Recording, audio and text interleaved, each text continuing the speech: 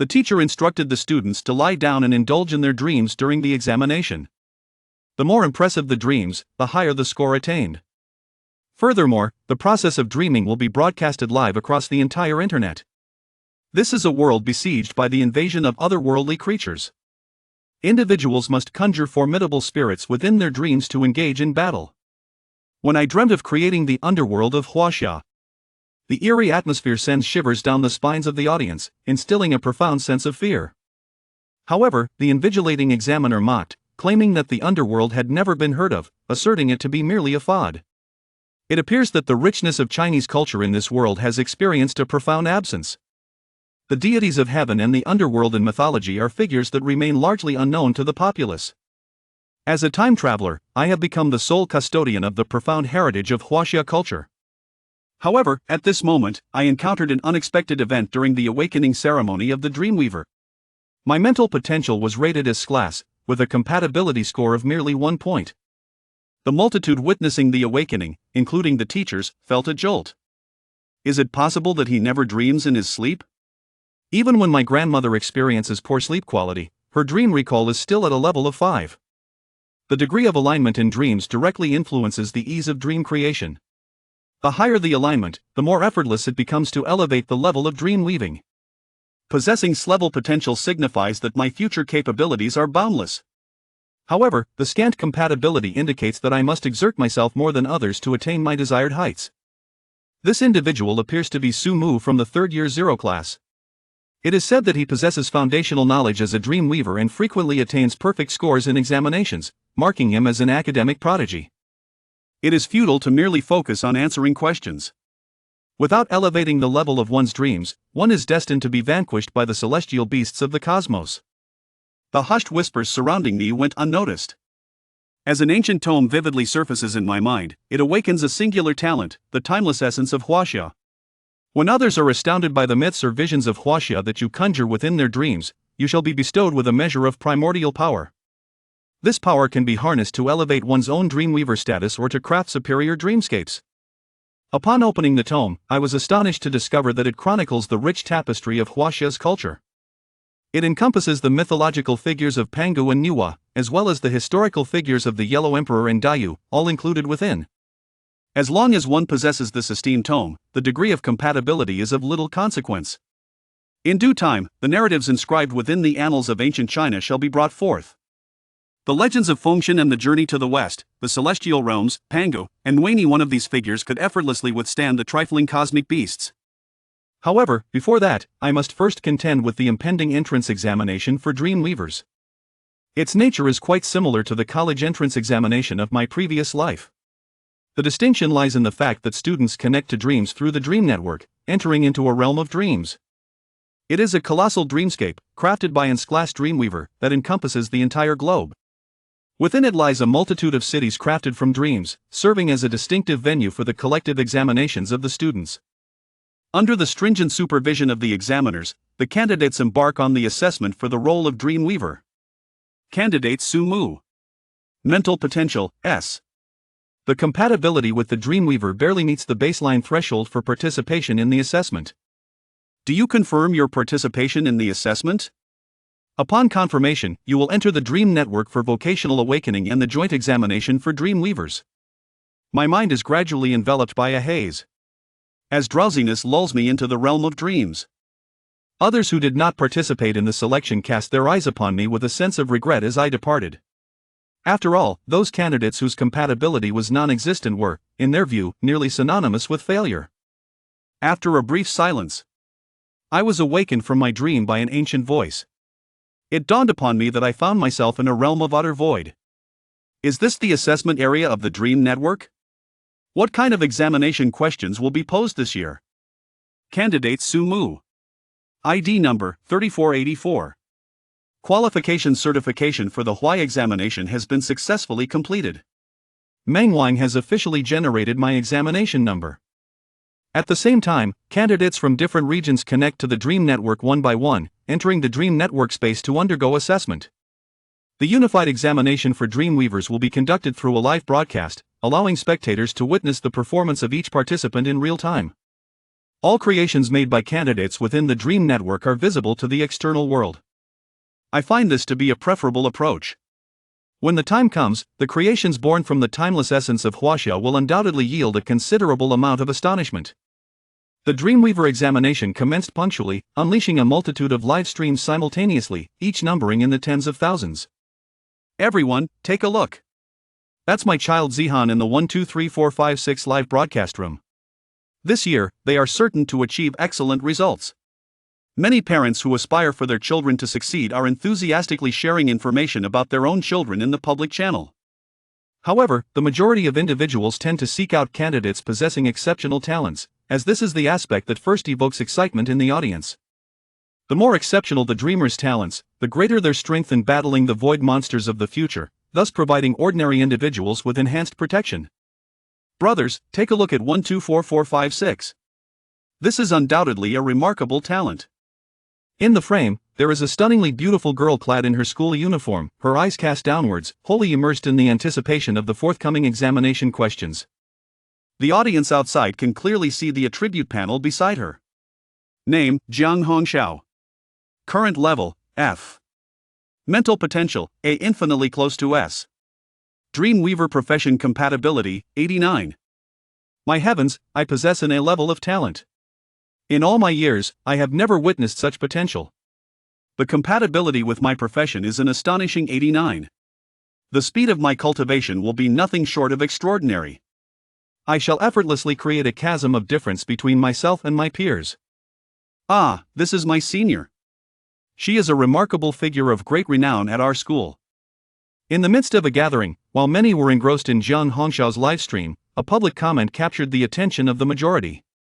Astonishingly, this joint examination has unveiled its class candidate. Everyone is welcome to visit the live broadcast in room 3438. To my astonishment, an rank has emerged. In an instant, a throng of eager spectators surged into my live streaming room like a tidal wave. At this moment, I am seated on the ground with my legs crossed, striving to awaken my nascent Dreamweaver.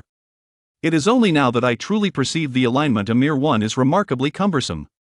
The progress of merging talent with the vocation of a Dreamweaver can only be described as excruciatingly slow. However, those outside behold the myriad phantoms that manifest around me at the moment of my awakening. Some behold a magnificent jade seal, inscribed with the grand characters proclaiming a divine mandate, signifying eternal prosperity and longevity. Some have also witnessed a cascading waterfall, beneath which lies a stone tablet inscribed with the words, "Blessed land of flower and fruit mountain, celestial abode of water curtain cave." What on earth is happening? Why does this candidate's style differ so markedly from that of others? Wow, is this what it means to be an class candidate? The fleeting dream I just experienced was truly astonishing. The scenes witnessed by the spectators beyond the confines of the arena are, in essence, the external manifestation of the timeless splendor of the Huaxia civilization at the moment of my awakening. Given the cultural discontinuity that has emerged within the dragon kingdom of this world, it is only natural for them to perceive these elements as exceedingly novel. The landscapes are truly captivating. Yet why does the giant within the frame persistently chase after the sun? Is there anyone who can elucidate this for me? Indeed, I observed a primitive man wielding a bow and arrow directed at 10 suns. I simply cannot comprehend what the examinee intends to convey. Amidst the incessant chatter and lively discussions, it was only at this moment that someone finally took note of the attribute panel beside me. Name, Su Mu. Mental potential, S. Career compatibility, 1. What on earth is this? Countless viewers were taken aback upon witnessing this bizarre attribute panel. After confirming that they were not mistaken, the live broadcast room was instantly filled with astonished exclamations. This is utterly outrageous. You mentioned that he sits here motionless. Could it be that he is still in the awakening phase? There indeed exists such a possibility. Given the exceedingly low compatibility with the profession, awakening the Dreamweaver vocation is undoubtedly a formidable challenge. In his case, he may not even succeed in awakening by the time the examination concludes. Alas, it is truly a pity to squander this class mental potential. Countless expressions of regret are flooding the unseen realms around me. Welcome, candidates, to the Huaxia examination venue of Dream Network.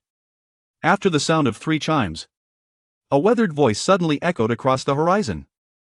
The Global Dreamweaver examination adopts a system of elimination for those in the last position. Candidates will undergo a month-long dream crafting assessment on the Dream Network. The examination consists of 4 rounds. Each round will eliminate a portion of candidates who rank at the bottom in scores.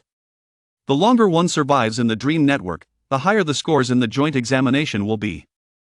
The last survivor shall represent their nation in a prestigious competition alongside the foremost academies from other countries. Next, we will announce the topics for the first round of examination. World of Dreams. Candidates are required to conjure a deceased realm within a single day's time using their mental prowess. Upon completion of their creation, the Dream Network will promptly provide a score for the world. We urge each candidate to approach this task with utmost seriousness. Upon the conclusion of the announcement, a wave of astonishment swept through the candidates across various realms. They were immediately thrust into a grand illusion, one that depicted a world long since perished. Which of the candidates present is not in the prime of youth?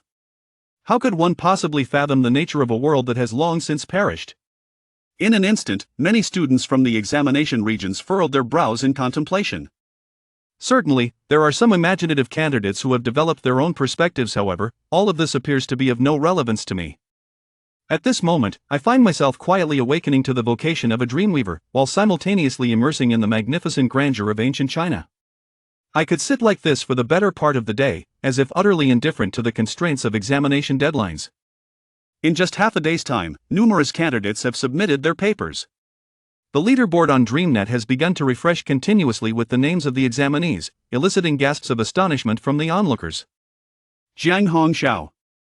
Dream Creation, Grave of the Starry Sky. Achieved a level rating on the Dream Network. Oh my, this dream possesses the potential to reach upgrade caliber. In the Star River District, the candidate Qian Chang has vividly recreated the grave of withered bones, mirroring to a remarkable extent the blood-soaked mountains of corpses on the battlefield. This work has also earned a grade rating from the Dream Network. There is another candidate from the Galaxy District, Succumb, whose dream-making artifact, the Cross, is also rated as level throughout the day. Candidates from various examination regions of Huaxia have successively submitted their dream creations, eliciting waves of astonishment in the barrage of comments. After all, this is the inaugural dream conjured by the awakened Dreamweaver since its inception, exhibiting level potential from the very beginning. If granted more ample time, the outcome would be extraordinary. I unilaterally declare that this is the most remarkable edition of dream creation in history. The class potential of these dreams is simply exquisite. If someone could conjure an even more splendid dream, I would gladly perform a handstand while washing my hair tonight. An increasing number of individuals flocked to my live stream. Even though I remained seated and motionless, the allure of my steer potential captivated countless gazes. Despite the remarkably low compatibility, the creations of a great Jiang Hongxiao have all received AB rating. My S grade still manages to instill a sense of anticipation in them. At last, the timeless brilliance of ancient China illuminates my mind, as the volumes radiate a resplendent glow, seamlessly merging with my consciousness. Thus, I have successfully achieved the awakening of the Dreamweaver. At last, I can finally answer questions. After withdrawing my consciousness from the depths of my mind, I let out a long sigh of relief. I massaged my sore shoulders, and after a brief pause, I began to scrutinize my attribute panel. Successfully awakened Dreamweaver. Current level, F. Dreamweaver's vocational ability, dream creation. Requires the expenditure of mental energy to conjure any scene or creature envisioned in the mind. The potency of dreams is not definitively correlated with one's current level. Even a level F Dreamweaver can conjure an S-level dream. The distinction lies in the insufficient mental strength to sustain it. Is this year's theme to create a world that has perished? A world that has perished? Is this year's theme to create? I whisper softly. The time for the examination has nearly elapsed, with 3/4 already gone.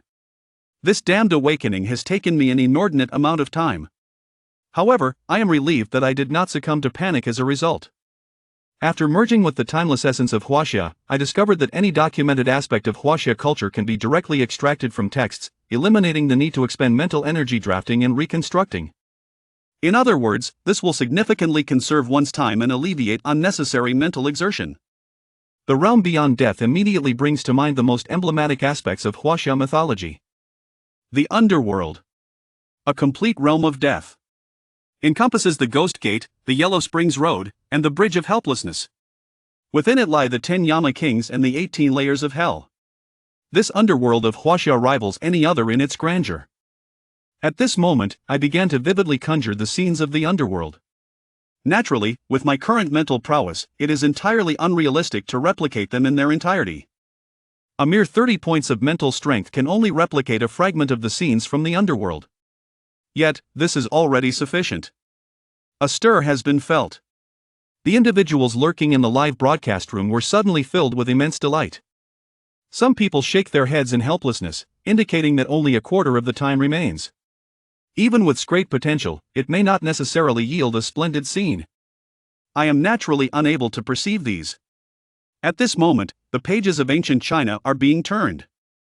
Soon, a tower entirely cloaked in black, inscribed with the likenesses of 18 malevolent spirits, came into view.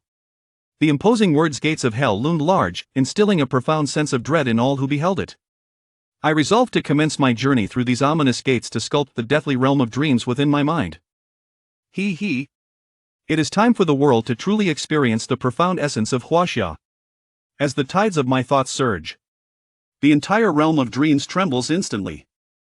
A profound and shadowy ancient path slowly materializes beneath one's feet, entwined with swirling black mist. The time-worn, mottled cobblestone road gradually reveals its contours from within the obscuring haze. As the scene gradually becomes more vivid, a multitude of viewers remains in my live broadcast room, and an inexplicable sense of unease begins to stir within me. Why does this fellow's imagery seem to grow increasingly macabre? They merely traversed the realm of the divine, and the once resplendent scene was suddenly engulfed by a chilling wind, instilling a sense of dread within the heart.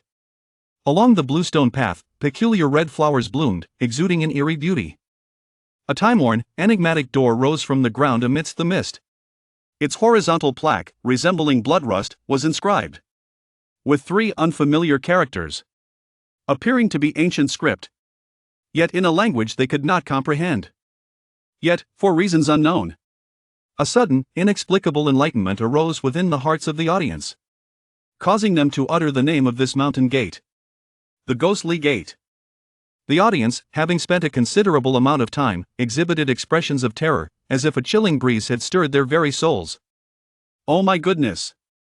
At this moment, the barrage of comments in the live stream erupted like a geyser. I am utterly astonished. On my end, it feels like a barren desert.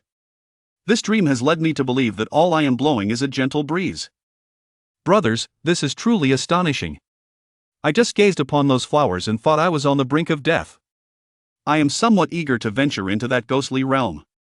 I sense that the cabinet behind me is shifting. I shall take my leave. The audience inundates the livestream with a flurry of messages, while my mind is similarly overwhelmed by a cascade of subtitles. Lucy Yuan was astonished by your creation, the incomplete version of the underworld. Gain source power, 0. Donkey Xiaojiang was equally taken aback. Harvesting source power, 1. There are constantly individuals astonished by the underworld I have created. The values of source power acquisition are rising at a visibly rapid pace. Yet, I cannot fathom why the values contributed by each person are so disparate. I remain unperturbed by the multitude of distractions, immersing myself further into the creation of the underworld. When the gates of the underworld, the river of oblivion, and the bridge of hell have fully materialized, beads of cold sweat have begun to form upon my brow. It appears that my mental fortitude is nearing its limits. After the world has been created, it must still rely on my willpower for sustenance. If one wishes to further refine the underworld, the previously constructed paths of the Yellow Springs and the Naiha Bridge, along with those dreams, will gradually fade away due to the lack of spiritual sustenance. What a pity! The present realm of the underworld is merely the tip of the iceberg. I cannot fathom what score this incomplete version of the underworld might bestow upon me. With the remnants of my mental energy, I coalesced a mass of dark mist into a semi-finished form, and subsequently submitted the dream after the bull's head. The space swiftly reverted to its original state. In less than 3 minutes, the examination announcements, which had gradually ceased, resounded once more. Candidate number 3484, Su Mu, has achieved an extraordinary great rating for their dream creation, the underworld. They have been awarded a commendable score of 100 points. Upon the conclusion of the announcement, Su Mu's name instantaneously ascended to the pinnacle of the score leaderboard, eliciting astonishment throughout the entire venue. Heavens, it is astonishing to receive an grade rating. This candidate, named Su Mu, has indeed forged a deathly dreamscape brimming with great potential. If this dream is nurtured well, it will undoubtedly become a formidable weapon on the battlefield of the void in the future. It is essential to recognize that the dream network currently provided for students' examinations is a creation of class dreams. The candidates who sat the examination alongside me were equally stirred, all speculating about the identity of this Su Mu. Particularly among those who rank highly, they were able to achieve a B rating on their initial creations, which sufficiently demonstrates that they are the elite of their time. However, the sudden emergence of a dark horse, who immediately attained an S rating, is nothing short of astonishing. Anyone in their position would find this utterly remarkable. A candidate numbered 125 exhibited a fleeting shadow of gloom upon his visage. Who, one wonders, is this Su Mu, scion of which prominent family? To conjure an class dream on the very first attempt, was it mere serendipity that led him to encounter a foundational dream in which he excels? How infuriating! In every round of examination, the top performer is always entitled to a reward. Previously, we all achieved a B grade, which could have been shared among us. Yet, this individual has emerged and claimed all the rewards for himself. Some candidates gazed in disbelief, their eyes wide with astonishment. The creation of an austere dream, a task so intricate that even grandfathers would require a considerable duration to conceive, seemed unfathomable. How could this individual possibly achieve it in such a brief span? How could this fellow achieve such a feat in merely a day? Those outside should promptly summon the family's professional evaluators to experience the underworld. If the standard has not reached this level, a formal complaint against the examination authorities must be lodged. The young girl shouted into the void before her. Where invisible to him, a flurry of comments streamed by. Compared to the candidates in a state of confinement, the audience wandering outside enjoys far greater convenience. The live broadcast room 3484 has been inundated by a throng of visitors. Yet now the dream has been submitted, and the scene is left with only me, eyes closed, replenishing my mental fortitude. Many scenarios can only be conveyed through the old audience in the live broadcast room, who amplify their voices to narrate. Their eerie and chilling remarks leave the newcomers in a state of shock, as if they were on the verge of death. Is it true or false? Once the examination concludes, their works will be presented. I am curious to see whether this so-called underworld is truly as sinister as you all claim. Among those present were numerous dream weavers, whose experiences starkly contrasted with the ordinary spectators relegated to observing the manifestations of dreams from the outside. Those who have awakened to the vocation of a dream weaver are granted access to the dream network, allowing them to immerse themselves in the dreamscapes crafted by the aspirants. I, too, wish to visit the realm of the underworld. Recently, my brother has awakened as a dream weaver. Are there any like-minded individuals willing to form a group? Let us descend into the underworld together and partake in this experience. If you are interested, please respond with a 1 so I can gauge the interest. Unexpectedly, the barrage of comments was uniformly filled with disapproving remarks. I watched as my force value steadily increased, and my heart swelled with joy. During the period from the inception in the underworld to the submission and rating, my force value has accumulated to a commendable 200. Attempting to exert this source energy upon my Dreamweaver level, as the source energy value steadily diminishes, my depleted mental strength is gradually replenished, and the sensation of fatigue recedes in tandem. I glanced once more at the current Dreamweaver. My level remains at F, with no advancement. However, my mental fortitude has undeniably increased from a cap of 30 to 32. This tangible progress is indeed quite commendable. One can continuously accumulate praise through self-effort. However, if one solely relies on personal alignment to enhance their level, it may take an eternity to achieve progress. On the other side, the examiner in charge of my area was equally astonished by my results. In our region, there are still candidates capable of crafting S-level dreams. The young man, known as Chen Dahan, wore an expression of disbelief. DreamNet, as a premier entity of the steer, typically does not encounter erroneous judgments. However, today's results appear exceedingly peculiar to Chen Dahan. Generally speaking, when the examiner perceives that something is amiss, they are expected to report it to the chief examiner. However, he believes he possesses the capability to handle the situation and sees no necessity to trouble the chief Dreamweaver of level B or above. Ultimately, this examination district is allocated based on the attributes of the students. Being assigned to this particular testing area naturally indicates that the candidate's overall performance data is rather unsatisfactory. It seems that the Dream Network has misjudged this grade. To be able to create an S-level dream realm right after awakening is quite extraordinary. Once they mature, who knows what heights they might reach. Chen Dahan resolved to personally descend into the realm of the dead for an immersive experience. Should this dreamscape attain a grade of E or higher, he would subsequently report it to the chief examiner.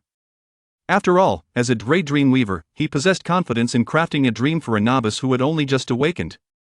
Dream Network. Load the realm of dreams for candidate 3484. With a resounding echo, the space surrounding Chen Dahan trembles violently. Before long, I was transported to the scene of the underworld. The first sight that greeted my eyes was a shroud of black mist. Beneath my feet, a frigid path of bluish stone stretched into the depths of darkness. Chen Dahan surveyed the scene before him, a faint smirk playing at the corners of his mouth. Is this truly Ensrank? Although the ominous black mist interspersed with a chilling breeze may indeed send shivers down one's spine, it is merely that and nothing more. After all, he was once a veteran of the void battlefield. He has witnessed the brutality of life and death many times. These minor tempests before him are hardly sufficient to deter him from his path. It seems that this underworld is merely a fad. Just as a hint of disdain flickered in Chen Dahan's eyes, he suddenly heard a thunderous shout from behind. Since you have departed from this world, why do you linger so long without movement? The sudden sound instantly sent chills down Chen Dahan's spine. As he turned around, he felt a black iron chain constricting around his throat. Before him stood a grotesque creature, a minotaur shrouded in an aura of death. The beast grasped a chain in its hands, its visage a ghastly shade of blue and purple, exuding an eerie presence that seemed to beckon souls with a sinister allure. It is, astonishingly, a half-finished dream creature. Chen Dahan felt a shiver run through his heart. A sense of foreboding surged within him. Originally, it was merely a depiction of death, devoid of any peril. However, once dream entities emerge, the narrative transforms entirely. This candidate astonishingly managed to not only complete the dreamscape but also utilized the surplus mental energy to conjure a dream creature. What kind of mental prowess could possibly accomplish such a feat? Chen Dahan's expression changed dramatically as he hurriedly spoke, hoping to request a pause from the Dream Network. Suddenly, the black chain around the neck tightened, as the minotaur forcefully tugged backwards. With a resounding thud, Chen Dahan felt his body grow weightless, as he was propelled outward along the chains of the bull-headed creature. Simultaneously, the iron chains ignite, emitting dark smoke, accompanied by an intense, soul-piercing sensation that emanates from the depths of Chen Dahan's heart. Upon raising his gaze once more, he discovered an individual who bore an uncanny resemblance to himself, standing motionless in his former spot. Yet, one has transformed into a semi-transparent state of being, akin to a soul. My very soul was unexpectedly wrenched from my body by the monstrous creature before me, resembling a bull's head. Heavens, this underworld is undoubtedly a genuine S-level potential dreamscape. Chen Dahan's expression instantly transformed into one of terror, and he hurriedly strained his hoarse voice to seek assistance from the Dream Network. Dream Network, help! Before he could finish his words, Chen Dahan's expression of fear gradually settled into tranquility. The thoughts of seeking help in his mind dissipated swiftly, akin to quicksand. In the end, he was left with but a singular thought: I am no longer alive. Hurry along the road, the minotaur admonished, tugging at the chains. His previous doubts dissipated in an instant under the reprimand of the bull-headed figure. With vacant eyes, he trudged toward the gates of the underworld, repeatedly muttering the words, I am already dead. In a state of confusion, he traversed the gates of the underworld, walking all the way to the banks of the river of oblivion. An inexplicable sense of grievance surged within Chen Dahan's heart, overwhelming him with an intense urge to weep. A three-tiered bridge spans the river's surface. Beneath it, countless specters wail in the waters. As if a moment's carelessness could send one plummeting from the bridge. He would become one of the wraiths of Hanoi. The lower bridge, closest to the river of oblivion, echoed with the anguished cries of countless spirits, their blood-stained arms flailing wildly, causing the bridge's surface to tremble precariously beneath their chaotic movements. A severed bull's head observed this scene and recited a verse. Copper serpents and iron hounds contend for morsels, eternally falling into the river of despair with no escape. Young man, if you have committed numerous misdeeds in life, then descend the bridge. If you have lived a life of mediocrity, remain in the middle. If you have accumulated virtue and goodness, ascend the bridge. Go forth. as if a serpent-like chain had vanished from Chundahan's neck. He felt an inexplicable lightness in his body, compelling him to step onto the bridge. In that moment, memories surged forth. At 18, he awakened as a dreamweaver and was admitted to a prestigious university. By 20, he had achieved some success, fighting alongside his mentor in the dream realm, vanquishing a celestial beast. The past flooded Chundahan's mind, gradually dispelling his earlier confusion. Somehow, he felt urged to ascend. Furthermore, a sudden impulse drove him to shout, "Old man, save me!"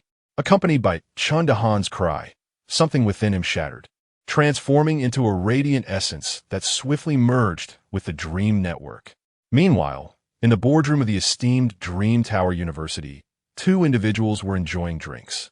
One appeared quite elderly, with thinning silver hair and gentle facial features, resembling a kindly old man, thoroughly savoring his beverage. The other, aged around 40 to 50, donned a tailored black suit, polished leather shoes, and neatly combed silver hair, as if preparing for a grand ceremony. Suddenly, the elderly gentleman, mid-sip, froze, inadvertently spraying wine as his companion instinctively conjured a barrier to shield himself from the splatter. "Old man, what's wrong? This suit is quite expensive. I still need a scout for promising talents in the Dream Network," the middle-aged man complained. "My student is calling for help. This is absurd. Isn't he supposed to be invigilating in the Dream Network? Why is there no alert? I must go and see." The other, also referred to as Old Man, sprang to his feet, enveloped in a swirling aura of vibrant colors, and in an instant, vanished from sight. "Invigilator calling for help? No alerts in the Dream Network? Oh, is that so?" the middle-aged man remarked, his face betraying a flicker of intrigue, though he lacked the authority to access the Dream Network as freely as the elder. It seemed there were intriguing developments afoot. As he pondered, he retrieved an old button phone from his pocket and sent an inquiry to his subordinates. Within the kaleidoscopic mist, the invigilator known as Chun Fengxiu, an A-class dreamweaver, realized that his wayward student had inadvertently activated the protective mark he had inscribed. Was there something of great significance unfolding within the Dream Network? As Principal Wang Ri indulged in a drink, an unexpected incident unfolded within the dream realm. Chun Fengxiu's growing unease compelled him to unleash a resplendent array of colors, swiftly immersing himself into the Dream Network. He promptly exercised his authority to survey the entirety of the Dream Network, but found no signs of devastation wrought by celestial beasts. The examination was still in the phase of self-calculation and operation, seemingly without issue. Perplexed, Chun Fengxiu sought the whereabouts of Chundahan, teleporting to the shrouded space enveloped in dark mist. Before him lay the gates of hell, the road to the underworld, and the Naiha Bridge, all within his view. His inept student staggered across the bridge, dazed and ethereal, as if in a spectral state. Was this a soul state? Chun Fengxiu's eyes widened in disbelief. An incomplete S-rank dream? He furrowed his brow and reconnected with the Dream Network, uncovering the information he sought.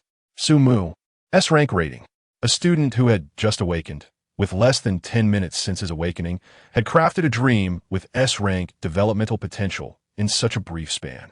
Moreover, while the untrained might observe the spectacle, the experienced discern the nuances.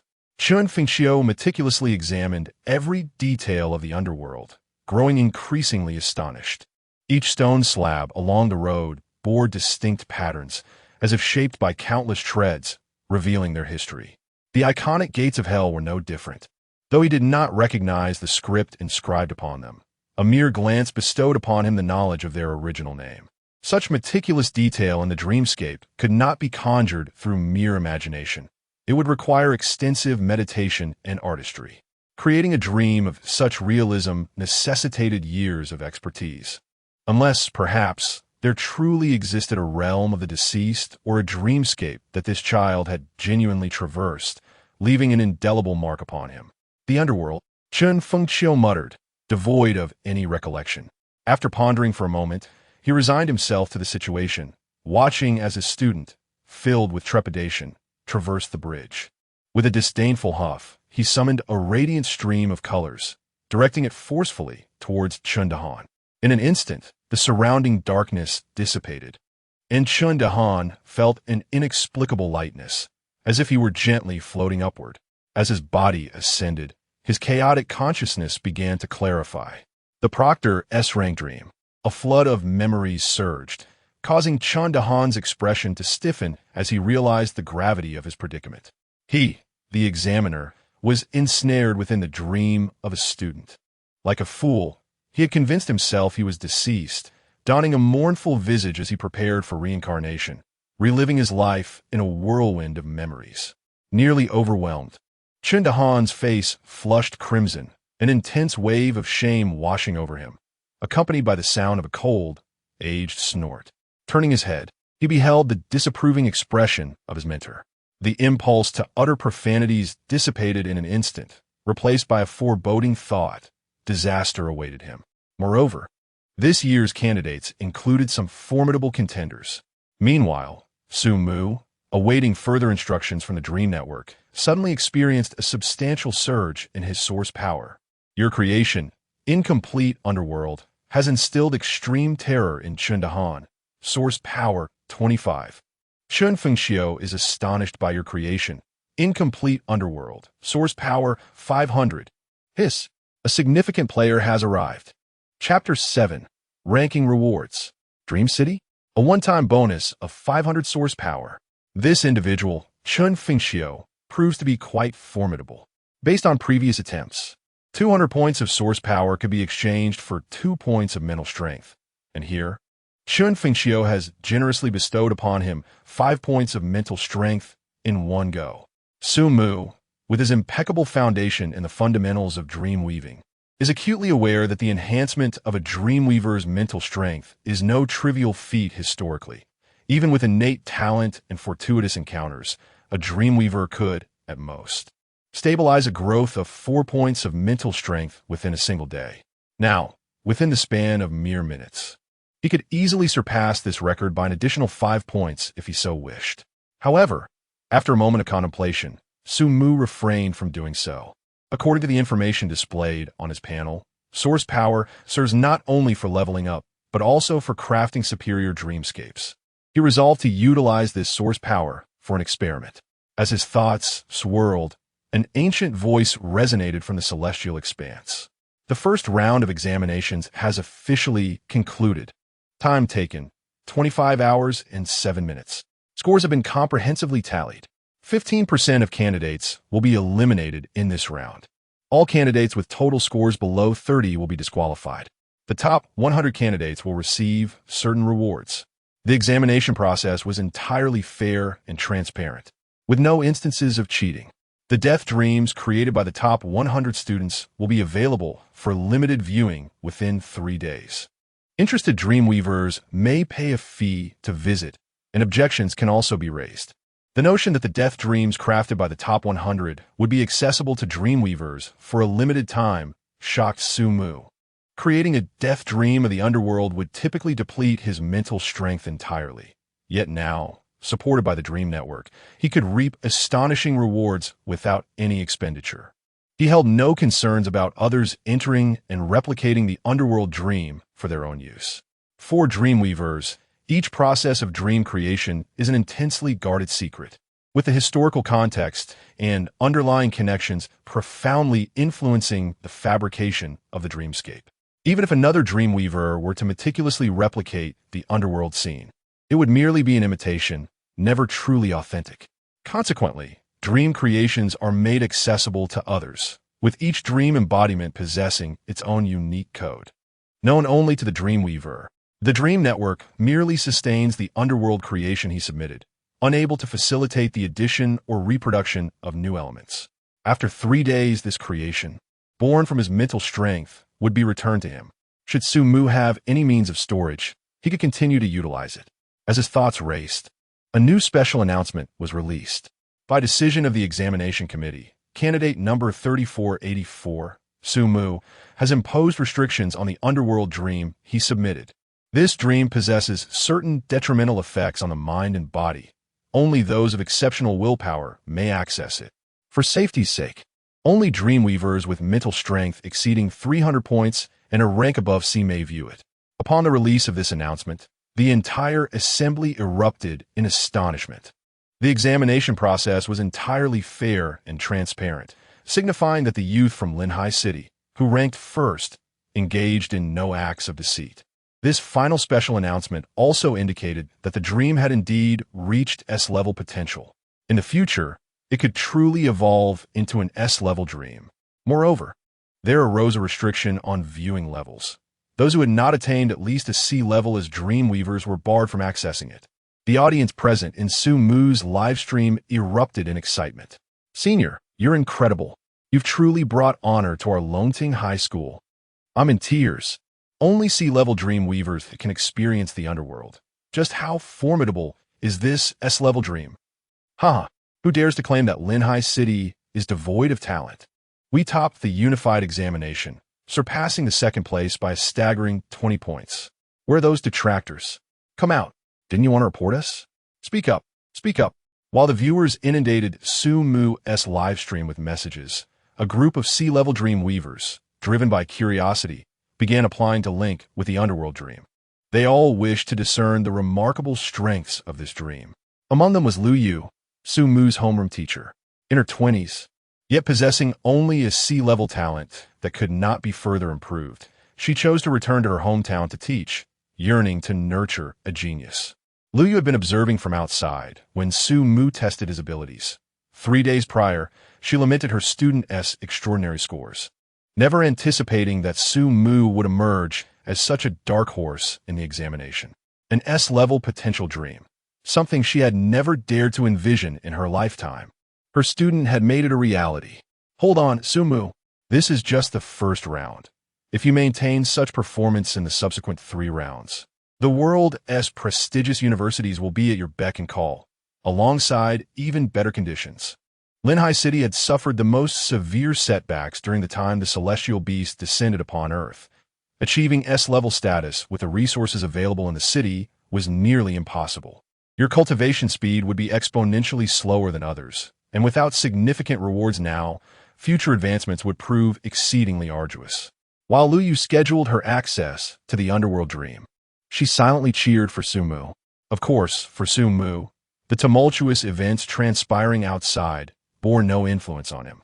According to the global examination rules, as long as no serious breaches of examination discipline, such as cheating, occurred within the dream network, candidates and examiners were forbidden from any form of communication with the outside world. His sole focus was to continue acing the examination, persevering to the end. After sitting cross-legged on the ground for a moment, a translucent blue text panel suddenly appeared before Su-Mu. "Congratulations on becoming the first place in the first round of the Dream Network, Huaxiao region. You have earned 100 points. Reward, a dream heart. Dream heart, a dreamscape that can be stored in one's own sea of consciousness, capable of preserving one's dream creations." As the introduction concluded, a pure white radiance materialized before Su-Mu. Accompanied by this light, a miniature square, radiating shimmering hues, emerged before him, a dream heart. As Su-Mu gazed upon the introduction, his eyes sparkled with intrigue. He had heard much about this remarkable item during his senior year in high school. This is a premier dream manifesting tool crafted by Dreamweavers of A rank and above, akin to a miniature realm of the mind. The dimensions of the internal space fluctuate according to the Dreamweaver's mental prowess. The greater the mental power, the more expansive the internal realm. Essentially, possessing 300 points of mental power could accommodate an entire dream city. With this artifact, Su-Mu could effortlessly expend his mental energy to conjure the underworld, storing it within his dream heart, ready to materialize it at a moment's notice when faced with adversaries. A dream heart is a prized possession in the market. Yet this time, the standardized examination has truly invested significantly in rewarding the students. Su-Mu, having traversed here as an orphan without any background, relies entirely on the basic sponsorship from Linhai City for sustenance. Even if a dream heart were presented before him, he cannot afford it. This reward has undoubtedly alleviated his immediate plight. Su-Mu extended his hand towards the dream heart, integrating it into his consciousness as taught in his textbooks. Accompanied by a refreshing sensation, he soon perceived a luminous entity emerging within his mind, through which he could faintly glimpse a blank expanse awaiting his creative touch. With this asset, the upcoming examinations would undoubtedly be considerably more manageable. Such a bountiful reward for the first round. What might lie ahead? Chapter 8. The Turmoil of Dream City and the Roll of Points. With the announcement of the leaderboard scores, the first round of examinations, which had persisted for an entire day, has come to a definitive conclusion. Some individuals reveled in joy, while others erupted into lamentations. The 15 elimination rate is undeniably harsh. This signifies that those in this group will have their scores forever anchored below 30. Achieving over 30 points to secure admission to a prestigious university is nearly impossible unless one possesses strong connections. Otherwise, they must seek alternative paths. As for the following year, there will be no opportunity for a retake. Dream Network is unequivocally impartial, granting each participant only a singular chance to partake in a global examination. As the scores were revealed, the eliminated candidates were enveloped in a spectrum of colors before being transported out of the Dream Network. The remaining examinees awaited the subsequent examination arrangements with a tinge of apprehension. Entering the Dream Network entails a month-long examination. To be frank, previous years had never witnessed such an arrangement. Typically, after completing one subject, candidates would return for a 3-day respite before proceeding to the next exam. Now, they must endure an unprecedented month within the Dream Network. Where will they reside? They are prohibited from bringing study materials or changes of clothing. As the anxious candidates awaited further instructions, an aged voice resonated from the heavens. Students, congratulations on passing the first round of assessments. The next round of examinations will commence in 3 days. During this period, you will collectively journey to Dream City to enjoy 3 pleasant days. Please note, 1. Only students with scores exceeding 30 points will be permitted to participate in the next round of examinations. 2. Within Dream City, adherence to its regulations is mandatory. Wishing you all the best. Dream City? Only students with scores above 30 in 3 days can partake in the next round? What does this imply? As they listened to the ancient voice, the candidates in their respective examination halls erupted in disbelief. What? They must reside in this so-called Dream City? This is intolerable. I cannot adjust to unfamiliar surroundings and will suffer from insomnia. I demand that my bed be relocated from home. Good heavens. Does this mean we won't be able to bathe for 3 days? I have a cleanliness obsession. Protest. Protest. I wish to return home and come back for the exam in 3 days. In every examination hall, the clamor of protest surged, but the only response they received was a cold, mechanical voice. Do you choose to forfeit the examination? In an instant, all protests ceased. Listening to the aged voice's declarations, Sumu furrowed his brow, pondering the implications. Only students with scores exceeding 30 points may participate in the next round. Yet those with scores below 30 have already been eliminated. This rule appears somewhat contradictory. It implies that the candidates might expend their hard-earned points while in Dream City. Furthermore, the necessity to adhere to Dream City's regulations raises the question. Does this mean that Dream City serves as an integral part of the examination? The specifics will depend on what conditions prevail within Dream City. As Sumu murmured to himself, the audience in the live stream began to engage in animated discussions regarding the new rules. This year's Global Dreamweaver examination is undeniably the most exhilarating year to date. The sheer notion of over 100,000 candidates being congregated in a single city is inherently fascinating.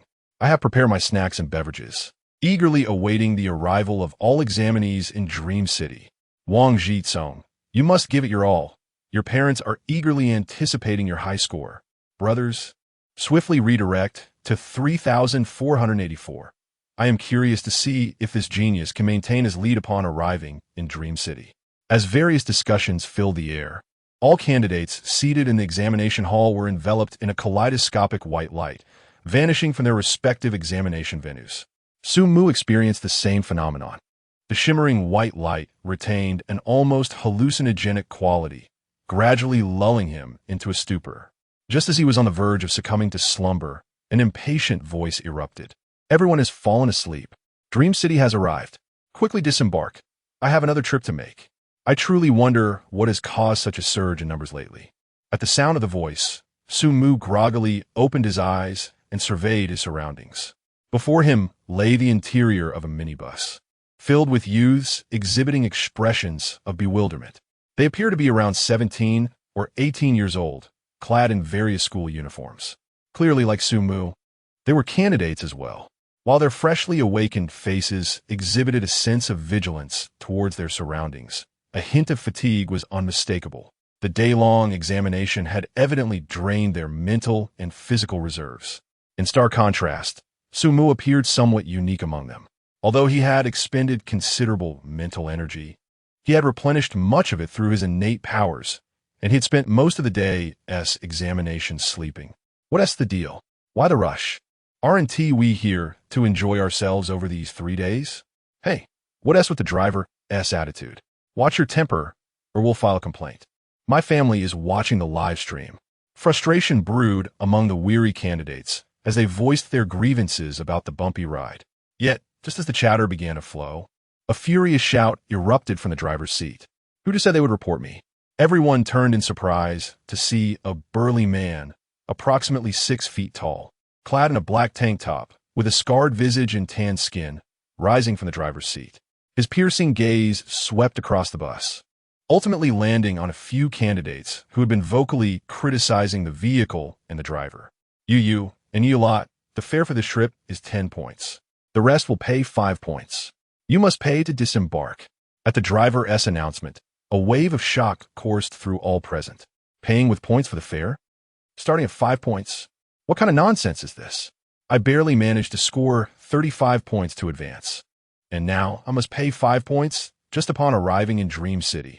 Alas, could it be that nothing in Dream City is free and everything must be purchased with points? One student, just realizing this, could not help but draw in a sharp breath. Good heavens, I was mistaken. My earlier remarks were but foolish banter. Please do not deduct 10 points from me. I only have 40 points, and a deduction would leave me with merely 30. A student who had previously complained about the driver stood up, his face a mask of desperation, hoping that his admission of fault would spare him the additional 5 points for the fare. To his surprise, the driver did not even glance in his direction, continuing to scan the crowd and urging, 5 points won't take your lives. Hurry up and get off my bus. Instead of whining, you'd be better off entering Dream City sooner to earn points. I will count to 5. Anyone who does not vacate their seat will find themselves entering Dream City in their birthday suit. Chapter 9. Why should this fellow avoid paying? You may resist, but at that point, you shall not enter Dream City unscathed. Should you fracture a bone and attempt to participate in the subsequent examination, your chances of success would be dire, would they not? The burly man scoffed derisively, crossing his arms, utterly dismissive of these F-grade dream weavers. He appeared to be a formidable dream weaver himself, not to be trifled with. The students exchanged glances, and under the driver's intimidation, they gradually rose to their feet, each confronted by a personal transaction panel. Would you like to spend 10 points? Observing this scene, many parents began to feel anxious. It was not merely Sumu's vehicle that faced such an ordeal. Over 100,000 students had arrived in the vicinity of the so-called Dream City through various means, all confronted with the imposition of toll fees. Should they refuse to pay, the drivers would resort to threats and intimidation to compel these students, who had remained within the campus, to part with their money. Some students possessed a mere 30 credits. If they failed to accumulate 5 credits within the designated time frame, they would face dire consequences during the intermission of the first round of examinations. The second round was said to commence 3 days hence. Yet it felt as if these 3 days were, in themselves, a trial. Heavens, if food, clothing, and shelter all require points. How will my child manage with just 40 credits? A single fare costs 5 points. Will a night's lodging not cost 10 points? These drivers are truly wicked. Just moments ago, a student on one of the vehicles attempted to resist, and the driver invoked the rules of Dream City, claiming that any disruption in the payment would lead to disqualification. My goodness, we must work in Dream City during the first 3 days of the examination. My child has never engaged in laborious tasks and had planned to return as a teacher after becoming a dream weaver. As the parents lamented, Someone suddenly exclaimed in the general chat channel, "Brothers, hurry to 3,484. Cheating. This is outright cheating. Why does this Su Mu refuse to pay the toll?" Nearly all students had paid the toll in the initial round, and now someone was exempt? Had they escaped? Wait a moment. That name sounds somewhat familiar. Countless spectators shifted to 3484, with a previously menacing driver now wore a congenial smile in the presence of a handsome young man. "Little brother, your fare is waived. Here are 10 points as a welcome gift from your elder brother." Goodness, not only was the fare waived, but he was also gifted 10 points? What the heck? It's that guy again. We failed to report him before, and now he has cheating again, is he? Starting off with 10 points? Who exactly is backing this fellow, capable of bending the global examination rules? Unfair. Unfair. My teeth are ground to dust. My child is left with only 20 points, while this Sumu directly receives 10 points. Just as the audience clamored to report him, more barrage messages silenced them. In the Star River District, Jiang Hongxiao was exempt from paying the toll, and the driver graciously gifted her 5 points as a token of their meeting. Similarly, it appeared that all the top 100 students in the national ranking were awarded 5 points, with only the first-ranked Su Mu receiving 10. Those lamenting the unfairness should cease their complaints. Such rewards are well-deserved, and if they possess the ability, they too could secure a place among the top 100. As the audience engaged in heated discussions, Su Mu observed the seemingly amiable driver with a furrowed brow, sensing something amiss. While the earlier group of students had to pay to leave, his situation seemed different. Was it due to his status as the top ranker? Rather than accepting immediately, he boldly inquired, "Why? What must I sacrifice to receive these points?" "Oh, how astute. Engaging in conversation with someone like you is indeed a pleasure," the driver exclaimed, pulling out a note from his pocket. The details of the event were inscribed upon it, and he added, "You are free to decide whether to participate. There is no obligation. However, I trust you wouldn't want to miss this opportunity to earn points." Earn points? A task? Sumu pondered for a moment, taking the note without unfolding it, folding it neatly, and placing it in his pocket before accepting the robust man's 10 points and swiftly exiting the vehicle. With so many students around, he was the only one to receive 10 points. The others paying afterward might harbor unnecessary complications. He would clarify the rules upon arriving at Dream City. Upon disembarking, a plump student eagerly approached the driver, saying, "Brother, let us be friends. I also need points. Include me in this." The implication was clear. He too wished to trigger the task that would yield 10 points. Unfortunately, the driver's demeanor shifted instantly, responding curtly, 5 points. "Hurry up. What? Aren't we all in this together? Why did he get 10 points from the start? Is there a backdoor? I want to protest," the chubby student exclaimed. "Protest, you say? The price has gone up, 10 points. The driver retorted, "I'm merely recovering some losses. Look at your own points. Even tripling them wouldn't surpass his total. Yet you dare to complain?" The revelation sent shockwaves through the remaining students yet to pay the toll. Those who made it this far possessed at least 30 points. 30 times 3. Goodness. The individual who just departed was the top scorer. The creator of the S-grade potential dreamscape? That person must have at least 90 points, and only one other in all of China had surpassed 80. By heavens, I shared a vehicle with the top candidate in a unified examination? The plump student, equally astonished, craned his neck to catch a glimpse of Su Mu through the glass, but to no avail. He had vanished from sight. Outside, a fleet of similar minibuses was lined up, with countless students who had paid congregating, moving toward the vaguely visible towering city walls in the east. The plump student yearned for a better view, but was yanked back by the driver. Pay up. Chapter 10. The rules of Dream City, snack stalls in the external world. Hundreds of buses were parked in a vacant lot. Students, their faces clouded with discontent, disembarked one after another. Having just expended their mental energy during the examination, they had barely warmed their points before surrendering 5 of them. The examination only provided facilities to address physiological needs, while signal reception was entirely blocked. After a grueling day, not a single meal was offered. They now felt fatigued, parched, and famished, their tempers fraying. As dawn broke, a gentle breeze caressed the cheeks of each examinee, but instead of comfort, it brought a biting chill that cut to the bone. "Oh heavens, I can scarcely move. Why is this year's examination so arduous? One student lamented, rubbing their hands together and conjuring a somewhat crude blanket from their dwindling mental energy to drape around themselves. Among the crowd, many echoed this sentiment, using their scant mental reserves to fashion garments for warmth. Such is the advantage of a dream weaver, capable of crafting dreams anytime, anywhere. However, the objects created continuously consumed mental energy. Once depleted, even these garments would vanish. Hence, one must exercise prudence in employing dream creations for personal attire. Sumu mingled within the throng, following the main group forward. Ahead loomed colossal city walls reminiscent of ancient times, resembling a majestic giant rooted to the earth. The expansive city gate was paved with concrete, intertwining pedestrian and vehicular pathways, creating a jarring contrast between modernity and antiquity. Having studied history, Sumu recognized this architectural style as that of 2 to 3 centuries ago. At that time, dream weavers had only just begun to drag the celestial beasts into the dream battlefield. These walls had once served as humanity's defense against such formidable creatures, and thus, their peculiar aesthetic remained unchanged. 3 days. They were to remain here for 3 days. From the driver's remarks, Sumu gleaned that one could earn points within Dream City to maintain his leading position and secure commendable rewards in the second round of examinations. He must make the most of these 3 days. It was imperative for him to amass a substantial number of points within Dream City.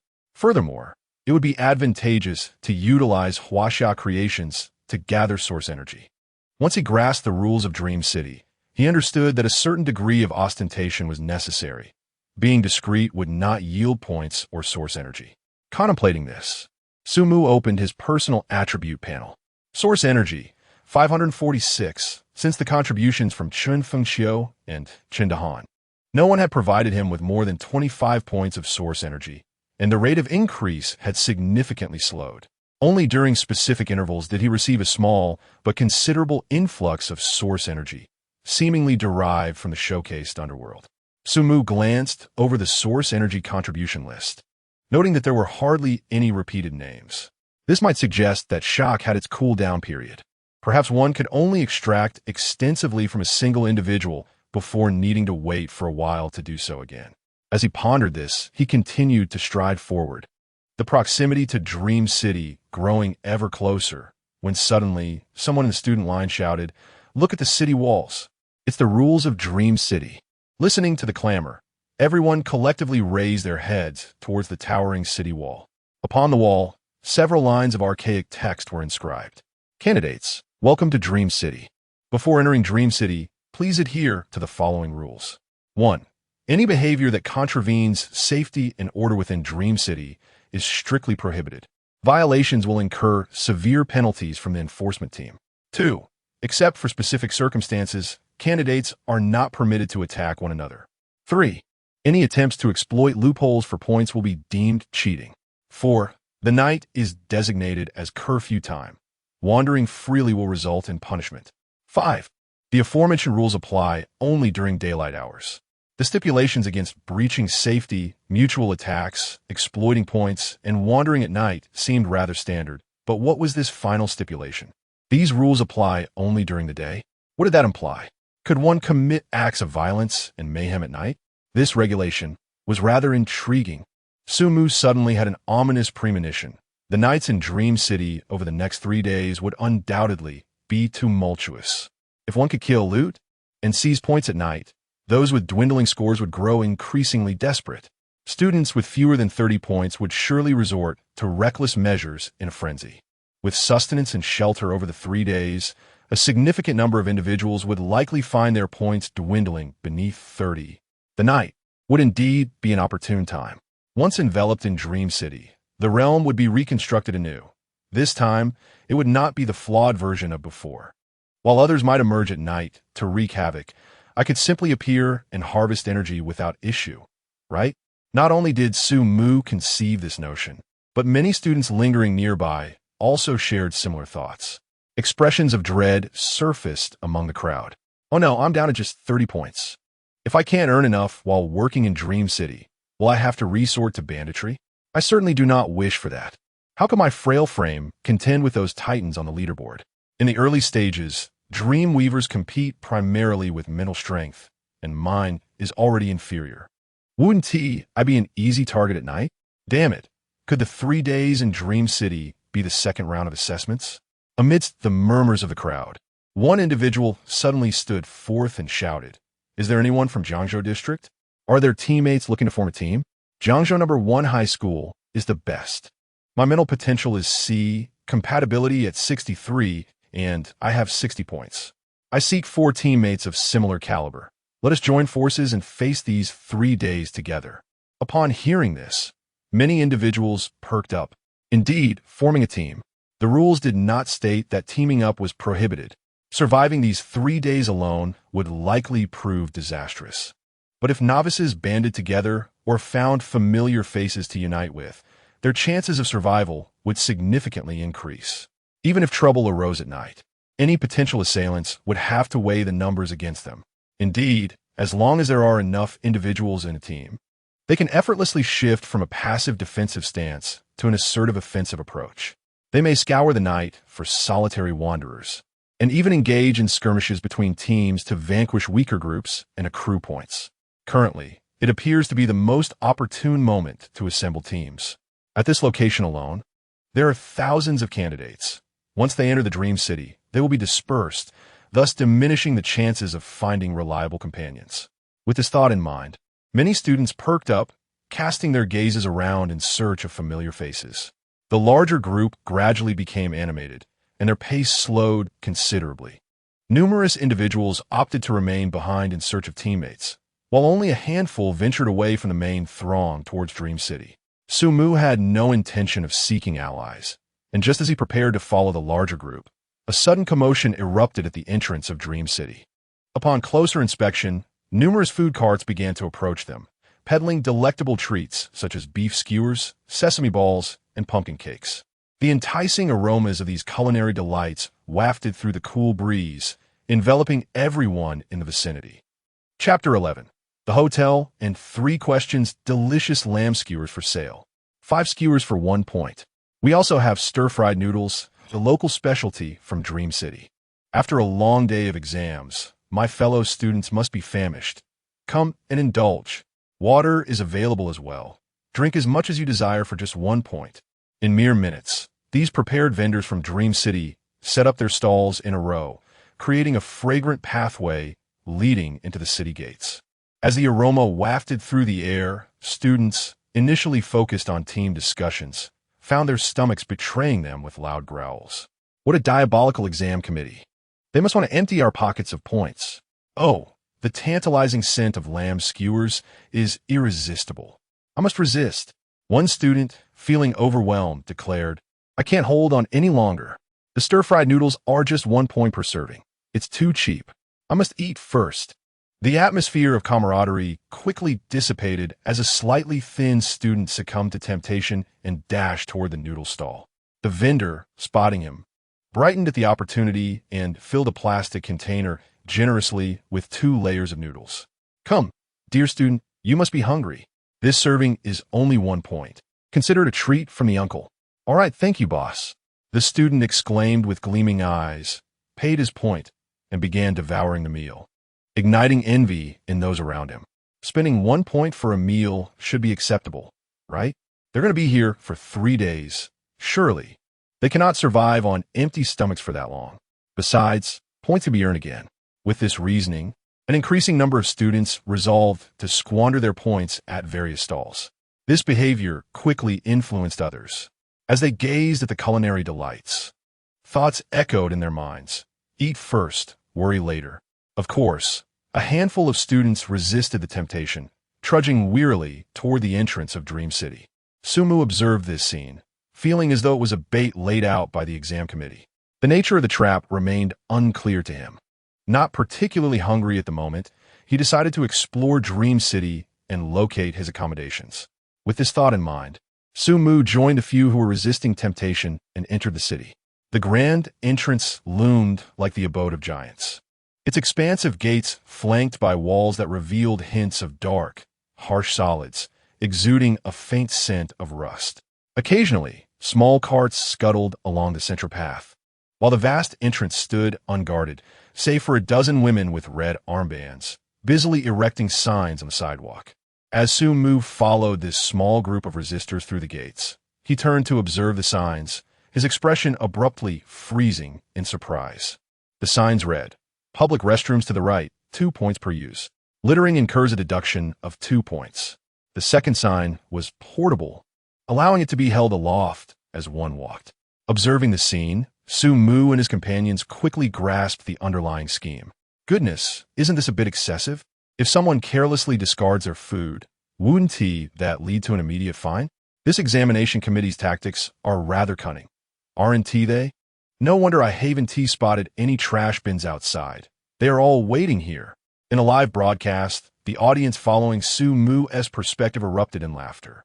What a revelation. This examination committee is intent on imparting a lesson to the candidates. How devious. While others play pranks with free food and charging for restrooms, this committee charges on both fronts and also monitors for littering. The urban game is quite intricate. Perhaps I should return to the countryside.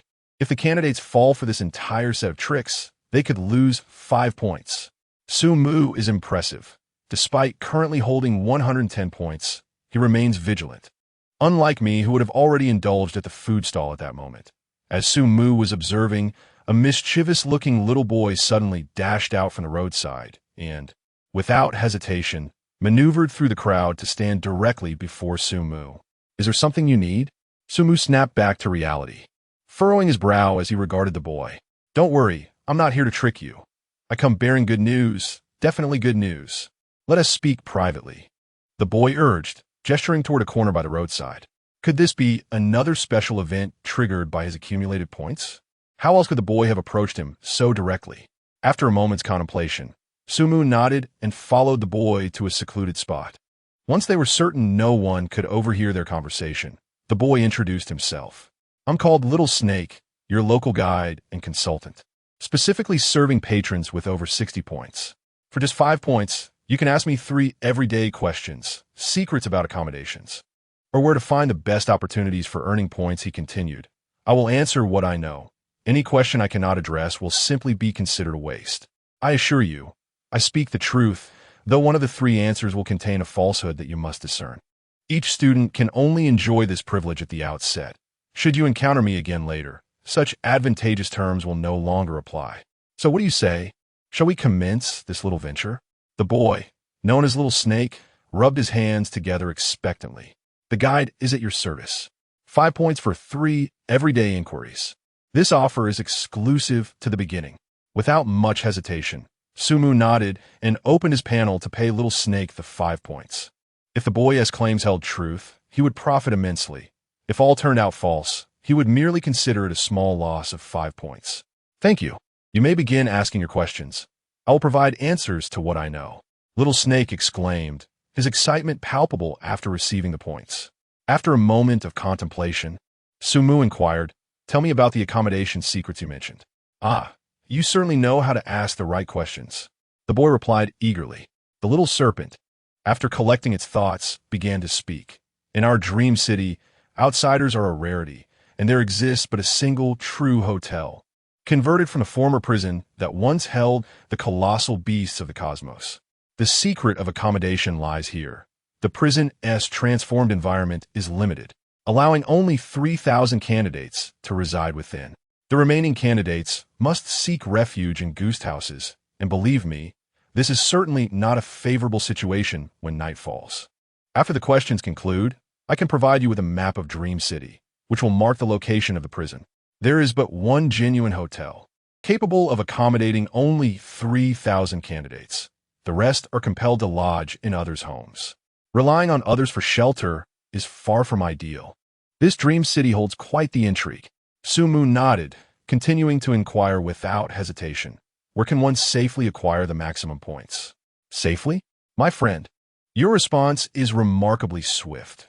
You immediately discern my earlier leading question," the little serpent replied, somewhat sheepishly, before continuing, "to amass a considerable amount of points. There are only 2 avenues. One is to venture out at night, and the other is the so-called underground fighting participating in the Dream Master duels. Trust me, there is no quicker method to earn points than this. The former carries a risk to life, while the latter may leave one severely injured. However, points can be spent for healing, which is what one might call safe. Dream Master Duels. Chapter 12. Wang Ri's Thoughts, the Turbulence of Dream City. There are two avenues to consider. The first hardly needs elaboration. However, the second is rather intriguing.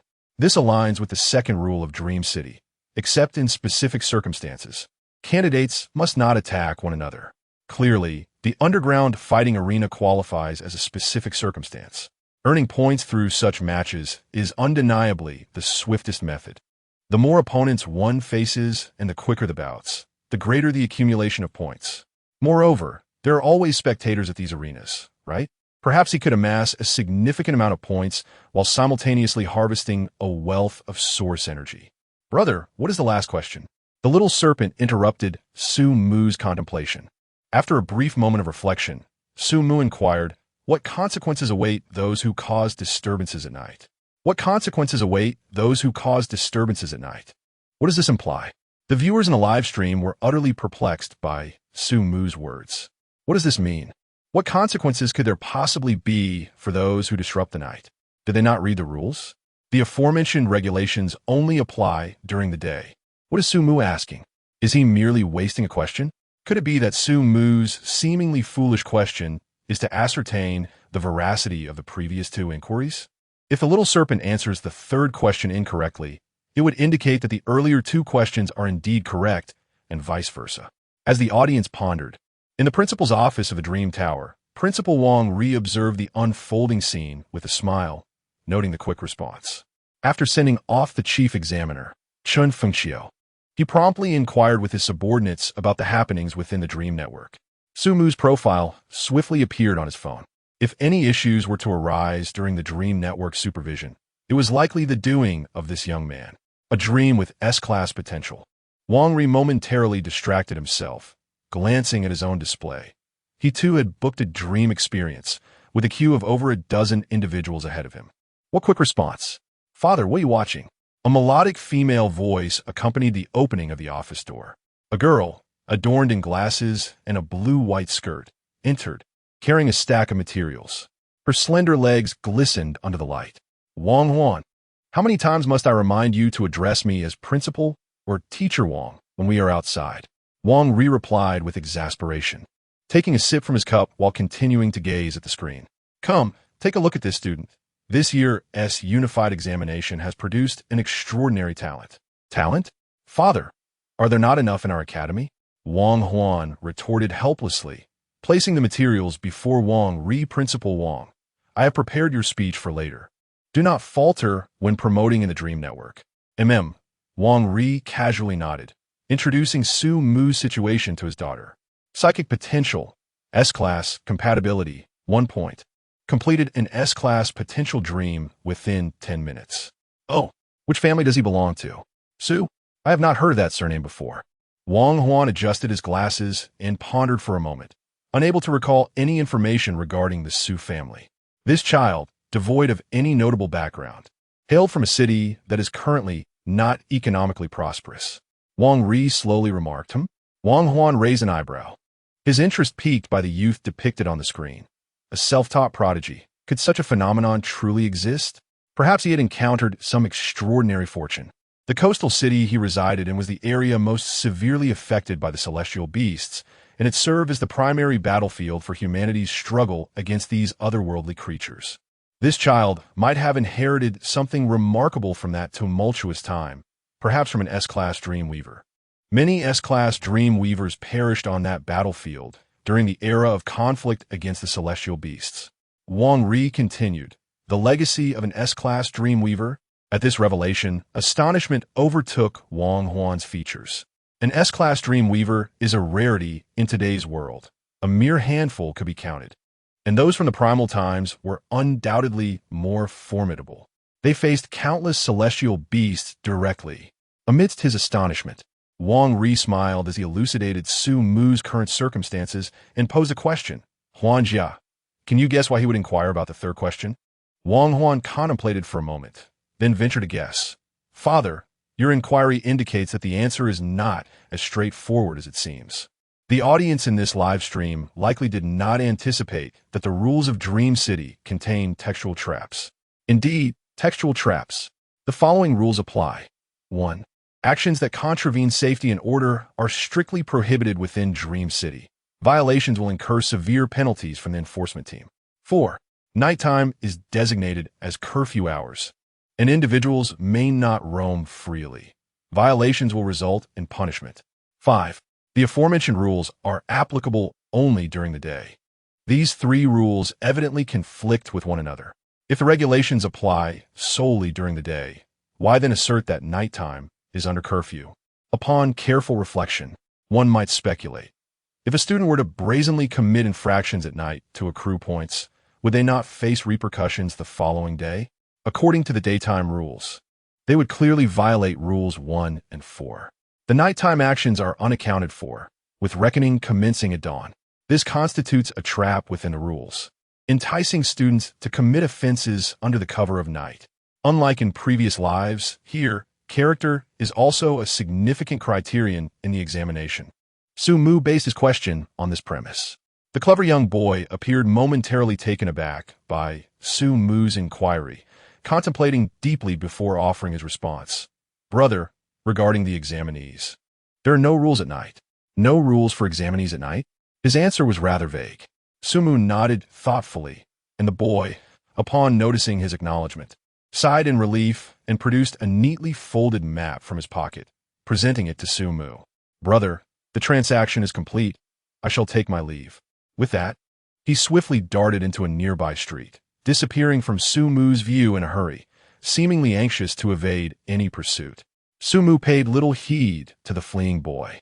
Instead, he unfurled a map of Dream City. The map depicted Dream City as a square expanse, predominantly occupied by numerous residential dwellings. 2 locations were marked conspicuously with crimson arrows. One indicated the lodging hotel, while the other pointed to a venue for underground fighting. It appeared that the young boy had anticipated this situation. Strangely, the marked locations were overlapped, suggesting that their place of residence was, in fact, the very arena where points could be earned through combat. This was certainly intriguing. The driver's note, the hotel, the arena, and the unpredictable night ahead. Events had begun to unfold one after another since their arrival in Dream City. What connection did this place hold with the second round of examinations? Gazing at the somewhat secluded position of the hotel, Su-mu carefully folded the map and made his way slowly towards the designated spot. Chapter 13, a 30-minute walk led Su-mu to the so-called Dream City's only hotel, just as the scorching sun reached its zenith. This modest 5-story building presented a rather ordinary lobby on the ground floor, with a crooked signboard emblazoned with the words Dream Hotel. Had he not traversed several streets while inquiring about the existence of this establishment, Su-mu might have turned back upon sighting it. The business appeared to thrive, perhaps due to students who had learned of the hotel's secrets. Within the lobby, a number of students clad in various school uniforms exchanged hushed discussions, their expressions filled with hesitation as they glanced at the reception desk. Su-mu soon comprehended their uncertainty. Upon entering, the first thing that caught his eye was the price board hanging above. Single room, 8 points per day, deluxe single room, with buffet breakfast, 15 points per day, VIP suite, with luxurious 3 meals and special services, 30 points per day. Restricted to those with over 70 points. 30 points for a single day. Note, this hotel does not offer shared rooms. All guest accommodations are for single occupancy only.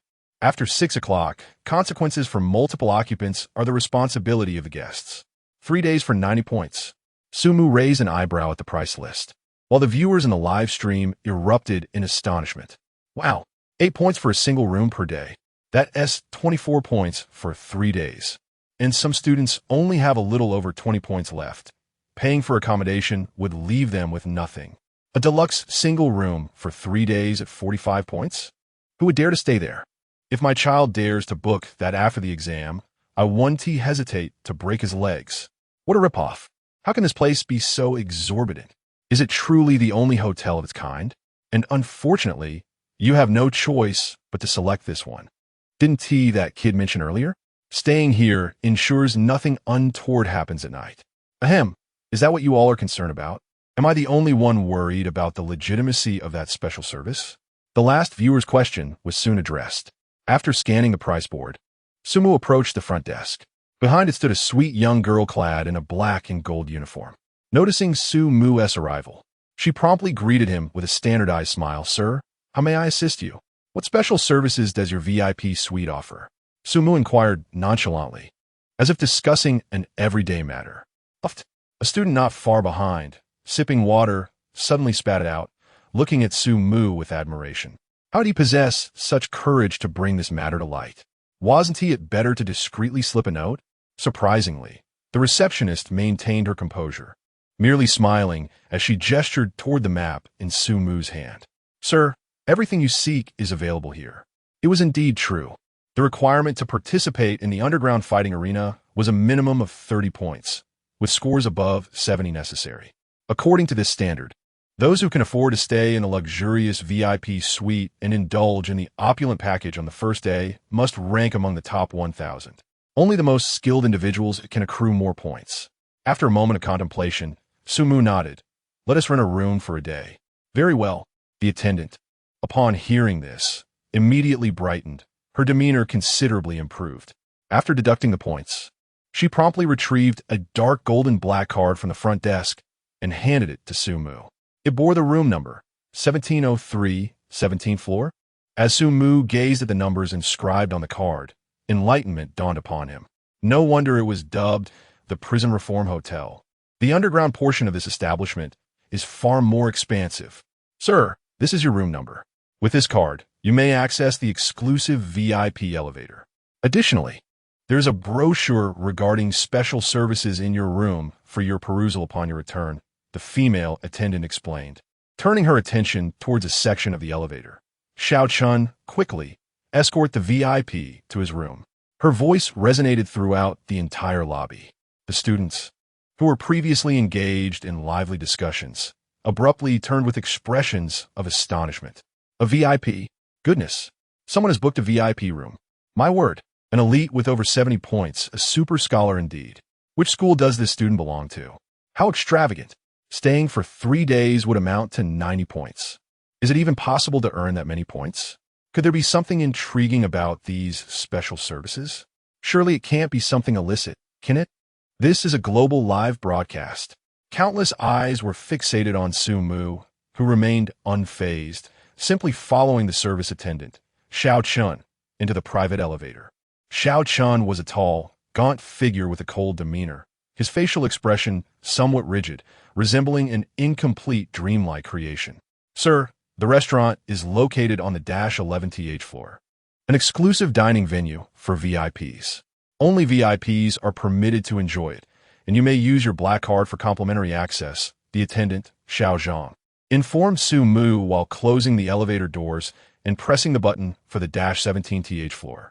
As the elevator descended slowly, the numbers flickered, and upon the doors opening, a crimson carpet lined the floor, surrounded by exquisite floral arrangements that elevated the ambience far beyond that of an ordinary hotel. Sumu's hotel room was situated on the right side of the central corridor, and as he surveyed his surroundings, he noted that the entire 17th floor comprised only 8 rooms. The corridor was eerily quiet. It was uncertain whether the rooms were soundproof or if he was the only one to have chosen such an extravagant accommodation at this time.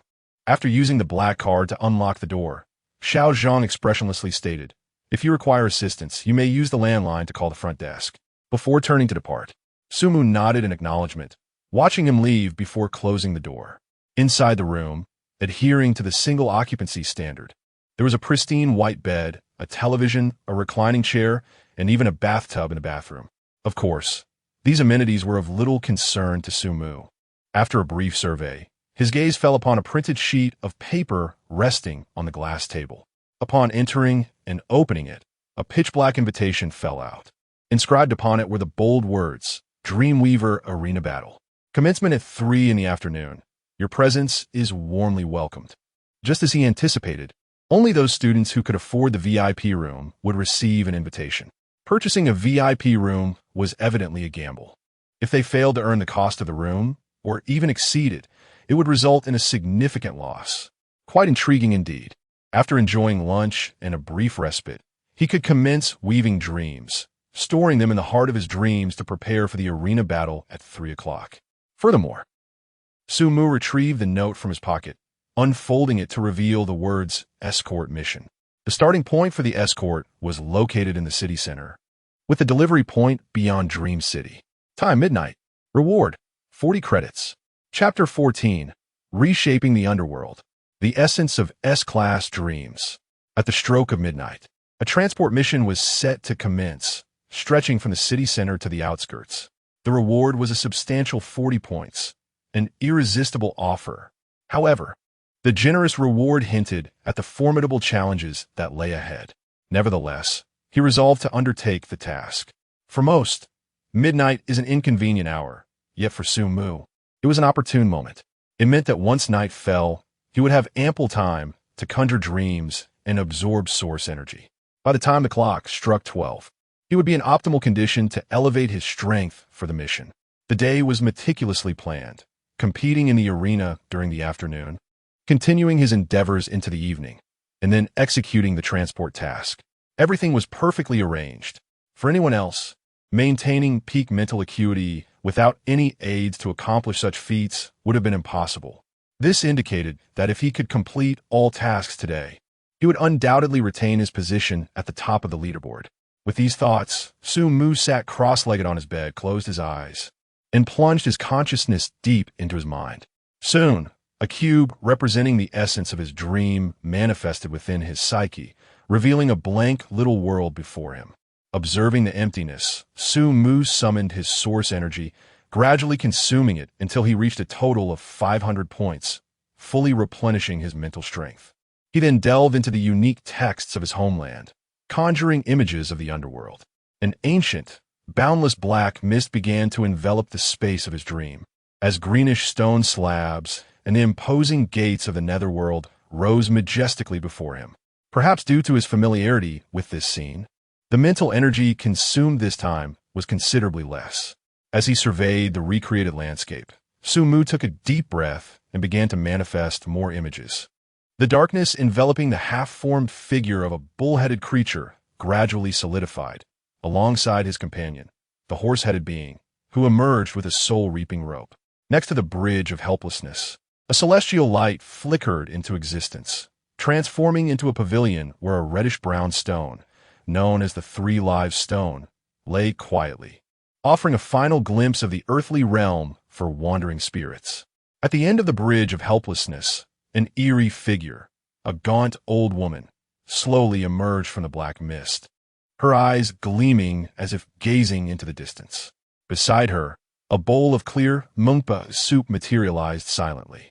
As the perspective widened, the distinctive architecture of a grand palace, known as Fengdu City, asserted its dominance over another realm.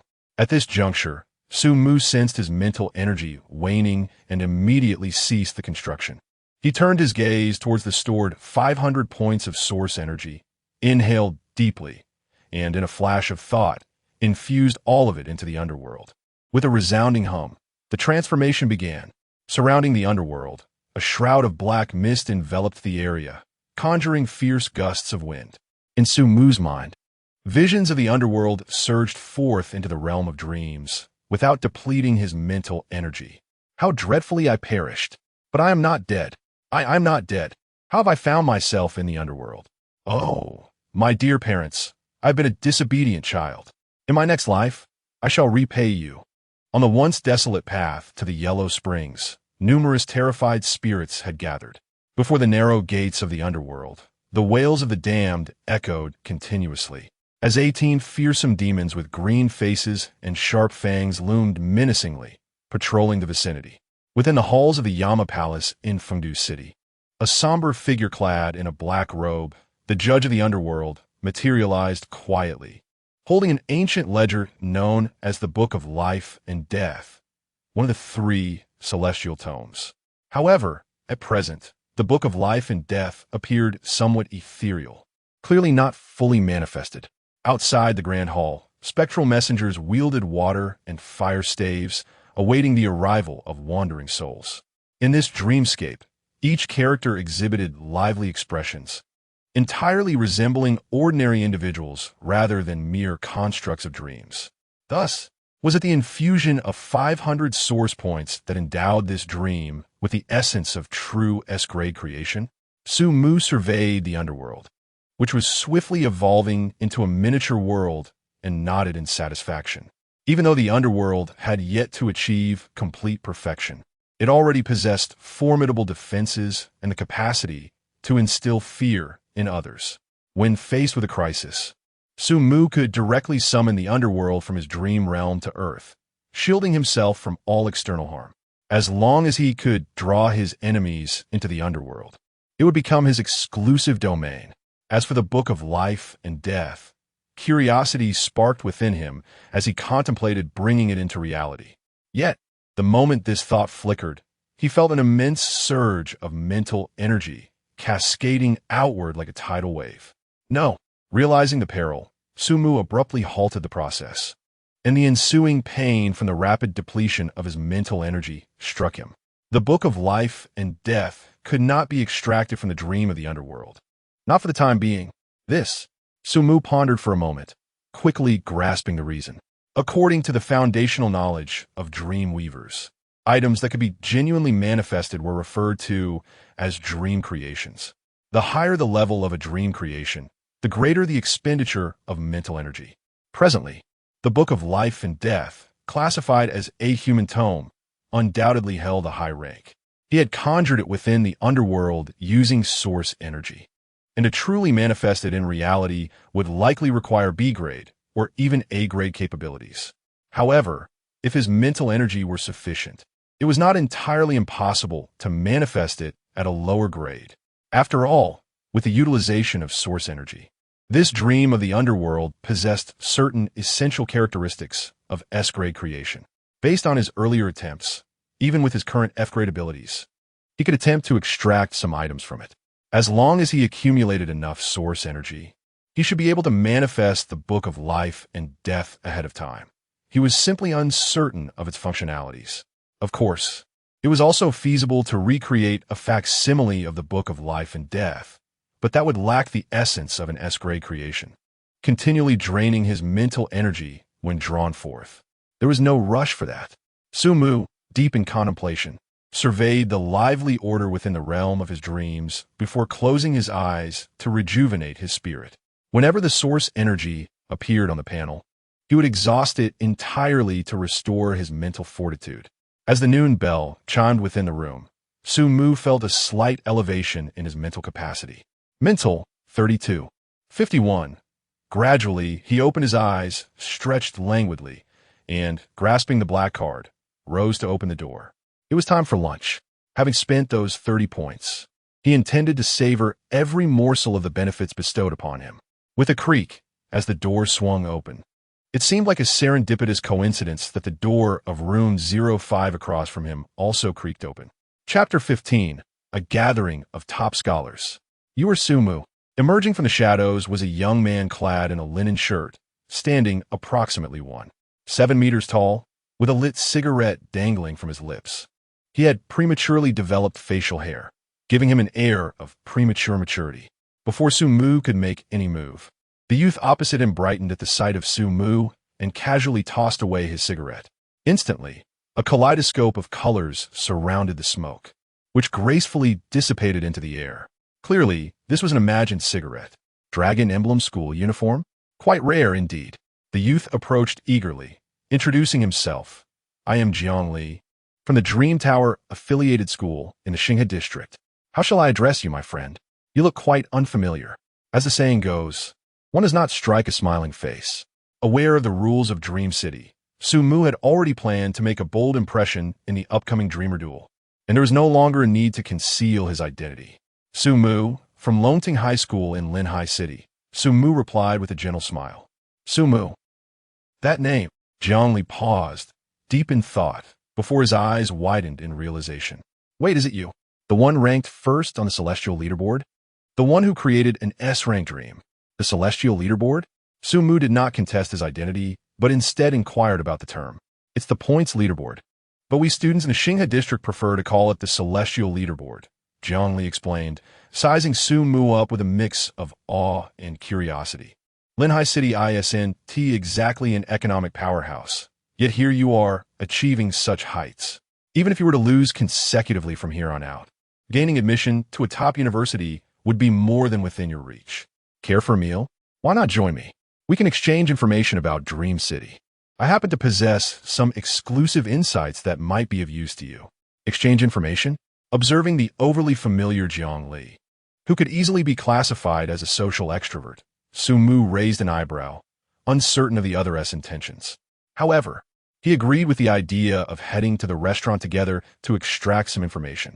Then, let us proceed together, Jiang Li exclaimed, enthusiastically patting Su Mu on the shoulder as they entered the elevator. As the elevator doors closed and the cabin gradually came to a halt, Jiang Li, seemingly eager to demonstrate his sincerity, initiated the conversation. For what I understand, the top 100 students on the Celestial Leaderboard receive 5 points upon entering the city, along with a note detailing their transport tasks. You must have received one as well, right? It's a midnight transportation task from the city center to the outskirts. The realization that all top 100 students on the leaderboard had received notes from the drivers momentarily stunned Su Mu. This indicated that these students might undertake transport tasks at midnight, venturing into the city center. Such an event piqued his interest. After a moment of contemplation, Su Mu replied slowly, I received 10 points. What does your task reward indicate? 10 points? Wow, that's the special privilege of being first on the leaderboard. You received 5 points more than us. Jiang Li, taken aback, rummaged through his pocket and produced a note to show Su Mu. The note was largely similar to the one Su Mu had received, with only minor differences in the final reward details. Their reward for escorting the convoy is 30 points, while Su Mu's reward is 40. Doubting the safety of the room for the time being, Su Mu keeps the note with him. Upon witnessing Jiang Li's display, Su Mu retrieves his own note and exchanges information with him. 40 points. Wow, the first prize is rather enticing, Jiang Li exclaimed, astonished at the note in Su Mu's hand. Do you have any additional information, preferably about the arena or the night in Dream City? Su Mu continued to inquire. Well, my brother, you've truly come to the right person. I happen to know a bit about the arena. Consider this information a complimentary gift. We can call ourselves friends.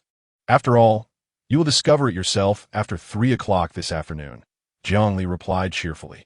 To have arrived at this hotel indicates that you must have spent 5 points to inquire about the local underworld in Dream City. I have consulted other prominent figures, and our experiences are quite similar. Upon exiting, we encountered a boy or girl named Little Snake, which is evidently a code name. Someone asked about the arena, and according to the information provided by Little Snake, the arena battle at 3 o'clock will not be limited to just us students. Residents of Dream City will also make their way to the 18th floor of the hotel through other passages. Some students who did not rank in the top 100 will also have the opportunity to participate in the arena battle. However, these individuals are at a distinct disadvantage compared to us. It seems our status as VIPs affords us certain privileges. Residents of Dream City will also participate? Su Mu furrowed his brows, sensing that the situation may be somewhat precarious. Jiang Li astutely observed Su Mu's expression and chuckled. You've noticed something amiss, haven't you? If the arena battle were strictly between students, it would be a fair competition. But if there are no restrictions on levels, you could be facing an F-ranked novice one moment and a C-ranked expert the next. The specifics will depend on how things unfold later. Furthermore, Jiang Li turned a glance at the elevator numbers approaching the dining area. Brother, how about I introduce you to a few friends once we enter? Over the next 3 days in Dream City, you will certainly have interactions with other candidates. Of course, some individuals in the restaurant may target you. You might want to keep your identity concealed, as being the top of the leaderboard is not easily achieved. From my observations upon arriving, this restaurant only accommodates VIPs. At least a dozen of the top 100 experts are already here, and some are discussing you with considerable dissatisfaction. Dissatisfaction? What of it? Su Mu raised an eyebrow at Jiang Li's words, contemplating for a moment before shaking his head. It's fine.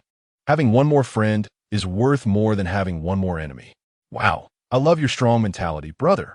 Rest assured, if anyone dares to provoke you, I will back you up. We are many. As they conversed, the elevator doors opened, Before them lay a spacious dining area, resplendent with golden hues, its walls adorned with various decorations.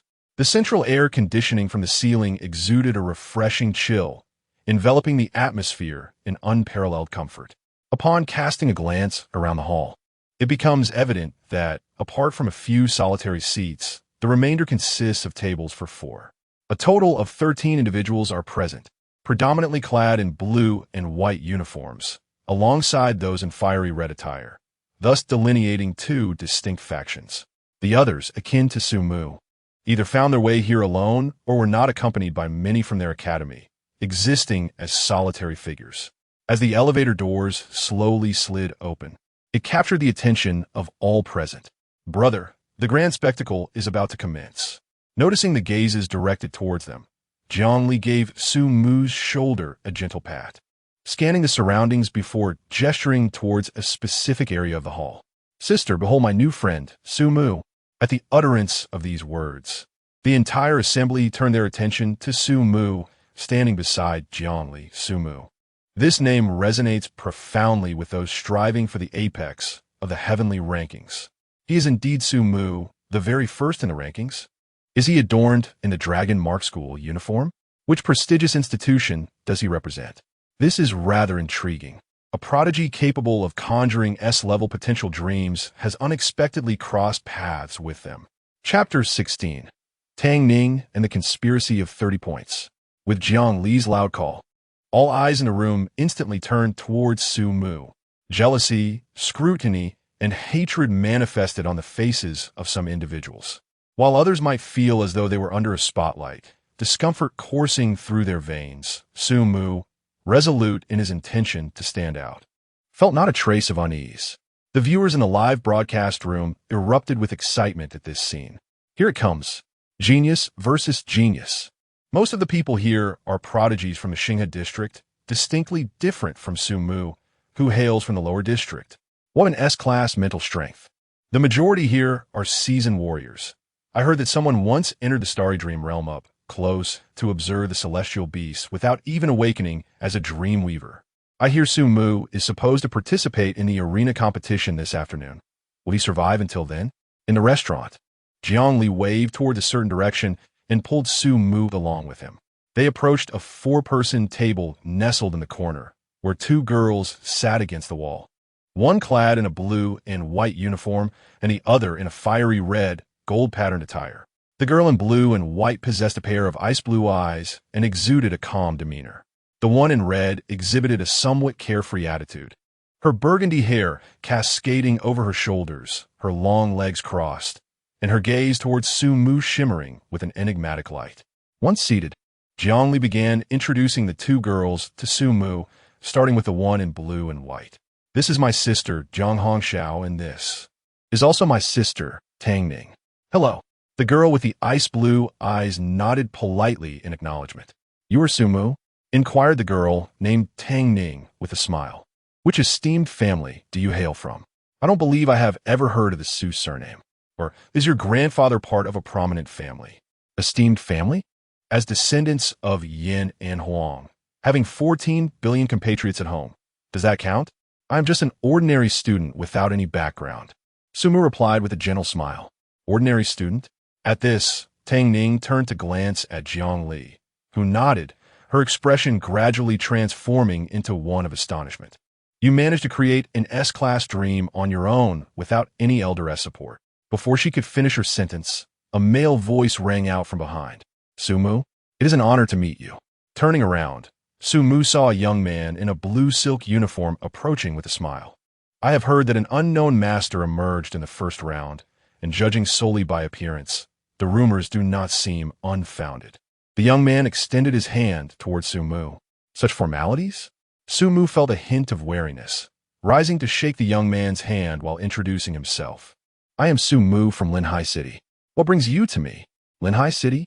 Qian Cheng was momentarily taken aback, and, after a moment of contemplation, he finally recalled the location, lower district.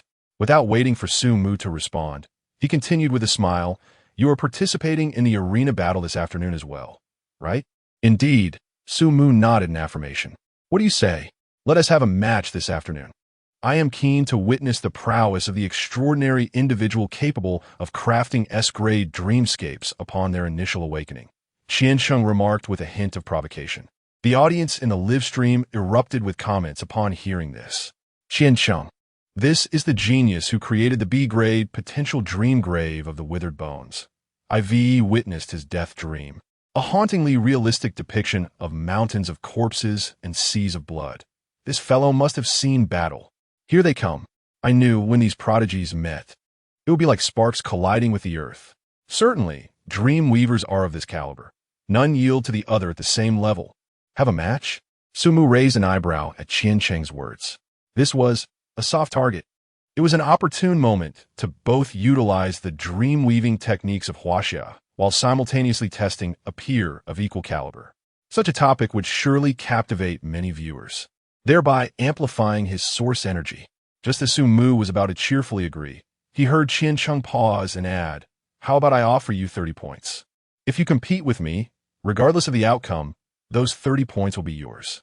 Consider it a gesture of friendship. How does that sound?"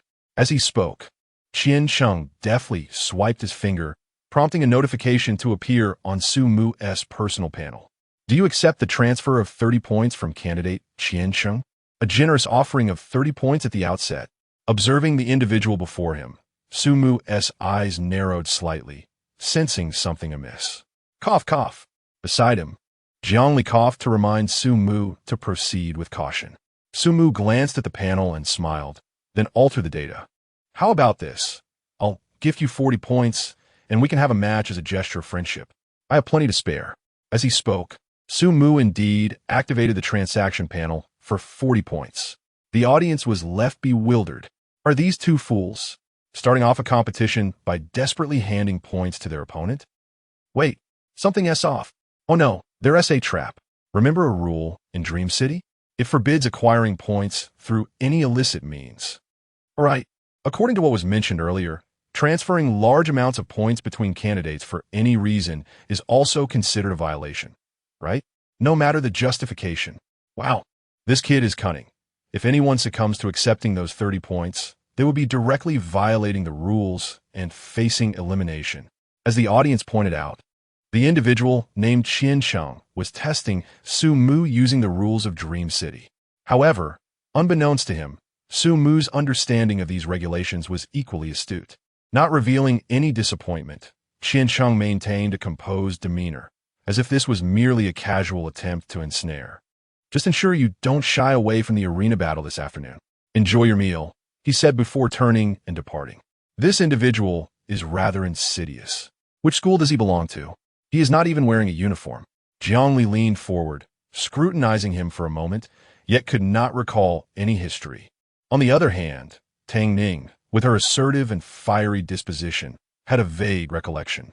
After pondering for a while, she remarked, by the sound of the name, "He must be from the Qian family, right?" "The Qian family?" Jiangli contemplated for a moment and gained a faint impression. "Ah, they are indeed the family sheltered by that S-rank dream weaver, aren't they? I do recall now, the establishment of the Dream Network is somewhat connected to them. However, this family has significantly declined with the fall of the S-rank dream weaver. This young man must have achieved such high scores through the family's dedicated cultivation. My friend, you are indeed fortunate." Listening to Jiang Li's words, Tang Ning added, "Let me share a piece of information. I've learned that for the arena competition in the afternoon, each participant is allowed to enter only once and must pay an entry fee of 30 points, even if they do not engage in any matches. The points earned are directly linked to the number of matches played, and a successful challenge guarantees a minimum benefit of 30 points. Should one be thrown off the stage, 90 of the previously earned points must be surrendered to the victor. As esteemed guests, we will have the opportunity to select our opponents once we ascend the stage, and those chosen cannot refuse.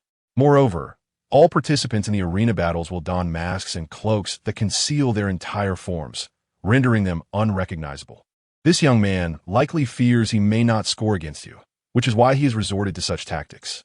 I hope that, during the arena battle this afternoon, you will be able to present yourself. After all, if he defeats you on the first day, he will gain a significant advantage on the leaderboard, garnering the attention of prestigious universities. Currently, The Qian family does not possess the luxury of casually selecting top-tier institutions. Chapter 17. The spectacular surge of the underworld dream. The anticipation is palpable. An entrance fee of 30 points is required to participate. Each challenger is afforded but a single opportunity to take the stage, and only upon conceding can they withdraw. Should one concede, a staggering 90 of the competition's rewards are bestowed upon the victor. Additionally, all participants must don masks, a stipulation that significantly escalates the challenge's difficulty. While esteemed guests possess the authority to select their opponents, the obscured identities render it precarious, potentially leading to encounters with local dreamweavers who surpass the F-grade threshold. Such a scenario would be nothing short of catastrophic, akin to gifting points away. Quite intriguing indeed. Thank you. No need for gratitude. I am not entirely benevolent. Should I discern that your capabilities are on par with Qiansheng, rest assured, I shall be the next challenger.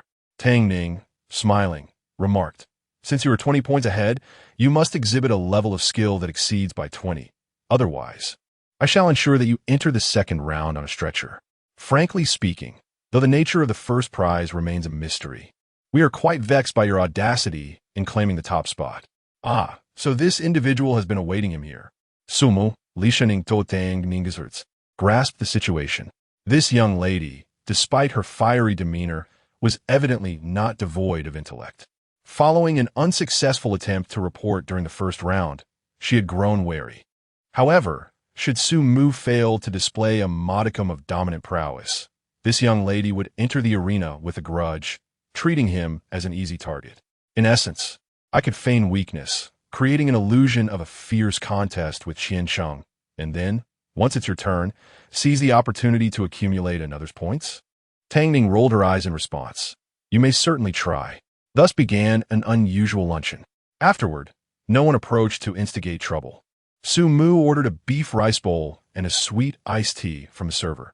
The 30 points were well justified, as this meal was undoubtedly the finest he had savored in his 18 years since crossing into this realm. The beef was tender and succulent, and the rice appeared to be sourced from an extraordinary dreamland variety, exuding a delightful aroma. During this time, Jiang Li, possessing a remarkable social prowess, flitted about the vicinity, while Tang Ning silently sliced her steak, resembling a dignified lady from a prominent family. Beside them, Jiang Hong, the reticent girl who had not uttered a single word, seemed to possess a low profile, perhaps due to Su Mu's presence, as she showed no inclination to converse with her friends. Half an hour later, Su Mu took his leave, returning to his room on the 17th floor. With 2.5 hours remaining until the arena battles commenced, he settled on his bed, contemplating the dreamscape within his mind, deliberating whether to augment it further. As he pondered, he casually checked his source power panel, only to be taken aback.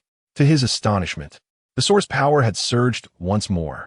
Source power, 527. Upon closer inspection, he discovered that an individual named Wang Ri had contributed a remarkable 500 points all at once. Furthermore, for reasons unknown, the rate of contribution at 6 had noticeably accelerated, with a refresh frequency of 0, 1, and 1 diminishing significantly. Is it due to the fact that the realm of dreams is accessible only to dreamweavers of grade C and above? Sumu pondered this question for a moment, temporarily setting it aside to concentrate fully on the allocation of the over 500 points of source power. After a brief contemplation, he resolved to invest 200 points to further enhance his mental capacity, reserving the remaining 300 points as a backup energy source for unforeseen circumstances. As Su Mu's thoughts flickered, the 200 points of source power swiftly dissipated from his personal panel, and a wave of warmth surged through his mind once again. The previously depleted mental strength was rapidly replenished and continuously elevated. Ultimately, the figure representing his mental strength stabilized at 34.5, marking an increase of 2 points. While the average individual possesses a mental strength of 5 points, within the span of less than a day, his mental prowess was nearing that of an ordinary person. What does it matter if the compatibility with the Dreamweaver profession is low? With the relentless utilization of source power, his rate of enhancement would surpass all expectations. At 3 in the afternoon, the grand performance was about to commence. As Su Mu awaited the start of the afternoon competition, the Huaxia Travel section published an article submitted by an author recounting her travel experiences titled Visions of the Underworld, a reflection on the journey of life. The remarkable surge in Su Mu's source power was attributed to this very account.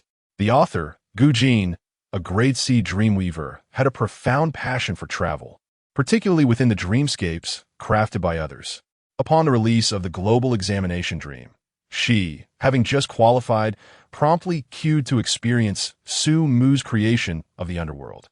The path to the Yellow Springs and the Ghost Gate, with their bizarre architectural style, captivated her, but what intrigued her most was the final scene, the Bridge of Forgetfulness. Unseen by the audience in the live broadcast, the bridge was divided into 3 tiers. The virtuous ascended to the upper level, the average traversed the middle, and the wicked descended to the lower. The extraordinary aspect was that upon stepping onto the Bridge of Forgetfulness, she was struck with an instinctive premonition of which tier she should traverse. This represented an absolute critique of one's life post-mortem. Such a concept had never been witnessed in the death dreams crafted by other dreamweavers, which typically focused on environmental enhancements rather than introspection on one's life. Ultimately, she chose the upper path, as she had witnessed the battlefield, saved lives, and had never committed any grave wrongs. Strangely, as she walked upon the bridge, Gu Jin felt a wave of tranquility, as if her intrinsic value had been unequivocally affirmed, alleviating much of her confusion regarding death. At the very least, she could clearly recognize that she would not be deemed a villain after her demise. This extraordinary sensation ignited her creativity, prompting her to pen a dream-weaving journey inspired by her experience, which, upon publication, created a significant stir online. A dreamscape capable of evaluating one's deeds and misdeeds after death. Such an enticing premise attracted many grade C dreamweavers who had yet to engage with the examination, prompting them to line up for the experience. Numerous dreamweavers, upon emerging, often inquire about the paths chosen by one another. Should someone opt for the middle path, they are certain to be met with derision. Battling the colossal beasts of the cosmos is a significant achievement in safeguarding humanity. Yet, to emerge from the battlefield unscathed in mediocrity raises suspicions of leniency during combat. Consequently, the queue for testing swells, and indeed, should one emerge with a mediocrity rating, they will stubbornly proclaim themselves as benevolent souls, particularly those who narrowly escaped the clutches of malevolent spirits. Meanwhile, Su Mu's source energy is surging at an accelerated pace. The author, Gu Jin, gazing at the ever-increasing viewership, brewed herself a cup of coffee and settled into Su Mu's live stream, keenly observing the striking young man on screen. She has begun to anticipate his performance in the upcoming arena competition. Surely, the underworld has undergone transformations as well. What new vistas await in this revamped realm? Chapter 18. The host, Wang Ri, and the commencement of the arena battle. At 2:50 p.m., just as Su Mu was preparing to depart, a sudden knock echoed against the door of the room. Rising to open it, he was met by the expressionless figure of a waiter, Xiao Zhang, who held in his hands a dark cloak and a golden beak mask capable of concealing one's visage. "Sir, please don this attire and follow me," he instructed. "All esteemed guests will enter the 18th floor in staggered intervals to preserve their privacy." The notion of prohibiting simultaneous entry into the arena for guests intrigued Su Mu. After a moment of contemplation, he accepted the garments and mask from Xiao Zhang. Once attired, he followed the waiter into the elevator, using his VIP card to press the button for the negative 18th floor. The 17th and 18th floors were in close proximity, and with a slight tremor, the elevator doors gradually parted, revealing a dimly lit environment.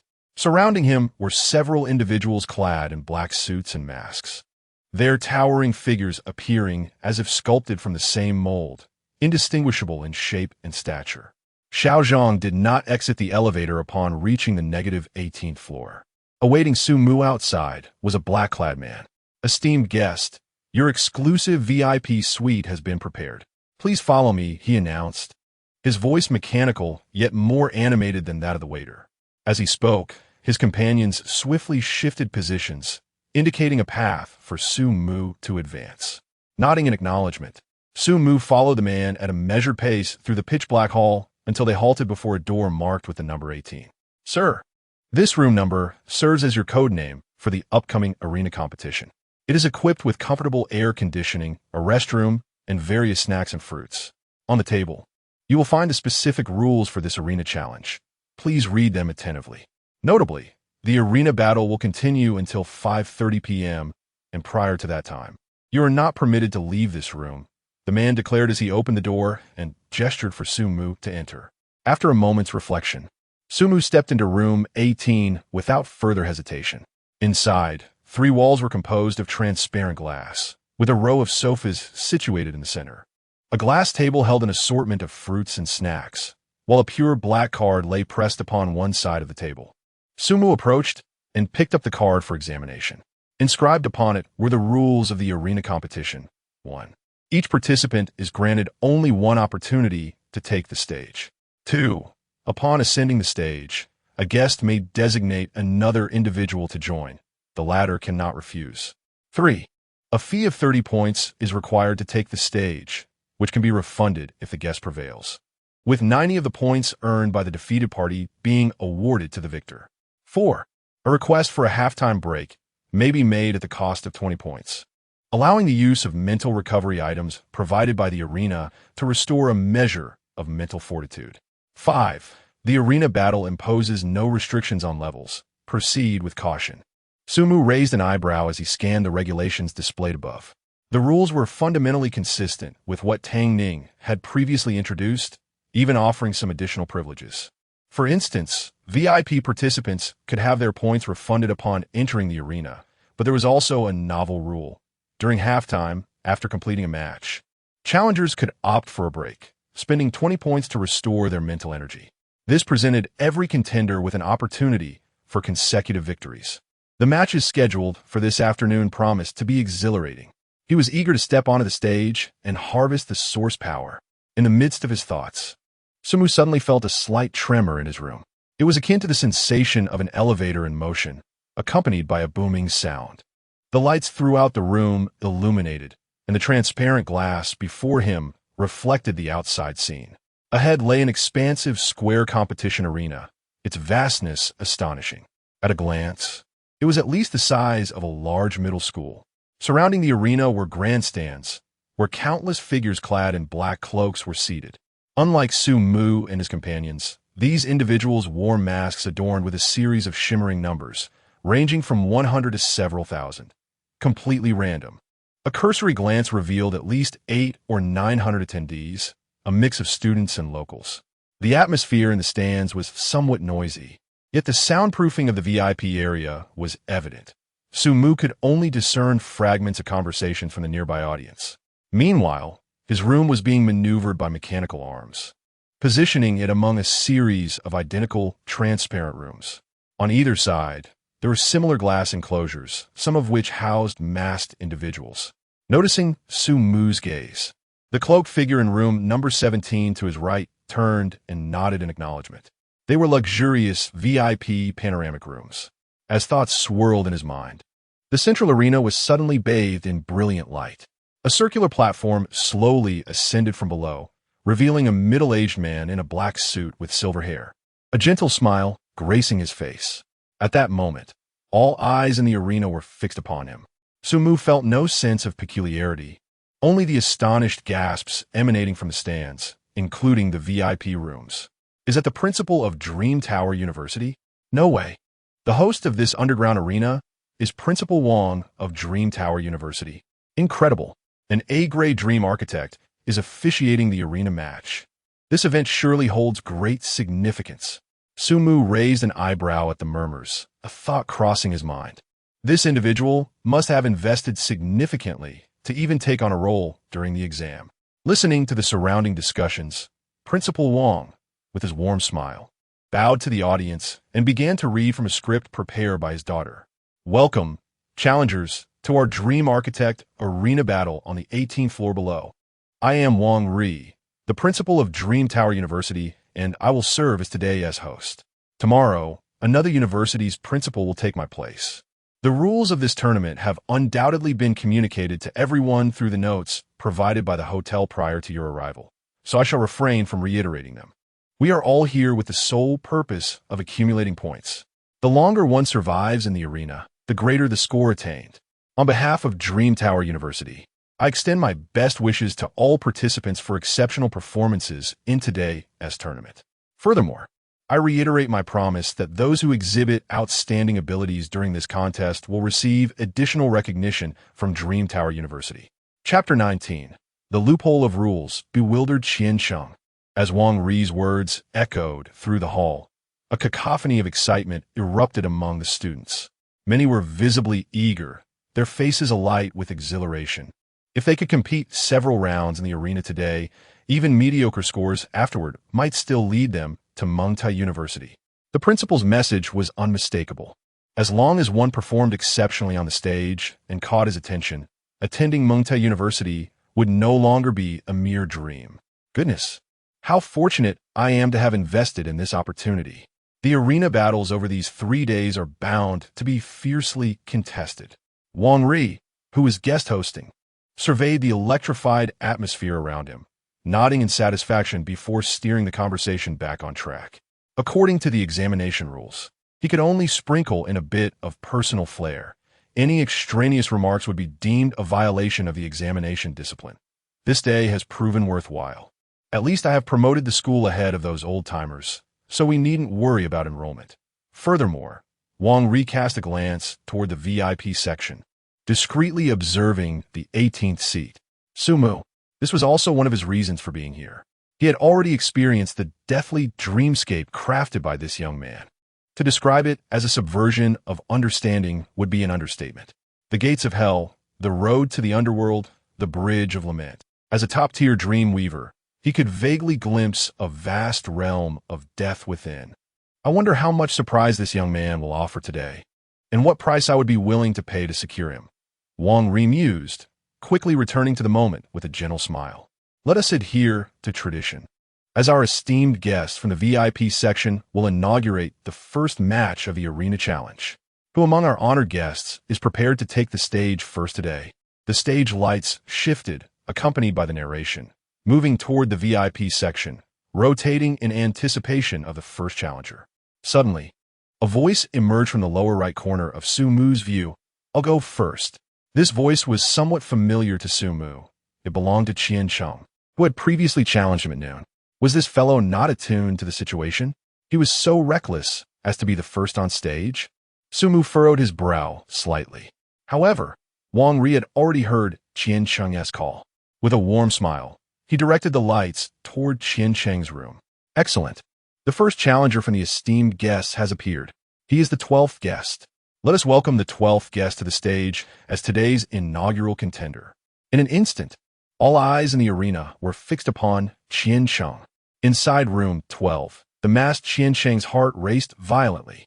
He was not as composed as he had imagined. As Tang Ning had previously remarked, his family had significantly declined over the centuries. If he wished to attend a prestigious university, he had to fight for it himself. With no predecessors to offer assistance. Like Su Mu, he needed the rewards of high rankings and the attention of renowned institutions. Thus, he boldly issued a challenge to the first-ranked Su Mu within the restaurant's confines. He was fully aware of the formidable power of the S-rank potential dream. Yet fortune favors the bold. Should he vanquish the top contender, he would undoubtedly garner immense attention, thereby securing greater benefits for himself. Even if subsequent battles resulted in defeat, it mattered not. The singular goal was to best the first. At that moment, a most unexpected development unfolded. Wang Ri, the president of Dream Tower University, had astonishingly become the host of this tournament. Qiansheng felt an undeniable stroke of luck today. Without hesitation, he was the first to step forward. Victory was imperative. Dream Tower must advance, even if it required devious tactics or unscrupulous means. All that mattered was triumph, to showcase his worth to the president. Suddenly, the front glass of the VIP room 12 vanished, and Qiansheng felt himself lighten, floating directly through the window and swiftly landing on the stage before the captivated audience. Next to President Wang Ri, VIP Room 12. According to the regulations, you have one opportunity to select a challenger, and the chosen individual cannot refuse. Please indicate your desired opponent, Wang Ri said with a smile. Very well, President Wang, Qian Cheng replied, steadying his resolve as he removed his mask and turned his gaze to the VIP seats. The person I wish to challenge is the current number 1 on the leaderboard. Sumu, come forth, Sumu. His declaration sent shockwaves throughout the venue. Wow, how thrilling. He is starting off by challenging the top of the leaderboard. The genius who created the S-rank potential dream. Has he lost his mind? Is he risking it all for fame? Yet, some spectators speculated, not necessarily. I sense he possesses considerable strength. Remember, to be a VIP, one must score above 70. The live audience buzzed with excitement. Brilliant. What an exhilarating start. Wait, my Snacks Haven tea arrived yet. Hold on. What are you talking about? Aren't those duck chips? Qian Cheng, the prodigy who crafted B-rank dreams. It's like Mars colliding with Earth. As all eyes turned towards the VIP seats, eagerly anticipating Su Mu's emergence, a masked figure from the general's seating suddenly stood up. Hey, you pointed in the wrong direction. I am Su Mu, right here. The masked man's voice was rough and resonant, entirely unlike that of a youth. Huh? Qian Cheng paused, perplexed, glancing over. Meanwhile, 2 more figures in black from the VIP section rose simultaneously. I am Su Mu. You dare challenge me? The first on the leaderboard? Watch as I take you down. Soon, an increasing number of masked individuals stood up. I am Su Mu. Get lost. Do you think you can impersonate the top of the leaderboard? I am right here, come on, choose me. In room 18, the genuine Su Mu, who had just stood up to exit, looked around in astonishment at the multitude of Su Mu's emerging, and then realization dawned upon him. The rules. How fascinating it is that the rules can be employed in such a manner. The masked individuals have entered, signifying their intent to obscure their identities, while the esteemed guest is permitted to designate only one person to come forth. If all the masked figures claim to be that individual, the guest holds no authority to verify each assertion. If I do not step forward, how will Qian Cheng avoid misfortune? As this thought crossed Su Mu's mind, the audience present began to comprehend the situation. Ha ha ha, is this for real? They can impersonate in such a way. How audacious to challenge the top of the heavenly rankings like this. Come forth and see which one is the true Su Mu. I can't help but laugh. So one wishes to be the first to stand and attract attention, does he? Come, make your choice. Ha! This young man has taken off his mask to embarrass himself. Observing the influx of new Su Mus around him, Qian Cheng on the stage was utterly bewildered. Cold sweat streamed down his forehead. It seems that perhaps removing the mask was done a tad too prematurely. Chapter 20. The Grave of Withered Bones versus the Underworld. As the echoes of I am Su Mu reverberated from the surrounding stands, Qian Cheng felt a slight numbness in his mind, momentarily at a loss. He turned to Wang Ri, inquiring about an absurd situation. Principal Wang, what is happening here? Naturally, Wang Ri, well versed in the rules, refrained from answering and maintained a smile as he replied, Young man, choose your challenger. If you do not make a decision promptly, the competition will proceed to automatic challenges. Feeling the weight of Wang Ri's words and the growing laughter from the audience, Qian Cheng's face flushed with embarrassment. He shouted towards the VIP section, Su Mu, come down. We had a rendezvous at noon. In response, a chorus of voices erupted. Damn it, hurry up and choose me. I am Su Mu. Pick me, I'm desperate. Look at me, we had an agreement at noon. How foolish can you be? Why are you listening to them? I am Su Mu, choose me. The last to rise was a slender figure in a mask, her voice unmistakably feminine, also pretending to be Su Mu. Overwhelmed by the cacophony, Qian Cheng was on the verge of despair. He called out to the VIP area, Su Mu, come out, take off your mask. Are you afraid to accept the challenge? Hearing this, Su Mu nearly turned to retreat. Take off the mask? Qian Cheng truly dared to say that. The underground arena repeatedly emphasized the importance of concealing one's identity, and Su Mu suspected it served purposes beyond merely misleading opponents. Perhaps it was indicative of the illicit nature of this underground competition. The mention of this being a site for underground fights suggested it was unrecognized by the Dream City enforcement team. This could be a potential pitfall. Those who revealed themselves or were identified would face certain repercussions. However, contemplating this was one thing.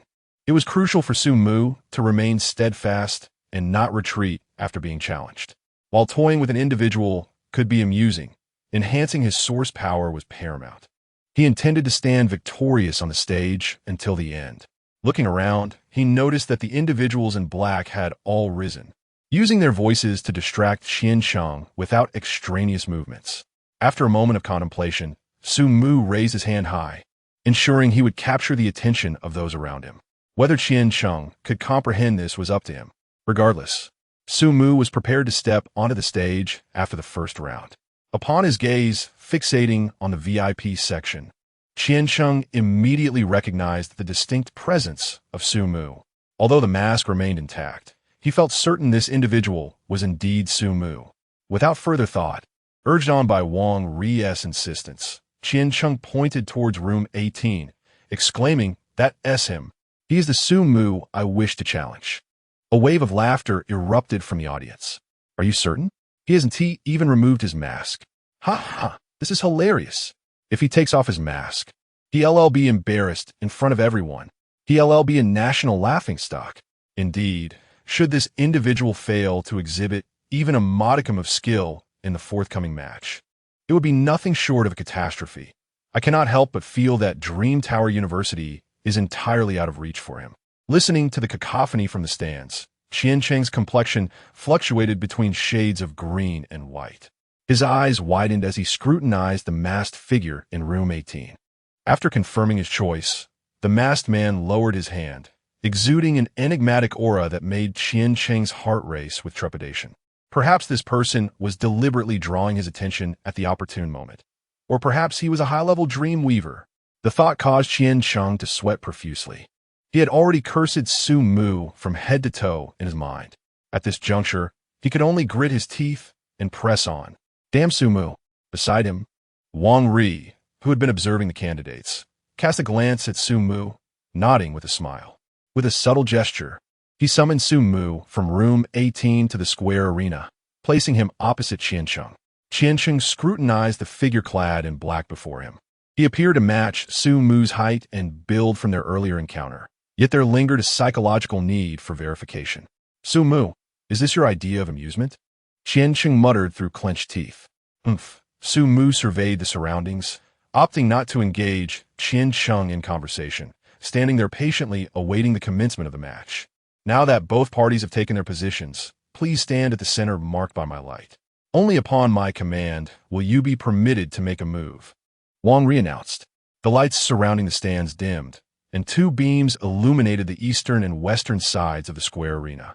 Having studied the Dreamweaver duels in textbooks, Su Mu grasped the match's proceedings well enough. He had no intention of engaging in pre-match banter and promptly moved toward the lighted spots. In contrast, Qiansheng shot a venomous glare at Su Mu before striding toward the other light circle on the west side. Regardless of whether this individual was truly Su Mu, he was determined to win this battle. As both competitors took their positions, the illumination from above enveloped the entire stage. Wang Ri, descending slowly alongside a lift, soon announced, "The match begins." With the pronouncement, a chorus of cheers erupted from the stands. "Kill him. Defeat the first. Su Mu. Su Mu." Standing on the western side, Qiansheng glared at Su Mu and declared, "Regardless of whether you are Su Mu or not, you shall be eliminated. If you're not Su Mu, once I dispatch you, I shall relish in mocking that coward who dared not show his face." Grave of withered bones. Qiansheng pointed toward the air before him. Fingers slightly spread, gradually bringing them together. As he did so, a series of ominous cracking sounds echoed from below the arena. The polished floor transformed, taking on a chilling, bone-like texture, the cacophony of cracking evoking the illusion that the ground itself was a writhing mass of bones. Moreover, in the very second that Qiansheng unleashed his power, a vast expanse of pale luminescence manifested behind him, ominously eerie, as towering heaps of countless skeletal remains silently emerged. From the ghastly skulls of those desiccated corpses, pairs of flickering soul flames ignited, resembling innumerable eyes fixated intently upon Su-mu. The pure white light in the sky was shrouded by a veil of pallid luminescence, altering the very essence of the world around them. Su-mu, you surely do not require on-site inspiration to conjure dreams, do you? Qian-sheng proclaimed with pride as he witnessed his dreamscape enveloping the entire arena. As the audience in the live stream beheld this vast territory of bones, they were left in awe. Goodness, could this heap of bones possibly belong to a soldier? This is astonishing. This B-rank potential dreamscape has seamlessly integrated the environment and its creations. The surrounding skeletal remains could very well become aggressive entities. Truly, this B-rank potential dreamscape, with this singular display, could dominate the top 100. Alas, it still lacks a certain profundity. It seems this fellow has only crafted a hint of dreamlike intent, and the true essence will require his growth to fully materialize. Su-mu may indeed find himself in peril. Chapter 21. The all-encompassing black mist. Domain suppression. How despicable. To actually utilize the storage function of the dream creator's heart. Inside a building in the Galaxy District, Gu Jin felt a tightening in his heart as he watched the live broadcast filled with ominous white bones. Creating items or ordinary dreamscapes requires no time. However, the production of large-scale death dreams is an entirely different endeavor when one possesses the dream creator's heart. Those endowed with this ability can directly extract dreams from the heart, and the speed of aggregating dreams surpasses that of ordinary dream weavers by countless magnitudes. This spells trouble. Leveraging his identity as a writer, Gu Jin reached out to old friends in the news industry to gather some personal information about Su-mu. He discovered that Su-mu came from a less fortunate background, verging on poverty, and only managed to attend high school thanks to the aid from Linhai City. At present, could an ordinary student possibly possess a dream creator's heart? Let alone that, he likely couldn't even afford basic items for storing dreams. Gu Jin contemplated reporting the cheating, but the use of the dream creator's heart and similar dream storage items is permitted in the unified examination. After all, dream weavers ultimately must confront the colossal beasts of the starry sky. Familiarizing themselves with such tools is essential knowledge, and the earlier one learns, the better. Thus, the unified examination does not prohibit the use of such tools. An S-grade death dream, while formidable, requires time to construct. Furthermore, how much spiritual energy would Su-mu have left after its creation? Would he be able to endure the challenges of a match? Gu Jin's heart sank at the thought. Unless someone lent him a dream crafting tool. Or perhaps Su-mu had acquired a dream creator's heart as a reward in the first round. Given his confidence as he raised his hand to step forward, he must have been well prepared. One must not act recklessly in a moment of strength. This concern was shared by many, especially as they witnessed Su-mu allowing Qian-sheng to extend his domain across the entire competition arena, truly a flagrant display of power. In the office of the Lord of Linhai City, a fierce female voice erupted in anger. Upon entering, one could see a woman in her 30s, clad in a crisp white shirt, her hair neatly tied in a ponytail, her delicate features flushed with indignation. Su-mu's extraordinary performance in the global unified examination had undoubtedly captured the attention of the upper echelons of Linhai City. Lu Yun, an A-grade dream weaver who had assumed the position of city lord at the tender age of 30, was closely monitoring Su-mu's every move. Watching her city's residents lag behind due to poverty ignited a fiery rage within her, akin to a volcano on the brink of eruption.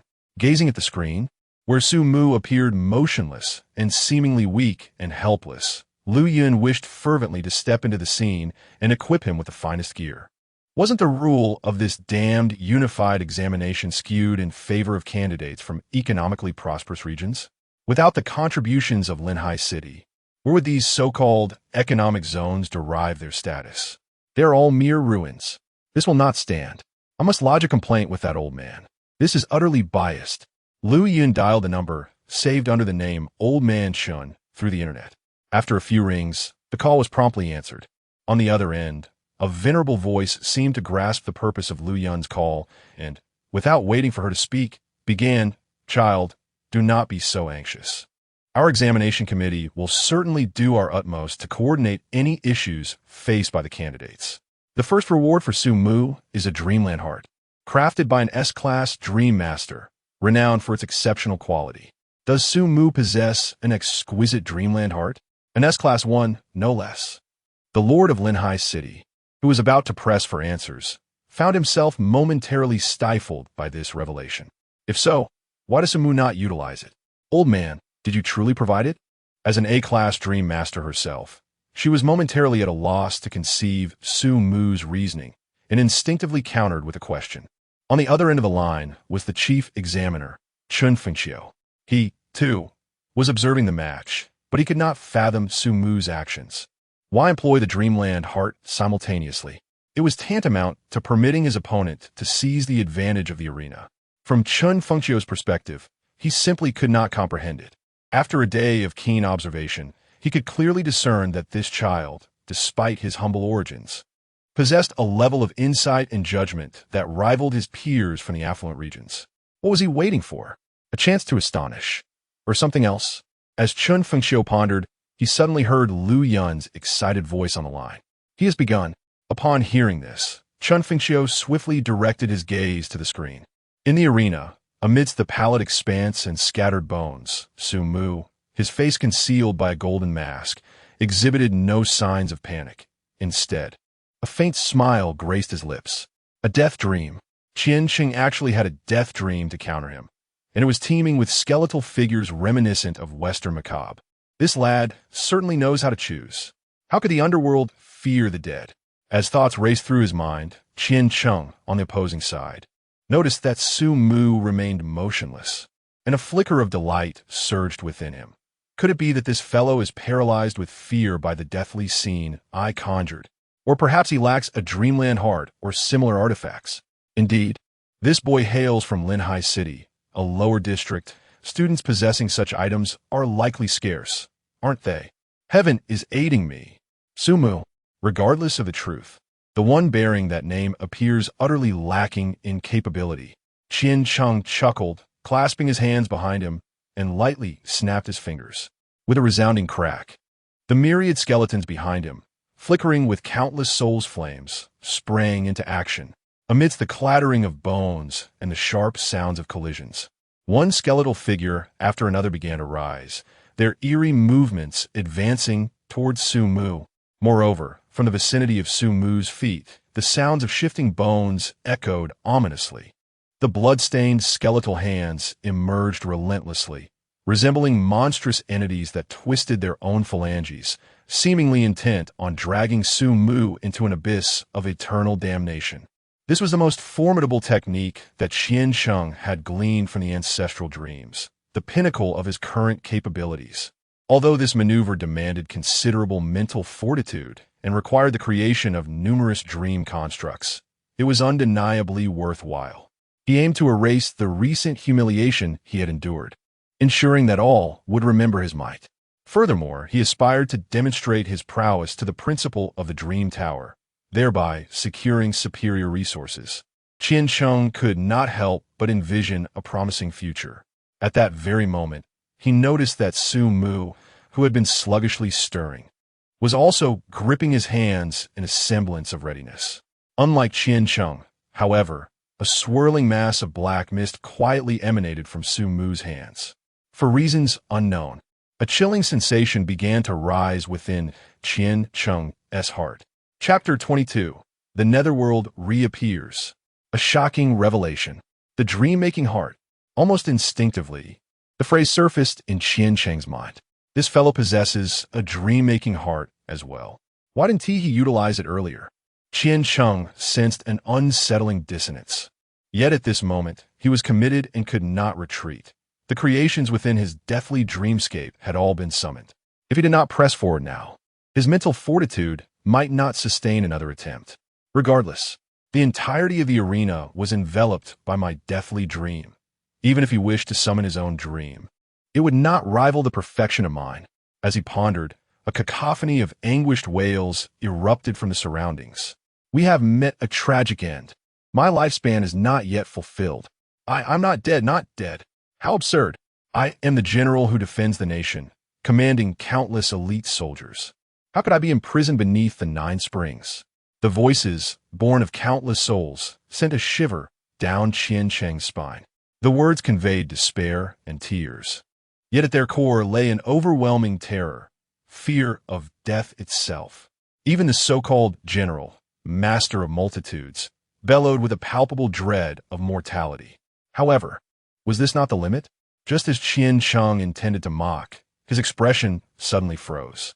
Unbeknownst to him, the corpses he had commanded to advance abruptly halted, their skulls flickering with dim, wavering soul flames, while their skeletal joints creaked ominously. An inexplicable sense of fear emanated from the very creations he controlled. Fear? They are mere bones. What could bones possibly fear? What is happening? Kill him. Destroy him. What are you all doing? Qian Cheng yelled at the corpses, exerting his mental energy in a desperate attempt to force his dream creations forward. At that moment, connected to the grave of bones, Qian Cheng suddenly felt an emptiness in his heart. The unique bond between the Dreamweaver and the dream seemed to sever abruptly. He could no longer sense his own grave of bones. What? What is happening? His mind momentarily faltered. Terror etched across his face as he sought to act, only to witness the once densely packed skeletal hands slowly retracting into the ground. In their place emerged dense, impenetrable clouds of black mist, as if drawn from the very fabric of timelessness. The entire arena transformed. In the truest sense, it had changed. The previous grave of bones had merely obscured the sky and allowed some light to filter through, but now the black mist enveloped the heavens, shrouding the sun, casting the entire venue into a dim, eerie gloom. It has arrived. Gu Jin, watching the live broadcast, felt a surge of excitement. The black mist is a manifestation of the netherworld's emergence. Given the current circumstances, it seems the netherworld has been further perfected. The black mist seemed to emanate from an abyss, a manifestation of the deepest fears harbored within the human soul. Its chilling essence appeared to reach out through the screen, enveloping her in an eerie embrace. No, it was more than that. Somehow, as she gazed upon this black fog, a whisper echoed in Gu Jin's mind, a voice that felt hauntingly familiar, reminiscent of her late grandmother, yet also reminiscent of a comrade lost on the battlefield. Return, return. The voice seemed imbued with a peculiar magic, causing Gu Jin's spirit to waver, as if she yearned to transcend her own corporeal form. In the audience, the students seated nearby, immersed in this palpable atmosphere, could sense the gravity of the moment even more acutely. Although the black mist did not envelop them, they felt as though death loomed perilously close, for the first time truly comprehending the proximity of mortality, a distance both visible and measurable. A few steps forward, onto the competition stage, and what awaited them was none other than the embodiment of death itself. Many masked figures could not contain their astonishment. What was that? My heavens, it feels as though my body cannot contain my consciousness. My legs seem to move of their own accord. By heavens, a monster! A creature of A-class dreamweaving? That fool Qian Cheng chose an A-class dreamweaver for this duel. This overwhelming sensation is something I have only witnessed on television. In the VIP room 14, the fiery and spirited Tang Ning was surprisingly subdued at that moment, her expression betraying utter shock. Ever since learning that the arena competition was masked, she had taken note of Su Mu's stature and build. Upon his selection to compete, she recognized him immediately. Yet now, as she beheld the nascent glimpse of this deathly dreamscape, confusion washed over her. Is this the underworld? The underworld with S-class dream potential. She did not doubt the assessment of the S-class potential. Rather, she questioned the identity of the one wielding such a dream. The dense, almost tangible black mist instilled a profound terror in the soul, a realm only accessible to at least an A-class dreamweaver. Yet, Su Mu was merely an F-class novice dreamweaver. The potential of a novice S-dream, no matter how promising, could never embody the essence of at least A-class dreams. Could it be that the formidable dreamweaver before her was not Su Mu, but rather someone of similar height and build? Was this an elaborate ruse orchestrated by the Dream Network to deceive Qian Cheng?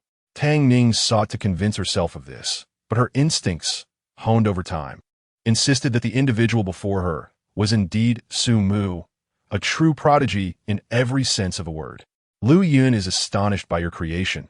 Incomplete underworld. Source power 500. Tang Ning is astonished by your creation. Source power 5. Qian Cheng is astonished by your creation. Source power 25.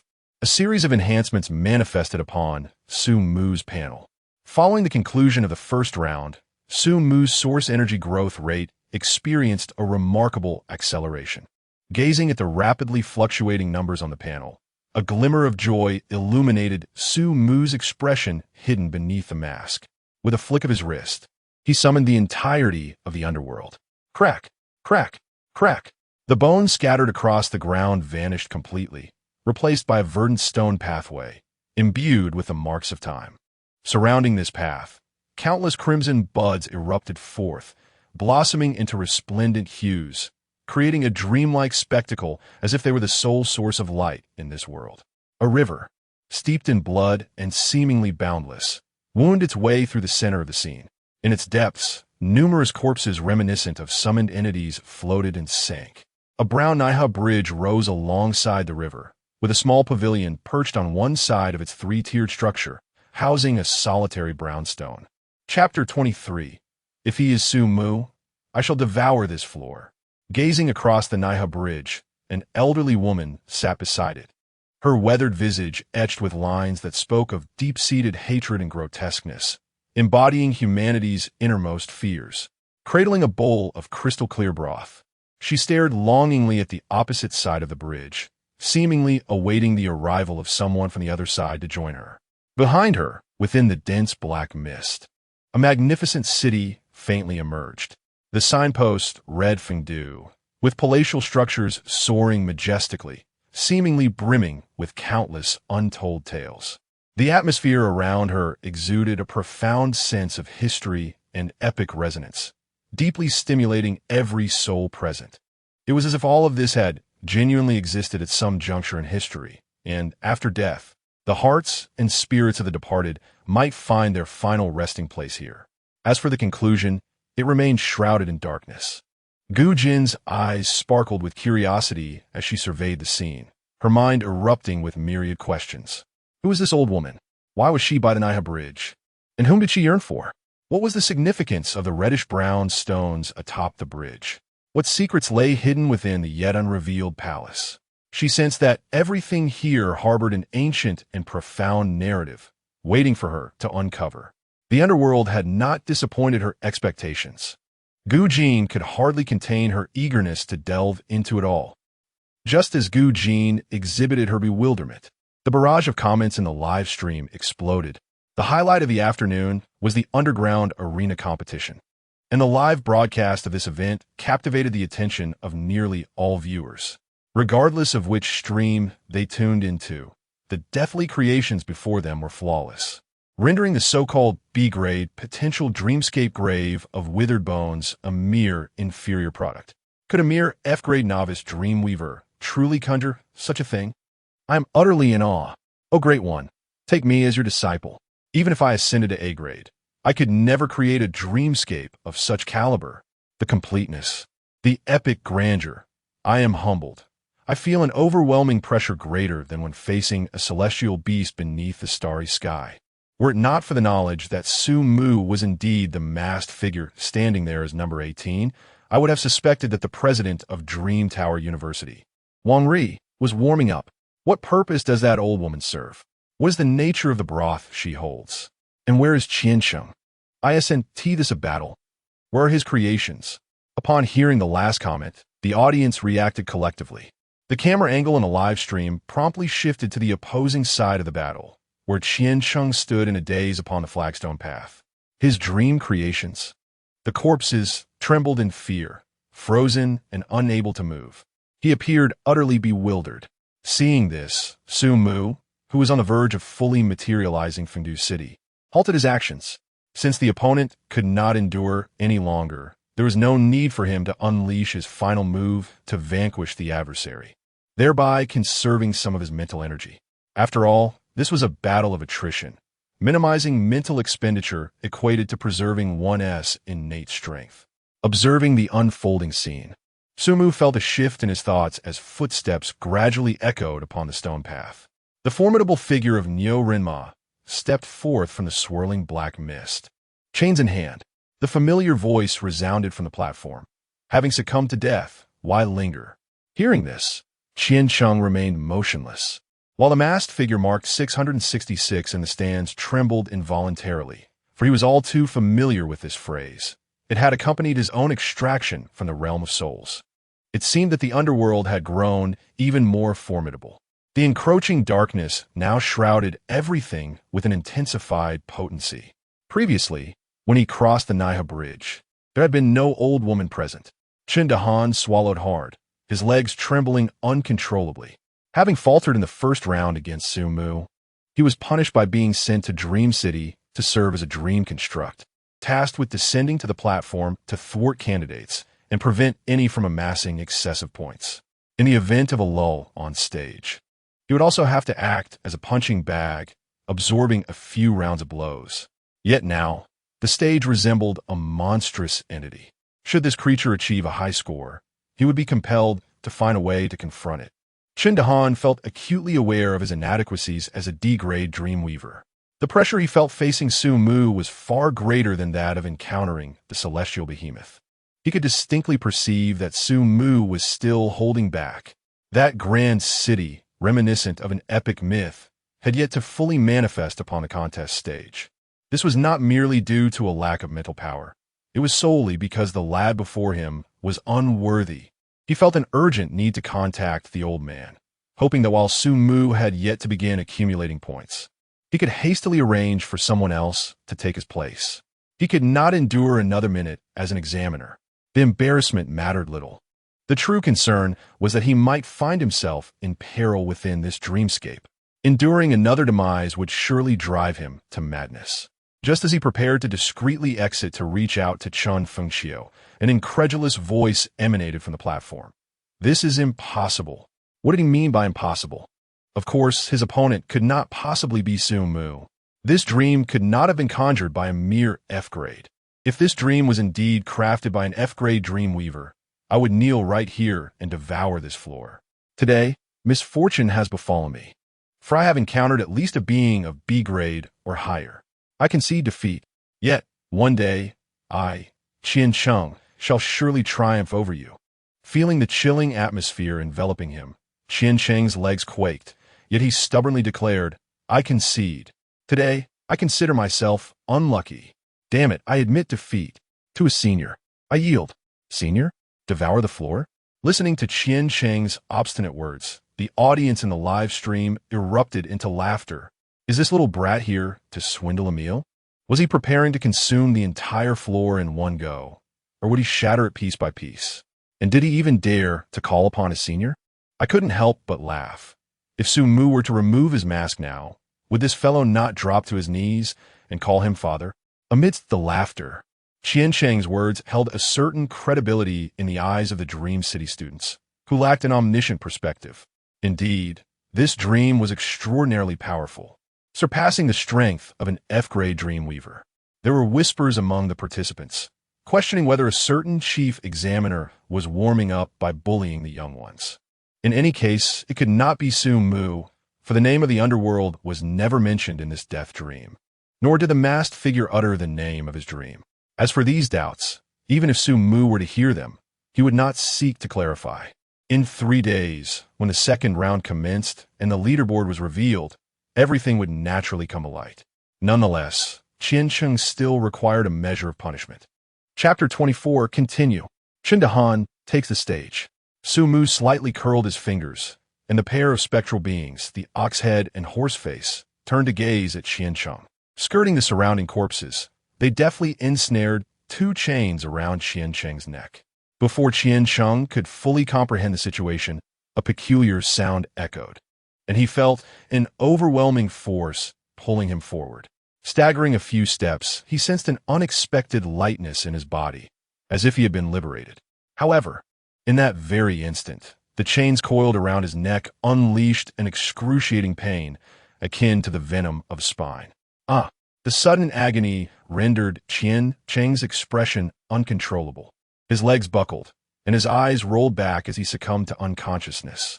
His body soon transformed into a beam of white light, vanishing from the stage, and lay at an angle beside it. From the shadows, two cloaked figures swiftly emerged to drag Qian Cheng away like a lifeless dog. A voice from Wang Ri resonated in the center of the arena. In this round, the 18th VIP emerges victorious, claiming 90 of the victory points from the 12th VIP, totaling 27 points. The 18th VIP's prize pool has now accumulated to 57 points. 18th VIP, will you continue? On one side of the stage, Wang Ri observed Su Mu's performance with notable admiration. Remarkable. This is the most formidable newcomer I have witnessed since assuming the presidency of Dream Tower University. Should he survive the starry battlefield, he is destined to become a top-tier genius capable of reaching S-level realms. Yet, at present, he still requires further enhancement in his studies. Throughout this one-sided battle, Wang Ri had a close encounter with the underworld and discerned that it still lacked certain elements. Does it seem that its combat prowess is not particularly robust? Currently, the underworld possesses S-level attributes pertaining to the essence of the soul, which grants it an overwhelming advantage in this confrontation. However, when faced with the colossal beast from the cosmos, it may falter. These creatures are characterized by their formidable physical and spiritual strength, making it exceedingly challenging for the Oxhead and Horseface to extract their souls. Of course, this may also be attributed to Su Mu's current F-level rank, which limits the effectiveness of the Oxhead and Horseface abilities. Furthermore, the setting of the underworld seems particularly tailored to humanity. After all, though celestial behemoths are unlikely to yearn for home, they fear not death. I only hope the underworld can offer more surprises. On the arena, as Wang Ri's words echoed, Su Mu gradually absorbed the entirety of the underworld into his dreamscape. Eagerly, he opened his personal panel. Source power, 2856. Following this battle, his source power surged dramatically. 2,000 points of source power can roughly translate to 20 points of mental energy. His current mental energy stands at 34. 5 if combined. It would amount to over 50 points. This is merely one day post-awakening. Students with A-level mental potential typically max out at around 25 points, should Su Mu desire. He could swiftly attain double the mental energy of his peers. The creations of Huaxia are indeed formidable. After a moment of contemplation, Su Mu expended 200 points of mental energy to recuperate some of his recently lost spirit and elevated his mental strength to 36. 5. He then surveyed the arena and raised his hand, signaling his readiness to engage in the next match. Wang Ri, observing the scene, nodded slightly as his voice resonated from above. According to the rules, esteemed guests may select a challenger. Please choose your opponent. Challenger? Listening to Wang Ri's words, Su Mu casually glanced towards the VIP seating and pointed towards box 11. The spotlight swiftly focused on the designated box, where the chosen individual visibly recoiled with a look of trepidation. Soon, the ensuing match confirmed this notion. The opponent had just unleashed their death domain and even audaciously summoned a bow to attempt to eliminate Su Mu, yet all attacks were thwarted by the encroaching black mist. Realizing they were utterly outmatched and wishing to avoid following in Qian Cheng's footsteps, the students simply leaped off the stage. Box 18 earned an additional 27 points. The total prize accumulated to 84 points. Box 18, will you continue? Yes. Standing on the stage, Su Mu naturally opted for the pursuit of wealth amidst peril. For him, maintaining the rapid growth of his vast source energy was of utmost importance. Even if he had not yet faced a true master, he could accept a loss in the arena as long as it was dignified. After all, he had already incurred a deficit of 27 points, and with 75 points in hand, he was not overly concerned about further losses. Now, anyone in attendance who wished to seize those 84 points was welcome to step onto the stage. Box 18 could not refuse. Accompanied by Wang Ri's announcement, an unexpected silence enveloped the arena. Not a single soul ascended the stage. The top students from Huaxia observed Qian Cheng's dismal fate and chose to retreat from the spotlight. At this moment, securing points was paramount, and acting impulsively could lead to significant losses. The lower-ranked students dared not even consider competing, as they knew their dreams could not rival Qian Cheng's, and facing Su Mu would result in a complete rout. Thus, silence prevailed. This deathly quiet left the viewers in the live broadcast in astonishment. Goodness, this is sheer dominance. I feel Su Mu has utterly mastered this examination. Now no one dares to challenge him. Not necessarily. The top-ranked contender is impressive, but what of the second? Surely, there are skilled individuals here, merely reluctant to step forward. Indeed, engaging in combat with Su Mu would likely lead to mutual destruction. It would be wiser to wait until he departs the stage to collect points. Of course, some might believe a B-level or higher Dreamweaver is merely masquerading as a weakling, too intimidated to take the stage. Shall we prepare for the Dreamweavers to make their entrance next? Below, witnessing the hushed atmosphere and realizing he must intervene shortly, the proctor Chun Dahan of Box 666 broke into a cold sweat, frantically dialing Chun Fengqiu's number. He lacked the discernment of Wang Rina and failed to perceive that Su Mu seemed somewhat lacking in offensive prowess. All he knew was that if he did not act swiftly, he would be embarrassed. Old man, answer the phone. If you don't pick up soon, I will be humiliated. Chun Dahan cursed inwardly, and at last he saw a message appear on his interface. Upon noticing it, he felt a flicker of joy, but that was quickly replaced by dismay upon reading the contents. It stated, "Engage in a battle, exert your full strength, focus on attrition, and compare your mental fortitude with the opponents. Once the objective is achieved, you may withdraw from the battlefield." Damn it, must he still serve as a punching bag? And attrition? What did this old man mean by that? Chapter 25, A War of Attrition.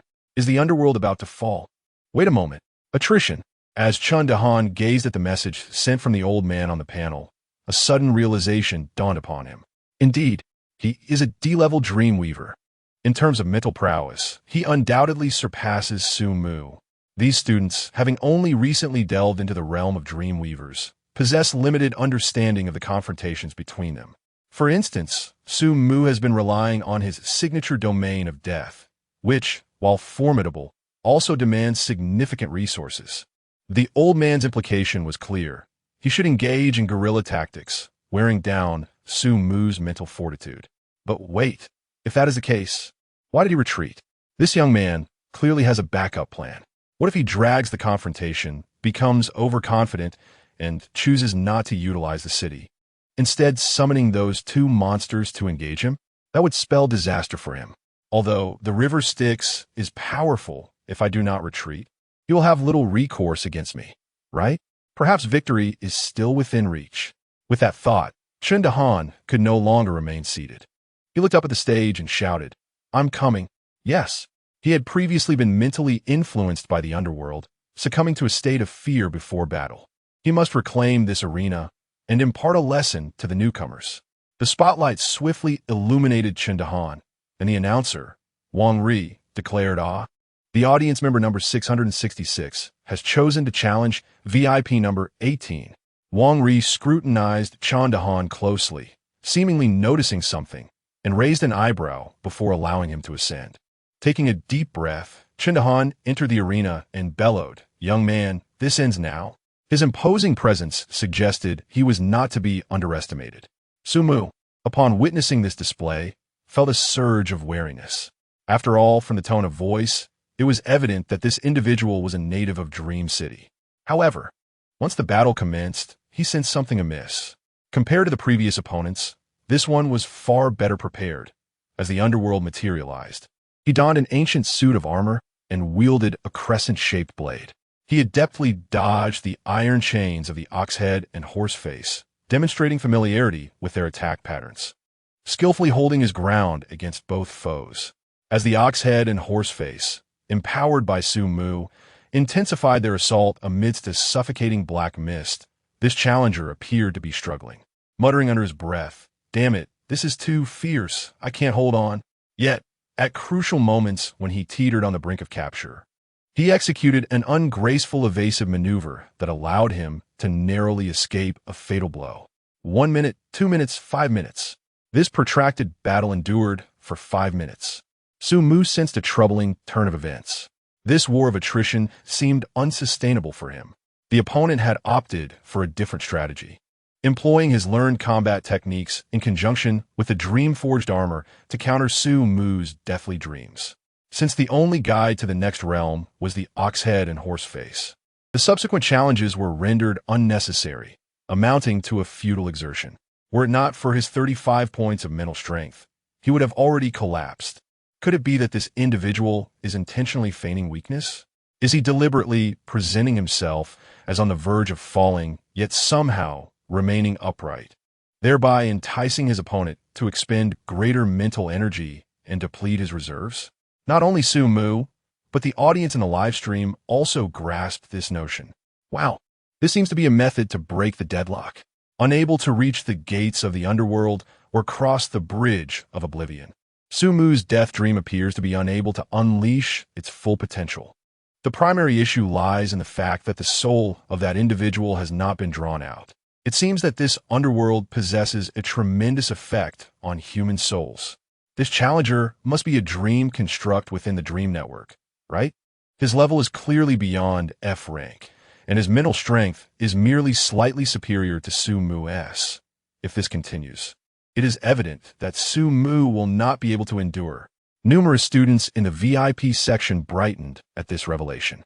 It appears that this champion is not as invincible as once thought. Exhaustion.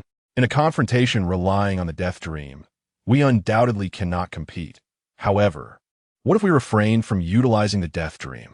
It seems that this dream construct can only gain enhancement within the death dream, meaning we only need to use minimal mental energy to ensure we do not fall prey to those two creatures, the ox head and horse face, to seize our chance at victory. Misjudged. It appears this individual may not necessarily be a B-rank expert. Perhaps this is merely a ruse devised by the Dream Network to confound us. Young man, if you possess true skill, let us engage in a genuine contest, devoid of any dream constructs. After once again maneuvering his body to feign a breathtaking evasion, Chen Dehan felt a surge of satisfaction within, yet he maintained the facade of being on the brink of collapse. He calculated discreetly. An ordinary student would have succumbed to fatigue and dizziness long ago in such a dream. He, being S rank, could endure a bit longer. Perhaps he was now incapable of summoning the subsequent ghost city, as long as he continued to feign, to exhaust Su Mu's mental energy. The day would come when Su Mu could no longer sustain his dream, marking the moment for his counterattack. This young man dares to intimidate the examiner? It is time to demonstrate his authoritative presence. Chen Dehan thought, evading more vigorously, occasionally striking to drain Su Mu's mental strength for defense. Just as Chen Dehan surmised, Su Mu's mental energy was indeed nearing depletion, and he could not muster the strength to maintain the subsequent fengdu. It seemed he was destined to be worn down. However, Su Mu possessed source energy. Observing the thousands of points of source energy on the panel, Su Mu felt he could still engage in 300 more rounds with his opponent, though it appeared unnecessary. This individual was clearly beyond F rank and possessed a deeper understanding of this underworld. He was probing, given this as Su Mu's thoughts raced. The source energy on the panel rapidly diminished, while his mental strength swiftly restored to full capacity and began to surge. Mental strength, 40. Su Mu took a deep breath, his fingers subtly moving, and the entire underworld reverberated with a profound hum. The black mist enveloped the rear of the Naiha Bridge, and the ethereal fengdu became increasingly distinct, as if it were poised to transcend the intangible barrier and descend into reality. Listening to the sounds of the underworld and witnessing the encroaching darkness, Chen Dehan's pupils constricted, realizing the dire situation. How could this individual still possess such strength? The S-class mental prowess seemed excessively formidable, as the entirety of the underworld threatened to transform into something even more terrifying. Chen Dehan's sense of foreboding intensified. Surrender. It was imperative to concede. In critical moments, maintaining one's dignity held utmost importance. The old man had clearly orchestrated a strategy to counter Su Mu, and it was just as well for him to gracefully withdraw. Truly, he was an extraordinary being. Chapter 26. Changes in the Heart. A new dream scene. Upon this realization, Chundahan brandished his spear, temporarily repelling the bull-headed and horse-faced adversaries, and immediately shouted, "I concede. I admit defeat." Before Su Mu could react, he leaped off the stage with several agile bounds. Su Mu paused his construction of Fengdu, taken aback by this unexpected concession. Defeat? It was evident to him that his opponents still possessed considerable strength, and they were far from a life-or-death confrontation. There seemed to be something amiss with this masked figure number 666. Lost in thought, he was abruptly interrupted by Wang Ri's voice nearby. VIP number 18 has accumulated a total of 101 points. Will you continue? 101 points. The audience in the live stream gasped collectively. If Su Mu stops now, he would have gained an equivalent of a perfect score in just one round. Moreover, today is merely the first day. If he continues to earn 100 points each day for the next 3 days, wouldn't he that prematurely declare him the champion? My poor Zai Zai is outside washing dishes, earning 6 points for 2,000 plates, and this guy just accumulated 100 points in less than 2 hours. A prodigy. This examination has given rise to a true genius. Is he really going to continue? As the viewers speculated whether Su Mu would persist until his own defeat, he pondered for a moment before ultimately deciding to withdraw. He shook his head at Wang Ri, clearly indicating his stance. Is that so? Wang Ri observed with some regret, having just received a message from the elder. Had Su Mu chosen to continue, the next challenger would have been him, for the rules did not prohibit the host from stepping onto the stage.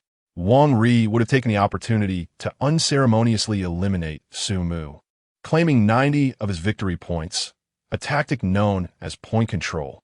Alas, it seemed his opponent was astute enough to avoid falling into that trap. What a clever child, he mused softly, waving his hand to send Su Mu back to the VIP seat number 18, before turning to face the audience. Let us invite the next challenger to the stage. Exhaling deeply, Su Mu returned to the sofa in room 18, sinking into its softness and allowing himself a moment of respite. According to the competition rules, one could only take the stage once. Having stepped down, he could not be selected again. Thus, his participation for the day had come to a close. As for why he did not press on, it was because Su Mu sensed that the actions of the third indigenous individual he challenged bore the hallmarks of a coded message, a warning. If he did not seize the opportunity to withdraw this round, the next would likely not be so fortuitous. After a period of contemplation, he decisively chose to step back. He felt that the examination committee would not continuously send weak opponents for him to harvest points. They would inevitably introduce a formidable contender at some point to regulate his score. Of course, these were merely speculations. Perhaps it was indeed wise to withdraw. At present, the bonus pool stands at 101 points, and I have accumulated a total of 186 points.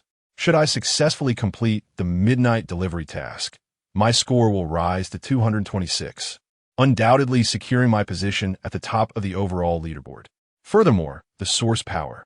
Su Mu once again accessed the panel, and with his descent, the growth rate of the source power slowed once more, yet the figures remained substantial.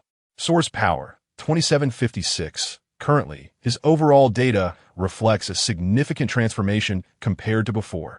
Name, Su Mu. Level, F. Mental power, 40. The average for a normal person is 5. Mental potential, S. Dreamweaver compatibility, 1. 100 is the maximum. Profession, Dreamweaver. Unique talent, Ancient Glory of China. Source power, 2756. Moreover, alongside the enhancement of his mental power, the area within his mind's dreamland has further expanded, revealing a considerable amount of vacant space. It seems he may be able to initiate some entirely new dreams. After all, the underworld has already manifested in the world, and utilizing it to instill fear at night could easily result in being discovered. At present, creating something new to harvest source power appears to be the most prudent course of action.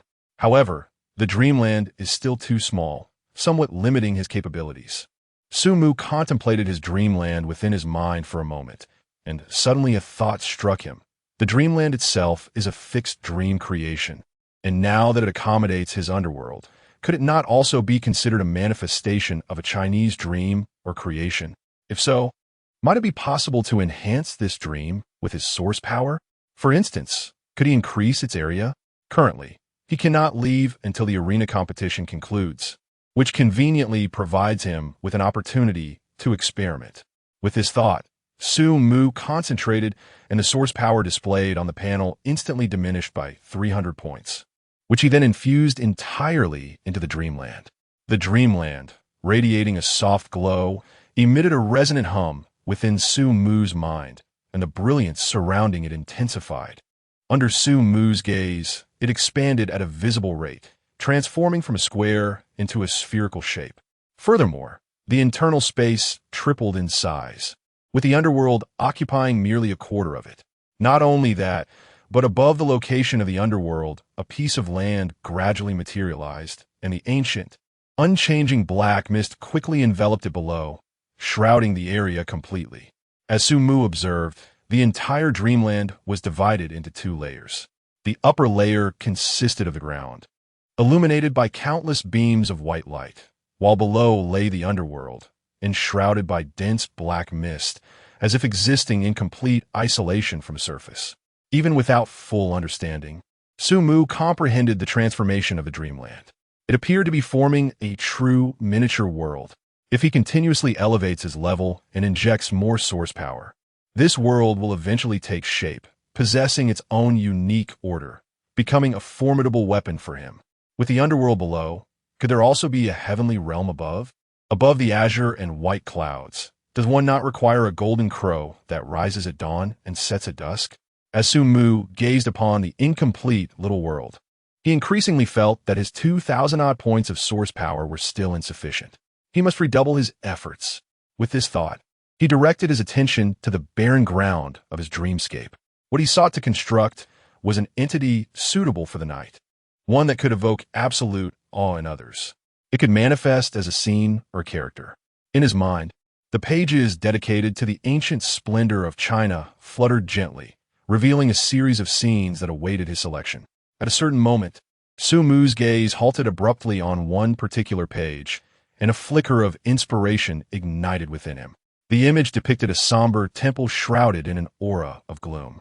Within its courtyard stood a millennia-old tree. The plaque at the entrance bore 3 characters: Lan Ruo Temple, derived from the tales of the strange and the supernatural. Chapter 27, The Bewitching Beasts of Mist and Cloud. The Ordeal of Qian Cheng. In the stillness of the night, it is only fitting to narrate a ghostly tale steeped in suspense.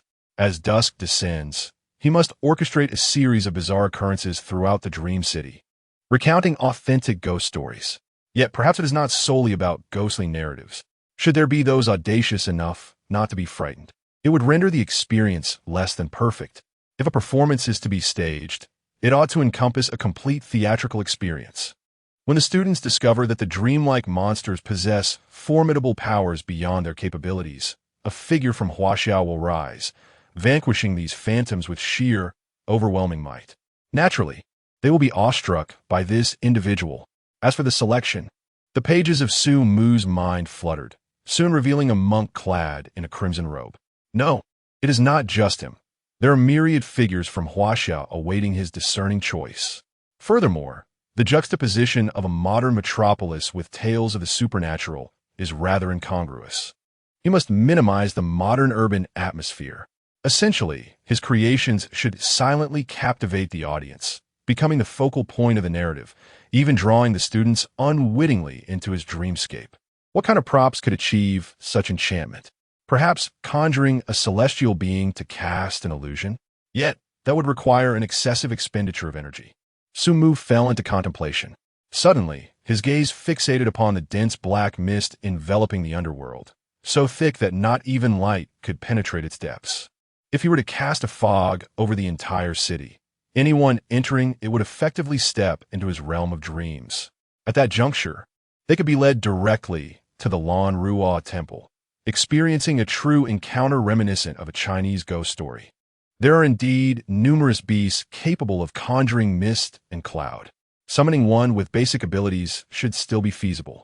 Of course, the specifics would need to be tested later that evening to ascertain whether the gains would outweigh the costs. Should the rewards prove insufficient, he would resort to more conventional versions. For now, he must construct the Lanrua temple and the principal characters. Resolute in his decision, Sumu cast a glance at the arena, observing the fervor of the ongoing battles, and chose to divert his focus. He closed his eyes, immersing himself entirely in the fertile ground of dream creation. Meanwhile, in a dimly lit infirmary surrounding the arena, a doctor, expressionless and mechanical, applied the final bandage to Qian Cheng's neck. Having just regained consciousness, Qian Cheng felt an agonizing pain, as if his neck had been severed. Damn it, why must I suffer such misfortune? Reflecting on the preceding events, his complexion turned ashen, and a wave of humiliation surged from within him. Why was he so unfortunate to have encountered such a predicament at the outset? How infuriating! If only Su Mu had removed his mask to face him. It should be him showcasing his talents now. He is the most gifted, the strongest among the new students. Before Qian Cheng could complete his lament, the doctor beside him callously interrupted. Your injuries have nearly healed. A medical fee of 20 points is required. Please pay immediately. The hotel does not allow credit. 20 points? Qian Cheng listened, his expression momentarily frozen. He opened his panel, only to find it displayed a mere 20 points. He had initially earned 80 points in the first round, spent 30 on hotel accommodation, and wagered another 30 in the arena. Upon his failure, he was left with only 20 points. Now, even these 20 points were at risk. Qian Cheng realized the precariousness of his situation. If he surrendered these 20 points, his score would plummet to 0. Should he fail to complete the delivery task tonight, he would have no means to pay for his lodging tomorrow. Furthermore, if he wished to draw the attention of other school principals by participating in the arena over the next 2 days, he would need to prepare for a minimum of 30 points as a safety net. This meant he had to earn at least 60 points by nightfall. Clearly, the standard tasks available outside would not yield such points. Thus, he was left with no alternative but to resort to plunder and pillage to acquire points.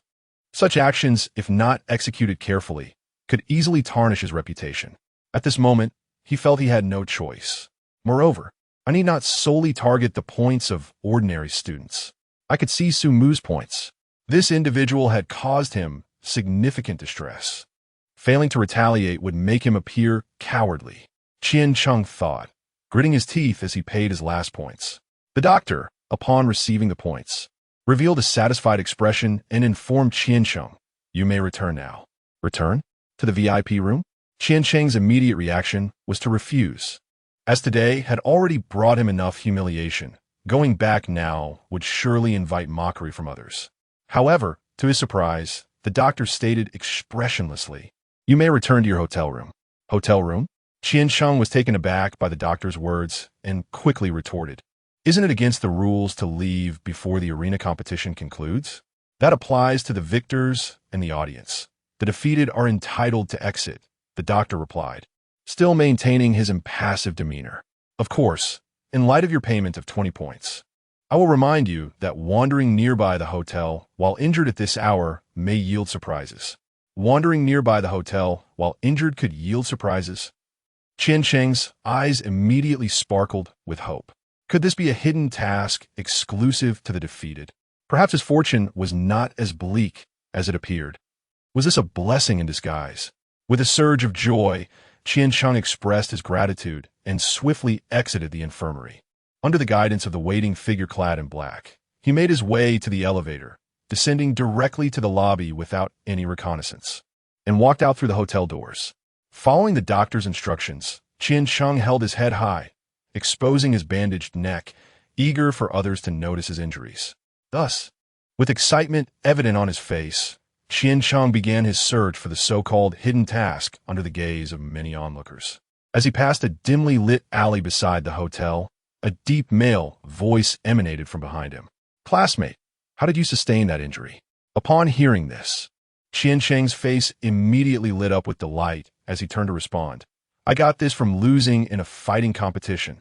Before him stood a slightly portly middle-aged man adorned with an armband, his square face exuding an air of integrity. Qian Cheng scrutinized the insignia on the man's arm and discerned the words law enforcement. Could it be the enforcement team? An official authority? This unexpected hidden quest was somehow linked to the official forces of Dream City. Was he on the brink of prosperity? The joy on Qian Sheng's face intensified, yet suddenly a thought struck him. Was this fighting competition perhaps not entirely legitimate? Just as this notion surfaced in his mind, he noticed a peculiar smile curving on the lips of the law enforcement member. Chapter 28. The Money Family's Hidden Strategy. A trial in the restaurant. Indeed, I am truly fortunate. In the dimly lit alley, the expressions of the law enforcement personnel grew increasingly peculiar. Just as Qian Cheng sensed impending danger and contemplated his next move, a sudden, ominous gust of wind whooshed past his head. Bang! Accompanied by a violent crash. Qian Cheng was propelled against the adjacent wall, collapsing in a heap, blood streaming from his head. Through the perspective of Qian Cheng's live stream, he glanced back, revealing the assailant, a dreamlike creature clad in ancient armor, humanoid in form, with a pallid visage, seemingly conjured by this law enforcement officer. Clearly, Qian Cheng's predicament was dire. Drag him away. Had you not been the first person I apprehended, I would have eliminated you without hesitation, the officer stated coldly, the smile on his face vanishing. The barrage of comments in Qian Cheng's live stream erupted instantly. It's over. This young man is truly down on his luck. He gets brutally beaten in the first challenge. And now, upon accepting a task, he is assaulted by the officials. Can this really be a top student from Huaxia? He displays no sense of urgency. Even as the dream creature closes in on him, he foolishly turns his head to look. I shall dub him the most unfortunate genius. No one has suffered as he has in this round. One cannot trust that doctor's words. For the ones above, that is not entirely fair. The doctor merely mentioned encountering hidden tasks, never specifying whether they were good or bad. Clearly, Qian Cheng, having lost points, is anxious and has lost his judgment. As the audience in the live stream mocked him, a wave of anger and curses erupted in a high-end villa area within the Xinghe district. What a fool Qian Cheng is. Though our money family has fallen from grace, our spirit remains. He has brought disgrace upon our lineage. If he cannot defeat the first, at least he should stand tall in defeat. What is this cowardice? Now, he is neither a hero nor a villain, merely a pawn being manipulated and beaten. Here, members of the money family, both male and female, young and old, watched Qian Cheng's every move, in hopes that he would rise and restore their dwindling family honor. They had bestowed upon him their last A-class dream seed, yearning for his triumph. Yet now, this boy behaved as if he had never encountered the world, spouting arrogance and embodying the very essence of a foolish antagonist from a tale. The entire family felt their dignity had been tarnished. Challenging the first, he faltered on the battlefield, yet stubbornly insisted that the individual before him was not Su Mu. How disgraceful! He would have been better off fighting to the last breath, pouring every ounce of his spirit into the contest. Even if the opponent were a genuine A-class Dream Master, there would still be honor in defeat. At least then, he might have garnered a modicum of respect. Damn it! This is the hope for the resurgence of the money family. I must ensure that this young man faces the consequences. Even if our family meets its end, we shall not go down without a fight. Resorting to underhanded tactics is beneath us. This fool has lost his integrity and, with it, his future. Father Qian clenched his fists. A visage of fury painted across his face. Uncle, it's bad news. The schools we just negotiated with have reneged, saying they need to reconsider. His niece exclaimed in terror, clutching her phone. Hearing this, Father Qian's expression darkened further. Uncle Qian, you must work your connections again. Our Qian Sheng must secure resources to enter a prestigious university. It's all Su Mu's fault. What will become of our family if something happens to Qian Sheng? His younger nephew spoke urgently. Surely, the Qian family has some legacy left behind? I heard that our esteemed ancestor participated in the creation of Dream Network. Could there be something within that? Silence. Father Qian barked. Cheating during exams? Do you wish for us all to end up in prison? The illustrious legacy of the Qian family cannot be tarnished by my hands, nor can it bear any blemish. Qian Sheng has already exhausted the family's last savings. If he cannot rise again, that is his fate. As for Su Mu, we, the Qian family, hold him in high regard. Meanwhile, oblivious to the external turmoil, Su-mu concluded his first afternoon in Dream City by constructing dreams. Around 5:30, the arena host, Wang Ri, seized the moment to conclude the final bout. He then began to usher the surrounding audience and guests out. Accompanied by a slight tremor from the VIP room, the three transparent walls of glass instantly transformed into opaque black barriers, obscuring the outside view. The room was subsequently drawn back to its original position. A rhythmic sequence of door openings resonated from around, and soon it was Su-mu's turn. The same expressionless figure in black opened the VIP section, and under the figure's guidance, Su-mu entered the elevator, returning to his room. During this time, he did not encounter the cloaked, masked individual outside. This meticulous management method effectively safeguarded identities. Once inside his room, he removed his mask and cloak, returning them to the waiting figure outside, leaving no one to know whether Su-mu had participated in the clandestine arena. Su-mu had the intention to observe Jiang Li across the way, but the peephole was obstructed, and he was informed that he could only open his door after half an hour had passed. Should he be discovered opening it prematurely, he would face certain repercussions. After a half-hour rest, as Su-mu glanced at the time and prepared to exit for dinner, the door opposite him fortuitously swung open. The socially anxious Jiang Li stepped out, and upon seeing Su-mu, greeted him without a hint of hesitation, then gossiped, "Bro, were you the one who fought in the first match today? Wow, that was incredible. That death dream. The feeling of the black mist. Qianqing made a fool of himself against you." Su-mu chuckled at the remark, still mindful of prior regulations, and nonchalantly replied, "What match? I haven't been there. I hear that's against the rules. If you attended, don't implicate me." "Huh? Against the rules?" Upon hearing this, Jiang Li was momentarily taken aback, seemingly caught off guard by the inquiry. With a hint of confusion, he inquired, "What regulations have been violated? Is it not permissible in Dream City? Did he ever express approval?" Su-mu responded with a smile, countering his question. Jiang Li furrowed his brow, pondering the matter before a look of realization dawned upon him. Indeed, my brother. I have never attended such an arena competition. I have merely heard about it. I heard of a challenger named Qianqing, who purportedly aimed to confront you, and then someone went up and decisively defeated him. Whether that was you, I truly do not know. However, my brother, when we head to the restaurant later, you will undoubtedly become the center of attention. Those who have come today are not merely here to probe. Not merely to probe. Chapter 29. The Invitation from Jiang Li. Employment. What else? Su-mu asked curiously in response. Recruitment, friendships, and a series of intricate machinations. Jiang Li grinned and said, "My dear brother, you were not born in an economic powerhouse, so you are unaware of the policies involved. Wealthy families, aside from nurturing their own talented science, allocate substantial funds each year to recruit talented disciples from outside their lineage.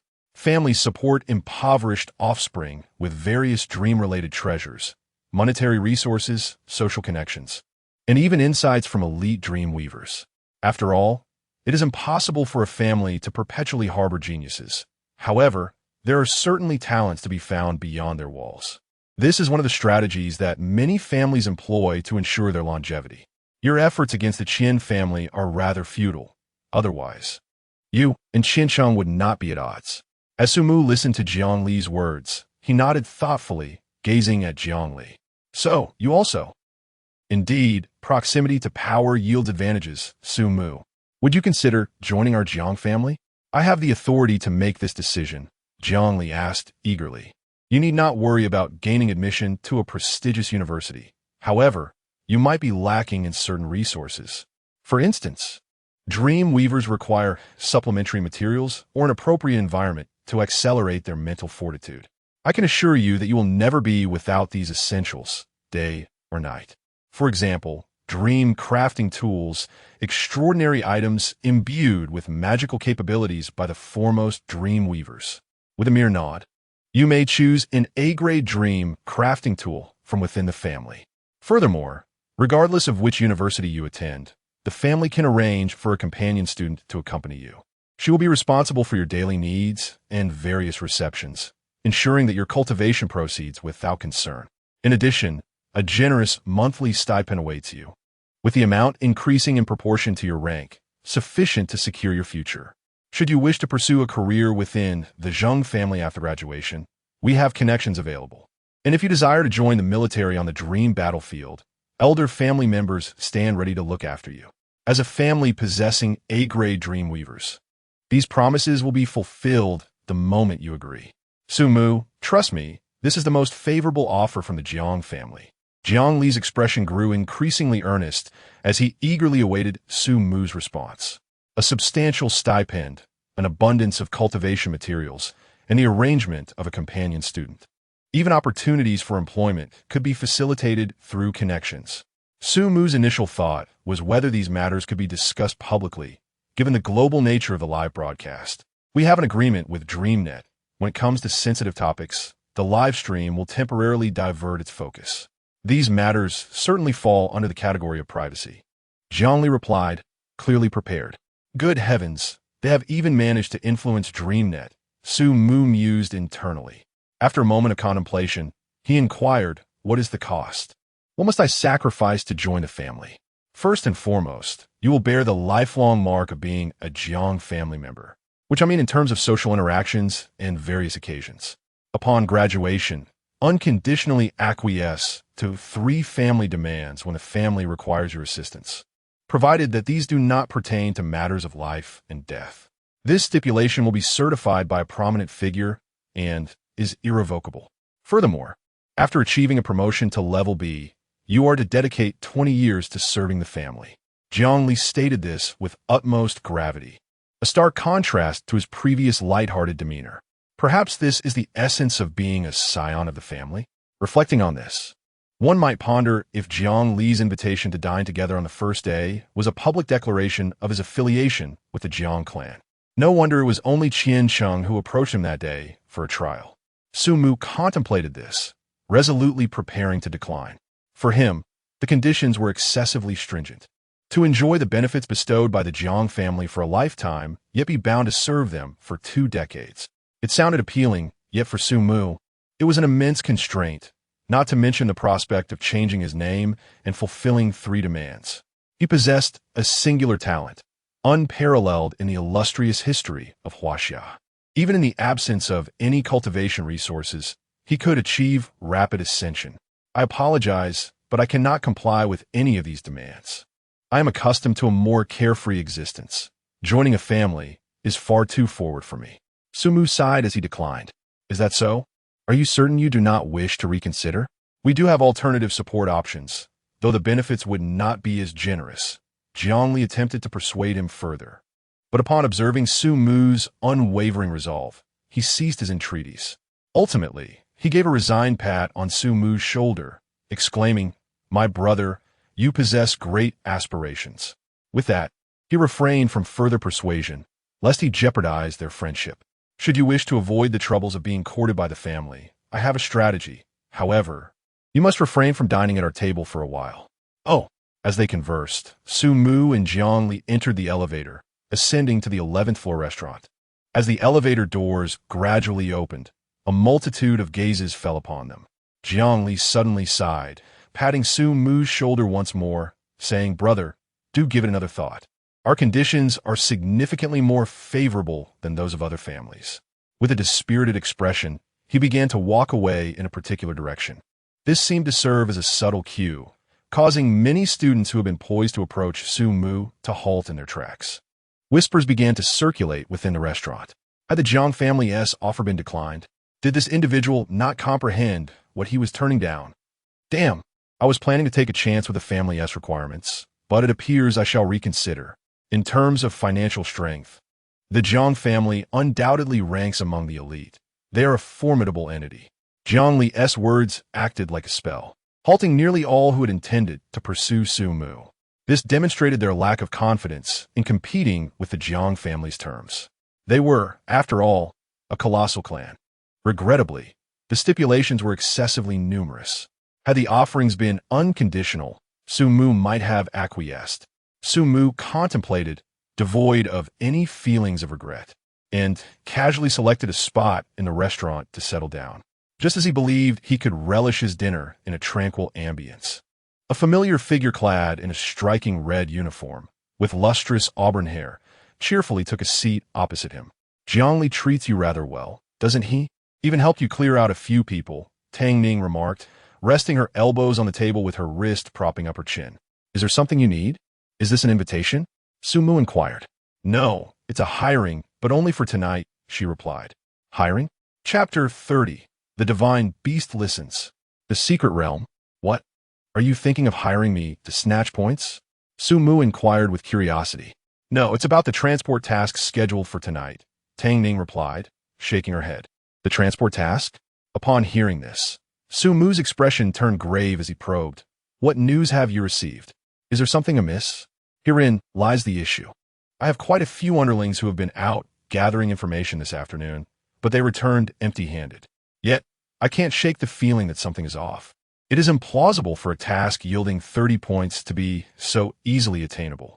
The examination committee would never allow students ranked in the top 100 to widen the gap in points with their peers so effortlessly. Thus, I have a foreboding that acquiring this 30 points may require us to engage in a fierce battle, Tang Ning explained. The rationale behind hiring you is quite simple. During the conflict, keep an eye on me and collaborate when circumstances permit, as long as it doesn't involve life or death. If the adversaries prove formidable, you are free to retreat, and I shall honor the reward, Tang Ning continued. You hail from an economically challenged district, and your resources are certainly limited. Such an effortless task, devoid of pressure, should be within your grasp. This arrangement bears no detriment to you. We can unite against external threats. How does 2 million sound? Just provide your account number, and you shall receive it once the examination concludes. 2 million? Su Mu raised an eyebrow at the proposal. In Linhai City, an expenditure of around 100,000 suffices for an ordinary family's annual needs. 2 million. He could sustain himself for 20 years in Linhai City. Truly, the affluent are indeed affluent. One cannot help but acknowledge that some are born with advantages while others with burdens. Were it not for the prohibition on exchanging points through dishonest means during this examination, these powerful families would undoubtedly be able to buy their way to the top of the leaderboard. 2 million is clearly an inflated offer. Even a hitman would not require such a sum for my demise. After contemplating for a considerable time, Su Mu ultimately shook his head in refusal. The treasures of the cultural heritage of Huaxia are invaluable. He already possesses a wealth of knowledge, and upon returning to reality, he would have ways to generate income. Accepting such an inflated reward seems fraught with complications. I do not need any remuneration. I can join your team for this transport task. However, I request that in the forthcoming rounds, we engage in mutual information sharing. Rather than monetary compensation, I would prefer to acquire knowledge pertinent to the examination. Judging from Tang Ning's tone, she likely has several family members involved in the examination, scattered around Dream City, who would surely gather a wealth of useful information. In terms of information collection, her capabilities rival those of Jiangli. Foregoing 2 million to secure a channel for information is a prudent trade. Furthermore, should any trouble arise tonight, he would not have to expend effort assisting Tang Ning. Amassing information, consolidating the top position, and securing examination rewards is the true path to success. The value of the dream cultivation heart far exceeds 2 million. One must not grasp at sesame seeds while letting go of watermelons. Oh, teaming up, Tang Ning, upon hearing Su Mu's words, removed her hand from supporting her chin and sat up slightly straighter. She could easily discern Su Mu's intentions and, after a moment of contemplation, tempted him further. 2 million. And you can let that go? I have inquired, and your family in Linhai City isn't particularly affluent, is it? You need not concern yourself with that, Su Mu smiled. Upon hearing this, Tang Ning leaned back, her fair fingers instinctively tapping lightly on the table. The relationship between team formation and hiring is fundamentally different. Moreover, are you not afraid that I might deceive you with the information? I trust in your integrity, Su Mu replied, exuding an air of complete nonchalance. Of course, that would be inconceivable. However, determining the accuracy of information is indeed beyond Su Mu's means. Yet, he possessed a method to ascertain whether Tang Ning was being truthful or not. In the underworld, there exists a divine beast that can discern truth from falsehood. Capable of hearing both sincere words and deceitful ones, It is known as Di Ting. This creature serves as the steed of the Bodhisattva K. Itagarbha, and it makes an appearance in the tale of the Monkey King's duality in Journey to the West. When the need arises to exchange crucial information, one can bring it along and employ specific probing phrases, such as "Are you deceiving me?" or "You have not told the whole truth," to effortlessly discern whether Tang Ning's words are genuine or fabricated. "Trust in my integrity?" As Tang Ning listened to Su Mu's words, a look of astonishment flickered across her delicate features, clearly caught off guard by such a response. In a different context, had Su Mu exhibited a lovesick demeanor, appearing as if he wished to cradle a flower, she might have believed him. However, during their brief encounter, she had discerned that this man possessed a clear objective and was far from being a naive youth ensnared by the beauty of a pretty girl. He was evidently cautious, though he chose not to disclose this to her. Presently, they shared a mutual interest in the transportation task, and their information exchange posed no conflict. Tang Ning was not the type to hesitate. After a moment of contemplation, she snapped her fingers. "I accept the collaboration. Several members of the Tang family will serve as my bodyguards tonight. You have no objections, I trust?" "Certainly," Su Mu replied without hesitation. "However, we must meet at the transportation starting point, as I have some matters to attend to this evening." "No problem. May our collaboration be fruitful." After finalizing the terms of their partnership, Tang Ning departed from the table. Once she left, Su Mu summoned a server and indulged in a lavish dinner. During the meal, he occasionally felt the weight of gazes upon him. Yet perhaps due to Tang Ning's prior visit, none approached him seeking collaboration. Su Mu relished the tranquility. After finishing his meal, he exchanged greetings with Jiang Li and the others before taking the elevator to the ground floor, the entrance of the hotel. He yearned to witness the true nature of Dream City by night. "I hope it embodies the dark allure I seek, ideally enticing a multitude of students to flock to the streets." As the luxurious private elevator gently opened, the first sight that greeted Su Mu was a throng of students. Clearly, many were unwilling to relinquish their desire to venture out at night. They too sought to earn credits after dusk. Casting a glance around, he noticed that most students had gathered in small groups, yet none seemed to notice Su Mu's arrival. They all gazed upward at the exterior of the hotel, exclaiming in awe, "How beautiful! What is this phenomenon? A dream overlapping?" Suddenly, I comprehend why the outside world is deemed perilous. Su Mu, hearing the sounds, stepped out of the elevator, maneuvering through the crowd to gaze outward from the entrance of the hotel. His pupils involuntarily dilated. Though it was merely dusk, the sky was devoid of any light, with only the street lamps and the glow emanating from the interiors of surrounding buildings illuminating the scene. With the aid of these feeble lights, Su Mu could vaguely perceive ethereal, multicolored lines undulating through the air as if imbued with life. Upon closer inspection, he noticed that amidst the previously chaotic underbrush beside the hotel, numerous vividly red mushrooms had sprouted, pulsating as if they were breathing in the surrounding air. The cobblestones of the street were cracked, and from the fissures emanated the sound of rushing water, as if an invisible river flowed slowly through this realm. "Is this a dream overlap?" Su Mu murmured softly. As a scholar of the fundamentals of dreams, relevant knowledge quickly surfaced in his mind. The phenomenon of dream overlap typically occurs within the battlefield of dreams, situated at the juncture between reality and dreams. Born from the bizarre environments created by the ongoing battles between dream weavers and celestial beasts. Within this realm lies both danger and opportunity. It is popularly known online as a secret realm. Chapter 31. The Emergence of the Mirage Dragon. The mist arises. The entire Dream City unexpectedly reveals itself as a hidden realm. This revelation fills Su Mu with exhilaration. His excitement is not solely driven by the treasures that lie within this enigmatic domain.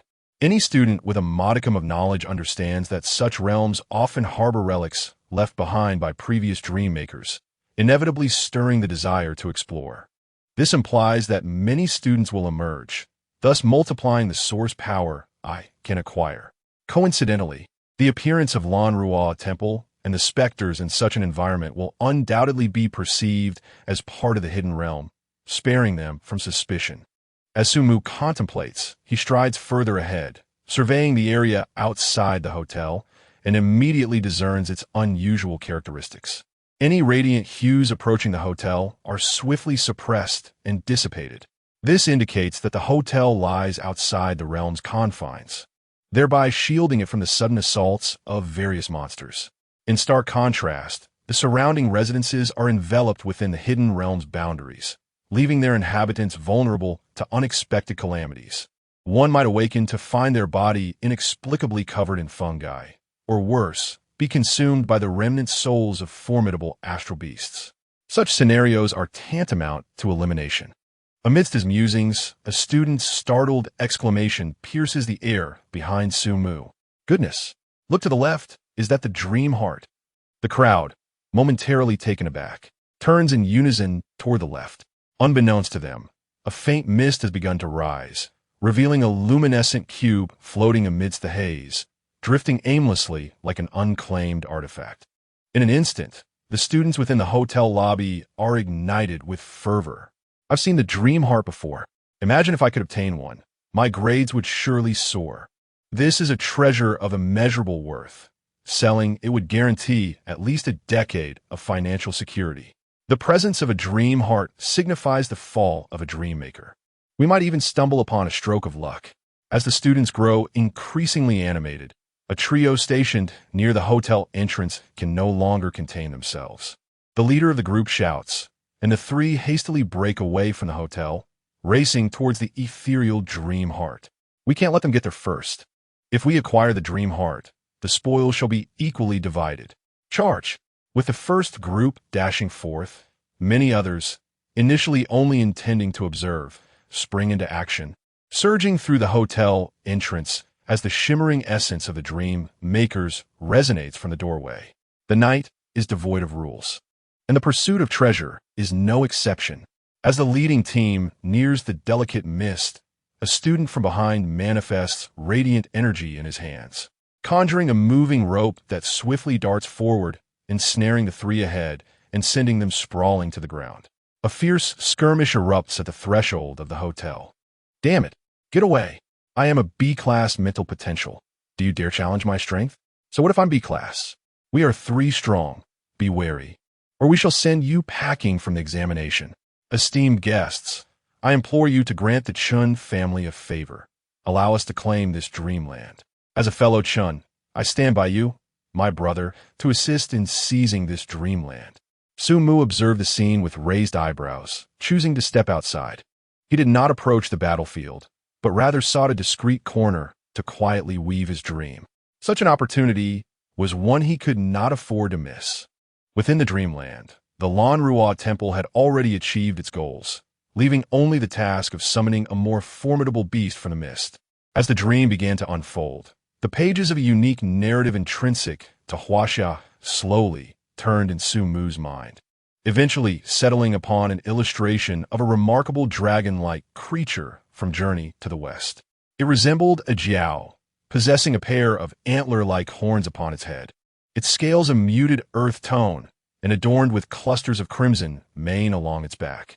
This creature was known as the Shenlong, the 8th son of the Dragon King of the Jing River.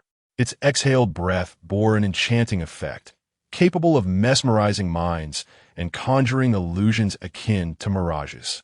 Contemplating the matter, Sumu deemed that the mist might still be insufficiently secure, for others could potentially create dream creatures adept at dispersing the fog. The mesmerizing effect, captivating the mind, was undoubtedly the safest option. To ensure this, Sumu infused 200 units of source energy into the creation of the Shenlong to amplify its efficacy. As his mental and source energies waned, a diminutive dragon materialized from his hands. Not larger than half a head, its dragon eyes sparkled with an intelligence that was far from that of a mere dream creation. The audience within Sumu's live stream gazed in awe at the dragon. What is this creature? Can anyone elaborate? Is it a dream creation? Could it be a pet conjured by Sumu? It appears capable of flight, perhaps intended to seize the dreamland. Wow. Am I the only one who finds its eyes astonishingly lifelike? This creature seems to embody the essence of an S-grade dream creation. The notion of an S-grade creation was met with skepticism by the majority, dismissing it as mere fanciful boasting. How potent could this bizarre creature truly be? Can it even fly? It lacks wings and appears rather foolish. Indeed, it seems hastily crafted. Its form merely serves to intimidate. As expected, Su-mu is adept at crafting death dreams, now that so many are present. He fears being overwhelmed and dares not employ them, resorting instead to lesser creations. As the audience debated, Su-mu completed the formation of his creature. Shenlong, go forth. Envelop this vast expanse in mist. He gently patted the Shenlong, launching it into the air. With a soft call, the Shenlong opened its mouth wide, releasing a cloud of intangible vapor that began to drift towards the fervent dream weavers. A beast capable of exhaling mist? The viewers in Su-mu's live stream widened their eyes, eager to witness the Shenlong's performance. However, after several minutes of watching the dragon meander through the crowd, they noticed that no fog had yet materialized. Is this contraption meant to be humorous? I anticipated it would emit an effect akin to a smoke bomb, yet upon closer inspection, it appears utterly ineffective. Could this be a failed creation from a dream? How embarrassing that the first place has produced such a blunder. Wait, hold on, brothers. The fog has descended. Let's check other live streams. The fog has indeed appeared, and it seems to exist solely within the perspectives of other students. Chapter 32. The fog array emerges. Students trapped within the mist. As the words flooded the live stream, numerous viewers found themselves bewildered, attempting to locate the other students who were also vying for the dreamland. Upon entering the streams of other students, they immediately sensed something amiss. Within the perspectives of these other streams, a white mist gradually enveloped the streets, spreading at a visibly rapid pace. What is happening? Countless viewers switched between various perspectives, astonished to discover that the mist completely absent in Su-mu's view was prominently displayed in the other streams. This implies the dream beast is indeed effective. Moreover, it possesses a remarkable uniqueness. What on earth is happening? Can anyone knowledgeable come forth to explain? This is my first time witnessing mist being utilized in such a manner. This mist is only effective against foes. Su-mu cannot perceive it, or he can ignore it entirely. No way. I have encountered creatures that create mist before, but I have never seen one used in such a way. Generally, those who conjure mist are also caught within it. Incredible. What is going on? Is this still the F-grade Dreamweaver examination? As an E-grade Dreamweaver, I find this utterly incomprehensible. While the audience engaged in fervent discussion in a room within the Dream Network, the proctor, Chun Dahan, gazed at the white mist with a perplexed expression, turning to the side where Chun Fengxiu was sipping a drink. Since Su-mu's emergence as a variable within the Dream Network, the chief examiner, Chun Fengxiu, dared not continue his leisurely ways outside. He returned to the Dream Network, vigilantly monitoring the various occurrences within the national examination of Huaxia, while maintaining communication with other chief examiners. Old man, what is going on? A special kind of mist? Chun Dahan inquired. You should read more. How could you not discern such a simple ruse? Chun Fengxiu retorted, just because he calls it mist, does that mean it is truly mist? After being a student for so long, one should not be easily deceived by surface phenomena. Mist is not necessarily mist. One must not be misled by appearances. Chun Dahan was taken aback by the old man's words. After pondering for a moment while observing the white mist in the live stream, he suddenly came to a realization. I understand now. This is not mist at all. This clever lad has employed such a tactic. The invisible gas emitted by the dragon is something that can bewilder the mind. It can even control the illusions that manifest in the opponent's consciousness. This creature has led everyone to believe there is heavy fog. Thus the fog appears in everyone's perception. If one were to create a dream creature to dispel the mist, it would be entirely ineffective, as this is an influence on the mind. As Chun Dahan spoke, his pupils dilated sharply. He scrutinized the small dragon emitting gas, his entire being rendered speechless. Such an extraordinary beast capable of crafting dreams. He had only encountered in special dreams of A grade or higher. Does this signify that the dream-weaving potential of this creature is at least A grade? It is of a caliber he cannot replicate. The man created an underworld and then effortlessly conjured a creature of at least Class A. Is this cheating? Shindahan exclaimed. Cheating? Huh. Even if I were to have you retrain and participate in the examination again, you could never attain the accomplishments of this child. Truly a prodigy, albeit not my disciple. Chun Fengqiu lamented over his drink. Near the Mengwang Hotel, as the Shindalong moved, Su Mu's mental power began to plummet at an alarming rate, diminishing by 1 point every half minute. At this pace, if he did not replenish his mental power with source energy, he estimated that within half an hour, he would completely exhaust his mental reserves. And this was merely the beginning. He hadn't even begun to conjure the Lanrua Temple and the myriad of bizarre sights. Once these scenes manifested, his mere 40 points of mental power would be utterly insufficient. Fortunately, after releasing the Shindalong, his source energy points began to increase rapidly, and after consuming 200 points, it gradually returned to 2,600. It was this 2,600 points of source energy that would fuel his grand undertaking. He thought to himself, if the source energy expended does not match the consumption, so be it. Let us take the gamble. Su Mu contemplated as he immersed his thoughts into the dreamscape of his mind, directing his gaze toward the ancient temple marked as Lanrua Temple and the ethereal figure that lingered within. Let me test this scene first. As his thoughts flickered, Su Mu infused 300 points of source energy into Lanrua Temple, looking around as his fingers subtly spread to bring it into reality. At that moment, the anxious students finally sensed something amiss. A thick blanket of white mist had unknowingly enveloped them, obscuring the entrance of the hotel and shrouding the dreamscape ahead. The streetlights at the corner appeared to dim, as if the dense fog sought to swallow the world entirely. By the faint light, they found themselves unable to discern anything around them. Stop! Everyone hold your fire. Stay calm.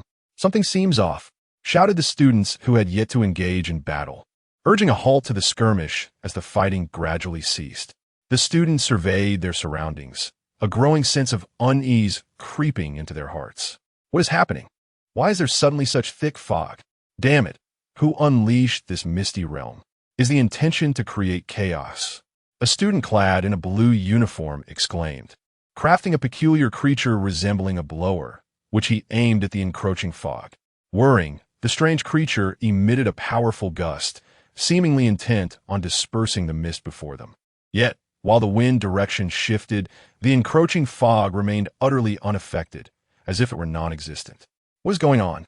My wind spirit is ineffective. The student's expression darkened. This feels wrong.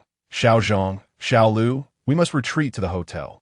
The captain of a small team decisively commanded, pulling his 2 teammates as they turned to dash back, plunging into the mist. This action immediately prompted imitation from everyone. Indeed, let us retreat. Back to the hotel. The hotel offers safety. This weather is rather peculiar. Better to err on the side of caution. How vexing it is. We shall seek out the Dreamweaver's heart once the fog dissipates. A few members of the small groups that had exited the hotel paused in their conversation, collectively choosing to hasten back towards the hotel. However, the further they walked, the more they sensed something amiss. The mist enveloped them in layers, and the path ahead seemed interminable. Everyone, I recall that we were not far from the hotel, right? Logically, we should have reached the steps by now, a student, realizing the oddity, stammered. Moreover, do you not feel that it is excessively quiet ahead? What has become of those who left earlier? Chapter 33. Is this dream network untrustworthy? The Temple of Lanrua opens. Upon hearing these words, the student's steps gradually slowed. Indeed, there were still many individuals who had yet to emerge from the hotel, and it was peculiar that not a single sound could be heard now. Hey, classmates? Is anyone there? Please respond if you hear me. Some students shouted, cupping their hands around their mouths and calling out into the darkness. In the stillness of the night, the white mist enveloped them, and their voices echoed into the void, receiving no reply. Gradually, the expressions of the students shifted to one of concern. Did we perhaps misremember the direction? Should we head back? A student suggested. Yes, the place where we fought was definitely not far from the hotel. Moving forward might only take us further away. Perhaps we should try going back? They agreed, turning around and gradually fading into the mist. Ajo, I sense something ominous here. This white mist gives off a foreboding aura. Aura? Is there something to eat? You fool. All you think about is food. Be cautious of your surroundings. Oh, among the group of students shrouded in mist, two brothers, one tall and one short, clad in white hoodies, vigilantly surveyed their surroundings. The shorter one, named Afun, was the elder brother, his movements nimble and monkey-like as he scanned the area. The taller one, Ajo, had a robust frame, standing at nearly 6 feet tall, exuding an imposing presence, though his gaze appeared somewhat vacant. Both brothers had awakened C-level psychic potential during the unified examination and had fortuitously found themselves together. This evening, the worldly wise elder brother planned to take advantage of the situation with his younger sibling. However, an unexpected fog had ensnared them with the larger group. What a nuisance, Afun muttered, tugging on his somewhat dazed brother as they followed the main group, constantly scanning for the hotel's lights or perhaps some glimmering treasures. At one moment, his gaze halted abruptly. He spotted several twinkling lights on the western side of the group. They resembled treasures, awaiting their collection. Is this a hidden treasure within the secret realm? Exam rewards, Afun murmured, his eyes sparkling as he glanced around, noticing that the other students seemed oblivious to the luminous spectacle ahead. Could this be my lucky day? He pondered, slowing his pace and allowing Ajo to lag behind the main group. Afun, what if they disappear? The tall Ajo questioned, still trying to comprehend the situation. Then we would miss out. Ajo, look to the left, Afun excitedly urged. To the left? The towering Ajo scratched his head and turned to look, seeing nothing but thick fog. Yet, upon blinking again, flickering lights like fireflies emerged before them. This is treasure. Oh, why are you just standing there? Hurry up, otherwise someone else will snatch it away. Afun exclaimed, disregarding Ajo's hesitation as he dashed toward the glowing lights. Wait for me, Afun. Aren't you afraid of the monsters lurking about? I've heard that in this thick fog, there are many lurking creatures. Monsters? You really ought to watch less animation. Where would such monsters come from? This is merely the Dream Weaver's examination, Afun retorted, turning his head when suddenly a bright light caught his attention. He glanced back, observing the mist hovering behind him, while beneath his feet, the ground transformed into a verdant stone pathway. Ahead stood an ancient, elegant temple. Upon closer inspection, the plaque read, Lanrua Temple. Towering red walls encircled the place, while the front plaque bore several ancient sculptures holding what resembled lanterns. Clad in peculiar attire, their bald heads reflected the golden light, which appeared to emanate from the flames dancing within those lanterns. Where's this? Afun surveyed his surroundings, shrouded in mist with no trace of the familiar skyline. No, there were still trees. He looked up towards the temple's apex, where an ancient, gnarled tree stood, its sparse leaves and numerous branches resembling a net that obscured the sun. Gazing at the tree filled him with an unsettling premonition. Oh, Afun, have we stumbled into someone's dream? This scenery feels familiar. I may have dreamt of it before. Perhaps there are spirits here. Dream? Fool! We are currently within an S-rank dream. How could there be another layer of dreams? Afun pondered, stroking his chin, and suddenly a thought struck him. Could this be a test for a secret realm? A temple appearing out of nowhere must harbor something that can earn us points. Ajo, let us go inside and take a look. Are we going in? Hurry up, you dolt. Do you not trust your older brother? Afun tugged at Ajo, heading toward the entrance. Just then, a melodious voice emerged from within the temple. Sisters, it seems grandmother has returned. Come and greet her. The girl's voice was as light and enchanting as a lark song. Before Ajo could react, the temple's door cracked open, revealing a young girl in white. Her innocent beauty exuded an inexplicable allure. With flowing black hair and clad in a lavish ancient gown that cascaded to the floor, her white robe draped from her shoulders, revealing a glimpse of her fair, delicate skin, igniting endless imagination. A ghost, Ajo uttered wide-eyed. What ghost? You fool! How can this be called a ghost? Afun gazed at the slightly flustered girl within the temple, feeling his heart race. Having grown up in a small place, he had never encountered such exquisite beauty. May I ask if this is a place where one can accept tasks to earn points? Afun stammered, words tumbling out in a rush. Tasks. The girl, upon hearing this, waved her hands in a flurry, signaling them to leave. It's just me and my sister here. There are no tasks. Sister? Before Afon could grasp the situation, a sultry voice echoed from within. Another student has arrived. Sisters, come out and test the boys. As the words were spoken, the temple doors creaked open, revealing a throng of young maidens clad in a vibrant array of red and green garments, their faces aglow with smiles as they surged forth, pushing the girls aside and eagerly pulling Afon and Ajo into the interior. What is happening? At that moment, the onlookers, fixated on Afon and Ajo's movements, were left utterly bewildered. Ever since Su Mu had used the mist to lead away numerous students, curiosity had swirled around what his intentions might be. Presently, what in the world? Is Su Mu conjuring a spring dream? Is the examination's scope this extensive? Please do ensure that this dream is uploaded to DreamNet. I wish to pay for the experience. Wait, did Su Mu exert all this effort just to create this dream? Is this an attempt to corrupt the hearts of other students? Goodness, has the once great dream weaver descended to such a lamentable state? As the audience stood in astonishment, the live stream camera, as if to elucidate the situation, shifted for the first time to a wide-angle view. Within this perspective, the camera remained fixed, and after the fiery maidens had drawn Afon and his brother into the temple, the cobblestone path began to twist and contort, revealing faces that appeared to be drained of vitality, their greenish hues gradually materializing before the viewer's eyes. Chapter 34. The Monk Fahai, Abbot of Jinshan Temple. No, this is hardly a path. It is unmistakably a graveyard. The corpses, seemingly drained to mere husks, lie strewn across the ground like mountains, while crows circle ominously above, emitting chilling cries. The two brothers, Afeng, had just traversed this morbid terrain to enter the temple. They had not perceived it before, ensnared as they were in an illusion.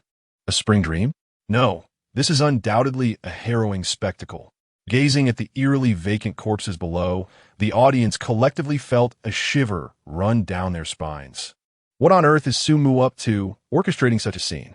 Surely he doesn't intend to share ghost stories in the dead of night, making those students experience it one by one? Wait, did anyone else notice that the great tree seemed to move just now? Could it possibly be alive? What is Su Mu truly planning? Is he attempting to seize all the points from the students who enter the temple? As the last spectator's words echoed, a collective gasp reverberated through the crowd. No way, if Su Mu actually pulls this off, how high would his score be? To snatch points from a dozen students in one night, wouldn't that be extraordinary? I have a feeling he is targeting specific individuals. Just look at this dream. How many of the youngsters can withstand it? What audacity to resort to such tactics for points. My admiration has turned to disdain. This lad is bound to fail. In the Dream Network's examination room, Chundahan, who was still monitoring Su Mu's antics, burst into laughter, slapping his thigh. Old man, this prodigy is still lacking. Daring to steal points at night? Truly fearless. Even if he manages to snatch all the points, it will be futile. As the proctor, Chundahan was well aware of certain hidden truths. Points earned at night are not easily claimed. By daybreak, they must be relinquished. Moreover, a thorough reckoning is inevitable. This monster is destined to be expelled from the examination. In his moment of glee, Chundahan noticed the elder, Chun Fengxiu, furrowing his brow in contemplation while gazing at the screen. Old man, what troubles you? Are you also disapproving of this lad's methods? Chundahan chuckled. No, that's not it. Chun Fengxiu stroked his sparse white beard, uncertainty creeping into his voice. Perhaps this boy does not intend to steal points. Rather, he aims to hone his skills. Hone his skills? What do you mean?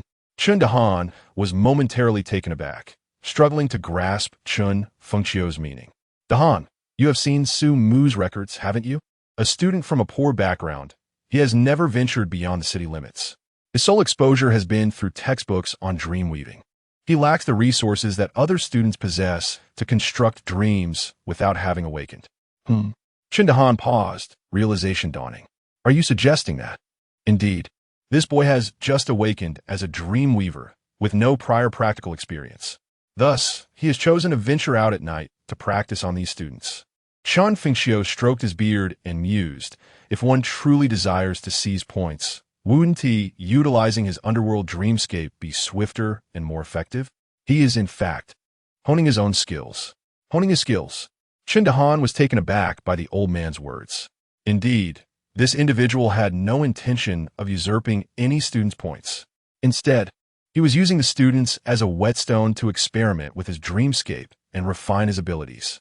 Su Mu, hailing from the lower city, lacked the resources available to students from economically prosperous districts.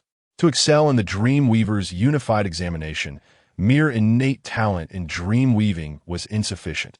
Extensive practice was imperative. While other students had the opportunity to experiment with various dream weaving tools long before their awakening, Su Mu had no such privileges. Thus, he opted to use the examination as a practical ground to sharpen his dream weaving capabilities, viewing all students as his whetstone. In this high-pressure environment, he aimed to elevate his skills. "This fellow is utterly mad," Chun Dahan muttered in astonishment. He was testing the limits of his mental fortitude, facing 3 adversaries, even 10, without the prospect of recovery. A true lunatic. Standing atop the Lanrua temple, Su Mu was oblivious to the elaborate narratives others had constructed around him. At that moment, he turned to gaze at the western side of the temple, where the students he had encircled were located. A minor change had occurred. Initially, the students trapped within his grasp were all in a state of visual disorientation, wandering around the temple as per his design as he prepared to reap them in succession. However, the situation had shifted slightly. As the encircled group hurriedly moved, they encountered a robust figure emerging from a nearby house. A man standing over 2 meters tall, his physique resembling a small mountain, with pronounced facial muscles that conveyed a menacing appearance. Were it not for his attire emblazoned with the school insignia, one might easily mistake him for a creature of the dreamscape. This individual, possessing a shrewdness of mind, after encountering the Mirage Dragon's mist, had employed a purifying method to discover a solution. This posed a significant complication. At that moment, the female specters had just ushered the brothers, a Fun and a Zhou, into the temple, while the white mist in the students' eyes began to gradually dissipate. This was a consequence of the Mirage Dragon being enhanced by source energy. Of course, if Su Mu were to amplify his source energy input, the white mist would undoubtedly overpower the purifying force. Such an action would be somewhat disadvantageous, as he had originally intended to reap them in waves, only to be confronted by a formidable opponent. He would have to attempt to ensnare them all at once.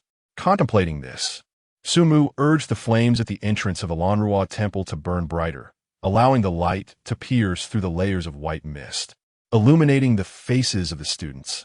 Seeing their gazes drawn to the flickering flames, Su Mu promptly delved into his consciousness, as the ancient pages of Huaxia slowly turned. A tall youth, exuding an aura of solemnity and Buddhist serenity, gradually materialized, draped in a crimson monk's robe and adorned with a string of orange-hued prayer beads. He joins his hands in reverence, proclaiming himself the abbot of Jinshan Temple, known as Fa Hai. Chapter 35. The Fox Demon. The arrival of Fa Hai. Given the establishment of the Lanrua Temple, it is only fitting that the abbot of Jinshan Temple appears here as well. Su Mu exerted a heightened mental output over the Shenlong, which continued to exhale an intangible mist from the sky.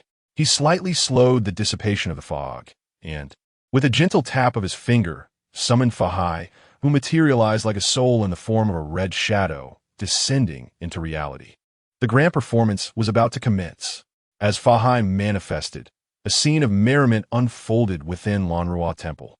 The 2 brothers, a Fun and a Zhou, found themselves encircled by numerous beautiful girls in the center of the temple, appearing quite bewildered. "Classmate, this is our test for you." A charming woman in a crimson robe leaned against a Fun's shoulder, exhaling a fragrant breath that left him utterly entranced. In contrast, a Zhou, the taller brother, seemed unfazed by the spectacle. The Na'vi child merely scratched his head and inquired, "Sister, how do we pass this test?" "Quite simply," the red-clad beauty replied with a smile. "You just need to stand still in our midst for 10 minutes. If you endure, you'll earn points." As she spoke, she playfully patted a Fun's cheek. "Ahem, a Zhou, mind your appearance. We're being broadcast live. Be careful not to embarrass us," Fun attempted to divert attention, coughing as he admonished his brother. "This little ruse does not faze me," he declared, casting a glance at a maiden in white standing amidst the throng of beauties. Her expression bore a hint of alarm, and upon noticing Fun's gaze, she subtly gestured for him to run away quickly. What does this mean? Is she urging them to leave? Fun was momentarily taken aback, but before he could ponder further, the red-clad beauty noticed his distraction. "Oh, so you fancy someone like Nia Xiaoqian? Xiaoqian, come and test this classmate," the red-clad beauty called, beckoning Nia Xiaoqian closer. No, I." Fun's face flushed crimson as he stammered in confusion. At that moment, he caught a glimpse of pity in Nia Xiaoqian's eyes. Before he could react, the smiles on the faces of the girls surrounding him widened, and they simultaneously adopted a pose, as if preparing to draw in his essence. Unexplainably, Fun suddenly felt an overwhelming fatigue wash over him, his vision blurred. The red-clad beauty, with a gentle laugh, gave him a light push. Fun felt as though he had overexerted himself. His legs trembled and lost their strength, causing him to collapse to the ground like a heap of mud. His unprotected face met the ground with a resounding thud. Ouch! Before he could voice his discomfort, a thud echoed nearby. Struggling to turn his head, he saw his foolish brother following suit. "Fun, I suddenly feel so sleepy, I want to rest," his brother murmured, dazed on the ground. "What is happening?" Fun suddenly sensed something amiss, turning in alarm to survey his surroundings. He discovered that all the girls bore a strikingly rosy complexion, and the leading beauty in red stood beside him, extending her hand to lick her claws. Claws!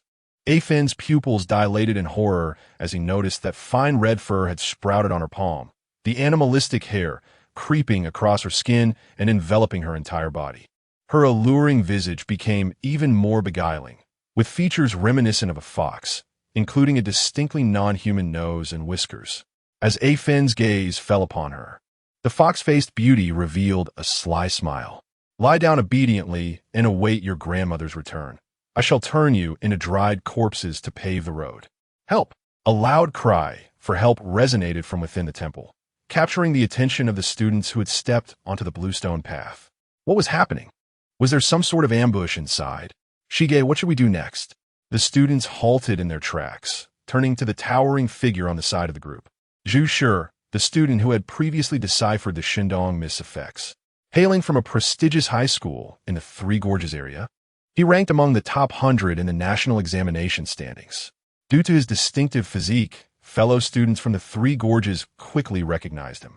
With the presence of a skilled individual within their ranks, the disoriented students rallied around Zhu Shi as their leader, who would guide them out of the fog. After listening carefully to the inquiries, Zhu Shi closed his eyes for a moment before responding.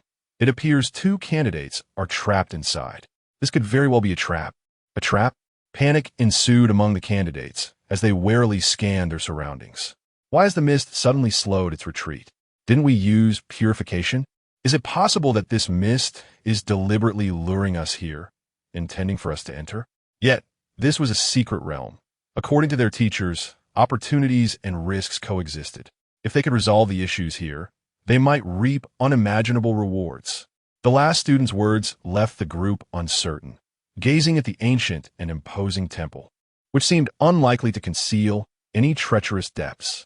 Just as they were about to consult Zhu Shi for his opinion, a sound of footsteps quietly emerged from the mist behind them.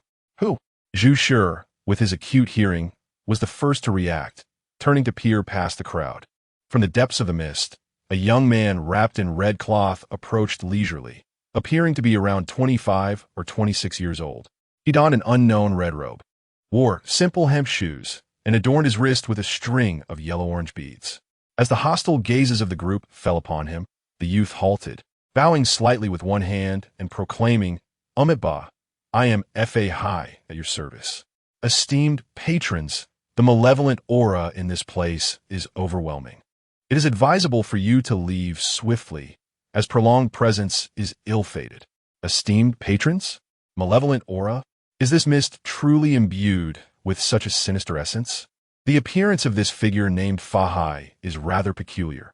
Is he a manifestation of the unique dreams within the Dream City? He seems to be urging us to leave.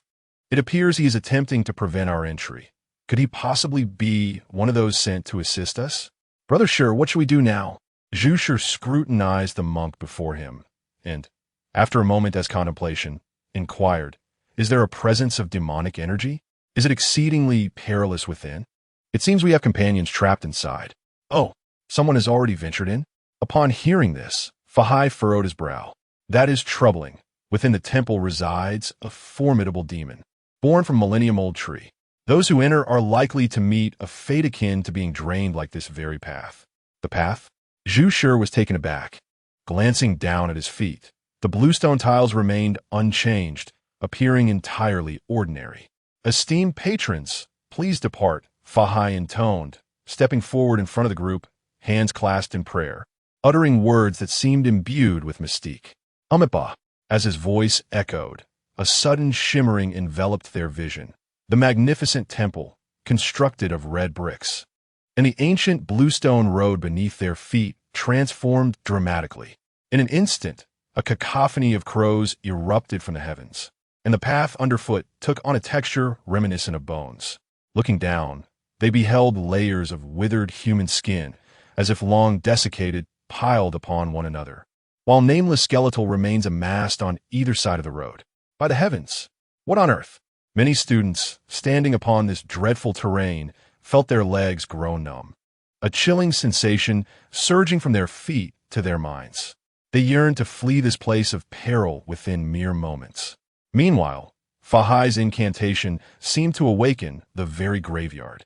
A series of ominous cracking sounds echoed from the discarded corpses, which, under some unseen force, began to rise from their eternal slumber. Chapter 36. Has Su Mu created an S-class dream? Goodness, could this possibly be the death dream crafted by someone? What death dream? This is clearly a mass grave, one I have encountered in my dreams before. How repulsive. Just now, I stepped on a piece of human skin, and it moved, sending chills down my spine. No, it seems they're coming for us. Prepare for battle. What battle? Run. As the students trembled in fear, Zhu Sure, standing beside Fahai, shouted, everyone do not panic. Stand behind me. As he spoke, Zhu Sure let out a low growl, causing his school uniform to burst apart, revealing layers of muscle. Simultaneously, a crimson light enveloped him, and a set of fiery red armor gradually emerged around his body, while his hands were encased in mysterious dark golden gloves. He resembled a warrior ready to enter the fray. Just as Zhu Sure was about to kick away a slowly rising face from beneath, Fahai intervened, saying, Amipa, please step back, good sir. Leave everything here to this humble monk. They are merely ordinary souls, victims of monsters, their spirits unable to find peace. With compassion, I shall guide them. With that, Fahai took a step forward, hands clasped, reciting an obscure mantra. Thus have I heard, at one time the Buddha was in Tishida heaven. As Fahai's chanting resonated, the trembling faces that sought to move became still, and the emaciated corpses that were about to rise halted in their tracks, frozen in place. How powerful! What kind of control is this? As the surrounding chaos fell into a semblance of order, the bolder students peeked over. Fahai indeed possessed formidable power. Amipa, what does this mean? Is it a spell? It sounds like a control spell. I have never seen one before. Could he be a magician? This person appears quite righteous, not someone here to harm us. Could it be that this is a test for us? A sudden realization struck one student.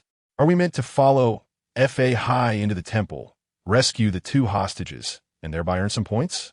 Once this thought emerged, it garnered considerable support. The crowd eagerly prepared to teach a lesson to the now motionless creatures. However, Fahai's chanting reached its conclusion. With a sigh, he clasped his hands together and bowed gently. In an instant, all the corpses before him vanished, revealing a chaotic stone path beneath. Witnessing this scene, the students' eyes widened, collectively gasping in disbelief. No way. Was it not a control spell? The master uttered a spell and effortlessly eliminated all the corpses. What is this? Compassion? He even swept away the ashes. Alas, this individual appears to possess remarkable strength, seemingly a pivotal figure within the realm of dreams. Could it be that a grand quest is indeed about to unfold here? Master, is there any task you require us to undertake? Speak, and we shall comply. Having completed the ritual for the repose of all souls, Fahai nodded slightly upon hearing their words. I observe that each of you possesses considerable abilities. Should you not fear the demons and spirits, you may accompany me to vanquish these malevolent beings. The concepts of demons and spirits were familiar to Zhu Shi and his companions, albeit only from the realm of virtual novels. In reality, they were perpetually confronted by the celestial beasts of the cosmos, creatures that bore a deep-seated enmity towards humanity, neither resembling demons nor spirits. At this juncture, the candidates were increasingly convinced that this was a trial, and completing it would yield certain rewards. Brother Shi, what is your perspective? Shall we follow him? A fellow student approached Zhu Shi and whispered, Yes, from what I can discern, this individual harbors no ill intent. Zhu Shi pondered before responding. With the captain's consent, those among the candidates who had contemplated retreating abandoned their thoughts of withdrawal, and the group followed Fahai's lead along the stone path toward Lan Rua Temple. As they journeyed, Zhu Shi observed Fahai, who was slightly shorter than himself, and inquired thoughtfully, Master, what is the meaning behind the Ben our Buddha is compassionate that you recited earlier? Oh, Fahai's brow twitched slightly at the inquiry. Are you seeking to understand the essence of the Buddha? Our Buddha descends from the Western Paradise, residing on the sacred mountain known as Tathagata. After enduring numerous tribulations, he transcended the mundane to attain the supreme scriptures. He is accompanied by 10 great disciples. Named Golden Cicada, Sariputta, our Buddha embodies compassion, dedicating himself to the salvation of all sentient beings, and we, as practitioners of the Buddhist path, strive to do likewise. Along a brief stretch of the road to Lan Rua Temple, Fahai elucidated a novel and comprehensive worldview for Zhu Shi in simple yet profound terms. The Western Paradise, the sacred mountain Tathagata. Zhu Shi was deeply moved by the revelations, while the surrounding students might have regarded it as mere storytelling. He astutely discerned the deeper truths embedded within. This seemed to represent a complete and coherent doctrinal lineage, or perhaps a tradition. For a dreamweaver, it served as the cornerstone for crafting S-rank potential dreamscapes, should one delve deeply into the narratives contained therein. Acquiring a logically sound and flawless knowledge system would be akin to inheriting the legacy of an S-rank dreamweaver. Zhu Shi could envision the formidable power that would arise from manifesting the Tathagata, the progenitor of the Buddhist path. Not only Zhu Shi, but many formidable observers of the unfolding events also drew similar conclusions. In the Lord's mansion of Linhai City, the fiery-tempered Lu Yun stood up excitedly as she absorbed Fahai's words. From those few utterances, she could distinctly glimpse an entire world, a complete system, a key capable of creating S-rank dreams. If only she could entice Fahai to continue his discourse. This was truly a treasure beyond measure. First, the underworld, then the so-called Buddhist and Taoist realms. How much more does Sun Mu conceal? Could it be that this young man truly received the legacy of an S-rank dream weaver in a certain corner of Linhai City? Within the dream network, Chun Fengxiu, leisurely sipping his drink, set aside his cup upon hearing about the Buddhist and Taoist systems, his expression turning grave. The name Tathagata slipped from his lips repeatedly, as if it held boundless profundities. This young lad is not only honing his dream-weaving abilities, but also experimenting with an entirely new dream. Does he aspire to fabricate an S-rank dream during the examination? Chapter 37. The Great Majesty. Master, please accept me as your disciple. Zhu Shi had evidently come to this realization, and as he was about to inquire further, Fahai's steps came to an abrupt halt. The Lan Rua Temple was upon them. Before the dilapidated temple gate, the echoes of 2 individuals calling for help could be faintly heard from within. Amitabha, dear friends, while I contend with the demons, you shall be responsible for rescuing your comrades, Fahai proclaimed, gesturing towards the temple door. With a thunderous crash, the gate of Lan Rua Temple shattered into fragments. Dust swirling in the air. Inside, a dozen foxes clad in human attire stood upright, coming into the student's view.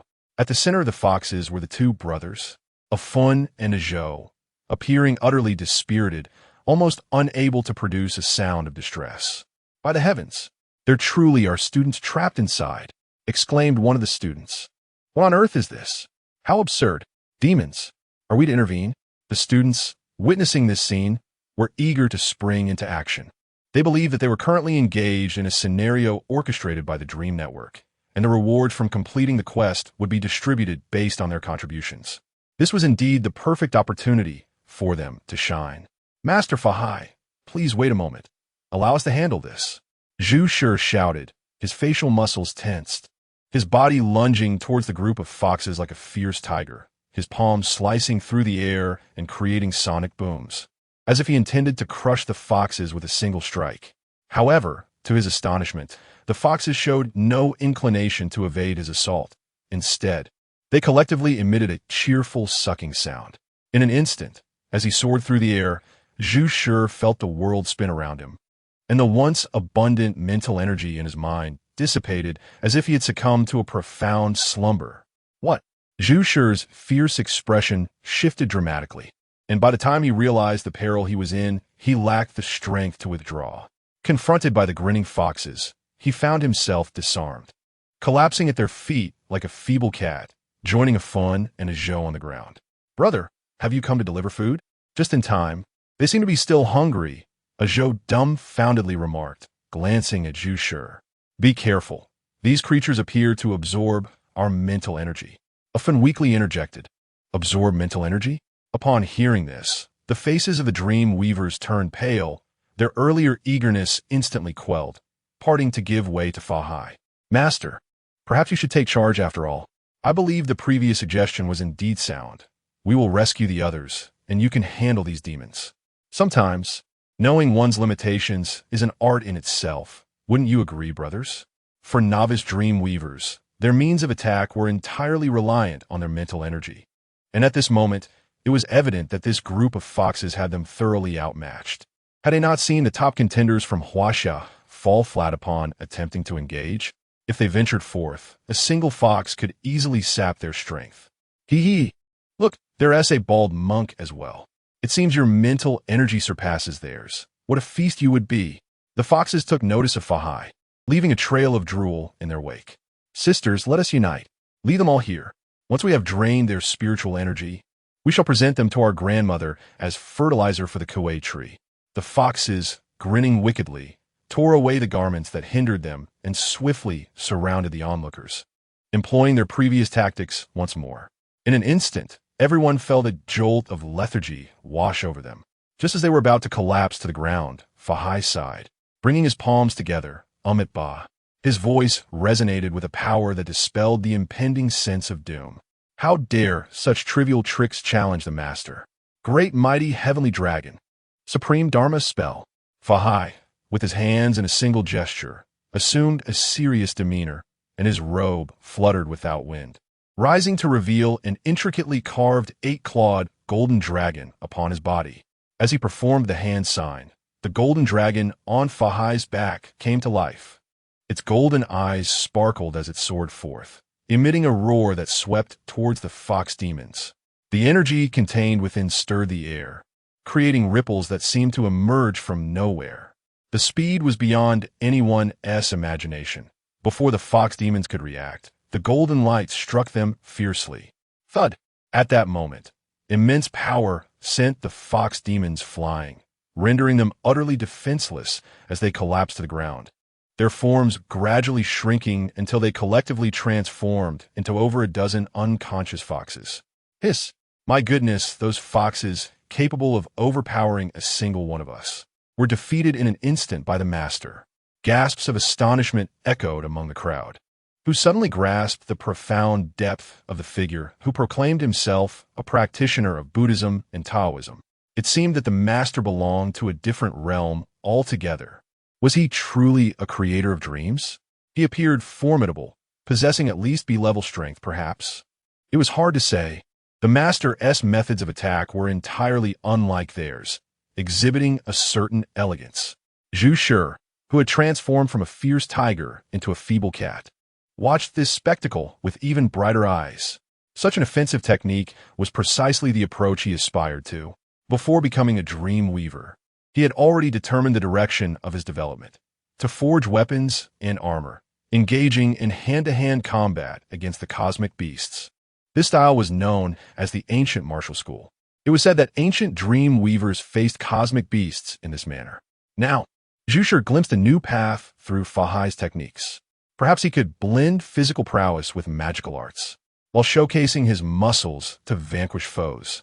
He could chant compassion to my Buddha and Amitabha.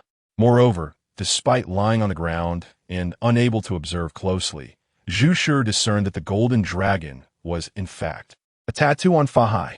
The tattoos not only displayed strength, but also bore offensive capabilities. How splendid! Just imagining such a scene stirred a surge of fervor within Zhu mind. Struggling to rise from the ground, he knelt before Fa Hai. Master, please accept me as your disciple. I wish to join the Buddhist order and become a practitioner of Buddhism. Upon uttering these words, the audience watching the live stream erupted in a frenzy. Taking on disciples? It has only been a brief moment since we first met. The candidates within are still unaware of the circumstances surrounding Fa Hai. Can they truly be so oblivious? My goodness, students ranked among the top 100 in Huaxia are kneeling, pleading for Fa Hai to take them as disciples. This Fa Hai is merely a figment of Su Mu's dream. Good heavens, this individual is undoubtedly a prodigy. The philosophical rhetoric of Buddhism and Taoism that Fa Hai espouses is remarkably persuasive. It is astonishing that a character fabricated by Su Mu could possess such allure. Taking disciples? Observing the scene, Su Mu felt a sense of bewilderment. This towering figure has knelt before his creation. Does Fa Hai possess such magnetic charisma? Nonetheless, this individual has certainly yielded a substantial harvest of source energy for me. As Zhu knelt, Su Mu's panel notifications surged upward at an astonishing rate. The source energy, originally depleted to 2,500 points, skyrocketed to 3,200 points in an instant. Numerous, unfamiliar faces contributed hundreds of points of source energy. The expedition to Lanrua Temple has proven exceedingly successful. It is now time to withdraw. The students before me are still rather inexperienced. Should I unleash the tree demon granny, they would likely be utterly overwhelmed. Even if Fa Hai were to confront the tree demon granny, it is uncertain whether he could amass significant source energy. It would be wise to find an excuse to gracefully retreat. As for the matter of taking disciples, let Fa Hai handle it with a semblance of formality. Perhaps destiny will decide later. Reflecting on this, Su Mu glanced at the time. Approaching 8 o'clock, there remained some time until midnight. Perhaps I could explore this dream further and stir up some intrigue. Speaking of which, what has become of that drifting dream-weaving heart? How has it vanished so swiftly? I shall search for it later when I have the opportunity, as it could be exchanged for currency. Chapter 38. The True and False Jiang Hongxiao. The Realm of the Divine Beast Dieting. Amidst a flurry of thoughts, the tale within Lanrua Temple continued to unfold. Having dealt with the fox, Fa Hai rewrapped his robe and nodded slightly at Zhu. Amitabha, the wrathful visage you bear is indeed a legitimate Buddhist appearance, signifying your connection with the Buddha. Upon hearing Fa Hai's words, Zhu's expression brightened with joy. Amitabha, may I inquire your name, benefactor? Fa Hai inquired with a smile. My surname is Zhu, the Zhu of Crimson, and my given name is Shi, meaning stone. Zhu, a splendid name indeed. If you wish to seek refuge in the Buddha, you must take on the monastic life, as I have. Should you bow to the Golden Mountain Temple at this moment, you would belong to the Wu character generation, and I shall bestow upon you the Buddhist name Wu Nong. Thus, he became known as Zhu Wu Nong. Zhu softly murmured the name, sensing a profound philosophy woven within it. Overwhelmed with gratitude, he exclaimed, "Thank you, master." As he struggled to rise from the ground, a young maiden suddenly appeared, colliding with him and shouting for her sister as she rushed towards the unconscious foxes nearby. It was none other than Ye Xiaoqian, who had not participated in the battle. Upon her appearance, her stunning beauty captivated the hearts of the male candidates present, evoking a sense of admiration. A celestial being? Fa Hai remarked upon seeing the maiden, and the golden light in his hand shimmered once more. Wait, master, she is not a villain of fun. Who lay weakened on the ground, interjected hastily. She tried to save me earlier. Struggling to rise, Afun found himself too feeble to muster any strength. Amitabha, benefactor, you are mistaken. There are no benevolent spirits among the demons here. Fahai, showing no intention of holding back, extended his hand to strike Nie Shaoqian from afar. To his surprise, a branch flew in from the west, striking his hand with great force. Another branch followed. Fahai furrowed his brow, altering his spell to direct the golden light towards the incoming branches. The onlooking candidates turned their gazes towards the source of the branches, their focus sharpening. It was the great Guai tree standing within the temple. At that moment, it seemed to animate, revealing a withered, aged face upon its trunk. As it noticed the gathering crowd, it opened its mouth in anger. I wondered who it was, only to find that you, bald monk, have come to thwart my plans. Now let's all enjoy a good game. The ancient voice resonated, imbued with a peculiar energy, causing those who heard it to feel dizzy, their ears bleeding. This is bad, master. It seems to be their matriarch, the strongest among them. Afun, quick-witted, was the first to react, shouting out. Fahai's countenance turned grave. 1,000-year tree demon, I did not anticipate you to have reached such a realm. Today, I shall carry out heaven's will. As he spoke, Fahai flicked his robe, which expanded at a visible pace, enveloping the surroundings in a crimson haze. And the onlookers felt their bodies lighten as they were swept out of Lan Ruok Temple by the robe. Amitabha, dear friends, a thick fog is about to rise, and the Lan Ruok Temple will be transported elsewhere by demonic sorcery. This is a calamity beyond your capacity to confront. Depart at once. Fahai's voice reverberated in the ears of the crowd. Demonic transportation? Depart at once. Zhu Wuning, who had been cast aside, was momentarily stunned, suddenly realizing something was amiss. He hastily called out, Master, where shall I seek you? Wuning, remember, with the Buddha in your heart, you shall find the Buddha everywhere. The poor monk awaits you at the Jinshan Temple. Jinshan Temple? Master, where is Jinshan Temple? Zhu Wuning shouted, only to feel his body crash heavily to the ground, surrounded by kaleidoscopic night. As the white mist receded, the Jinshan Temple vanished without a trace. The previous experience felt like a fleeting dream. Jinshan Temple, Jinshan Temple. Zhu Wuning muttered, growing increasingly frustrated. His newly appointed master had vanished just like that. He had learned nothing. Wait, it's not that he had learned nothing at all.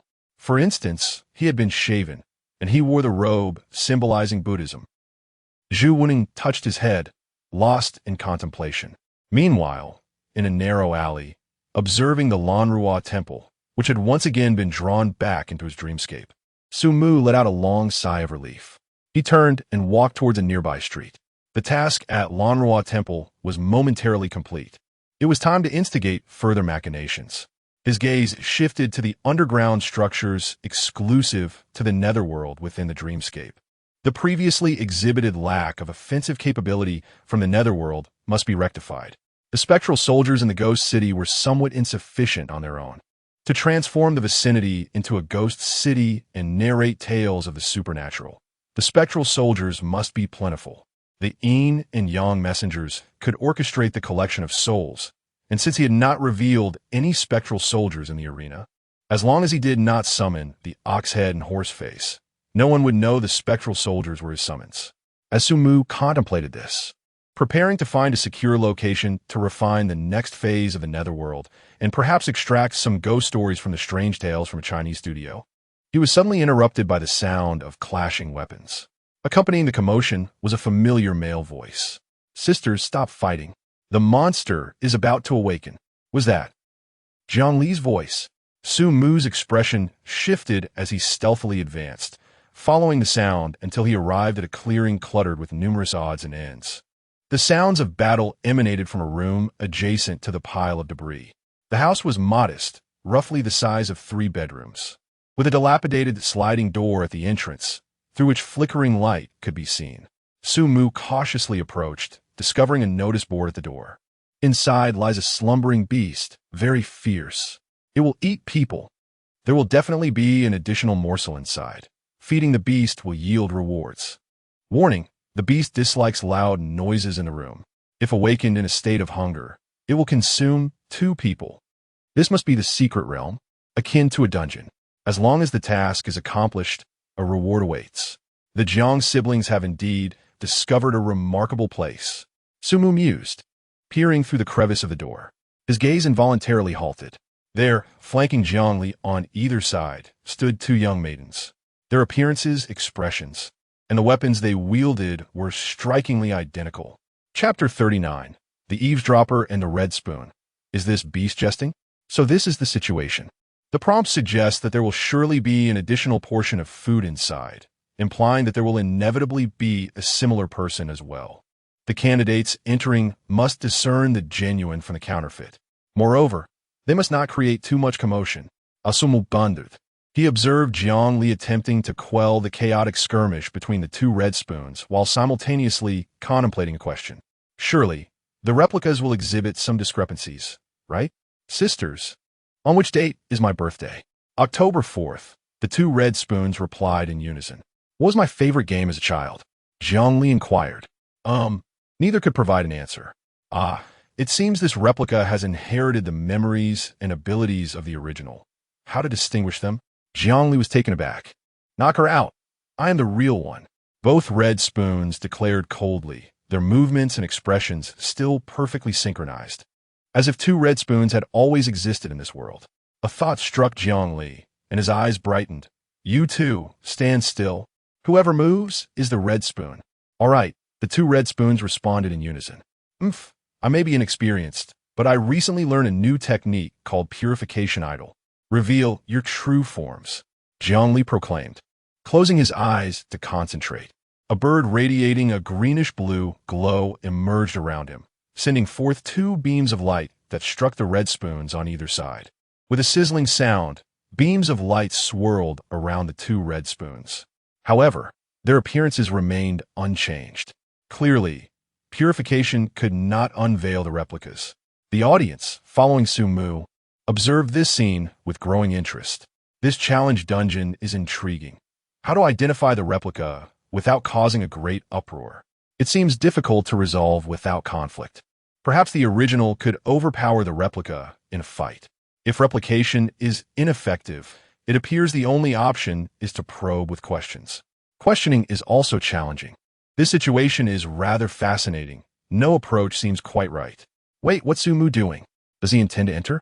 As the audience conversed, Sumu, having grasped the situation, smiled and confidently approached the sliding door of the warehouse. Ladies and gentlemen, it seems you could use some assistance. His voice quickly captivated the attention of the three confronting figures inside. Sumu, Jiang Li exclaimed, his eyes lighting up. Wait, don't come in yet. Once you enter this dungeon, you must solve it to leave. I know who is real and who is not, Sumu replied with a smile. Oh, you know? Jiang Li was momentarily taken aback, quickly adding, Brother, these replicas are formidable. Even I, her actual brother, cannot discern the genuine from the false. In a scenario where purification proves ineffective, how can you distinguish who is real solely by questioning? Certainly, however, according to the rules, the treasures from this challenge dungeon are yours, as long as you can successfully clear it. The speaker was one of the two Jiang Hongxiao, whose ice-blue eyes were fixed upon Sumu, speaking in a tone devoid of fluctuation. Agreed. Upon hearing this, Sumu snapped his fingers and stepped into the warehouse. As he entered, a chill surged within him, and he became aware of a faint sound, akin to a slumbering breath, that had seemingly materialized beside him. Looking towards the far end of the warehouse, he beheld a pair of closed eyes upon the wall, shrouded in darkness, reminiscent of a slumbering beast. What do you intend to do? The two Jiang Hongxiao sheathed their weapons and positioned themselves on either side of Sumu. After scrutinizing them carefully, Sumu turned and inquired, How do we define feeding? Simply pushing the counterfeit into that wall will suffice. Both Jiang Hongxiao replied in unison. Brother Mu, you must be vigilant. These two sisters cannot even distinguish me. Their own brother, Jiang Li whispered. Do you have a plan? Perhaps you could share with me in advance? Indeed, if they cannot even tell apart their own brother, how could Sumu, an outsider, possibly discern the truth? Might Sumu be contemplating casually pushing one in, thereby effortlessly claiming the rewards? Moreover, if one were truly thrust inside, would not the counterfeit remain in the arena? This way, no one would know which was genuine. Thus, Su Mu could gamble without risk. Within the comments, conspiracy theorists engaged in hushed discussions. In response to Jiang Li's query, Su Mu merely smiled and offered no reply. His hands hovered in the air, as pages belonging to ancient China gradually turned in his mind, revealing a bestiary of otherworldly beasts. This creature bore a tiger's head, adorned with a single horn, ears resembling a white dog, and a body akin to a black dragon. It was known as Di Ting, capable of discerning all things with its ears and hearing the hearts of men. It is a beast symbolizing wisdom and auspiciousness. Initially intending to summon this beast upon confirming intelligence, now seemed the perfect moment. Su Mu gazed at the otherworldly creature manifesting within the warehouse, and, in a fleeting thought, infused it with 300 points of source energy. As the energy flowed in, Di Ting's eyes, shimmering with an unusual hue, became increasingly agile. Wow, this beast is magnificent. Brother Mu, can it truly discern the truth from falsehood? Jiang Li inquired with curiosity. Before Su Mu could respond, Di Ting turned its gaze toward the two Jiang Hongxiao, closed its eyes, and lowered itself to the ground, as if listening intently. After a brief moment, Di Ting rose, articulating in human speech, "I have discerned who is false." "Who?" the two Jiang Hongxiao asked in unison. Di Ting scrutinized the pair with keen eyes, its claws gesturing towards the slumbering beast at the deepest part of the warehouse. "Please position yourselves on either side of the beast." Is this to prevent the replica from going berserk? The audience collectively grasped this implication. This otherworldly beast is remarkably astute. How admirable! Why do the creations of Su Mu exude such vivid expressions, as if they were truly alive? Yet, can Jiang Hongxiao genuinely place his trust in him? What consequences arise from distrust? Haven't the individuals upstairs yet grasped the current predicament? Jiang Hongxiao and Jiang Li are unable to discern who is authentic and who is a mere imitation. The creature brought by Su Mu is their only lifeline. Indeed, should they refuse to believe, they would be left to contend with the monster and its replicas, which is evidently a most unwise course of action. However, can one truly ascertain the genuine from the false by merely listening to the ground for a while?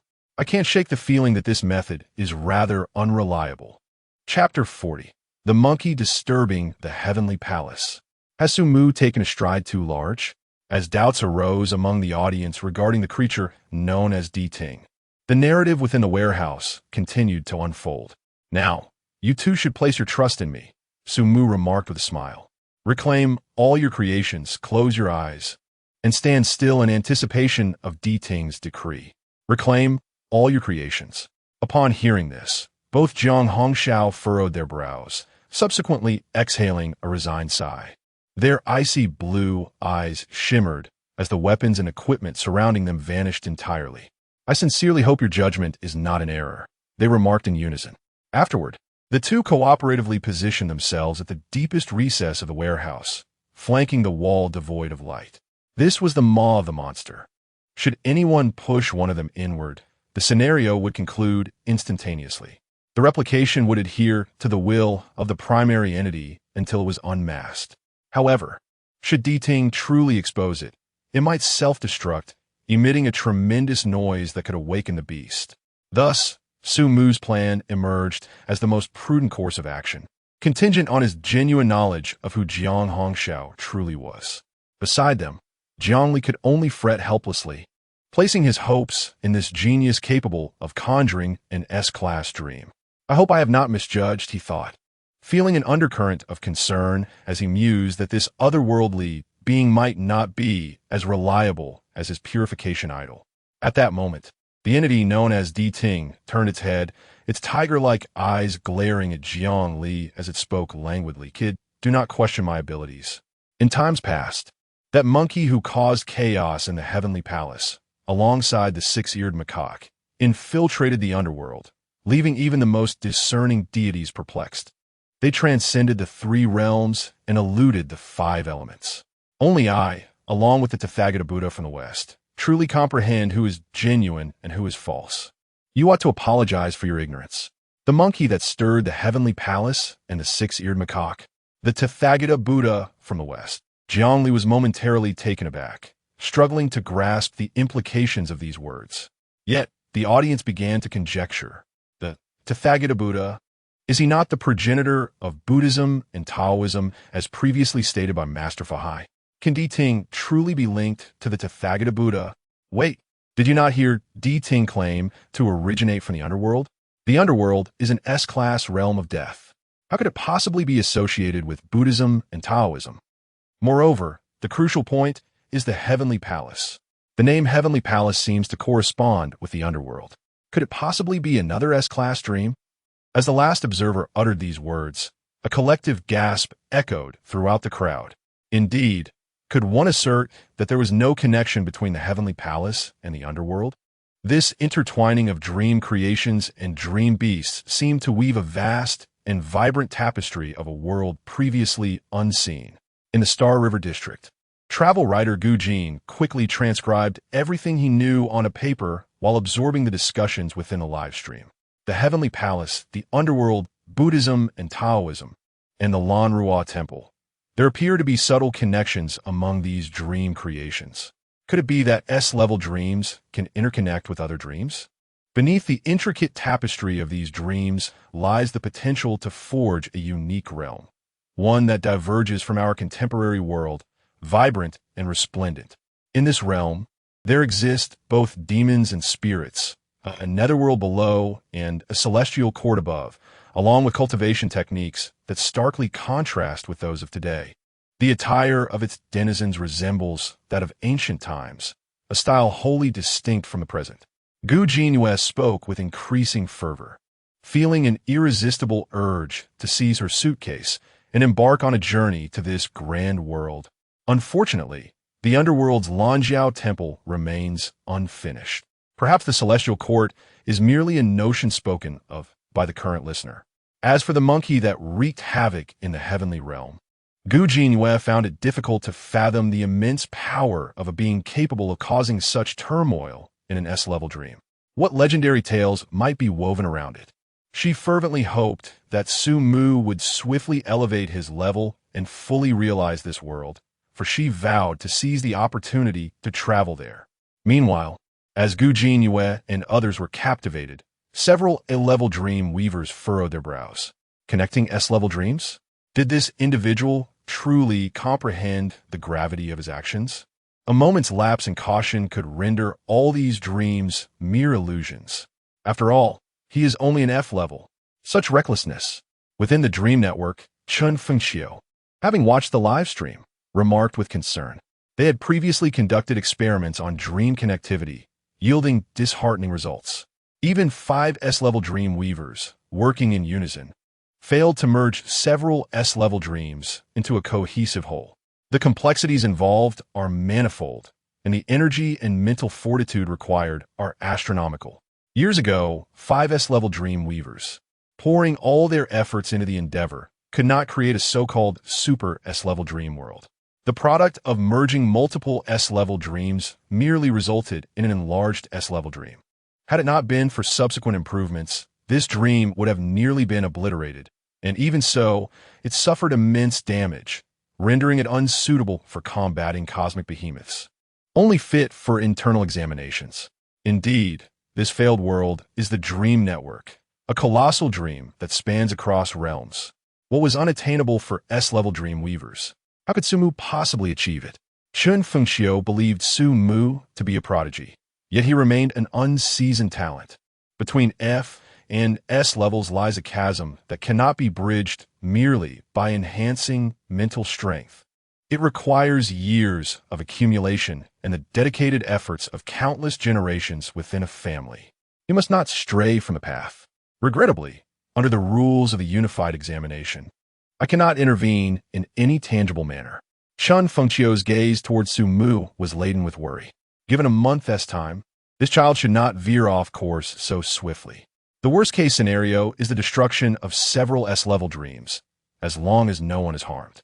As the external world drew connections between the remarks of the entity known as Di Ting and various matters, Jiang Li, with a visage illuminated by joy, bowed his head in apology. "I apologize, I was mistaken. I should not have questioned you." His previous thoughts had remained unspoken, merely swirling within his mind. To his astonishment, this extraordinary beast seemed capable of eavesdropping on his innermost thoughts and responded directly. It appeared to possess an unparalleled observational skill. Naturally, Zhongli found it hard to believe that any being could truly listen to the voices within a person's heart. Rather, he was more inclined to think that the creature could discern sounds beyond the ordinary, such as the flow of blood in the brain or the rhythmic beating of the heart. The entity might have deduced his inner thoughts through a series of his reactions. This suggested that the beast could ascertain that within the replicate of Jiang Hongxiao, there resided a voice that was distinctly non-human. As Zhongli offered his apology, Di Ting turned its gaze with satisfaction and scrutinized the two Jiang Hongxiaos standing beside him. After a brief moment, it slowly fixed upon a direction and resolutely approached the Jiang Hongxiao on the left side. The Jiang Hongxiao on the left, with closed eyes, listened intently and lightly furrowed his brow. Chapter 41. Feints and Subterfuge. Rewards of the Instance. Why is this creature approaching her? She is indeed the true Jiang Hongxiao. As this thought flickered in Jiang Hongxiao's mind, she heard the ethereal voice of Di Ting. "You harbor doubts within your heart. You question my intentions, pondering if you are indeed the authentic one, correct? Be aware, a replica will invariably believe itself to be the original. Yet fret not. I merely wish to approach and observe closely." As Di Ting spoke, it circled around Jiang Hongxiao's left side, showing no intention of departing. Could it be that the entity on the left is a counterfeit? What is Di Ting doing? If the one on the left is false, why not confront it directly? Is it hesitating? It seems to discern which is true and which is false. The camera in Jiang Hongxiao's livestream has shifted to a distant angle. We cannot ascertain the authenticity of either. Is Di Ting speaking thus to soothe the false Jiang Hongxiao? Is its wandering merely a quest for opportunity? Before the discussions in the livestream could settle, Di Ting suddenly fixed its gaze, its jaws agape as it unleashed a ferocious roar. Now is the moment. Accompanied by the roar, its form rose majestically, as if imbued with immense power, and it charged violently towards the left Jiang Hongxiao. It seemed intent on delivering a thunderous blow that would send Jiang Hongxiao straight into the maw of the beast. The left Jiang Hongxiao reacted swiftly, crouching low as her body shimmered with radiant light. A suit of armor, inscribed with the boundless cosmos, quietly enveloped her. Di Ting's attack was still a fraction too slow. Moreover, why such a deafening roar accompanying the assault? What on earth is Di Ting doing? Roaring so loudly, yet attacking with such sluggishness. No way. At this point, it matters not who is true or false. The creature will surely awaken. And once it does, it will feast upon both. Goodness, it seems this beast is not particularly intelligent. This is going to be entertaining. Once the creature awakens, a fierce battle will ensue. I hope Su Mu gets devoured. He has been a liability to the team. Just when the audience believed the unfolding events were inexorably leading towards the direst of outcomes, a terrified scream from Jiang Hongxiao erupted from the right side of the warehouse. No, the livestream's camera swiftly shifted to capture this alarming sound. To their shock, a bull-headed monster had appeared before Jiang Hongxiao. This creature from the underworld had manifested unbeknownst to anyone, taking advantage of the distraction caused by the noise on the left. It stealthily approached and delivered a brutal impact to Jiang Hongxiao. The right Jiang Hongxiao, caught completely off guard, was slammed into the wall. In an instant, the pitch-black wall at the top of the warehouse absorbed half of her body, her form visibly contorting until she transformed into a headless white monstrosity. The creature struggled and howled, desperately attempting to extricate its head from the wall, but to no avail. The wall seemed to possess an almost magnetic pull, gradually engulfing its entire form. On the opposite side, the formidable creature, Di Ting, leapt with a flourish, creating distance between itself and Jiang Hongxiao. Clearly, it had no intention of engaging Jiang Hongxiao in combat. Its actions were merely a ploy to divert attention, allowing the replica on the right to lower its guard, thus granting Su Mu an opportunity. Indeed, as a creation of Su Mu's dreams, Di Ting discerned the genuine from the counterfeit. leading Su Mu to do the same. To securely deliver the replica into the maw of the monster, he and Di Ting performed a clever duet. The scene was not lost on the viewers in the live stream, who felt a chill run down their spines at the unfolding drama. Is this a feint? It must be a feint, right? Incredible. I bow to you, esteemed one. I shouldn't have doubted you. Di Ting is so astute. I bow as well. It turns out the fool was me all along. This scheme, while simple, is executed brilliantly by Su Mu. Our attention was entirely captured by Di Ting, who alone can distinguish the true from the false. What a clever boy. This was taking advantage of Jiang Hongshao's distrust. Lu Yun, the lord of Linhai City, clapped his hands in delight as he watched the live stream. Initially, Su Mu capitalized on Jiang Hongshao's inherent skepticism towards him, prompting Di Ting to feign an attack on the true Jiang Hongshao. When the real Jiang Hongshao sensed something amiss, she would surely resist, while the false Jiang Hongshao would undoubtedly perceive Di Ting as a useless entity, thereby relaxing its vigilance. In this delicate interplay, Su Mu summoned his other creations, and with a single strike, sent the false replica into the monster's maw. A genius from Linhai City is indeed extraordinary. Wow, Brother Mu, you're amazing. In the warehouse, witnessing the false Jiang Hongshao being devoured by the Dark Wall, the anxious Jiang Li rushed forward, oblivious to the true nature of events. Brother, I was wrong. From today onward, you are my elder brother.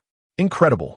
This Di Ting is formidable, he added, bowing an apology to Di Ting. Great one, I misjudged you. Human, understand my power, and you shall be enlightened. Di Ting, upon hearing this, flicked its head and transformed into a streak of light, vanishing alongside the bovine-headed creature. Thank you. If you encounter difficulties during the examination, feel free to seek my assistance. I owe you a favor this time. Jiang Hongshao's ice-blue eyes shimmered, her tone now infused with warmth. This moment represented a significant trial for her. Had it not been for Su Mu's arrival, she and Jiang Li might not have escaped the confines of this warehouse. All rewards from this encounter belong to you. We shall not partake. As they spoke, the wall that had consumed a portion of sustenance trembled violently, emitting a surge of darkness. Upon closer inspection, a string of bracelets emerged, entirely black. The chain was composed of over 10 diamond-shaped black metal pieces. This is, before Su Mu could discern its nature, Jiang Li had already exclaimed in recognition. The bracelet crafted from dreamstones? What a remarkable treasure. Dreamstones? Upon hearing this, Su Mu rummaged through his memories and quickly grasped their significance. Dreamstones are derived from the remains of a colossal celestial beast, capable of being integrated into one's dream constructs, thereby augmenting their combat prowess by 20 to 30%. They are equally effective for A-ranked dream weavers working on A-rank creations. In the black market, they are highly sought after, with 2 stones fetching the equivalent of a house. As Su Mu gazed at the bracelet adorned with a dozen dream stones, his eyes sparkled with excitement. This represented a considerable fortune. Without further hesitation, he swiftly secured the floating bracelet and donned it upon his wrist. This was his hard-earned trophy. Meanwhile, the Jiang siblings observed quietly, betraying no hint of avarice. As the chilling aura within the warehouse dissipated, Jiang Li exclaimed with enthusiasm, Brother Mu, why don't you join us? If we collaborate, we could undoubtedly conquer the entire secret realm. Collaboration? No, I have my own matters to attend to. We can meet at midnight. Su Mu smiled as he politely declined. He still had plans to set in motion. Having expended 300 points of source energy to summon the discerning listener, he naturally needed to replenish his reserves. Chapter 42. The Underworld Reinforcements. The Black and White Impermanence confronts the celestial beast. After bidding a reluctant farewell to Jiang Li, Su Mu emerged from the warehouse and strolled into the shadows of the street, casually seeking a seemingly safe corner to conceal himself. Once assured that the surroundings were momentarily clear, he gently beckoned his fingers to open his interface. Mental power, 465, source power, 3,215 points. Previously, in order to maintain his dream creations, he had been consuming his mental power while continuously infusing source power to restore it, resulting in a steady increase of his mental power to approximately 46. 5. Regarding source power, Su Mu had utilized 300 points during the creation of the divine beast, Di Ting, and subsequently, he managed to stabilize at around 3,200 points. If he were to convert all of this 3,200 points of source power into mental power, his mental power would soar to around 80 points. He would be perilously close to the mental power limit of an F-grade Dreamweaver. Naturally, the specific amount of mental power required for advancement from F-grade to E-grade is not fixed. It varies according to the degree of occupational affinity. A Dreamweaver with high occupational affinity might only require 70 points of mental power to ascend to the next tier, while one with low affinity could find the necessary amount to be significantly higher. As for a Dreamweaver with an affinity of 1, the quantity of mental power needed for progression to the next stage remains a mystery. No one knows. An affinity of 1 implies a complete disconnection from the Dreamweaver profession. Merely awakening to such a profession is an extraordinary phenomenon. The mental power required for advancement would undoubtedly be an unfathomable astronomical figure. Were it not for the presence of source power, Su Mu might remain trapped in this phase for eternity. The path ahead demands further diligence.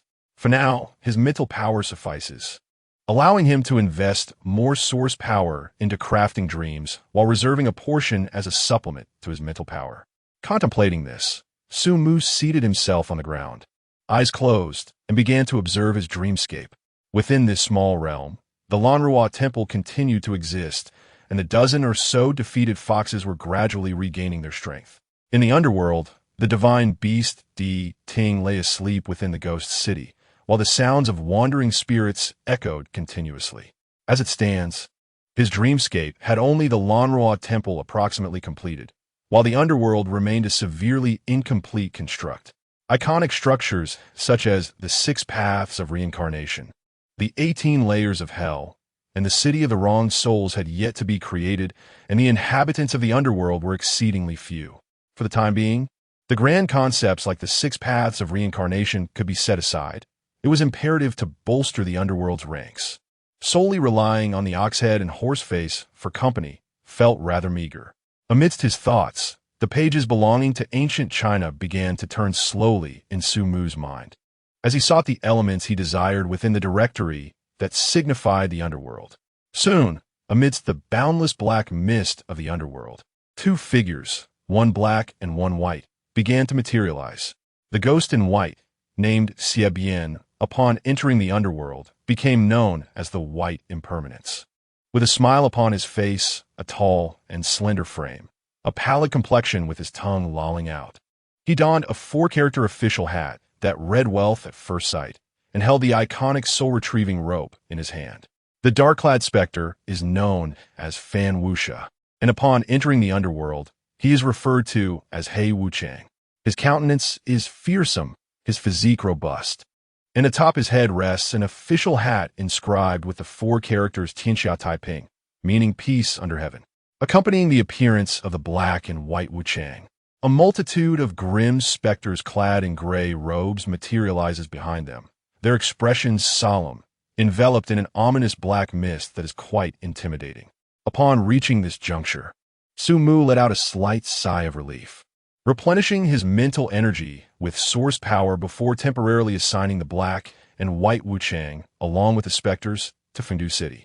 At an opportune moment, he could summon them to guide the fortunate souls back to the underworld for an elaborate experience of death services.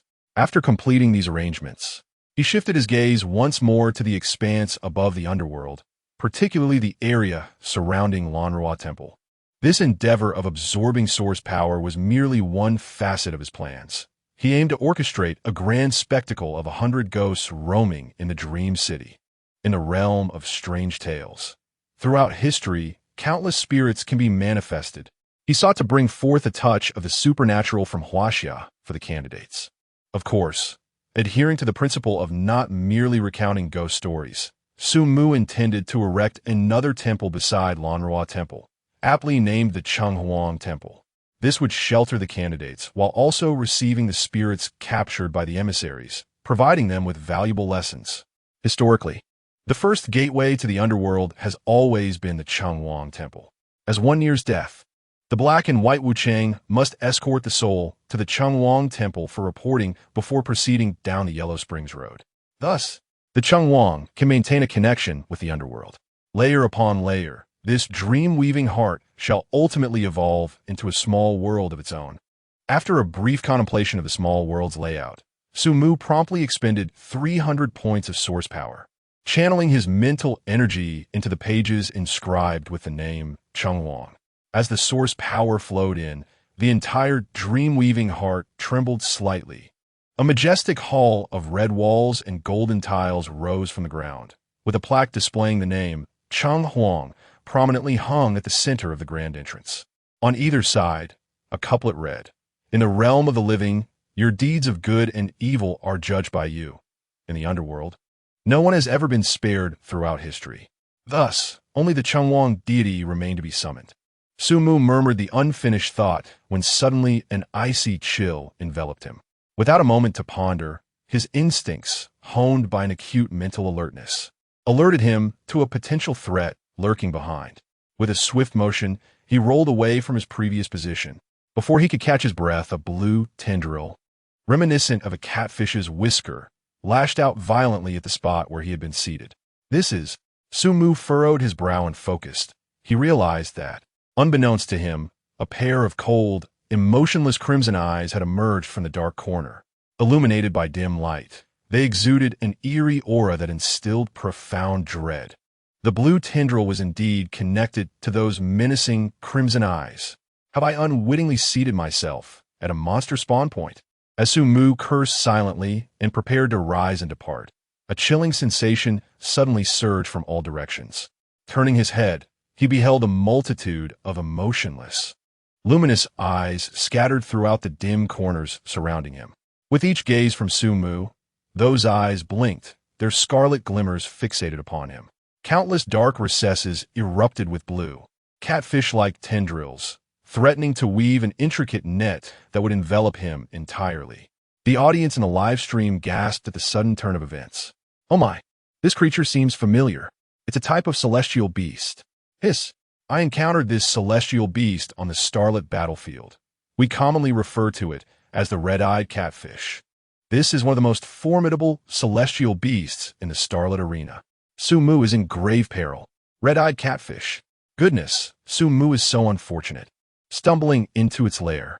This must be a remnant of the death dream of a red-eyed catfish, and it's bound to be a harrowing experience for him. The red-eyed catfish is one of the nightmares that dreamweavers dread the most on the dream battlefield. Compared to other colossal beasts, the red-eyed catfish possesses a more cunning and bizarre ability. It can continuously replicate its eyes from shadows. With each pair of crimson eyes it duplicates, the strength of the red-eyed catfish increases. If the dreamweaver fails to locate and eliminate the true eyes of the red-eyed catfish within a certain time frame, death is the only fate that awaits them. And at this moment, the F-grade Su Mu finds himself directly confronting it. Chapter 43, The City God Temple. Could it be that Su Mu intends to seize control of the entire dream city? What is this? A red-eyed catfish? After a fleeting moment of confusion, Su Mu gazed at the multitude of eyes lurking in the darkness and eventually came to a realization. It had been previously mentioned that the secret realm is an extraordinary scene forged from the fierce battles between dream masters and celestial beasts. Within it lie the dreams crafted by the dream masters and even remnants of their own spirits. Of course, there also linger the dreams of celestial beasts that refuse to perish. Clearly, he had collided head-on with a residual dream of a red-eyed catfish. Within this dream, the number of red eyes had proliferated to a terrifying extent. Even the slightest fraction of their former might could easily obliterate his F-grade physique with a mere flick of their tentacles. How unfortunate indeed. However, it was not insurmountable. Su Mu crouched down, pressing his hand against the ground, as the dreamscape within his mind began to shimmer, preparing to manifest a certain entity. Just at that moment, a thunderous explosion erupted from the encroaching tentacles of the catfish. A dark void was swiftly blasted open amidst the dense tentacles. 5 middle-aged individuals, appearing to be in their 30s or 40s, charged into the breach, their formation resembling that of a well-drilled squad. Leading them was a stout man with a square face, clad in armor radiating intense flames, wielding a blazing greatsword. He scanned the surroundings, and upon spotting Su Mu, immediately gestured to his companions. "Quick! Protect the child. Xiao Wang, keep casting fireballs and set this monster ablaze." Following the command, the 4 team members swiftly positioned themselves around Su Mu, establishing a protective perimeter. The male Dream Master, referred to as Xiao Wang, conjured a dreamscape and summoned a wizard wielding a staff, chanting incantations as fireballs relentlessly rained down upon the tentacles of the red-eyed catfish. Boom, boom, boom. Following a series of fiery detonations, countless charred corpses rained down from the sky. The tentacles, feeling the searing heat, collectively recoiled slightly, momentarily halting their assault on the 6 individuals. It seemed that flames were a source of considerable fear for the red-eyed catfish. Yet, this was merely a temporary remedy. Within a brief span, an increasing number of crimson eyes emerged from the surroundings. The red-eyed catfish continued to multiply. If this continued, defeat was inevitable. "Zhou team, this won't do. We'll surely perish here. We must locate the true body of the red-eyed catfish," shouted the Dream Master known as Xiao Wang, while directing his creation to hurl fireballs. "Child, did you catch a glimpse of the general location of the red-eyed catfish's original form?" The square-faced man, referred to as Zhou team, inquired with a grave expression. "This." Su Mu observed the figures and suddenly felt a jolt of realization. These were the remnants of the deceased Dream Masters. Within their lingering spirits, they had not truly perished. They remained within Dream City, serving as its vanguard against the incessant onslaught of celestial beasts. At this moment, they perceived themselves as a vulnerable youth in need of protection. Not only Su Mu, but the audience in the live stream also quickly grasped the situation upon witnessing the sudden appearance of this group. They have discovered the red-eyed catfish breeding and rushed over to eliminate the threat. There is no alternative. If the red-eyed catfish establish themselves in a city without being contained in the early stages, that city will soon transform into a desolate wasteland. Indeed, there was no dream battlefield back then. Once the red-eyed catfish were found to be breeding, all available manpower had to be mobilized to confront them, even if it meant sacrificing lives to eradicate the menace. These individuals are heroes. Even if they exist solely in Dream City as fictional characters, they're deserving of respect. However, amidst the admiration, how will Su Mu cope? The addition of 5 allies does not guarantee his safe escape. The final spectator's words jolted everyone to reality. Indeed, the breeding speed of the red-eyed catfish has accelerated. Although they are merely remnants possessing a fraction of their former power, it may still suffice to contend with these individuals. After all, they too are fictional and may not even realize they have already perished. If I were Su Mu, I would have the members of this small team hold their ground, create an opening, and attempt to flee myself, even if such an act seems somewhat dishonorable. At this point, it appears to be the most prudent choice. After all, Su Mu is no match for the red-eyed catfish, and abandoning them to escape alone seems the wisest course of action. Perhaps this is also a test, a trial for Su Mu to determine how he will choose. Observing the resolute warriors before him and listening to their words, Su Mu gently shook his head. When I arrived here, they had already proliferated beyond recognition. Indeed, damn it. Upon hearing Su Mu's words, Captain Zhou immediately turned to his spellcasting teammate. "Hurry, increase the attack frequency. Create an opening for this child to escape. We cannot all remain here. Someone must go back to inform the others in Dream City." Understood. The 4 incoming teammates showed no hesitation upon receiving the command. They pooled their psychic energy to launch an assault on a weak point of the red-eyed catfish. "Child, once you escape, immediately report to the upper echelons of Dream City. We 5 will hold off the red-eyed catfish's breeding until your arrival. Head towards the direction of our attack." Captain Zhou's expression was steadfast. He understood that remaining here could lead to their annihilation, yet he showed no sign of doubt. For him, delaying the breeding of the red-eyed catfish meant offering Dream City a glimmer of hope. This is a spirit of sacrifice. Perhaps this scenario was deliberately orchestrated by the examination committee to impart to the unwitting candidates the indomitable spirit of the dream weavers from centuries past. However, Sumu gazed at Captain Zhou and the others, a faint smile gracing his lips. Captain Zhou, perhaps there is no need to leave. The red-eyed catfish is not an invincible entity. What? Team leader Zhou, with his square face, was momentarily taken aback. However, before he could fully comprehend the situation, Sumu slightly crouched down, placing one hand upon the ground. City God, arise. As he uttered these words, the earth trembled gently beneath them. In an instant, several crimson stone pillars erupted from the surroundings, forcefully colliding with the catfish's tentacles that shot forth from all directions.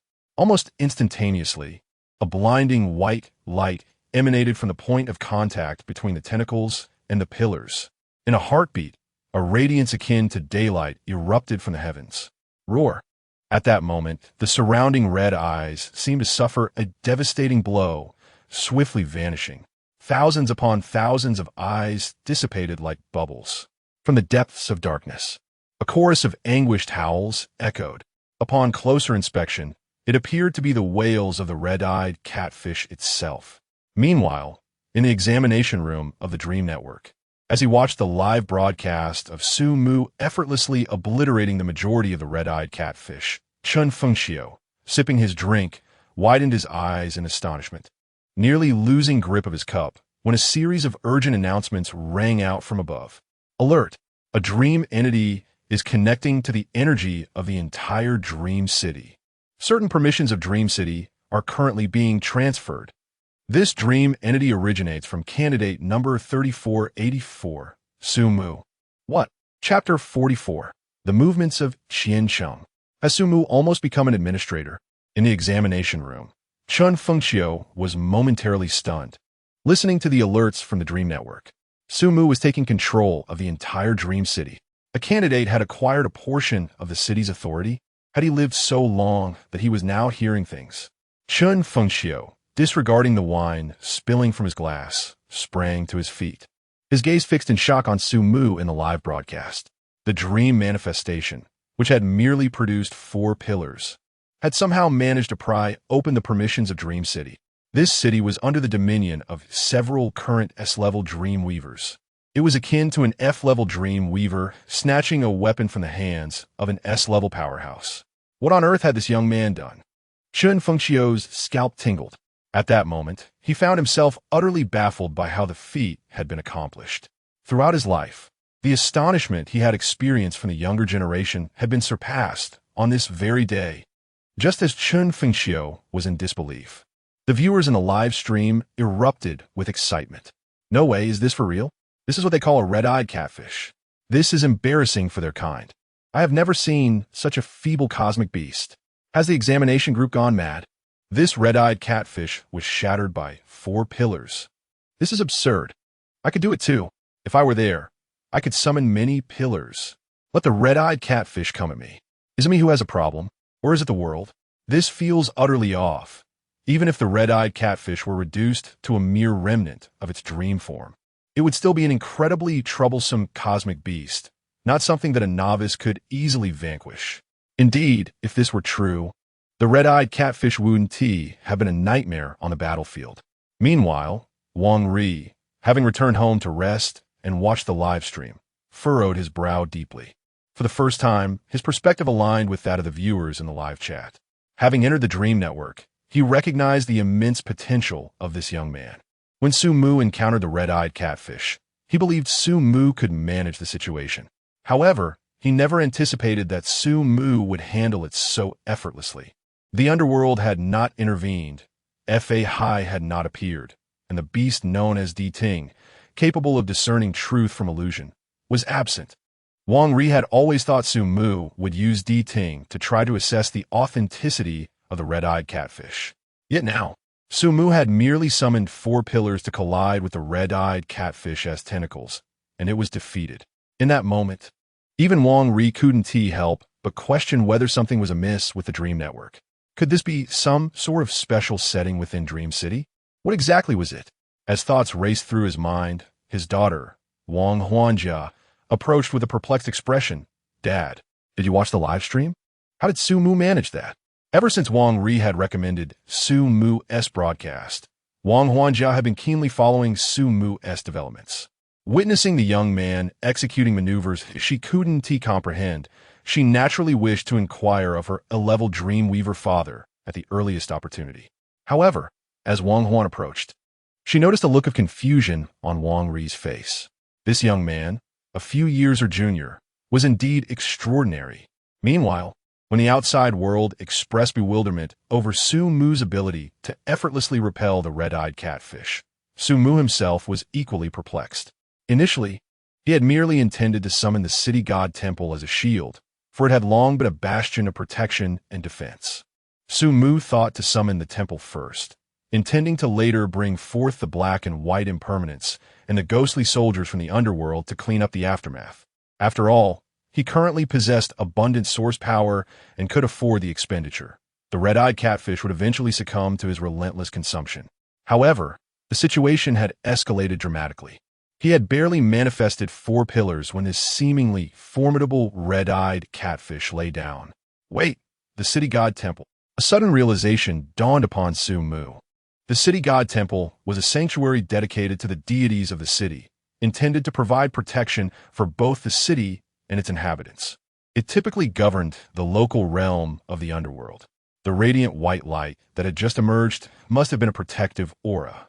At the moment the white light appeared, Su Mu did not perceive any significant depletion of his mental energy, indicating that someone had borne the cost on his behalf.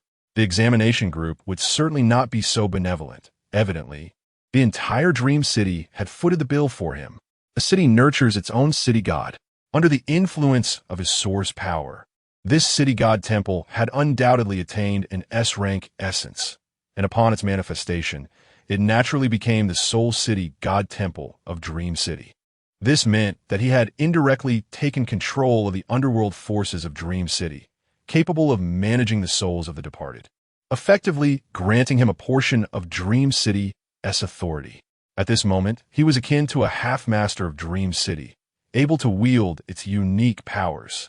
This was indeed a remarkable development. As Su Mu contemplated this, he swiftly reacted, placing his hands on the ground, channeling a surge of mental energy. Accompanied by a deafening roar, the red-brick, green-tiled temple, rich in the essence of ancient Chinese civilization, materialized into reality. In an instant, an unseen consciousness linked with Su Mu. At that moment, he felt his mental processing capacity experience an extraordinary ascension. His pupils reflected the entirety of Dream City, shrouded within its 4 surrounding walls. He perceived events unfolding throughout the city, including the figures of Jiang Li and Jiang Hong, as well as various malicious gangs teaming up to harass isolated students. In a dark corner at the center, he even glimpsed Xian Sheng, scarred and clad in the attire of the enforcement team, lurking with a group of Dream City natives, seemingly awaiting something. The positions of all the students materialized before Su Mu's eyes. Simultaneously, a profound realization struck him. He seemed capable of influencing the trajectories of certain dreams within Dream City, thereby unlocking all rewards for himself. As Su Mu endeavored to gather the surrounding resources, he was suddenly enveloped in darkness. That peculiar connection abruptly vanished in an instant, accompanied by a sharp pop reminiscent of a power switch being flipped. With the severance of the link, a mechanical voice reverberated throughout the Dream City. Congratulations to Candidate 3484, Su Mu, for establishing an S-level potential dreamscape, City God Temple, and successfully connecting with the entire Dream City. Due to the unique nature of the Dreamscape City God Temple, which has never been encountered before, its influence on the examination order has prompted the Dream Network to impose certain restrictions. Additionally, Candidate 3484 has been awarded 10 points as compensation. Upon this announcement, a wave of astonishment swept through all candidates and the audience watching the live broadcast. Connecting to the Dream City, he is a candidate. Chapter 45. Since ancient times, Yin and Yang have been in order. I invite you all to rest in the underworld. Su Mu nearly took control of the entire Dream City. He was on the verge of becoming the Lord of Dream City. I am in awe. The current generation of youth is truly remarkable. After over a decade of examinations, I have never encountered such an extraordinarily gifted novice dreamweaver. Goodness, why does Su Mu's occupational compatibility only stand at a mere 1 point? Were he to possess even a 50 compatibility, he would undoubtedly be the next S-Class Dreamweaver of Huaxia. To conjure 2 S-Class potential dreamscapes consecutively. How is this even possible for a human? S-Class potential dreamscapes. The City God Temple, an extraordinary dreamscape capable of shaking the dream network. Wang Ri listened intently to the reports emanating from the panel, contemplating for a moment before dialing Chun Fengxiu's number. Beep. The call rang for several seconds before being answered, revealing Chun Fengxiu's slightly fatigued voice. Speak quickly. I am quite busy at the moment. Old man, why can the City God Temple connect to the Dream Network? Wang Ri inquired thoughtfully. This does not constitute a violation. As long as the examination committee does not interfere with the students' assessments, they may still enjoy a drink together as before. I truly underestimated Su Mu this time. Chun Fengxiu sighed ruefully. According to the Dream Network assessment, the City God Temple seems to possess the ability to carry the spirits of Dream City's inhabitants. It pertains to the so-called domain of the divine. Since its inception, it has inherently absorbed the spirit and will of the Dream City, including the wills of deceased dreamweavers who linger in the night. While its inherent dream-weaving potential may only be rated A-class, once it can encompass the collective will of all the city's residents, its essence will undergo a qualitative transformation.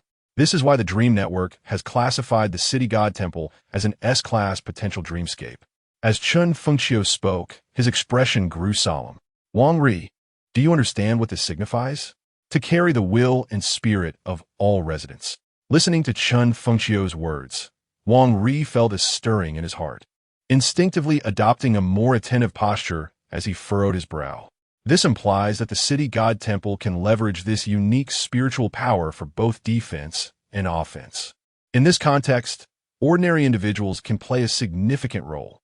Since the arrival of the cosmic beasts, the protection of the city and the safeguarding of ordinary people from their onslaught has always been the aspiration of dreamweavers. Some dreamweavers have attempted to invent and study dream-weaving formations that harness the spiritual power of ordinary people, but these efforts have largely ended in failure. Not to mention that the spiritual power of those who cannot awaken as dreamweavers is feeble. Merely sustaining such formations demands an astronomical amount of mental energy.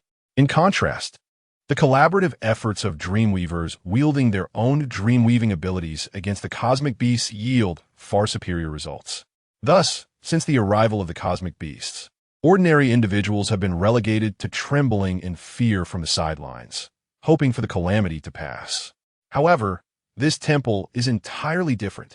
It can autonomously absorb and utilize the spiritual wills of its residents, uniting the entire city into a singular force. Moreover, the consumption is minimal, if not non-existent.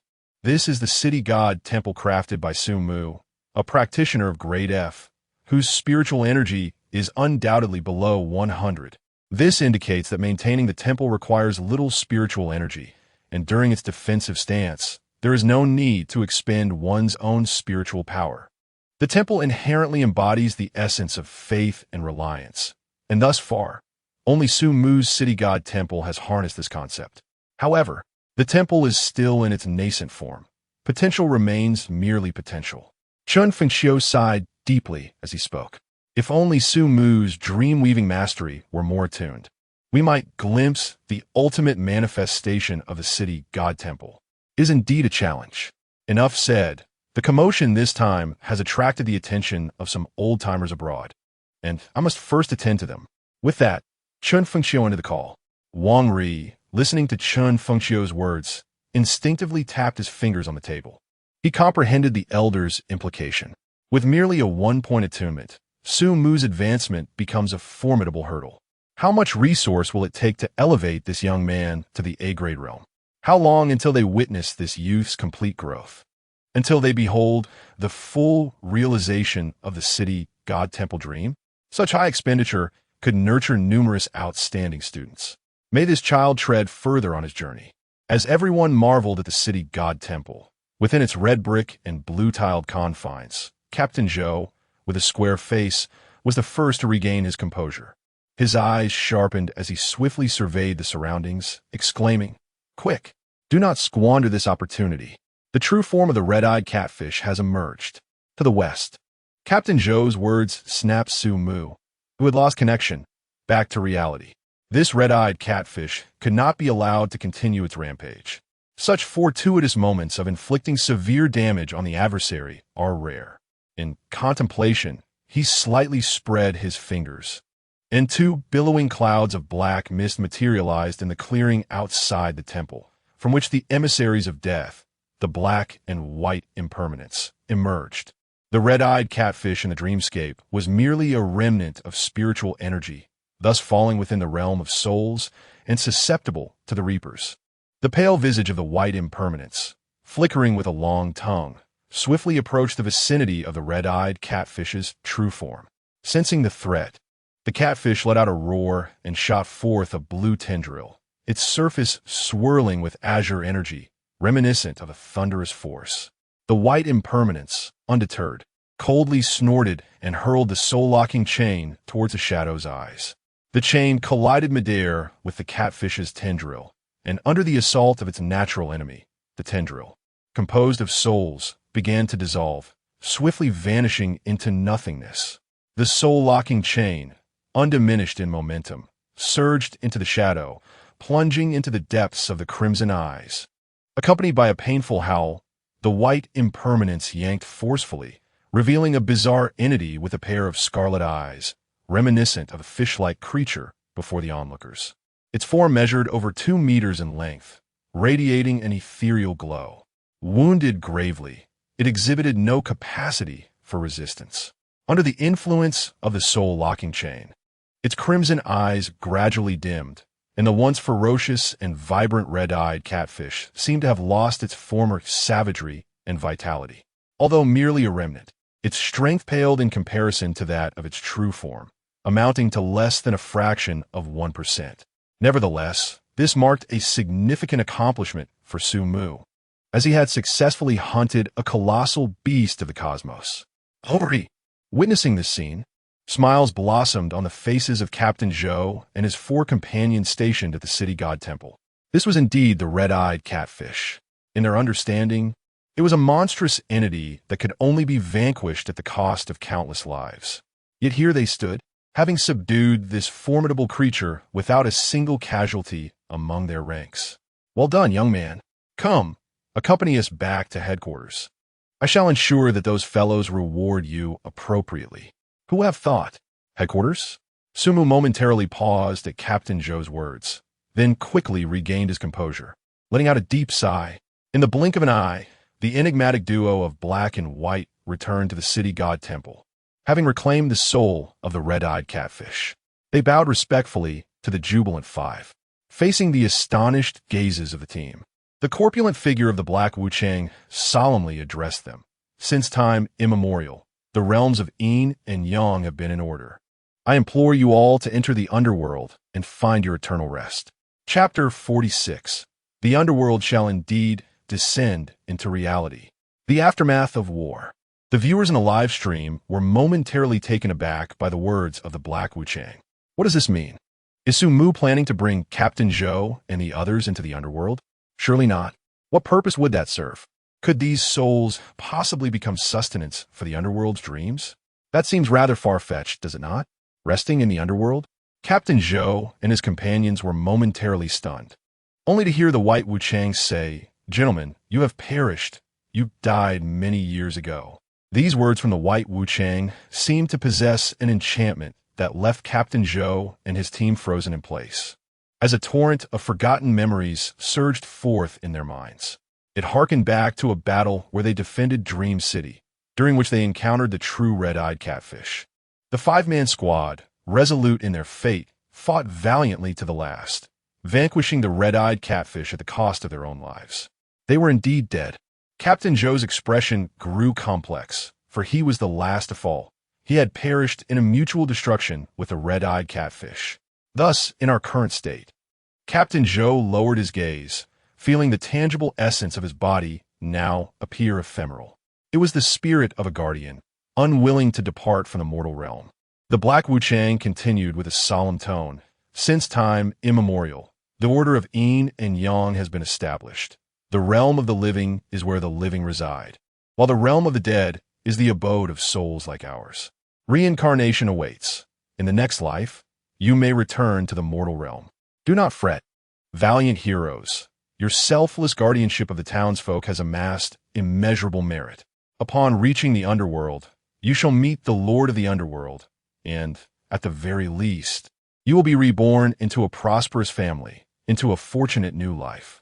The white Wuchang's pallid countenance bore a look of disdain, yet his tone remained surprisingly gentle, playing the role of the benevolent counterpart to the Black Wuchang's ominous presence. Rebirth in the underworld. Captain Zhou murmured, turning to Su Mu. Child, is this underworld your creation of a deathly dream? Do you intend to gather us into this dream? A grand dream? Gathering us into a dream, a grand dream? Su Mu shook his head in response. If it were merely a matter of collecting them into a dream, he could have avoided this convoluted approach altogether. What he sought to establish was the order of the underworld. His ambitions were grandiose. Possessing source power signified boundless possibilities. The underworld, infused with several hundred points of source power, already exhibited remarkable potential. What splendor would be unveiled if he were to channel thousands, even tens of thousands of points? Should the infusion of source power reach a critical peak, Su Mu speculated that this dream concerning the underworld would ultimately materialize into reality. At that juncture, perhaps he would no longer be merely a dream architect, but rather a harbinger, or perhaps an idealist. His realm of dreams would inevitably manifest in the tangible world. The grand dream of ancient Huaxia would ultimately become reality. Should the underworld descend into the realm of the living, maintaining order would be of utmost importance. The deceased would invariably enter the cycle of reincarnation in the underworld. No soul would escape. Captain Zhou, my realm of the underworld shall transcend mere dreams, offering solace to all departed souls. The order of yin and yang embodies the celestial principle. Those who accompany the impermanence into the underworld may entrust the affairs of the mortal realm to us. Su Mu reiterated the words of the white impermanence, his expression resolute. To grant peace to all departed souls. Is it truly sufficient to leave the matters of the human world in his hands? Observing the unwavering demeanor of the youth before him, Captain Zhou exchanged glances with his companions, recalling the earlier moment when a single strike vanquished the red-eyed catfish. They eventually nodded in agreement. Child, this is your assertion. If Dream City is filled with young dream weavers like you, it shall surely be a magnificent era, and we shall harbor no regrets. The return of souls to the underworld and their attainment of peace seems a commendable resolution indeed. It aligns with the order of yin and yang you espouse. Captain Zhou and his companions displayed an air of nonchalance. Meanwhile, the white impermanence, observing the situation, spoke with a pallid visage. Esteemed guests, please accompany us to the underworld. Upon ascending the Naiha Bridge, you may utilize the nostalgia stone to glance back at the mortal realm, catching a final glimpse of your erstwhile kin, even across the barriers of time. Oh, we can truly see our past kin once more? Delight illuminated the faces of the 5 team members, and they urged Su Mu in unison. Hurry, summon the underworld. We are to descend. I long to see my child. I wonder how that lad has fared. Faced with their urging, Su Mu inhaled deeply, directing his focus towards the city god temple, gradually infusing it with 100 points of source energy. As the temple quivered slightly, the decor within the hall began to transform, revealing a jade-green table above. And an elderly man clad in a crimson ceremonial robe and a black official hat emerged, a smile gracing his face. It was the city god. The vast hall, rather desolate, housed only him. Typically, one would expect the presence of various officials such as the civil and military judges, the day wanderer, and the night wanderer. However, Su Mu's limited resources could not support such a retinue, so he could only summon a solitary figure for the time being. The city god, standing by the table, took up a brush and, with swift strokes, 5 documents soared into the hands of the white impermanence. The elderly man, with a gentle smile, clasped his hands together, and said, "Esteemed guests, please proceed. Let us embark on this journey." Sumu's mental energy surged as he pressed his fingers to the ground. This time, he chose to manifest the underworld beneath the surface. An endless expanse of black mist enveloped Captain Zhou and his 4 companions, causing the black and white impermanence to vanish from sight. The livestream's camera shifted, revealing them now within the mist-laden underworld.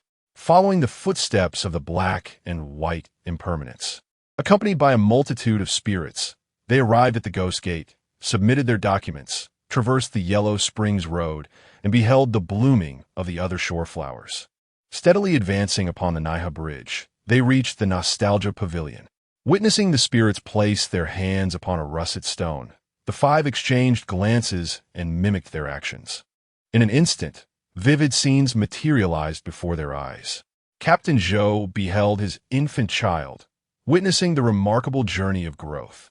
As the young one established a family and a career in Dream City, ultimately joining the enforcement team and ascending to the rank of captain, much like himself. Xiao Zhang observed the post-war Dream City, flourishing and vibrant, where children dared to gaze skyward even amidst ominous clouds, no longer cowering in dark basements. An increasing number of dream weavers filled the void, transforming Dream City into something entirely new. The 5 individuals, liberated from their obsessions, laughed heartily as they crossed the Bridge of Helplessness. In Meng Po's hands, they received the clear broth of Meng Po soup, which they consumed in one swift motion, gradually drifting away into the black mist. Witnessing this scene, the audience was profoundly moved by the realm of the afterlife, gaining a deep understanding of what it means for a soul to find peace. The Pavilion of Nostalgia, Meng Po soup. These previously unexplored elements did not betray their expectations. This underworld was indeed starkly different from the deathly dreams. Oh, I'm so envious. Can I also experience the afterlife when I pass? No regrets. Surely there must be an underworld in this world. How could it feel so real? Let us form a group to explore. I finally comprehend the order of yin and yang. This underworld truly is the ultimate sanctuary for souls. A gentle reminder to the folks above, it would be wise to engage in more good deeds. Otherwise, you may find yourself as one of the figures swaying on the bridge across the river. Come on, don't ruin the mood. I help elderly ladies cross the street every day without fear. As the audience jested, the city god and the black mist vanished entirely. In the somewhat dim space, only Sumu remained. Taking in the serene surroundings, he exhaled deeply, replenishing his mental strength with source energy, and promptly began to examine his recent acquisitions. Chapter 47. The Quest of Taming Mischievous Children, Monk Wunen. Sumu first examined his status panel. Source Power, 3,100. Mental Strength, 47. Examination Score, 196 points. After several rounds of consumption, his source power had decreased by 100 points from the previous 3,200, an outcome that occurred despite his expenditure of over 500 points. During this process, he had also regained more than 400 points, maintaining a balance between usage and expenditure. His mental strength had gradually increased slightly. Given the current circumstances, sustaining such a vast dreamscape necessitated the use of source power to restore mental strength. There was no need for deliberate enhancement of mental strength. It would naturally grow during the regular use of source power. As for the examination score, with the addition of these 10 points, it was unlikely that anyone could surpass him now. Aside from these elements, there remained the so-called lingering soul of the red-eyed catfish. Sumu scrutinized the realm of the underworld within his dream-making heart. The ethereal remnant of the red-eyed catfish had been drawn into the underworld by the black and white impermanence, now drifting within the boundless black mist. Since its incorporation into the underworld, it had become a possession of that realm, thus part of the dreamscape. It possessed no consciousness and was entirely under Sumu's control. This entity could be sold for a profit or utilized as a vessel for certain exotic beasts from Huaxia. Crafting a dreamscape for a Huaxia exotic beast using the remnant of a cosmic behemoth. This method had yet to be tested. After a moment of contemplation, Sumu decided to set this idea aside for the time being, intending to experiment when he had the opportunity. There were still many tasks ahead of him. The matters he had observed while linking to the dream network would surely prove useful. For instance, the scarred figure of Qian Cheng clad in law enforcement attire. No wonder he hadn't seen that rascal. It appeared he had encountered new adventures. Now, part of the law enforcement stationed in the city center, could he be planning to cause chaos during the midnight transport mission? It was essential to investigate this fellow's motives. Before that, Sumu turned his gaze to the right side of the open space. Based on his prior observations, there lay a grove not far away, within which existed a quest. The reward for this quest was a gem resembling a starry sky. This object was a meteorite known as Star Stone, fallen from the cosmos alongside the cosmic behemoths. Dreamscape items constructed from it could reduce mental strength consumption by 2 to 3%, making it a rare and valuable tool for creation. Numerous students had already arrived there, yet none had claimed the reward thus far. This item was undoubtedly the most precious treasure in the vicinity. After acquiring it, he could promptly head to the city center, likely arriving in time to probe into Qian Cheng's affairs before the midnight transport mission. Resolute in his decision, Su Mu set forth, exercising utmost caution to avoid stumbling into any spawn points of cosmic behemoths, carefully maneuvering around the floating beams of colorful light. After walking approximately 1,000 meters, Su Mu spotted a patch of artificially cultivated forest, from which emanated the sounds of beastly roars and the anguished cries of students. By the heavens, is it truly possible for anyone to restrain this creature? Shall we confront it together? Can this monster truly overpower us all? What nonsense! The more individuals there are, the stronger it becomes. You arrived too late and missed witnessing the dreadful fates of those who came before. Listening to the students' wails, Sumu swiftly approached and entered the fray. Before him lay a patch of grass within the woods, surrounded by over 10 students clad in various school uniforms, many of whom were supporting one another, injured as if they had just endured a fierce battle. Some of these students seemed familiar to Sumu. They appeared to be from the Lan Ruo Temple. At the center of the group stood a small boy, seemingly no older than 6, dressed in a blue outfit, gazing innocently at the crowd. Beside him was a sign that read, "This is a bear child. However, anyone who approaches within 10 meters will witness his malicious side. Whoever can discipline him within this range shall be rewarded." To approach this child within 10 meters and discipline him? In other words, one must defeat him within that proximity? Observing the students around him, who were in agony, Sumu realized the complexity of the situation. Earlier, he had heard the term monster. Could it be that this child is capable of transformation? In the midst of his thoughts, 2 beams of warm, radiant light suddenly burst forth from the right side of the forest. Instantly, the dim woods were illuminated as bright as day. What is this light? Goodness, who turned on the lights? My eyes are going to be blinded. The examinees, accustomed to the dark environment, were caught off guard by the sudden brightness, momentarily dazzled. What is happening? Some candidates turned their heads towards the source of the light, and vaguely, they caught sight of a bald figure clad in a peculiar golden-red robe. The bald head gleamed, intensifying the dazzle. Who on earth is this, radiating such brilliance?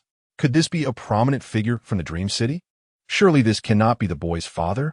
Wait, why does this person's face seem somewhat familiar? Zhu Shi, a student in the crowd, frowned, recognizing the figure illuminated by the light. Upon hearing the student's exclamation, Zhu Shi, towering over 2 meters, greeted them with a single-handed salute, uttering Amit Ba. As he spoke, the radiance surrounding him dimmed considerably. The crowd stared in disbelief, realizing the so-called aura of brilliance was merely 2 powerful floodlights positioned behind Zhu Shi, which they had previously overlooked due to the blinding glare. Goodness, what are you doing? Bringing your own special effects? Some students expressed indignation, but upon glancing at Zhu Shi's imposing stature and menacingly muscular bald head, they quickly recoiled. Had he just been released from prison? Is he truly an examinee? What in the world is going on here? On one side of the forest, Su Mu was momentarily blinded by the light, and upon hearing the chant of Amit Ba, he nearly mistook the figure for a monk radiating divine light. Upon closer inspection, was that not the very student he had led astray? This individual was surprisingly swift. Having shaved his head and donned a robe, he had even managed to create a counterfeit aura of holiness. Sumu felt as though he had misguided an examination candidate down a perilous path. The viewers in the live stream were utterly bewildered by the scene unfolding before them. Goodness, this candidate really went and shaved his head? Talk about initiative. His master, Fahai, was merely a fabrication of Sumu's imagination. Did Zhu truly fail to perceive even a hint of this? Remarkably, he appears quite convincing. A Buddhist practitioner renowned for strength. No less. Perhaps this isn't such a misguided venture after all. Haha. Fellow viewers, am I the only one who feels he now possesses even more intimidating presence than Fahai? Now adopting the title of a Buddhist practitioner, Zhu Wuning, nodded in satisfaction at the gazes of those around him, gaining a deeper appreciation for the joy found within the Buddhist path. His entrance was nothing short of flawless. Naturally, his master's grand display during the great celestial dragon invocation far surpassed his own. The brilliance of the golden dragon was unmatched by even the brightest of lights. As he pondered, the students instinctively parted to create a path for him. Draped in his robe, Zhu Wuning casually stowed away the two powerful lights he had conjured and stepped forward beside a small boy. "Brother, are you here to play with me? Come in. Come in." The innocent-faced boy beckoned to Zhu Wuning from within. After scrutinizing the notice board, Zhu Wuning hesitated not for a moment, stepping decisively into the boy's domain. "Ba, this monk shall discipline this mischievous child," he declared, dramatically tossing aside his robe, revealing a physique adorned with tattoos of flowing golden patterns. "Our Buddha is merciful." Sumu observed the scene with a mixture of speechlessness and amusement, content to let the other test the waters first. This quest would surely not be a simple one. Once Zhu Wuning faced defeat, it would be his turn to take the stage. Chapter 48. Who says that discipline for mischievous children must involve beating? The tightening spell. Within the forest, Zhu Wuning, uttering a few words, reached out with his hand, intending to lift the little boy before him. However, to his astonishment, the child emitted a series of distinctly inhuman growls. In an instant, before the eyes of the onlookers, he tore apart his childish attire. A cloud of dark energy enveloped the boy as his once human skin grotesquely morphed, sprouting sharp, brownish hide reminiscent of thorns. His head transformed into that of a wild brown bear. The previously diminutive figure swelled to over 3 meters in mere seconds, towering even above the robust Zhu Wuning. Within the span of 2 heartbeats, the seemingly adorable boy had metamorphosed into a colossal bear. The creature's crimson eyes flashed, unleashing a thunderous roar as its massive paws, propelled by a tempestuous force, struck fiercely towards Zhu Wuning. Alarmed, Zhu Wuning's expression shifted dramatically. He dared not underestimate this threat. A crimson glow enveloped him as his protective armor materialized. With a weighty stance, he braced himself for the impending blow. The golden tattoos he had imitated offered no real defense. He needed to rely on his true skills in battle. Yet, he had gravely misjudged the bear's strength. The howling winds generated by its strike hit his arms like a sledgehammer, shattering his armor in an instant. Before he could react, the bear retracted its paws, pivoted its body, and slammed against him with tremendous force. A resounding crash echoed as Zhu Wuning was hurled through the air, crashing violently against a tree. The frail branches succumbed to the impact with a sound of splintering wood. Dazed, Zhu Wuning lost consciousness. As the brown bear witnessed this, its form gradually diminished, reverting to that of the blue-clad little boy, who wore an expression of innocent bewilderment. "Ah, this little rascal is quite literally a bear child." The viewers in the live broadcast comprehended the daunting challenge presented by this scenario. Goodness, this bear can transform and possesses abilities. Even Zhu Wuning, known for his strength, is no match for him. Who can possibly discipline this child? It seems difficult for Sumu to earn rewards here. Even Fahai might struggle. Hey, don't forget, Sumu can't use Fahai. Didn't the previous students mention that the more people involved, the stronger this bear child becomes? This bear is likely insurmountable. A clever strategy is imperative. Everyone shared this realization. Yet, how could one devise such a strategy? The candidates exchanged glances, none offering a solution. Standing at the edge of the forest, Observing the unfolding events, Su Mu had already formulated a plan in his mind. Discipline, at times, need not resort to force. Resolute, Su Mu stepped forward, crossing through the crowd to stand beside the bear child's notice. The surrounding candidates, witnessing Su Mu's somewhat frail physique, immediately shook their heads. Another one here to meet their demise. Could this physique withstand a strike from that bear? My dear brother, perhaps you ought to contemplate a strategy for overcoming this challenge. Have you not observed how the top 100 candidates were flung away? A well-meaning student cautioned. Upon hearing this, Su Mu merely smiled gently, refraining from a response, and instead crouched before the notice board, gazing towards the mischievous child within.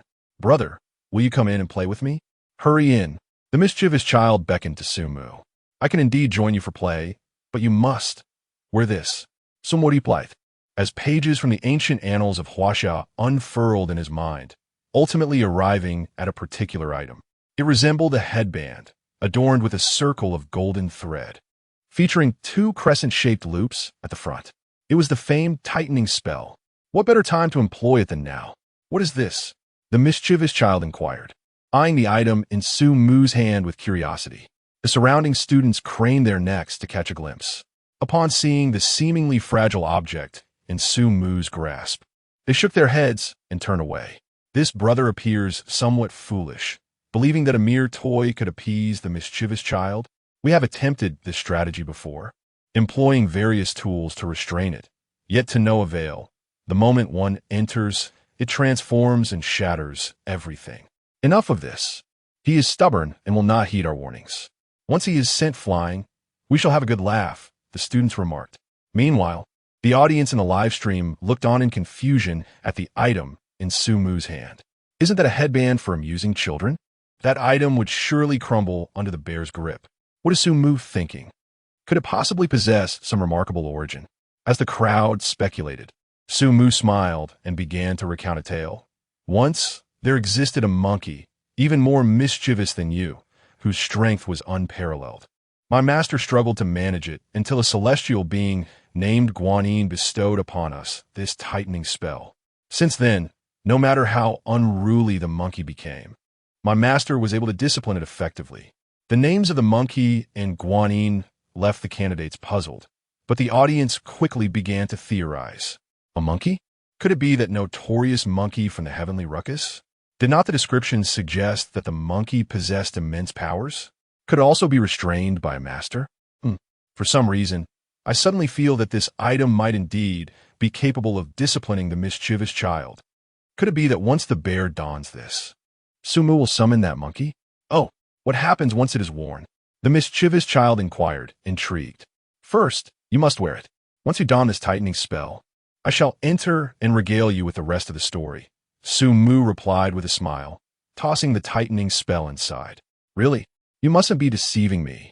The boy's eyes sparkled with excitement as he swiftly picked it up and unhesitatingly placed it upon his head. Previously, the other students had used electric nets and various implements, all rendered ineffective against him. As long as anyone entered within a 10-meter radius, it could easily break free from all constraints. Surely, this tightening spell would prove no different. Chapter 49. Successful Discipline. The Coveted Reward. Brother, I put it on, and it looks so beautiful. Come in and tell me a story. The mischievous child exclaimed with an innocent countenance, as if adorned by a golden circlet. All right, Su Mu replied with a smile, stepping into the room.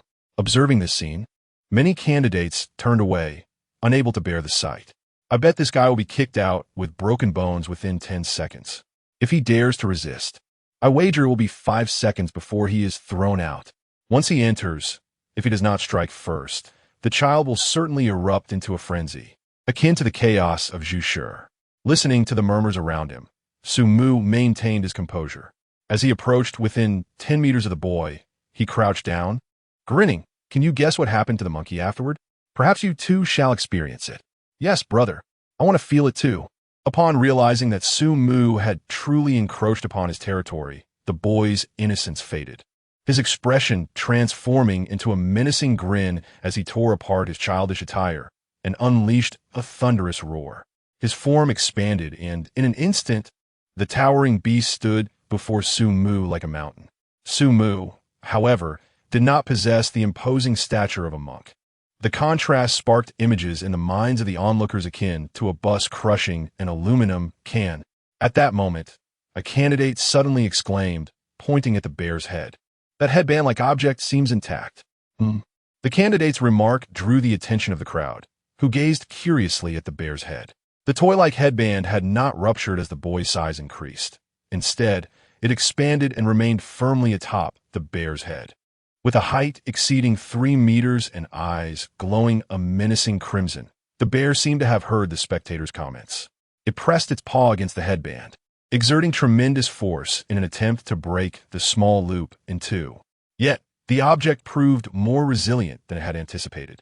No matter how much strength the bear exerted, the golden circlet remained unchanged. "What's the matter? Didn't you like that thing? Why do you want to take it off now?" Su Mu inquired with a grin.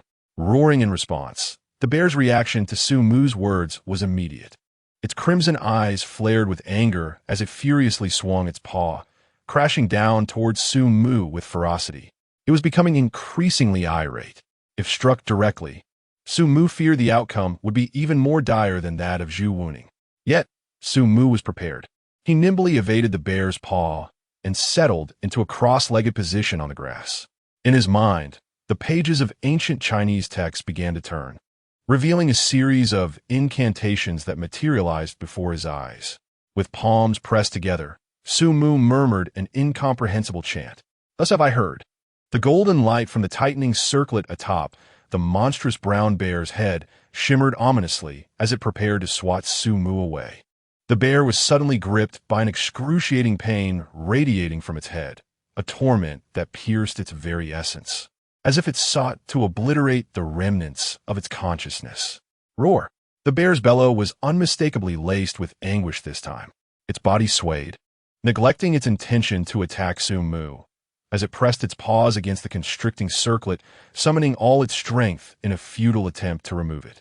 Yet, the circlet offered no reprieve. Instead, it tightened further under the strain, exacerbating the bear's throbbing agony. My goodness! The spectators in a live stream bore witness to this spectacle and began to grasp the unfolding narrative of Su Mu. This seemingly trivial golden ring could render a 3-meter-tall beast utterly helpless. No wonder the formidable monkey that wreaked havoc in the heavenly palace was kept in check by its master. The punishment of this circlet alone gives me a headache just from the sound of it. This device is clearly designed to discipline unruly creatures. This monster is truly unfortunate. Why does this novice dreamweaver possess such an array of bizarre dream artifacts, each accompanied by its own extraordinary tale? It's utterly ridiculous. Indeed, the interconnections between these items and the dream realms of the heavenly palace and the underworld are astonishing. Merely contemplating their stories leaves me at a loss for words. As the audience marveled at the circlet's effectiveness, the reluctant bear, realizing it could not rid itself of the binding, turned its gaze back to Su Mu. Its crimson eyes gleamed as it uttered in human speech, "Do not chant." It roared, attempting to swing its arms towards Su Mu to disrupt the incantation. Yet, to its dismay, the circlet tightened even more, the sensation of restraint seemingly originating from its very soul, as though it intended to compress its spirit into a mere patty. No! The bear's pupils dilated in despair, and with a mournful wail, it collapsed before Su Mu, rolling on the ground while clutching its head. Unbeknownst to it, its once vibrant crimson gaze gradually faded, replaced by ordinary, dark brown, beastly eyes. Soon after, a plaintive, youthful voice emerged from the bear's mouth. "Brother, I understand my mistake. Please cease your chanting. I was wrong." It has realized its error already. Observing this scene, all the onlookers were momentarily stunned. Goodness, what on earth is this? How utterly absurd. Is it possible that such a colossal beast has been subdued by this trivial circlet? Is this real? We have used electric nets and various tools to no avail against it. This creature indeed possesses remarkable strength. Who could have anticipated that this discipline of a mischief maker would conclude in such a fashion? What a waste of our time. Hearing the bear's words, Su Mu, seated cross-legged on the grass and reciting his incantation, smiled as he paused the spell. Isn't this tale delightful? Indeed, it is. I was wrong, brother, the bear replied, feeling a sense of relief wash over its head. And what of the reward? Sumu stood, brushing the grass from his attire. Here, this is for you. The brown bear rose from the ground, its paws retrieving a resplendent stone, glimmering as if infused with starlight from an unknown part of its form. The stone, approximately the size of 3 bottle caps, radiated an extraordinary beauty under the moonlight. Bowing its head in reverence, the bear presented the stone to Sumu, a gesture that did not escape the attention of the other candidates nearby. As the reward materialized, numerous gasps of astonishment erupted among the onlookers. Astounding star stone, exclaimed one. It's a rarity found only in the dream battlefield, and such a substantial piece at that. This could easily fetch a splendid 3-bedroom apartment in the outskirts of the Galaxy District. Goodness, the rewards for this instance are unprecedented. The candidates cast envious glances at the star stone resting in the bear's paw, each yearning for the treasure. Gradually, less noble thoughts began to flicker in the eyes of some. Did you see that? The black bracelet on that kid's wrist resembles dream gathering stones. There must be over a dozen. What dream gathering stones? What wealthy person would dare wear them so casually? Indeed, my friends, while this young rascal may not be under our tutelage, we have expended some of the brown bear's stamina. Haven Tiwi, while we may lack merit, we have certainly put in our efforts. Yes, while snatching points might lead to trouble, surely their essay share this reward for us. Isn't there? Certain players whispered amongst themselves, their gazes towards Sumu darkening. Hearing their murmurs, Sumu furrowed his brow, contemplating his next move, when the bear cub placed the star stone into his hand and, with a mighty roar, stepped forward. To everyone's astonishment, its tall and imposing figure crossed the boundary of the notice board, standing outside. I've heard someone wishes to seize my brother's possession. Chapter 50. The Battle of Hundreds of Thousands. An insurmountable transport task. As the brown bear emerged from the notice board, the surrounding candidates fell into a stunned silence. Could this creature actually walk out? They had all discerned during previous trials that this beast was impervious to fatigue. If it truly appeared, there was no way they could overpower it together. Amidst the rising tide of fear and shock, someone whispered, "Run." Instantly, the candidates scattered like fireworks, fleeing in every direction. "Huh, you dare to target my brother." The mischievous bear observed the chaos with hands on its hips, reveling in its triumph, showing no intention of pursuit. It turned and trotted over to Sumu, forcing a grin onto its bear-like face. "Brother, how did I do? Is this, the tightening spell?" Sumu contemplated while surveying the brown bear. "You are no longer restricted from wandering, are you?" Yes. The bear nodded vigorously. "Then here's the deal. Take me a part of the way, and once we arrive, I will help you remove the tightening spell, allowing you to roam freely." Sumu proposed with a smile. "Oh." The bear's eyes brightened, eagerly nodding on all fours. "All right. Brother, hop on. Where are we headed?" Sumu stowed the star stone in his pocket, climbed onto the brown bear's back, and, after a moment of orientation, pointed towards the city center. "This way." "Got it. Hang on tight." The bear roared, sprinting towards their destination, while students they encountered were paralyzed with fear, daring not to impede their passage. The forest gradually fell silent. By the time the dazed monk Wu Nung regained consciousness, all traces of humanity had vanished. Bewildered, Wu Nung stood up, rubbing his bald head and scanning his surroundings in confusion. "Where's the bear?" In the city center, a squad clad in law enforcement uniforms rested in the shadows beside towering buildings. Among them was the scarred Qiancheng. One of the native law enforcement members checked his watch and, after noting the time, bowed to Qiancheng. "Commander, there are less than 20 minutes until midnight." "Understood," Qiancheng replied darkly. "In 20 minutes, when a midnight transport task commences, I will ensure that the wretched Su Mu pays dearly. Today had been a stroke of bad luck for him. He had been knocked unconscious by a blow and then endured a day of torment while suspended. The beating had been very real. Just as Qiancheng felt he could endure no longer, the puppet master finally revealed himself. They had struck a deal, securing a wealth of secrets while also obtaining leverage to exact revenge on Su Mu, leading a squad of E-level dreamweavers and law enforcement. This mission would either lead to his demise or to Su Mu's downfall.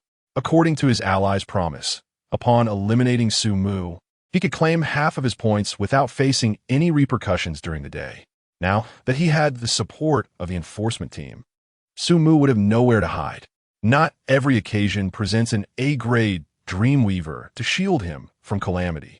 As Qian Chung spoke, his expression grew increasingly somber. Evidently, he still believed that the one who had influenced the outcome of the previous tournament was not Su Mu.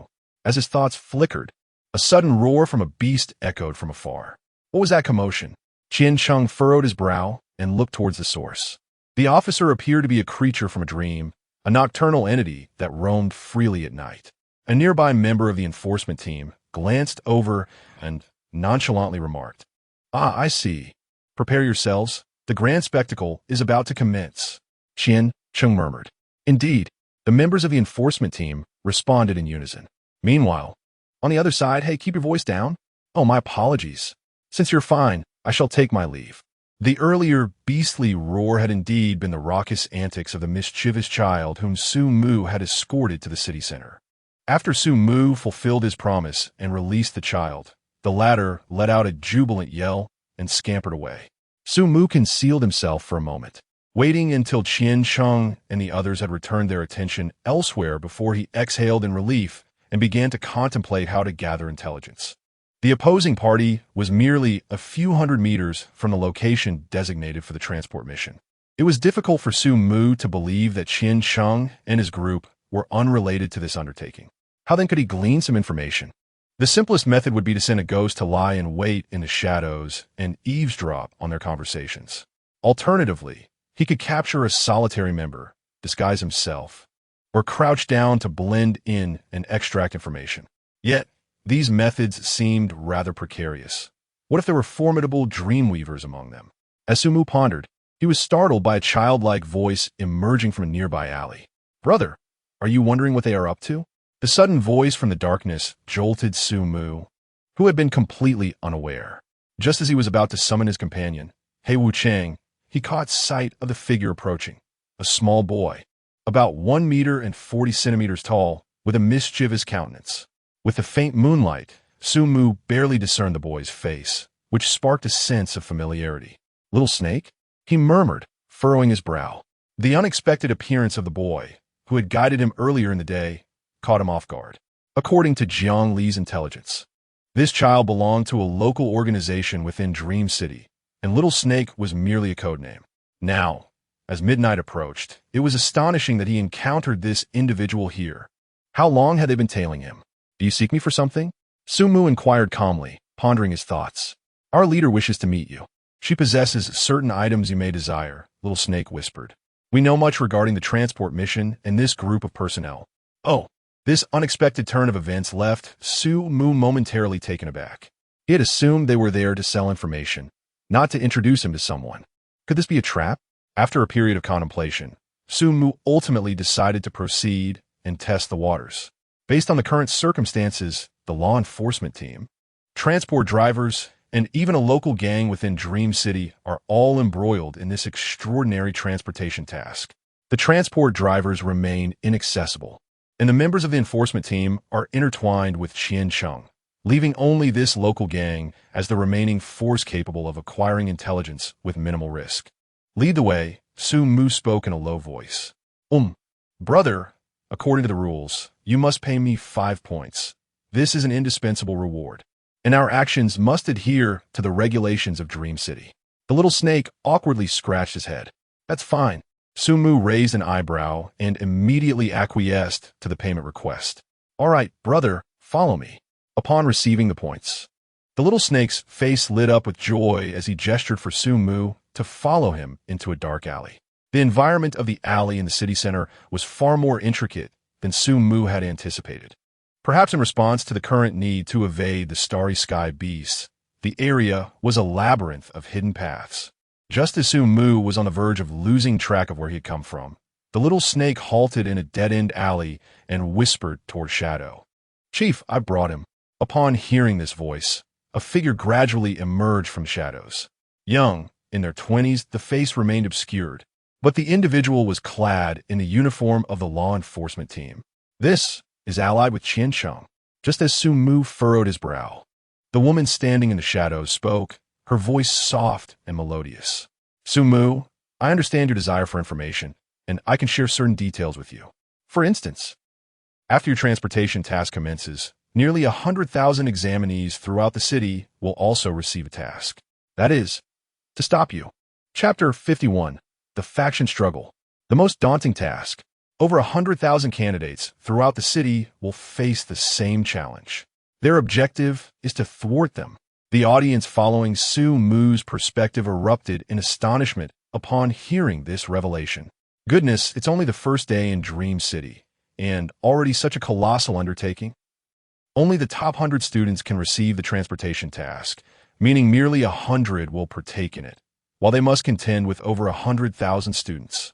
Although these students rank among the elite in China, can they truly withstand the relentless pursuit of so many? After all, they are still nascent in their awakening.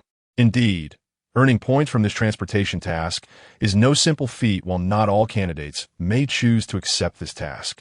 Those who do will undoubtedly engage in fierce competition. Su Mu certainly cannot opt out of this transportation mission.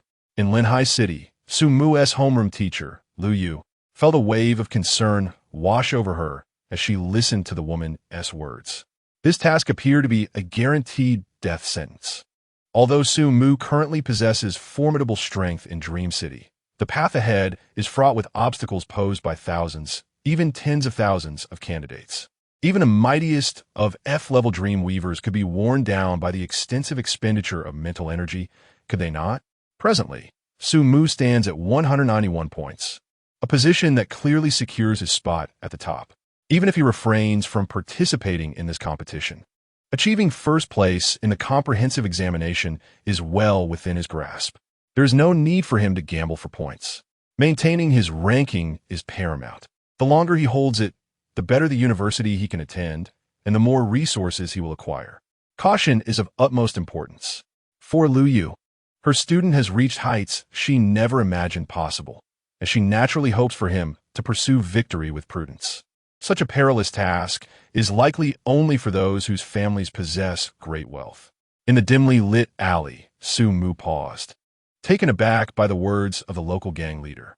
Rather than feeling immediate fear, he pondered and posed a question. Is there a publisher for this obstructive task? You seem unfazed. That SA pursuit involving hundreds of thousands of people. The gang leader inquired with curiosity. Since this transportation task exists, there must be a means to resolve it. A mission with certain death cannot possibly exist, Su Mu replied with a smile. After a moment of contemplation, the gang leader slowly responded. The force commissioning your transportation is the law enforcement team, while the faction seeking to sabotage this task is also the law enforcement team. As you can see, I am part of the group that issued the transportation task. The law enforcement team is not united in purpose. Is there indeed factional strife within the Dream City law enforcement team? Su Mu pondered thoughtfully. Perhaps this explains the differing regulations between day and night in Dream City. Before he could inquire further, the gang leader continued with his explanation. In Dream City, the law enforcement team wields the most significant power, possessing the authority to oversee all matters. Within the law enforcement team, there are two factions, the defense faction and the development faction. The defenders maintain that the celestial beasts will inevitably descend upon us once more, advocating for a lifestyle akin to the past, with a constant vigilance against the potential attacks of these celestial entities. In contrast, the progressives assert that the era of the celestial beasts is behind us, urging Dream City to look forward, promoting the dismantling of walls, expanding the territory, and creating a new Dream City. Initially, the defenders held a dominant position, proactively unveiling the so-called secret realms that transform the Knights of Dream City into what they are today, all in an effort to hone the combat skills of the Dreamweavers. This transformation of Midnight Dream City into a potentially hazardous secret realm was meant to sharpen the abilities of the Dreamweavers. Listening to the words of the local leader, Su Mu furrowed his brow. However, upon reflection, he found their reasoning sound, for the defenders firmly believed that the celestial beasts would indeed return. Some sacrifices, it seemed, were deemed necessary. So, the underground fighting venues were also established by them. Sumu pondered aloud. No, the local leader shook her head. That was set up by the progressives, the faction to which I belong. We believe that as dream weavers, who possess powers beyond ordinary individuals, the disappearance of external threats will inevitably intensify internal conflicts. Thus, we establish the arena as a venue for dream weavers to channel their strength and resolve their disputes. This initiative has been relentlessly criticized by the defenders, who argue that dream weavers should unite and not turn against one another. So, the defenders release secret realms at night, while advocating for unity among the dream weavers. Yet the progressives establish underground fighting arenas during the day, encouraging conflict to resolve differences. The law enforcement of Dream City is rather intriguing, Sumu mused. Gradually grasping the situation, he nodded for the local leader to continue her tale. As time passed, the fear instilled by the celestial beasts diminished, and the number of progressives grew. Eventually, even the secret realms of Dream City at night ceased to evoke dread. Amidst the declining influence of the defenders, some within their ranks began to entertain extreme ideas. If the remnants of the dreamlike celestial beasts could no longer instill fear, what are the real celestial beasts? They inexplicably acquired a young, celestial beast, hoping to rear it and restore the former terror to Dream City. However, this conspiracy was uncovered, and we intended to eliminate it immediately, but unexpectedly a candidate arrived. The local leader sighed. With the arrival of the candidates, the rules of Dream City were no longer solely under our control, and our attempts to confront the young beast were thwarted. Under the influence of special powers, the only way to destroy these young beasts was to transport them outside the city, with the carriers being you. I see. Sumu summarized the essence of the local leader's words.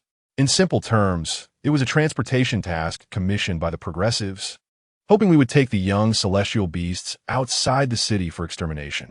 The defenders within the enforcement team sought to thwart this endeavor, intending to retain the celestial behemoth within Dream City for further cultivation, thereby perpetuating their claims and dominion. This is truly chaotic. Sumu pondered for a moment, sensing something amiss. So, what is the reason behind your disclosure?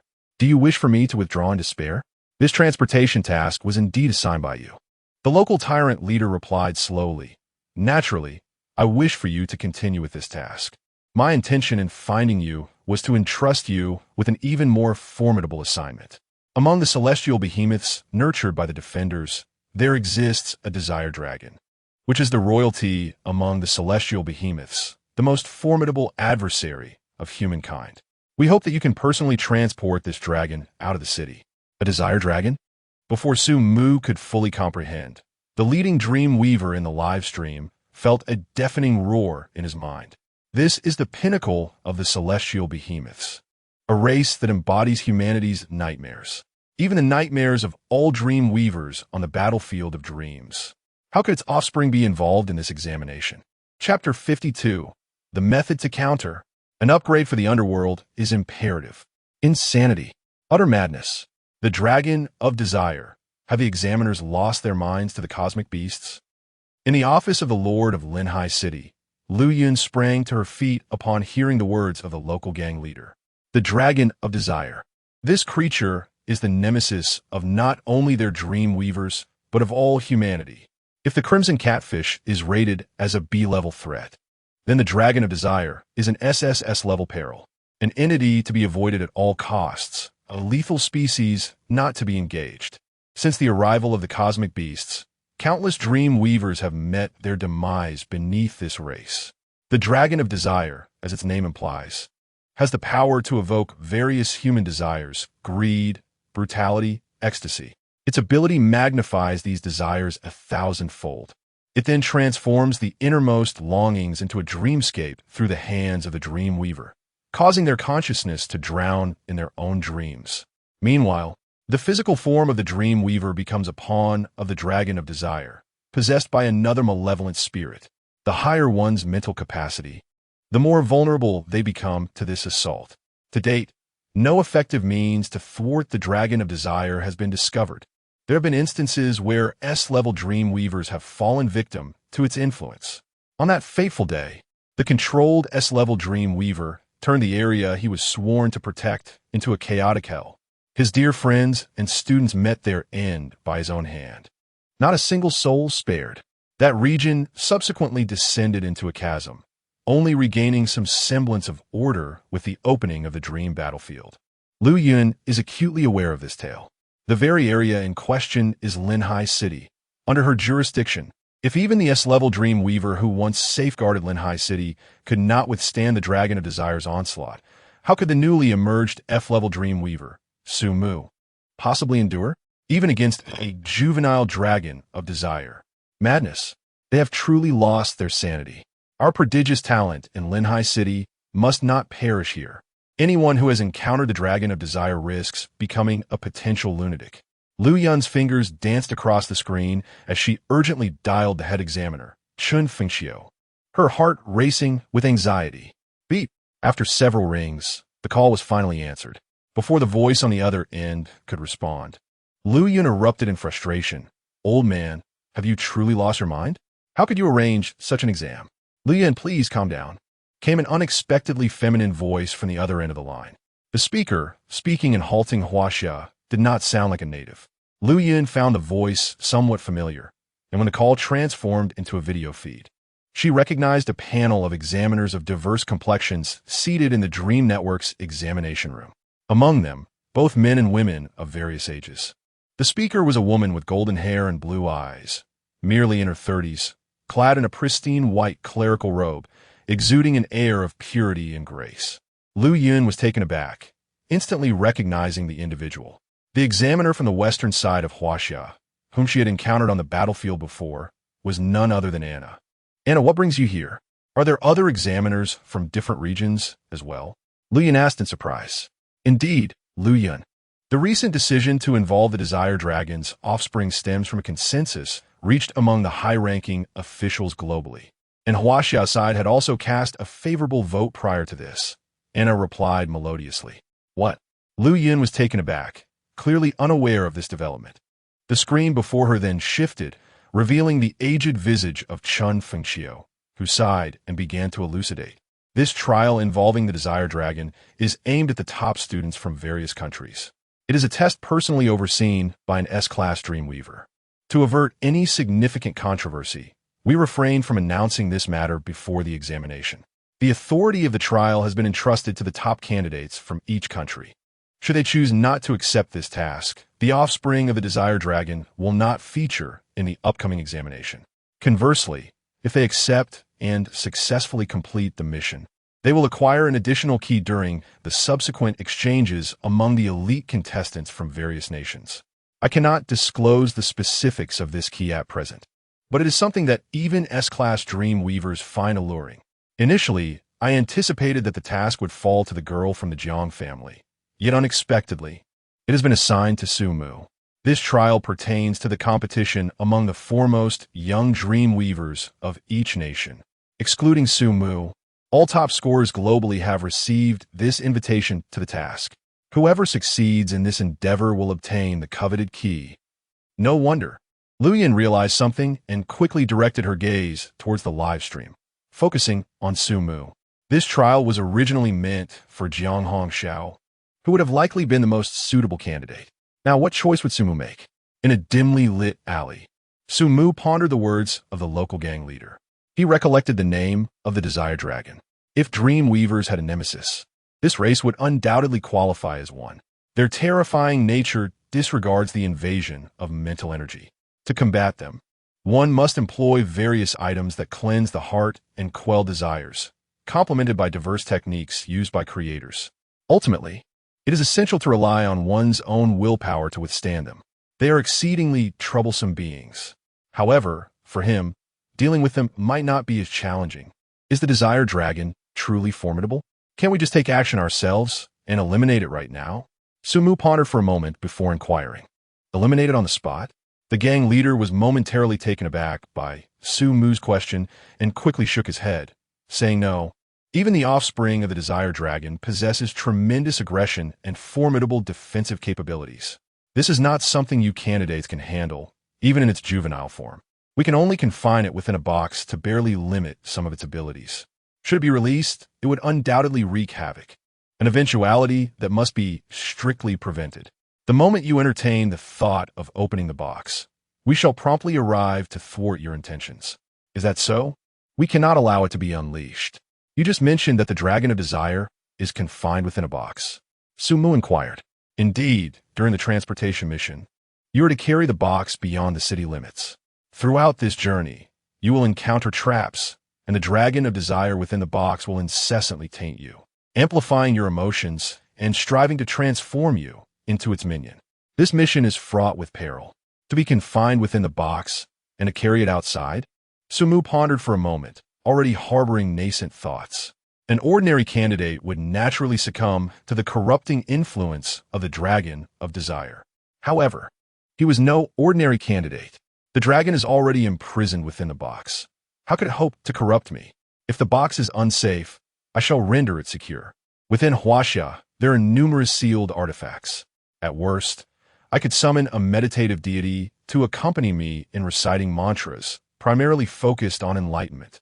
Furthermore, does this dragon not thrive on magnifying the desires of the human heart? Should it dare to act, I shall extract its soul and cast it into the depths of hell. In an environment of utter despair, what is the Dragon of Desire to be feared? It is time to elevate the realm of the underworld. Chapter 53. Constructing the 18 Layers of Hell. A new ability? How? Will you accept this task? If you choose to decline, we will explore alternative solutions to address this predicament. The local tyrant leader interrupted Sumu's thoughts. One final question. Since this is an additional task, there must be an extra reward, right? Sumu inquired, regaining his composure. Certainly, the local tyrant leader nodded affirmatively, stating, the additional reward is a key. A key? Sumu was momentarily taken aback by the revelation. A key that unlocks a certain mysterious realm. Believe me, you will undoubtedly find it of great utility in the forthcoming examination, the local tyrant leader asserted solemnly. A key pertinent to the upcoming examination, and it holds significant value. Upon hearing this, Sumu felt resolute. This task was undoubtedly a unique trial reserved for the top contender on the celestial leaderboard. Thus, why should he not accept? Where's the box of the Dragon of Desire? Can I set off immediately? Sumu inquired with a smile. Accepted. The viewers in the live stream were astounded by Sumu's confident declaration, erupting into exclamations of amazement. This lad has certainly never encountered the Dragon of Desire. He cannot fathom the sensation of having one's innermost desires magnified 1,000-fold. Folks, I have witnessed the Dragon of Desire's assault on the battlefield firsthand. It is beyond the capacity of any ordinary dreamweaver to withstand. Indeed, while Sumu has heard of the Dragon of Desire, it has only been in books. How could he possibly grasp the despair of confronting it up close? Once fear of the Dragon of Desire takes root, it can amplify that fear tenfold, even 100-fold. Just a fleeting glance may lead one to submit at its feet. As the audience grew increasingly tense, a flurry of comments flooded the screen. Wow, I just checked the live streams from other examination zones. Maoxiong, Iceland. Almost every top candidate has received this task, and most of them have accepted. This marks the first clash among the geniuses of various examination zones. Oh, observing the rapidly refreshing messages in the live stream, the audience became intrigued, with many attempting to switch channels to swiftly verify the information's authenticity. Zeus, the top student from the Eagle Nation, has also accepted the task. This guy created an A-grade potential dream in the first round of examinations. Wow, I didn't realize until now. It's astonishing. There's not only Sumu with S-grade mental potential this year. A candidate from Maoxiong also possesses it. Their professional compatibility surpasses Sumu's by several folds. This time, no one can afford to lose face. To be honest, I have reservations about Sumu. Typically, children from the lower districts harbor various unknown desires, making it easy for them to lose themselves in amplified cravings. Sumu, you are being far too reckless. Listening to the analyses in the live stream, the class teacher, Lu Yu, felt a tightening in her chest. She felt that sleep would elude her tonight. She must watch Sumu complete this task. The child was too determined. I had taught in class that during the unified examination, one should prioritize survival. For the more rounds one endures, the better. Yet, This child persisted in his reckless ways from start to finish. Liu Yu's thoughts, however, seemed to go unheard within the dream network. The local gang leader, shrouded in shadows, listened to Su Mu's enthusiastic agreement and deemed further confirmation unnecessary. At midnight, the drivers of the transport convoy would deliver the boxes punctually to the designated location. Your box would be listed separately, handed directly into your hands. Once you accepted this box, your true task would commence. It was highly probable that there would be restrictions on flight. You would have to carry the box and run out. I will await your arrival outside the city. Su Mu, I wish you good fortune, and may Dream City thrive. The gang leader, clad in the enforcer's uniform, slightly inclined his body and bowed to Su Mu before dissolving into the shadows. The surrounding alley returned to a profound silence. Su Mu surveyed his surroundings, realizing that the guiding little snake had vanished at some point. The service was rather lacking. Fortunately, I remember how to navigate back. Instead of hastily leaving the alley, Su Mu sought a shadowy corner, seated himself, and closed his eyes to commune with the dreamscape within his mind. Inside, the little world remained fragmented, and the cycles of the lower realm continued unperturbed. After scanning his surroundings, he turned his gaze toward Fengdu City, specifically the Hall of Yama. The lively judge was hunched over, penning something, while the spectral attendants, wielding the water and fire rods, maintained their usual composure. This Hall of Yama was still somewhat desolate and incomplete. Only this single figure of the 10 Yamas had emerged. Crafting the underworld was indeed a long and arduous journey. After a moment of contemplation, Su Mu shifted his focus to the rear of the Hall of Yama. Fortifying the hall was not the most prudent choice at present. Instead, completing the 18 levels of hell was of greater significance. According to Chinese mythology, after a soul receives judgment in the Hall of Yama, it must decide whether to enter the 18 levels of hell for punishment. These 18 levels were to be established adjacent to the Hall of Yama. This would be his trump card against the Dragon of Desire. He glanced at the source power panel, which had slowly increased to 3,600 points. Let's begin. I hope this hell can indeed contend with the Dragon of Desire. Su Mu inhaled deeply, and the pages of ancient Chinese history began to turn in his mind, ultimately arriving at a vivid scene. It was shrouded in boundless black mist, and amidst the swirling darkness, 18 vivid depictions of hell materialized before Su Mu's eyes. 18 levels of hell. I shall use 1,800 points of source power to mold it. May it bring me some surprises. As the thought flickered, the source power within the panel began to dissipate wildly, like rushing water.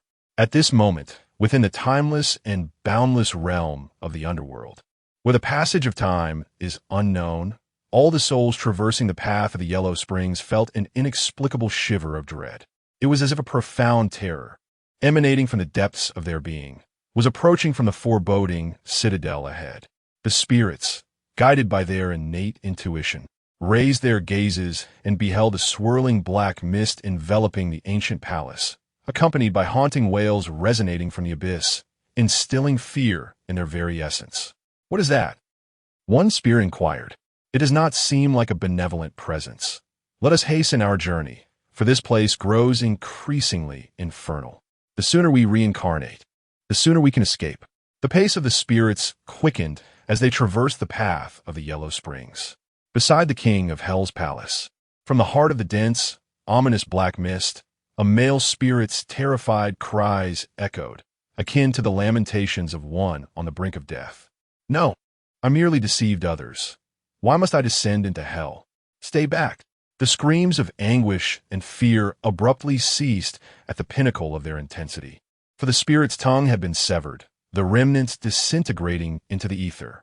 The malevolent enforcers of punishment, grinning wickedly, employed fiery tongs to methodically extract the prisoner's tongue, prolonging their torment while allowing them to savor the agony of a soul being torn apart. Welcome to the first circle of hell, the tongue-pulling hell.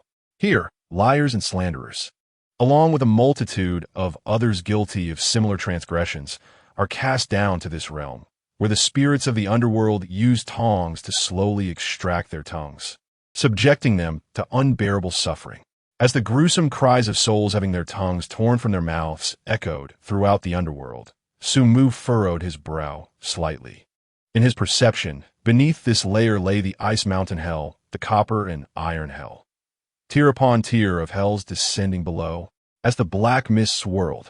A multitude of malevolent overseers and inmates emerged, the souls of the wrongdoers destined to languish here in torment until their penance was complete. A foul wind swept upward through the 18 layers of hell, instilling dread in all who encountered it.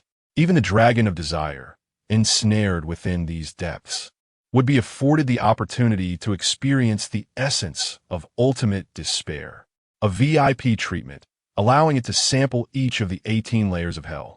As Su Mu contemplated this, his expression suddenly froze.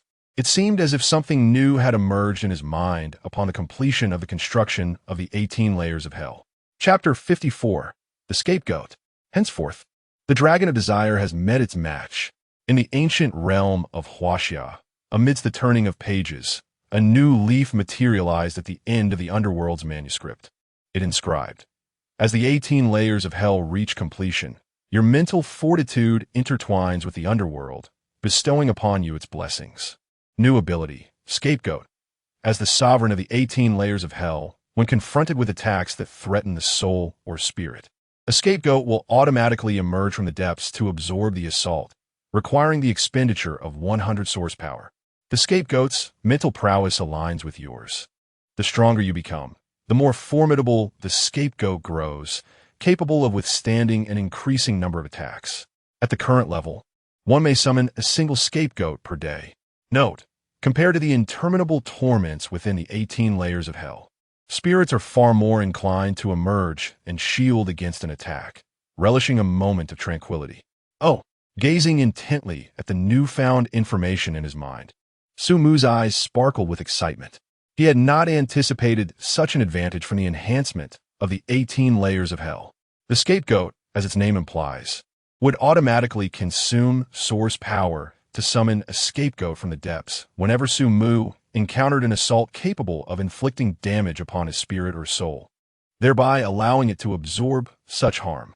This capability is remarkably useful. Combat involving Barang Dream Masters and above invariably encompasses attacks concerning the essence of the soul. And within the cosmic beasts, numerous creatures wield both mental and soul attacks.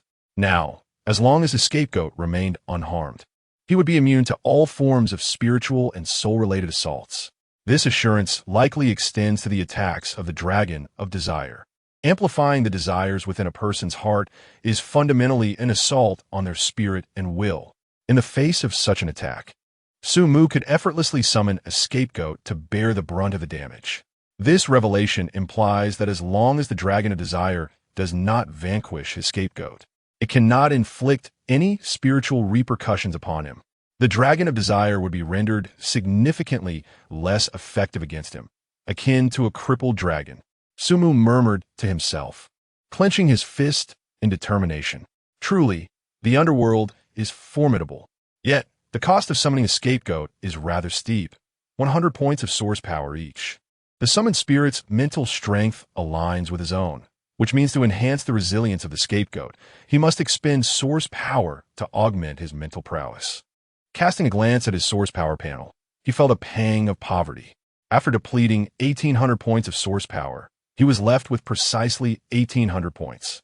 This would allow him to raise his mental strength by approximately 18 points, resulting in a scapegoat with a maximum of 65 points of mental strength. Still within the F-rank tier, this serves as a safeguard. Should the Dragon of Desire manage to slay his scapegoat during its summoning, he would still have time to react and call it back into the Underworld. Ultimately, it hinges on the true strength of this young Dragon of Desire. It is time to embark on the mission. After pondering for a moment, Su Mu rose to his feet, retracing his steps through the winding alley, evading the ambush set by Qian Cheng and his associates, and emerged beneath the luminous moonlight at the transport location. Here lies a small square adorned with cobblestones. He arrived rather late. The crowd had already gathered here, and a cursory glance revealed at least over 100 individuals. Among the elite candidates, there were some ordinary students who had come to assist. Su Mu spotted the Jiang siblings amidst the throng, as well as his rather fortunate teammate, Tang Ning.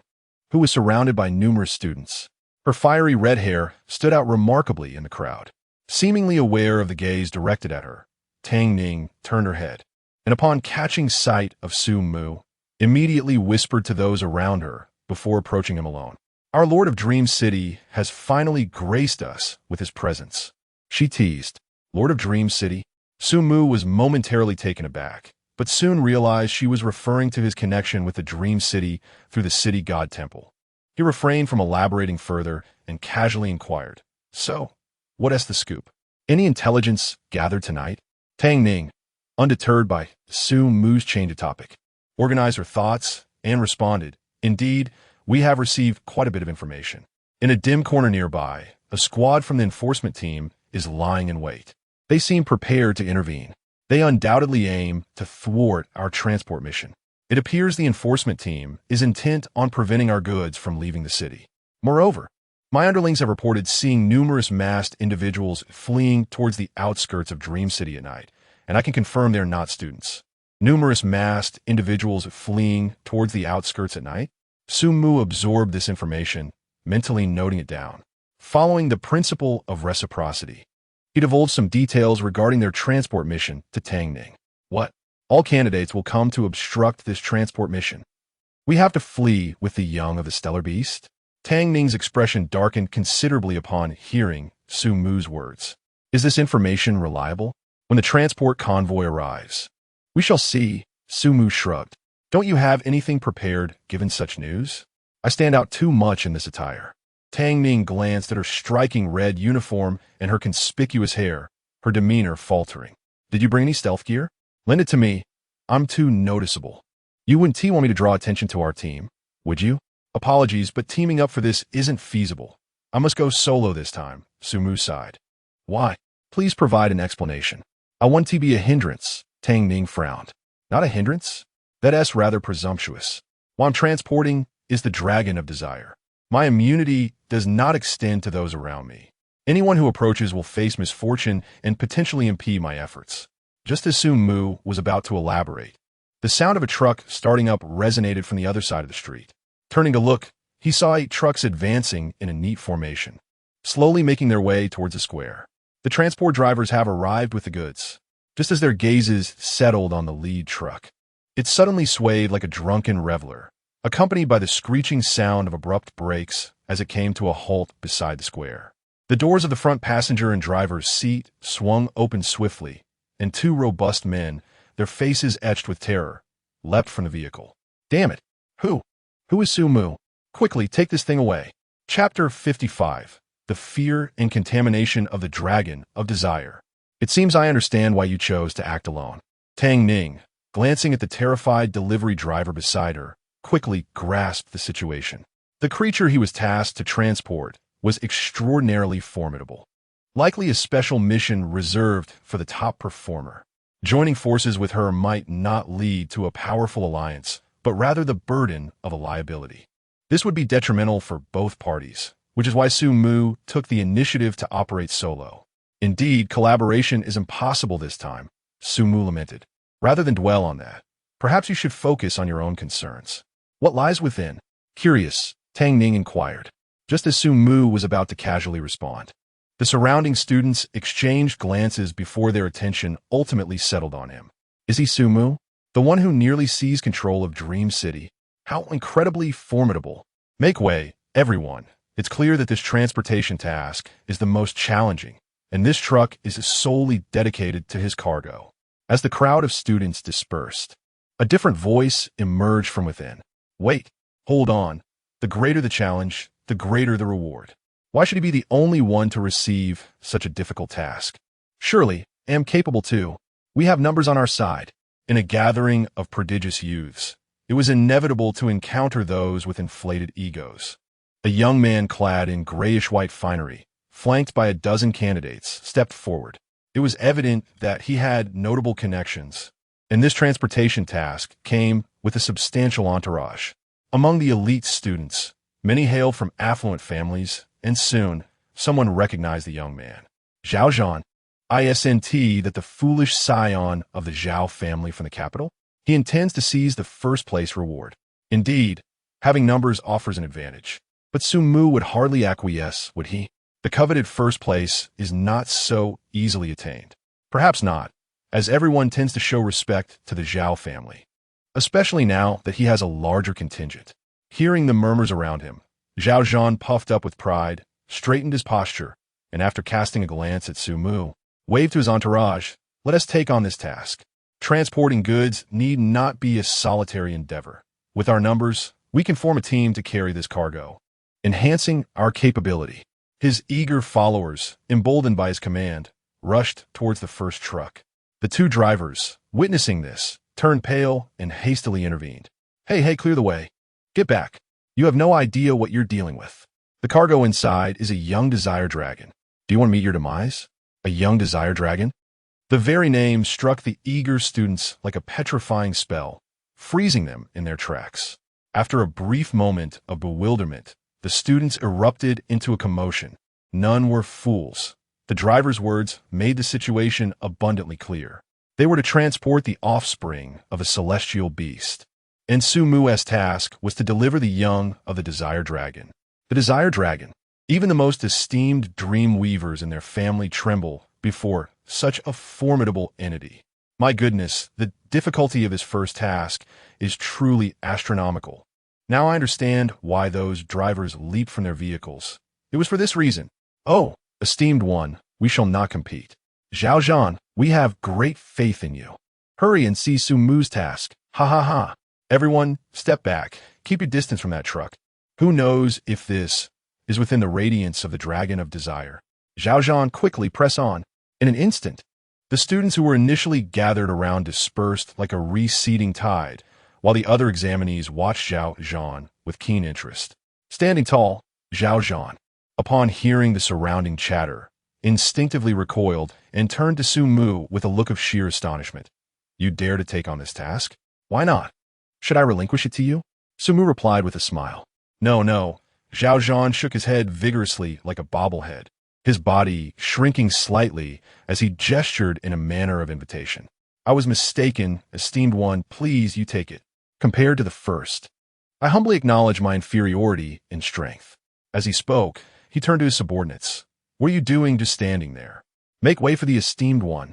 Do you wish to perish by standing so close to that truck? No way. Tang Ning, witnessing the spectacle, finally understood why Su Mu found her a hindrance. She would indeed be a liability in transporting such a thing. The Dragon of Desire, given her temperament, if she were to be tainted, that would spell disaster. Moreover, the more individuals involved in the transport, the easier it would be for the Dragon of Desire to find a breach. The group of subordinates she brought along might ultimately become henchmen for the Dragon of Desire. Is this fellow out of his mind? If he were to suffer lingering effects, even a mental institution would not be able to contain him. Tang Ning, in shock, turned to Su Mu beside her. Unfazed by the peculiar gazes from those around him, Su Mu found amusement in the situation. It was now certain that no one would dare to sabotage him during the upcoming transport task. If he encountered any students, he could simply inform them that he was carrying the offspring of the Dragon of Desire. Surely, no one would dare to intervene. Of course, this did not apply to the team from Dream City. Now, it remained to be seen how long the scapegoat's abilities could endure.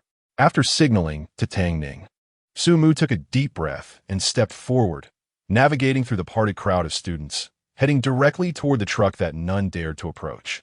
Just as he was about to exit the throng, a cold voice interrupted. Do you need assistance? I can trade with you. We can exchange task rewards. Turning around, he saw Jiang Hongxiao clad in a blue and white uniform. The icy blue gaze was calm, showing no significant fear regarding the offspring of the Dragon of Desire. Indeed, only those with a tranquil heart could resist the encroachment of the Dragon of Desire with their willpower. However, I shall not trade. I do not wish to miss out on such an easy task. Su Mu replied with a smile, declining the request. An easy task? The examinees who overheard this were left utterly bewildered. Transporting the dragon hatchling of desire is no small matter, is it? It would be quite amusing if one were to descend into madness. Among the top candidates in Huaxia, there are indeed those who believe they can rise to the challenge. Yet they harbor a flicker of doubt within, for every soul possesses a shadowy aspect. It is prudent to remain steady whenever possible. Are you certain? Jiang Hongxiao posed a rare counter-question.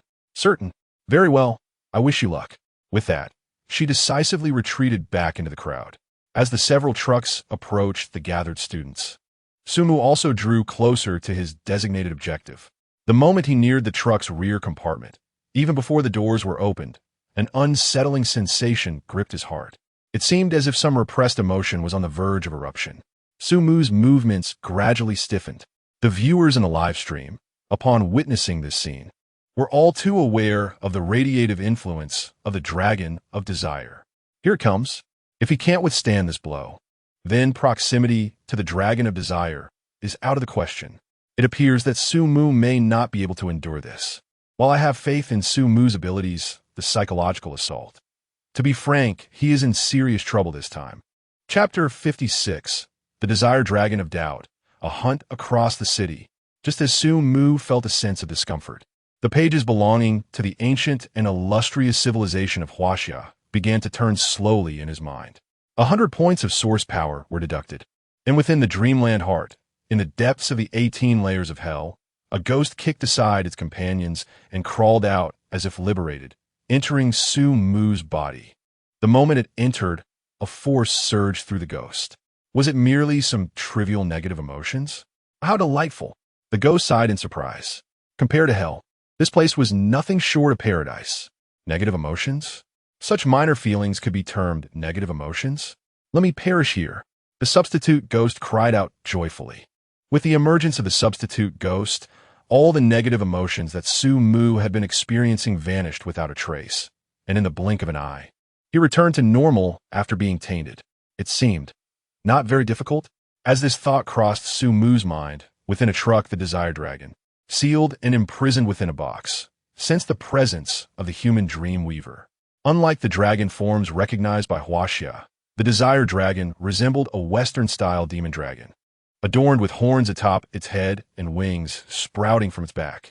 As a royal among the celestial beasts, it possessed a certain level of intellect. Aware of its current predicament, it even understood how to endure and resolve the situation. Unlike other Desire Dragons, its abilities had undergone mutation, allowing it not only to amplify human emotions, but also to eavesdrop on their thoughts and feelings. This was an opportunity. By utilizing my unique abilities, I can surely escape. Once I am free, I will return to my kin, gather the dragons, and crush the humans. The escape plan would begin with this young man.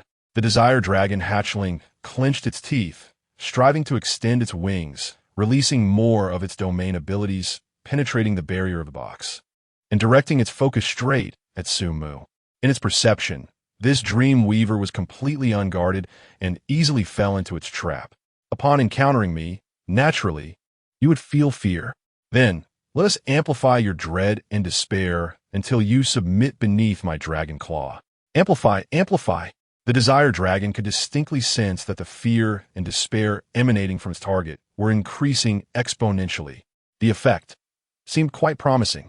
Before me stood a mere novice. The Desire Dragon's heart swelled with joy, and it immediately began to harvest the emotional perceptions of its counterpart. Despair, fear, reveal your innermost thoughts to me. Soon, a message presented itself in its dragon mind. It was a joyful sound. This is it. What? Listening to the transmitted message, the Desire Dragon's eyes widened in disbelief as it felt the sensations once more. The human still exhibited cheerful thoughts. Its amplification of despair seemed to have no effect on this individual whatsoever. Impossible. It had distinctly sensed the impact of its despair amplification upon the other. As long as the target harbored feelings of despair and fear, it should have had an effect. How could this person still be smiling? According to its inherited legacy, the amplification of despair is the most potent form of assault. Countless elite humans have fallen victim to the minions of despair, becoming their subordinates. Unless this particular human is devoid of thought and emotion, akin to a mere stone. Or perhaps the despair within him has reached an ultimate state, rendering any amplification effect utterly ineffective. For this individual, the despair inflicted by the Dragon of Desire would hold no sway whatsoever. An infinite quantity multiplied by any factor remains infinite. Is this human specifically designed to counter us? That is implausible. No human can withstand the might of our kind. The young dragon of desire pondered, its face contorting in anxiety. Outside the carriage, Su-mu, realizing he was relatively unharmed, quickly resumed his actions.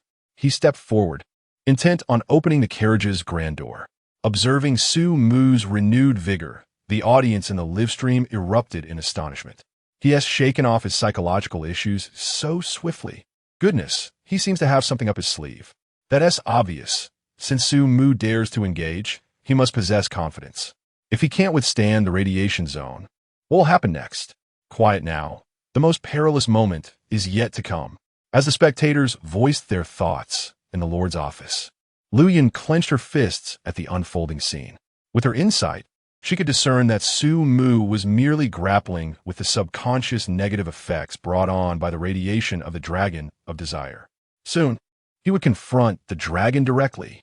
The dragon of desire, feeling its territory infringed upon, would unleash its full power, magnifying every desire within Su-mu to its utmost. Should Su-mu reveal even the slightest flaw, it would spell his doom. Damn it, had we still possessed S-class dreamweavers in Huaxia, Su-mu would undoubtedly be unscathed. Now, however, he is aided by S-class dreamweavers from other nations, who may not provide the necessary vigilance. Su-mu must endure. Unbeknownst to Lu Yun, Su-mu had already persevered, even causing the dragon of desire within the box to question its own existence. As the grand door of the carriage slowly creaked open, what met Su-mu's gaze was a square box, roughly the size of a guitar case. 2 straps adorned its exterior, allowing the dream weaver to carry it forth. It was secured in the center of the carriage by chains, the box quivering slightly as if something alive stirred within. However, the soundproofing was remarkably effective, and Su-mu heard not a single sound. This must be the so-called seal. By the way, can't this box be carried by the Dreamweaver? Su-mu contemplated for a moment, expending mental energy to summon a ghostly assistant to attempt lifting the box. Yet, to his surprise, as soon as the assistant's hand made contact, flames erupted around it, causing the spirit to recoil in pain. This is a sealing technique specifically designed to target creations. Only non-humans can approach it.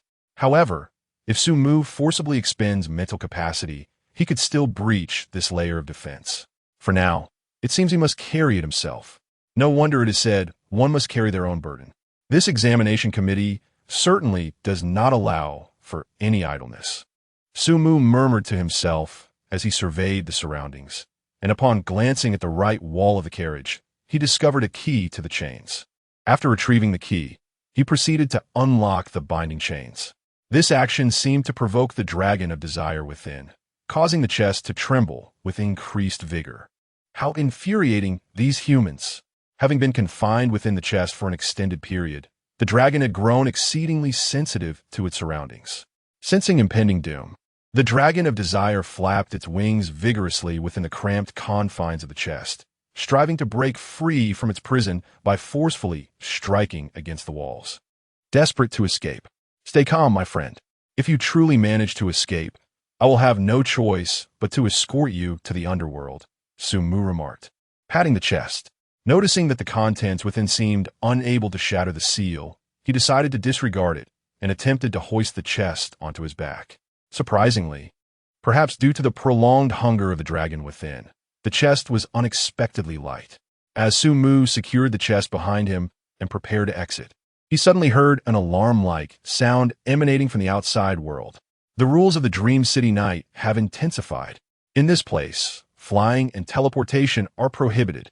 Immediately thereafter, a notification popped up on his panel. The enforcement team member, Zhou Ming, has utilized the Dream City Authority to issue a task to all candidates. Robbers have appeared within the Dream City, and you are required to mitigate the losses.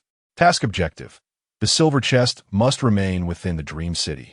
Any attempts to transport the silver chest outside the city will result in unconditional elimination. All participants will receive a reward of 10 points. Candidates who retain the silver chest within the Dream City will receive an additional reward of 10 points. Note, every 3 minutes. All silver chests will automatically emit a light to indicate their location. All candidates should prepare accordingly. The task will commence in 10 minutes. All candidates are advised to get ready. Here it comes. The impossibly challenging transport mission has officially begun. Chapter 57. The deadly exam questions from the examination group. Please, land. How could this task possibly be assigned to me? Inside the truck's compartment, Sumu felt an ominous foreboding as he gazed at the panel before him. Killing the transporter would yield 10 points, while leaving the box in place would also grant 10 points. If any of the top 100 candidates chose to betray, the scene would descend into chaos. After all, it was evident that this task was designed to be obstructive. The transport mission was fraught with difficulty and peril, akin to a march towards death. However, chaos would be theirs to contend with. Surely no one would dare to impede me? When the time comes, I merely need to toss this box containing the desired dragon cub, and everyone will be forced to retreat 300 meters. This is indeed a formidable weapon. There is no time to waste. I must make my escape immediately. With that thought, Sumu hoisted the wriggling desire dragon cub onto his back, opened the truck door, and descended. Outside, the candidates ranked among the top 100 had evidently just learned from the transport driver about the task's difficulty. Yet many still opted to take a silver box for a trial run. After all, should they truly be intercepted midway and find themselves unable to proceed, they could still cling to the silver box in Dream City, earning a modest 10 points. The silver boxes from other trucks were distinct from Sumu's. Among the starry behemoth cubs, sizes varied greatly. Some individuals snatched a silver box the size of a cube and fled, while others attempted to carry away a box at least twice the size of Sumu's, perhaps hoping for some advantage. There appeared to be a bald man, resembling Zhu Wunong. As for Zhao Zhan and Tang Ning, accompanied by their lackeys, they had no need to lift a finger. Their underlings would handle the work. Tang Ning seemed intent on seizing another box to accumulate more points. Sumu emerged with his box. Someone among the throng of students shouted. The students hauling silver boxes all turned their gazes towards Sumu, and instinctively, along with the driver, everyone took a step back from him. This fellow actually emerged carrying the desired dragon cub. Impressive. He appears quite normal, seemingly without issues. Brother, you don't understand, do you? Those infected by the desired dragon only display madness when they begin to succumb to its effects. I have witnessed it before, a student proclaimed with conviction. Listen, young brother. You may leave first. You should be familiar with the rules. Remember, do not approach the crowd. The driver called out from a distance.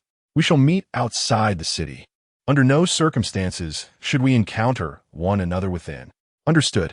Sumu chuckled wryly, abandoning any thought of playfully scaring them, and instead turned to seek an uninhabited alley for his escape. But to his surprise, from the edge of the square, a cacophony of wrathful, rending roars echoed. Sumu, is it really you? Hearing that familiar voice, Sumu sighed and turned to look, only to find Qian Cheng clad in a law enforcement uniform across the square, accompanied by a dozen Dream City natives donned in similar attire. Accompanied by the words of Qian Cheng, the E-level dream weavers behind him murmured incantations, and hundreds of enormous vines suddenly emerged from their bodies. These vines, adorned with thorns, bore a gaping maw at their tips, resembling a green python.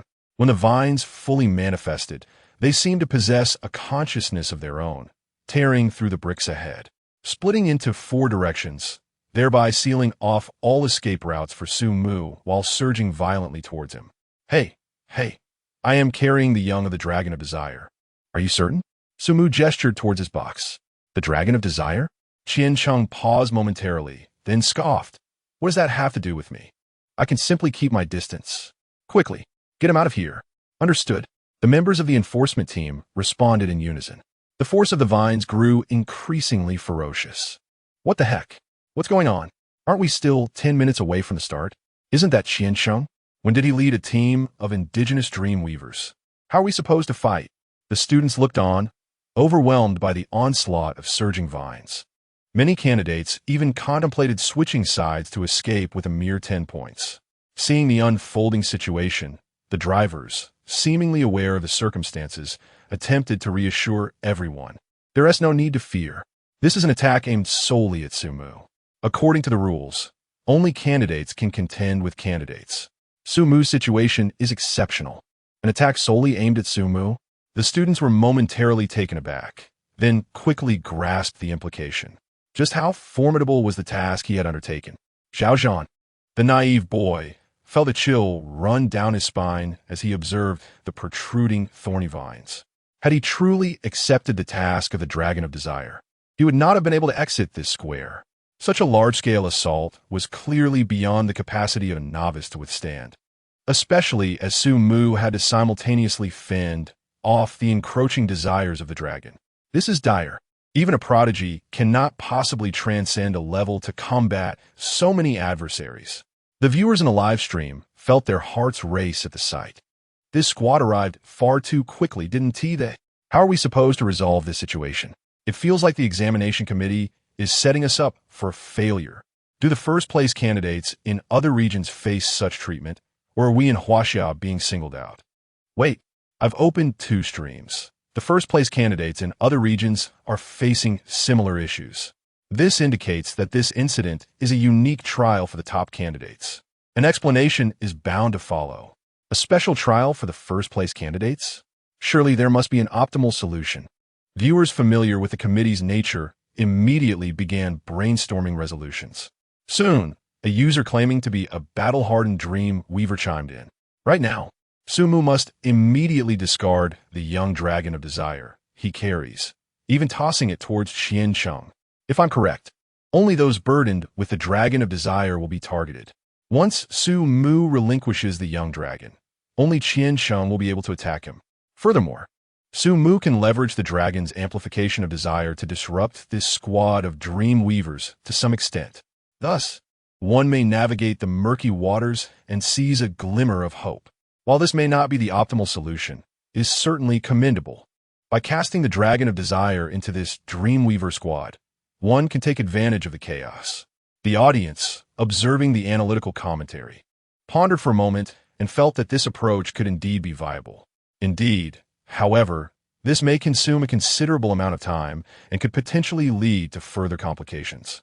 Causing trouble seems unavoidable. Su Mu must take a gamble, wagering that these Dreamweavers will not succumb so swiftly. I have a feeling this could work. Su Mu should be able to devise this strategy. Ultimately, it will be a one-on-one encounter between him and Qian Sheng, which could result in a decisive victory, allowing Su Mu to escort Qian Sheng out of the examination. As the audience anticipated, Su Mu gazed at the encroaching tendrils, deep in thought. Yet he did not hastily discard the silver box behind him. Instead, he crouched down, fingers splayed, pressing his hand against the ground. It seemed he was conjuring a dream. Yes, conjuring a dream. Faced with this seemingly fatal scenario, Su Mu recognized that this was indeed a challenge posed by the examination committee. Confronting it head-on was not unfeasible, but would deplete both energy and time excessively. Disposing of the Dragon of Desire behind him would yield similar concerns, for in the race to escape, time was of the essence. He could not afford to squander a single moment of those crucial 10 minutes without a clear direction. After a moment of contemplation, the answer lay within the tasks previously announced. Flying and teleportation are prohibited in this area. Such an overt hint had emerged. He was not hindered by teleportation. Furthermore, there were numerous adept practitioners in Huaxia, many of whom could easily outpace their opponents. Therefore, I beseech the Earth God. Chapter 58. The Dilemma of the 10-Day End. Within the recesses of my mind, the pages unique to the ancient civilization of China fluttered gently. A kindly old man, slightly diminutive in stature, wielding a gnarled wooden staff and adorned with a crown of white hair, emerged from the pages. Without hesitation, Su Mu infused him with 100 points of source energy. Instantly, the elder in my mind sprang to life, descending into the earthly realm. A wisp of azure smoke emanated from Su Mu's palm, and the venerable land deity had manifested in reality.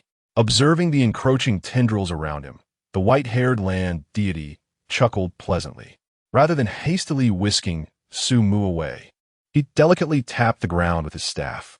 The serpentine vines emerging from the earth seemed to penetrate an exceedingly hard surface that was far from resembling soil. Caught off guard, their bodies collided violently with the ground, resulting in considerable tearing.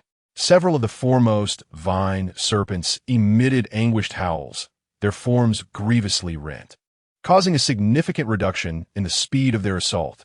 At that moment, the youngling of the Dragon of Desire perceptibly sensed Su Mu's mental energy beginning to wane. Its eyes gleamed with intrigue. To dare utilize mental energy while contending with this dragon? How audacious of you, human! Since you are employing mental energy, I shall instill within you a longing, a desire to further deplete your mental energy in pursuit of a certain endeavor. Once your mental energy is entirely exhausted, you shall become my minion. The Dragon of Desire mused, vigorously extending its wings and altering the nature of its taint upon Su Mu. As before, it effortlessly infiltrated and corrupted him, swiftly receiving feedback. Ah, yes, this is precisely it. I must drain your mental energy. Hurry, hurry, hurry. And me. The Dragon of Desire's expression froze. Was this human mocking it? Or had he come prepared? How could he possibly defend against this? What was this human's true condition? The Dragon of Desire felt a twinge of despair. Su Mu was keenly aware of the Dragon of Desire's movements, and, seeing that it had yet to breach his defenses, chose to disregard it for the moment. Observing the temporarily restrained mass of vines, he promptly addressed the land deity. Please take me westward, as far as you can. Clearly, the examination committee would not allow him to burrow underground indefinitely. They would soon rectify this loophole. Thus, it was imperative to escape as far as possible. As quickly as possible. The land deity, with a gentle smile, nodded and waved his gnarled staff, enveloping both of them in a swirling white mist as they delved into the earth.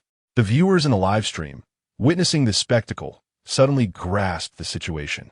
Indeed, it appears that Su Mu is navigating this ordeal with remarkable ease, simultaneously resisting the corruption of the Dragon of Desire while utilizing mental energy to burrow underground.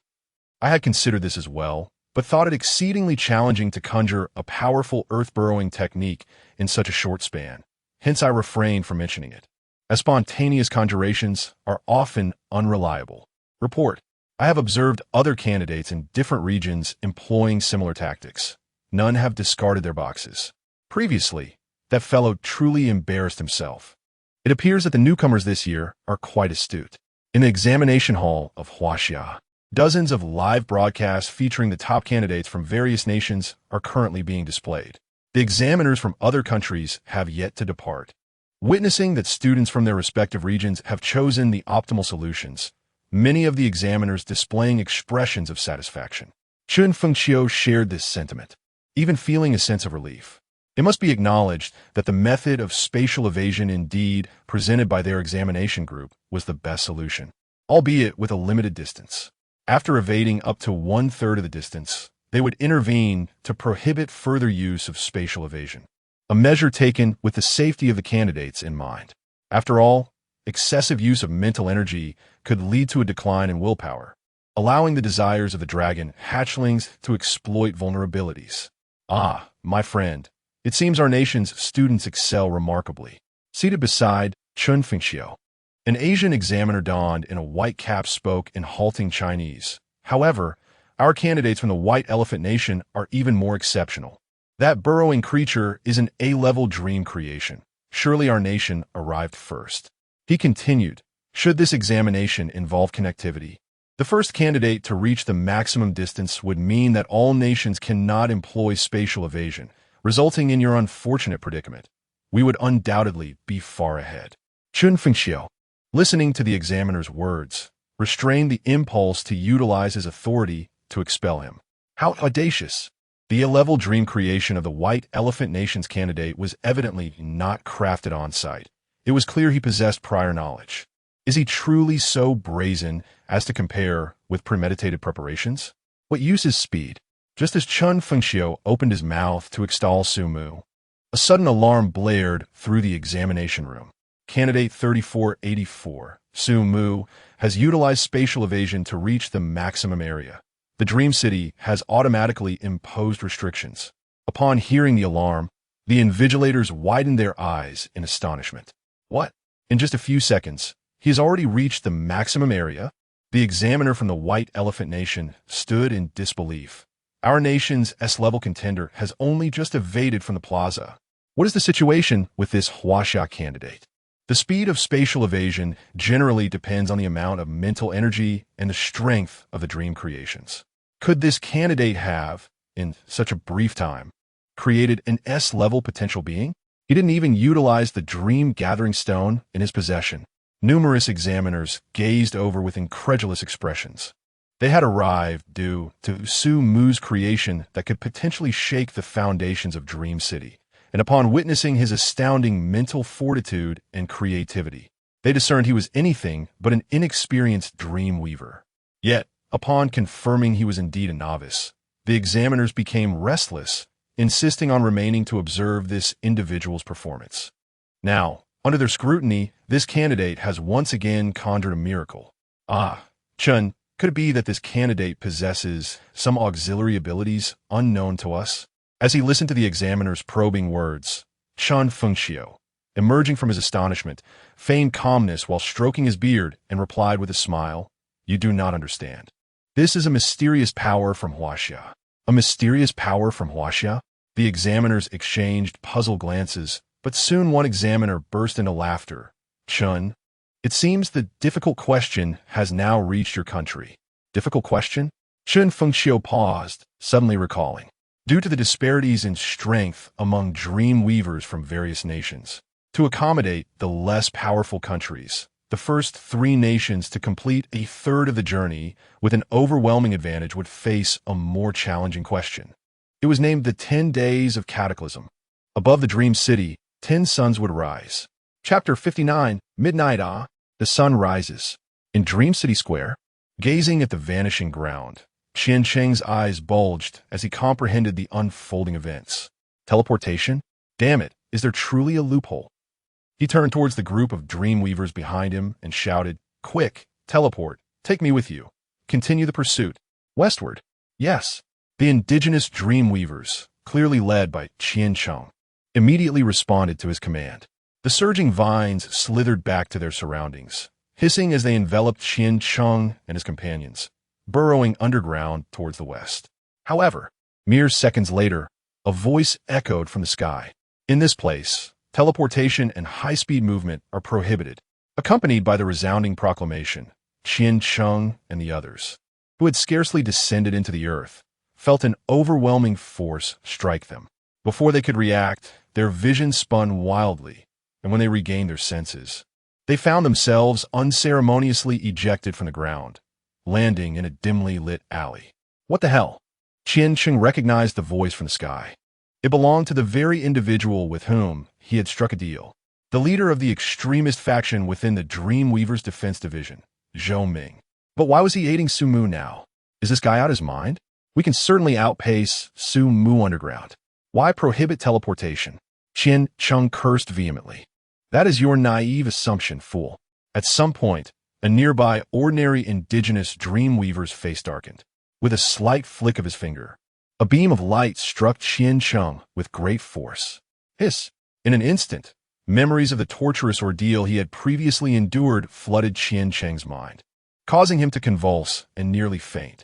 His eyes widened in terror as he turned to see the ordinary indigenous Dreamweaver's face contorting, transforming into that of Zhou Ming.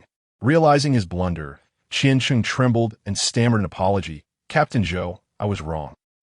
Remember this. There will be no next time," Zhou Ming retorted coldly. Retracting his punitive measures, Su Mu has already traversed at least 1/3 of the distance in mere seconds using the Dreamweaver's abilities. If I had not prohibited teleportation and high-speed movement, by the time you managed to catch up, he would have already exited the city. What? Ignoring his injuries? Qian Cheng sat up in shock. This is impossible. He is merely an F-level Dreamweaver. To run this fast would require immense mental energy. How could he possibly withstand the onslaught of the Dragon of Desire while expending so much mental power? Yet he has accomplished just that, Zhou Ming replied coldly. Since you already know that the box contains the Dragon of Desire, I shall not conceal its significance from you. This entity is of utmost importance to our enforcement team. I will grant you one final opportunity. If you fail to capture Su Mu and retrieve his silver box, Prepare to meet your demise in Dream City. But right now, we're quite far from him. Qian Cheng's face paled. Do not concern yourself with that. Wait a moment longer. 10 suns will rise in the sky of Dream City, and I shall ensure you see Su Mu's figure immediately. 10 suns. Unbeknownst to Sumo. The scheming extremists of the Dream City defense faction were plotting against him. When he was cast out by the rules, he found himself on a desolate street. After summoning the land deity back, Su Mu promptly retrieved a map from his pocket, surveying the surrounding structures to ascertain his location. Having barely covered a third of the distance, he felt an urgent need to deliver the item to its destination, for his substitute's endurance was waning. Since Su Mu began harnessing his mental energy, the desire dragon within the box had been in a state of turmoil. Although his substitute exhibited extreme excitement, temporarily bewildering the desire dragon, Su Mu could distinctly sense that the substitute's mental energy had diminished significantly. If this continued, it would likely vanish in a thin air, fulfilling the ghost's wish, yet proving quite unfavorable for Su Mu. With pursuers hot on his heels, he could not afford to open the box for a hasty execution. The pressure was mounting. The 18th layer of hell was a last resort he wished to avoid. Retracting the map, he cast a glance at the energy value displayed on his panel. After summoning the land deity, his energy had dropped below 700 points, but during the process, he experienced a surge, bringing it back up to over 2,000 points. At the very least, this would allow him to create another structure akin to the 18th layer of hell. As Su Mu pondered his next move to evade pursuit and break the deadlock, his heightened mental energy alerted him to something amiss. A shiver ran down his spine, prompting him to instinctively crouch low. Suddenly, a faint sound of slicing air passed overhead. A three-bladed crossbow bolt. Someone was attacking. Before Su Mu could react, the ground around him erupted with cracks and dozens of dark, unidentified metal spikes shot up from the earth, forming a cage that ensnared him. A trap? Su Mu's mind raced, his head throbbing with frustration. Just as he contemplated his predicament, the previously deserted alley began to echo with footsteps. Scanning his surroundings, he observed over 10 individuals clad in gray and white uniforms emerging from all directions. Students, both male and female, evidently from the same institution. It appeared he had stumbled into a robbery. Look at this. We're in luck today, ambushing someone with a silver box. One youth with multicolored hair exclaimed excitedly. Brothers, let's not waste words. Let's incapacitate him and seize his points. Among the gray and white uniform group, the youth, brimming with enthusiasm, unleashed another crossbow bolt, offering Su Mu no chance for explanation. Indeed, among the hundreds of thousands of examinees, there would always be fools who thought they could snatch points under the cover of night. Well then, I might as well harvest a bit more energy on the way. Su Mu murmured, fingers splayed as he observed the arrows hurtling toward him. The ground around him crackled ominously as a 1,000-year-old weeping willow sprang forth, its branches deftly intercepting the incoming bolts. What? As the students struggled to comprehend the unfolding events, a sigh echoed from behind them. Umaba. Fahai descended from the realm of illusion into reality, his gaze fierce. This humble monk has come to impart wisdom to you, benefactors. Cursed be this fellow. He possesses the power of dream creation. Wait, how is his creation so formidable? Someone come quickly. There's a silver box here. The streets were filled with frantic cries. This last exclamation happened to catch the attention of two passers-by, one tall and one lean. They were none other than the brothers A Fun and A Zhou. After emerging from Lan Rua Temple, they had been tirelessly searching for opportunities to earn points, yet had found nothing. They had intended to return home to rest and work during the day for points, but little did they anticipate encountering trouble along the way. Did you hear that? There's a silver box. 10 points for obtaining the box, and an additional 10 points for eliminating the one carrying it. A Fun exclaimed with excitement. 10 points? That could buy us a delicious meal, haha. The dazed Zhou scratched his head. What are we waiting for? Let us go for it. A Fun declared, immediately conjuring a laser sword in his hand. Grabbing a Zhou, he shouted as they charged forward. They had previously faced a formidable opponent. Now, as C-grade potential candidates, were they to fear anyone else? However, as they burst onto the scene, Afun's expression faltered slightly. On the street lay a dozen unconscious candidates in disarray. At the center of it all stood the familiar figure clad in a golden-red kasaya, alongside a candidate bearing a silver box. "Oh, it's that rogue master," Ajo remarked, bewildered. "No way. We would encounter him here." Afun was taken aback. "Ahmed Ba, do you have business, my dear benefactors?" Fa Hai gazed upon them. "Ahem, Ajo, didn't you say we were coming over for something?" Afun coughed, concealing the laser sword in his hand. "For what? To eat? There's a dessert shop over there." "You fool. Make it sound a little more convincing."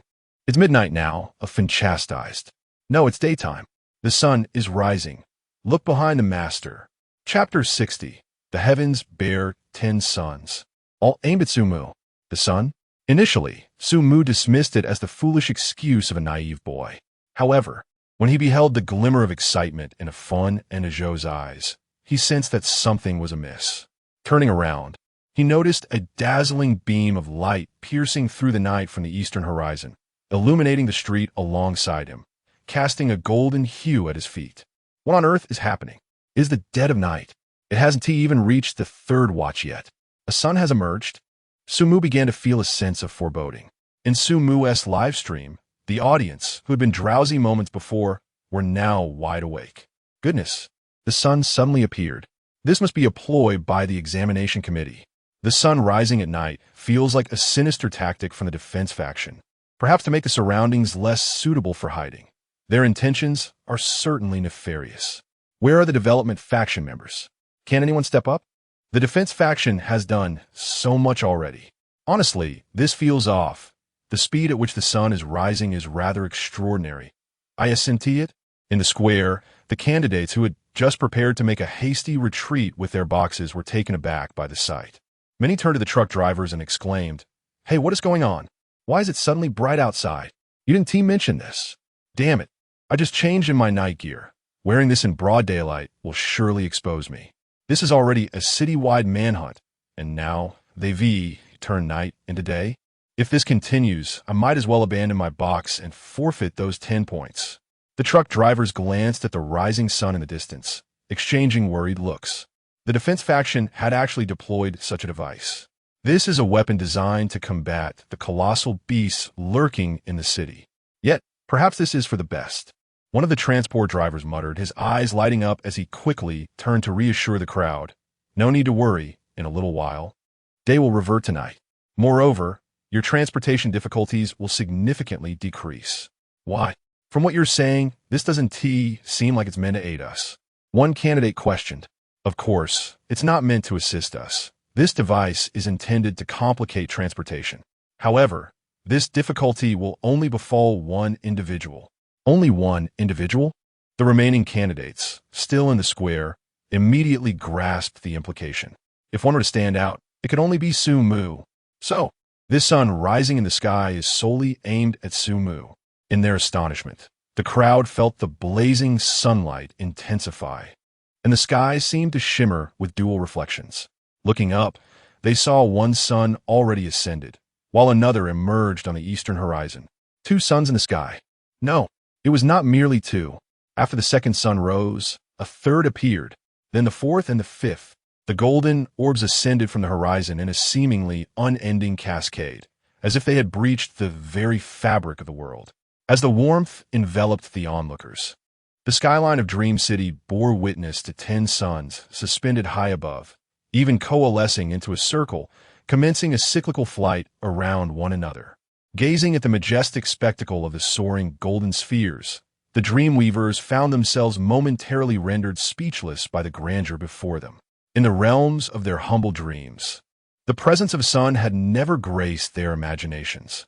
Observing this scene, the barrage of comments in the live stream surged dramatically. Are they targeting just one person?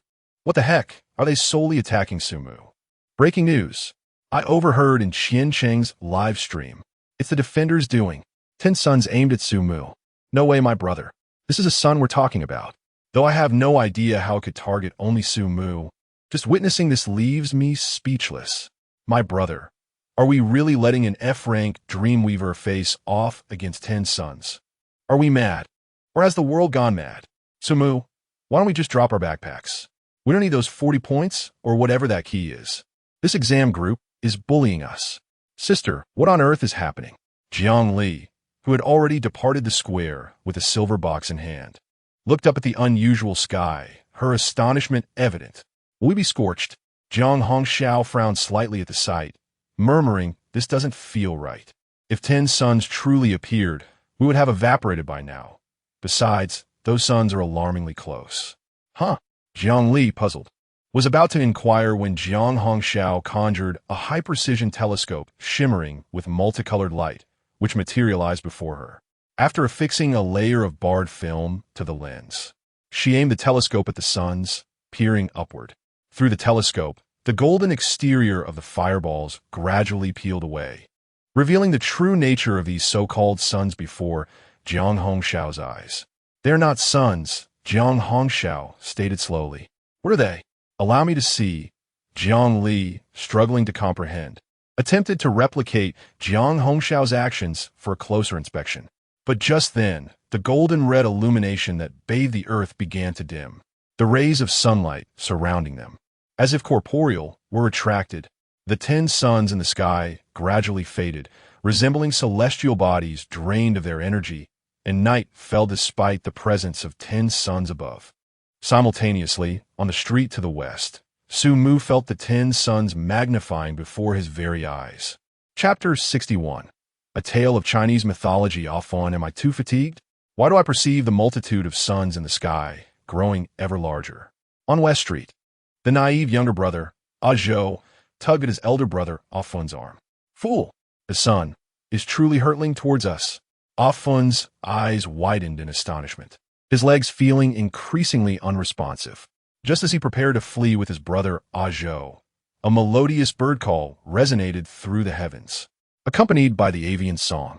The 10 circling suns abruptly dispersed, forming a vast circle that hovered directly above them. The directed and blinding rays of sunlight erupted from the dim suns, illuminating the land of West Street as if a powerful lamp had been ignited, casting all earthly light upon it. The area where Su Mu and the others resided became the epicenter of this radiant illumination, while regions beyond remained shrouded in tranquil, profound darkness. Ah, good heavens! What a blinding light! Exclaimed Ah Zhou. I feel as though I am burning. Both brothers, enveloped in the brilliance, shut their eyes tightly, experiencing a searing pain. Damn it! Isn't anyone going to report this light pollution? Ah Fin cursed, channeling vibrant hues in his hands, attempting to conjure an oversized parasol to shield them from the sun, while simultaneously preparing to drag his foolish brother away in haste. Yet, an astonishing predicament unfolded. Ah Fin sensed the parasol materializing, but its formation was agonizingly slow, moving at merely a fraction of its usual pace.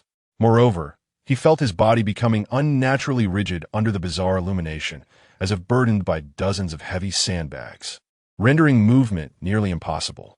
Ah Fin, I think I can't move, echoed his brother Ah Zhou, experiencing the same debilitating effect. Is this truly happening? We merely sought to earn some points. Must the sun descend upon us in judgment? Ah Fin surveyed the scene, feeling a wave of despair wash over him. The audience in the live stream began to grasp the detrimental effects of the solar beams from the brothers' dialogue. This light is hampering the dream weaver's ability to create, restricting their movements. This sun has effectively halved the dream weaver's powers. Let us form a defensive coalition. Look at this spectacle. Can we even survive without joining the defensive faction in this version? Brothers, you must understand, these 10 suns have only just begun to unleash their might. The negative repercussions are surely far from over. By the way, what exactly are these 10 suns? If they are man-made, they must have a specific form. They cannot merely be 10 orbs of light. As the audience pondered these queries, Jiang Li, through a high-precision telescope, discerned the true nature of the suns. They were colossal beasts, 10 gigantic creatures adorned with peculiar celestial patterns. Although the telescope could not reveal their colors, Jiang Li observed that they were 10 golden monstrosities inscribed with strange dreamlike inscriptions. Resembling birds, yet vastly different from ordinary fowl, they boasted 4 wings, their feathers gleaming like blades. The innate abilities of individuals shine forth like a small sun illuminating the earth. My goodness, I recall this celestial beast is referred to as the wing of the sun, is it not? When did the Dream Network manage to tame such a creature? These celestial beasts are notoriously known for their brutal pride, Jiangli remarked. It appears to be a thoughtless juvenile beast, likely a product of previous experiments attempting to control beasts with beasts, observed Jiang Hong. Control beasts with beasts? Jiangli murmured, beginning to grasp the concept. Since the advent of the dream battlefield, humanity has possessed an abundance of combat power to hunt juvenile celestial beasts. As the hunting of these magnificent creatures increased, some proposed the idea of domesticating celestial beasts to combat their own kind. Alas, this notion proved disastrous. History has shown that no matter how many years humanity invests in nurturing these beasts, upon reaching maturity, the myriad of information embedded in their bloodlines inevitably surges into their consciousness. As they receive this ancestral legacy, they acquire the instincts of savagery and directives for the annihilation of humankind. From that moment forth, humanity became their sworn enemy among the young of powerful celestial species, such as the Dragon of Desire. The moment they are born, they inherit this knowledge, rendering them untamable. Presently, our only recourse is to utilize the remains of celestial beasts in an attempt to unlock some of their abilities as a form of compensation. Gazing at the direction illuminated by 10 wings of the sun, Jiangli pondered, furrowing his brow. This must be an assault directed at Su Mu. The difficulty of transportation is beyond comprehension. Inside the Dream Network examination chamber, Chun Fengxiu watched with concern as Su Mu and his companions were severely suppressed by the 10 suns. He was all too familiar with the capabilities of the wings of the sun. Several had been captured by him on the battlefield years ago. This creature serves as a nemesis to dream weavers. Once the sunbeams are unleashed, they can diminish the potency of a dream weaver's illusions and restrict their mobility. This is merely their most fundamental ability. These 10 suns can even unleash volcanic-like fireballs, leaving dream weavers no opportunity for respite or concealment. At present, the defender's pursuers are closing in, while the domain of the sun further constrains Su Mu's movements. The difficulties of transportation are escalating, and the survival situation is dire. The sole advantage lies in the fact that celestial beasts are also subject to the suppression of the wings of the sun, including the Dragon of Desire contained within the box. Its radiative abilities will be significantly diminished. During this period, it offers the dream weavers a greater opportunity to harness their mental energy. The question now is how they will navigate this predicament. In a situation where high-speed movement is prohibited, they must skillfully maneuver along the edges of the sun's radiation, allowing the Dragon of Desire in the box to bask in sunlight while gaining more room to operate. Although this will considerably delay their pace, it remains the optimal solution for novices. As Chun Fengxiu contemplated this, he suddenly heard the chief examiner from the White Elephant Kingdom exclaim with delight, "Oh, Chun, look at our nation's candidates. We too are facing the 10 suns of apocalypse. However, the candidates from our nation exhibit a remarkable cleverness. They are agile and swift." Listening to the words of the examiner from the White Elephant Nation, Chun Fengxiu turned his gaze to the side. He noticed a dark-skinned candidate utilizing a perplexing technique of deceptive shadow clones the moment he spotted the approaching sun feather. While creating distractions, the candidate contorted his body in a serpentine manner, as if he had mastered some arcane art to move in an extraordinary fashion. As the sunlight descended, dispelling all shadow clones, the opponent found himself perfectly positioned at the edge, sprinting forward, thus achieving the optimal solution that Chun Fengxiu had mentioned. In contrast, Su Mu.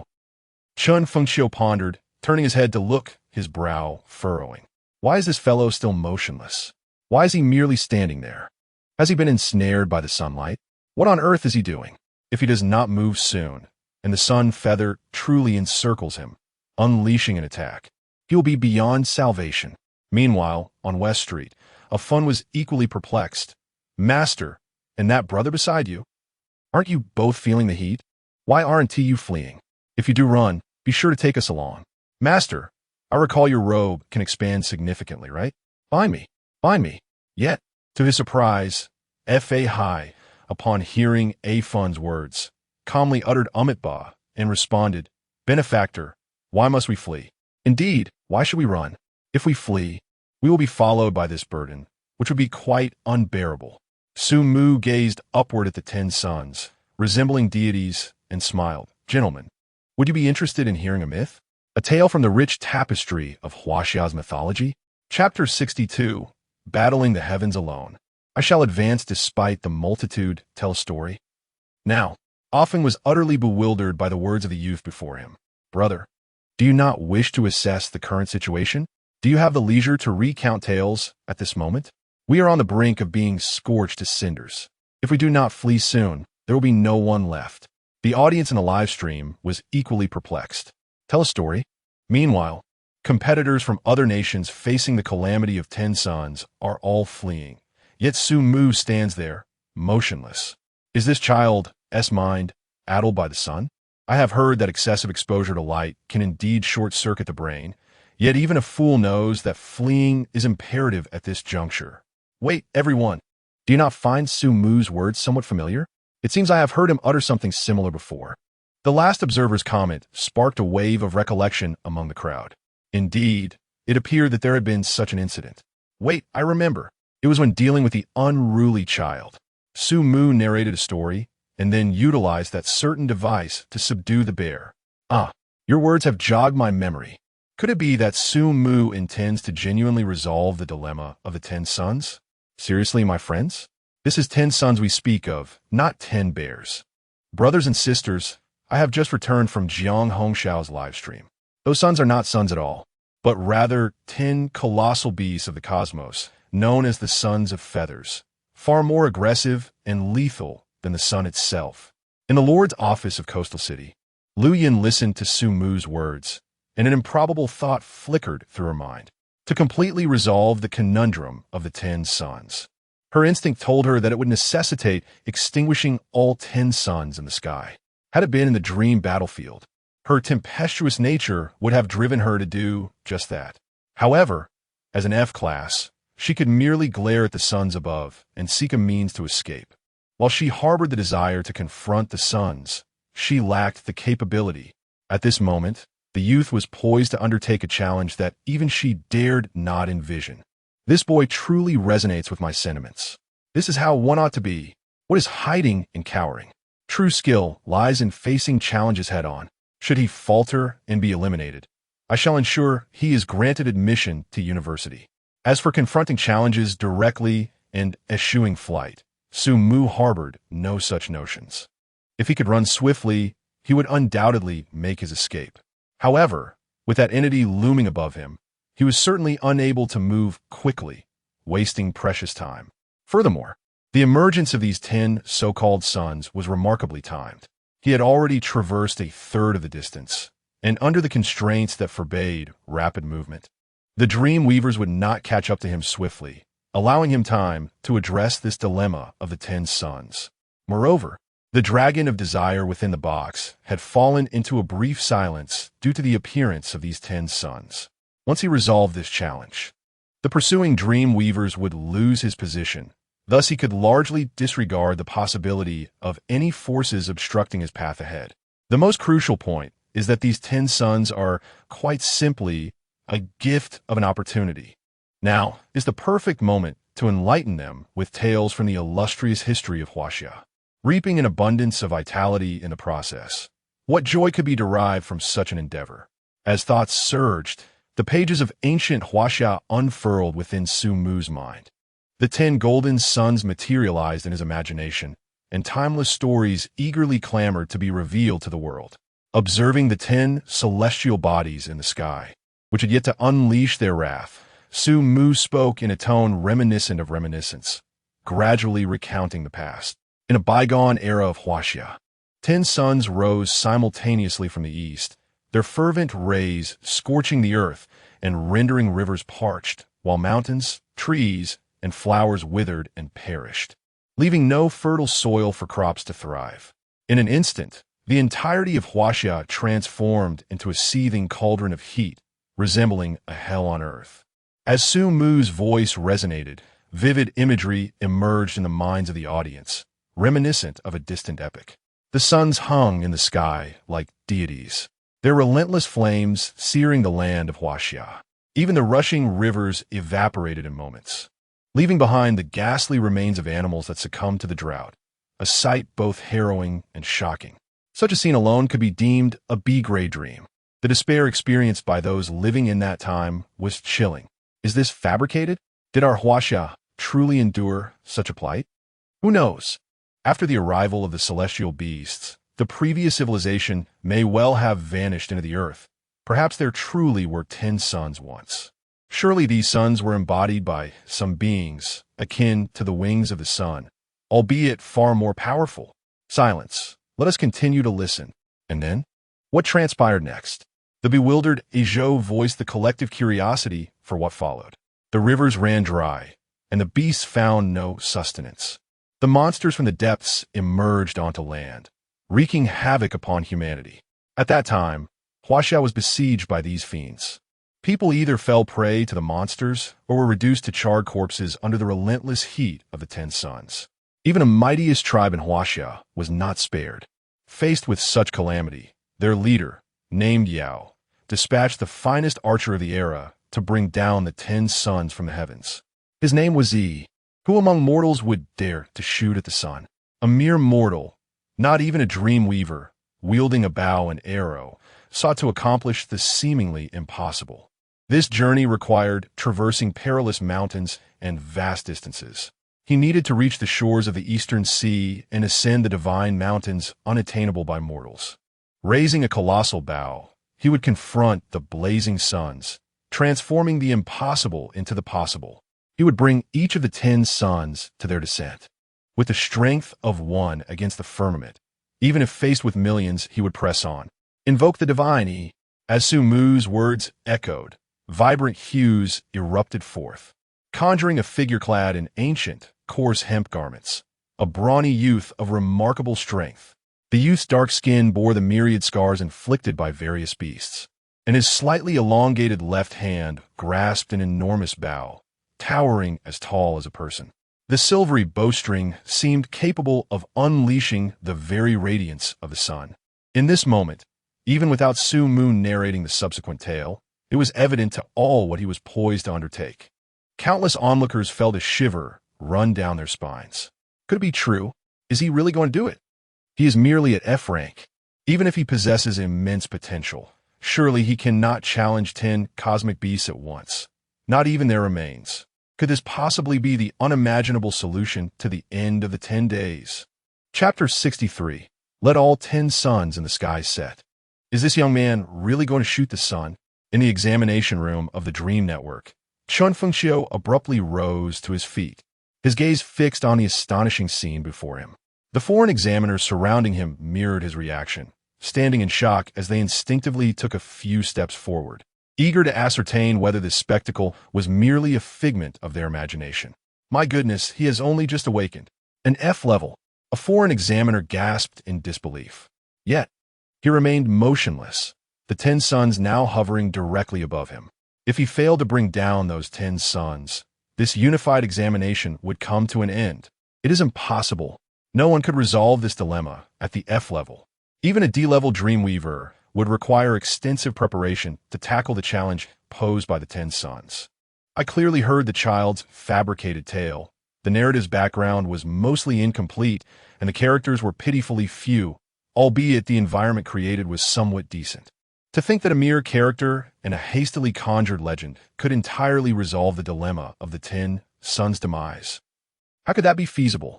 Unless this E is an A-level dream character. But that is simply impossible. Indeed, a fragmented story could give rise to an entirely new dream character. Yet how could a being devoid of background, narrative, or even logic be of any utility? Does he think he is a deity?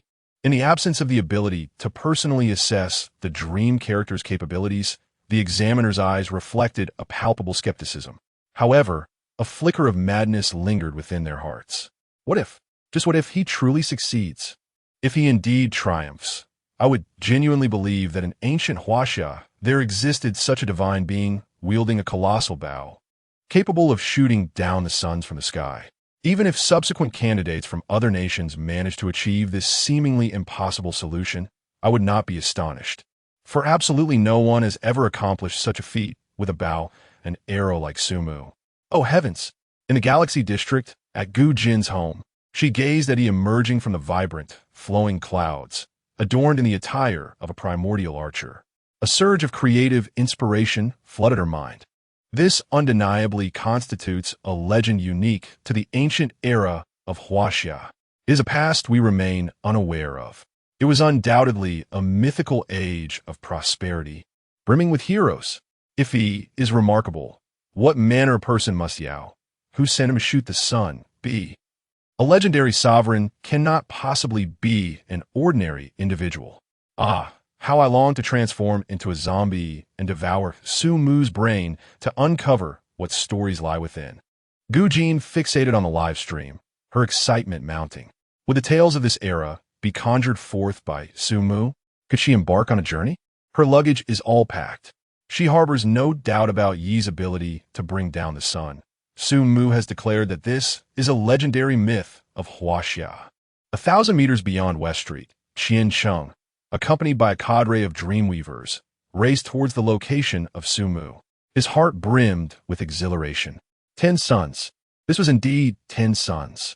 With 10 suns illuminating your path, they would simultaneously unleash an assault to hinder your speed. How would you evade this? Qian Cheng mused, lifting his gaze towards the distant stage, aglow like a spotlight. At this moment, all the brilliance of the city converged there. If he could ascend that so-called stage and vanquish Su Mu, all that had transpired would be restored. People only remember the ultimate victor. However, was Su Mu not fleeing? Why were those 10 suns merely rotating in place? He gazed at the radiant source with a twinge of doubt. Was the sun restrained? Or was there a flaw in its function? Could he truly escape? As Qian Cheng pondered, the visage of a nearby dreamweaver suddenly contorted, morphing into the likeness of Zhou Ming. He gestured toward the radiant focal point, urging, "Hurry up. Something seems amiss." What? The 10 suns did not confine Su Mu? Witnessing his unease manifest into reality, Qian Cheng exclaimed in disbelief. Still restrained? I have him cornered in the heart of the 10 suns, Zhou Ming replied, his brow furrowing. Yet, Su Mu exhibited no resistance, simply standing there, allowing himself to be ensnared. No resistance? A hidden presence? Qian Cheng instinctively queried. No, I can assure you, this is his true form, Zhou Ming stated, perplexed. I can discern his intention to escape the pursuit of the 10 suns. Yet I struggle to comprehend his method. Su Mu had summoned an archer, seemingly intent on shooting down those 10 suns from the heavens. What? Qian Cheng was immediately flabbergasted. Shooting down the 10 suns. It would be easier to convince him that the B-grade dreamweaver from the previous arena was Su Mu. Qian Cheng turned his head towards the 10 luminous orbs, which radiated like deities, unable to fathom how an F-grade dreamweaver could confront them. An archer shooting the sun? Could a firefly dare to rival the sun? Not just one. There were a full 10 suns. Just as Qian Cheng was preparing to question Zhou Ming, Zhou Ming's brow furrowed urgently, exclaiming, "Hurry! That fellow's creations are beginning to stir. I have an ominous premonition." In the heart of West Street, where sunlight bathed the area, Su Mu gazed at the mythical figure he had crafted with 800 source points, feeling a pang of regret. To ensure this grand performance reached its utmost potential, he had truly invested heavily in molding the mythologically, a figure belonging to mortals in legend.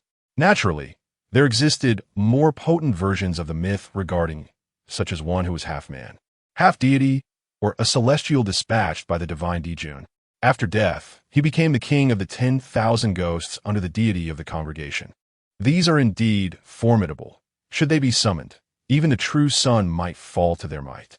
Yet, alas, Su Mu is impoverished and cannot afford such deities. Even if he could summon one to unleash a single arrow, he would surely be left destitute. Why wield a sledgehammer to crack a nut? In this moment, he is more than sufficient to handle all that lies before him.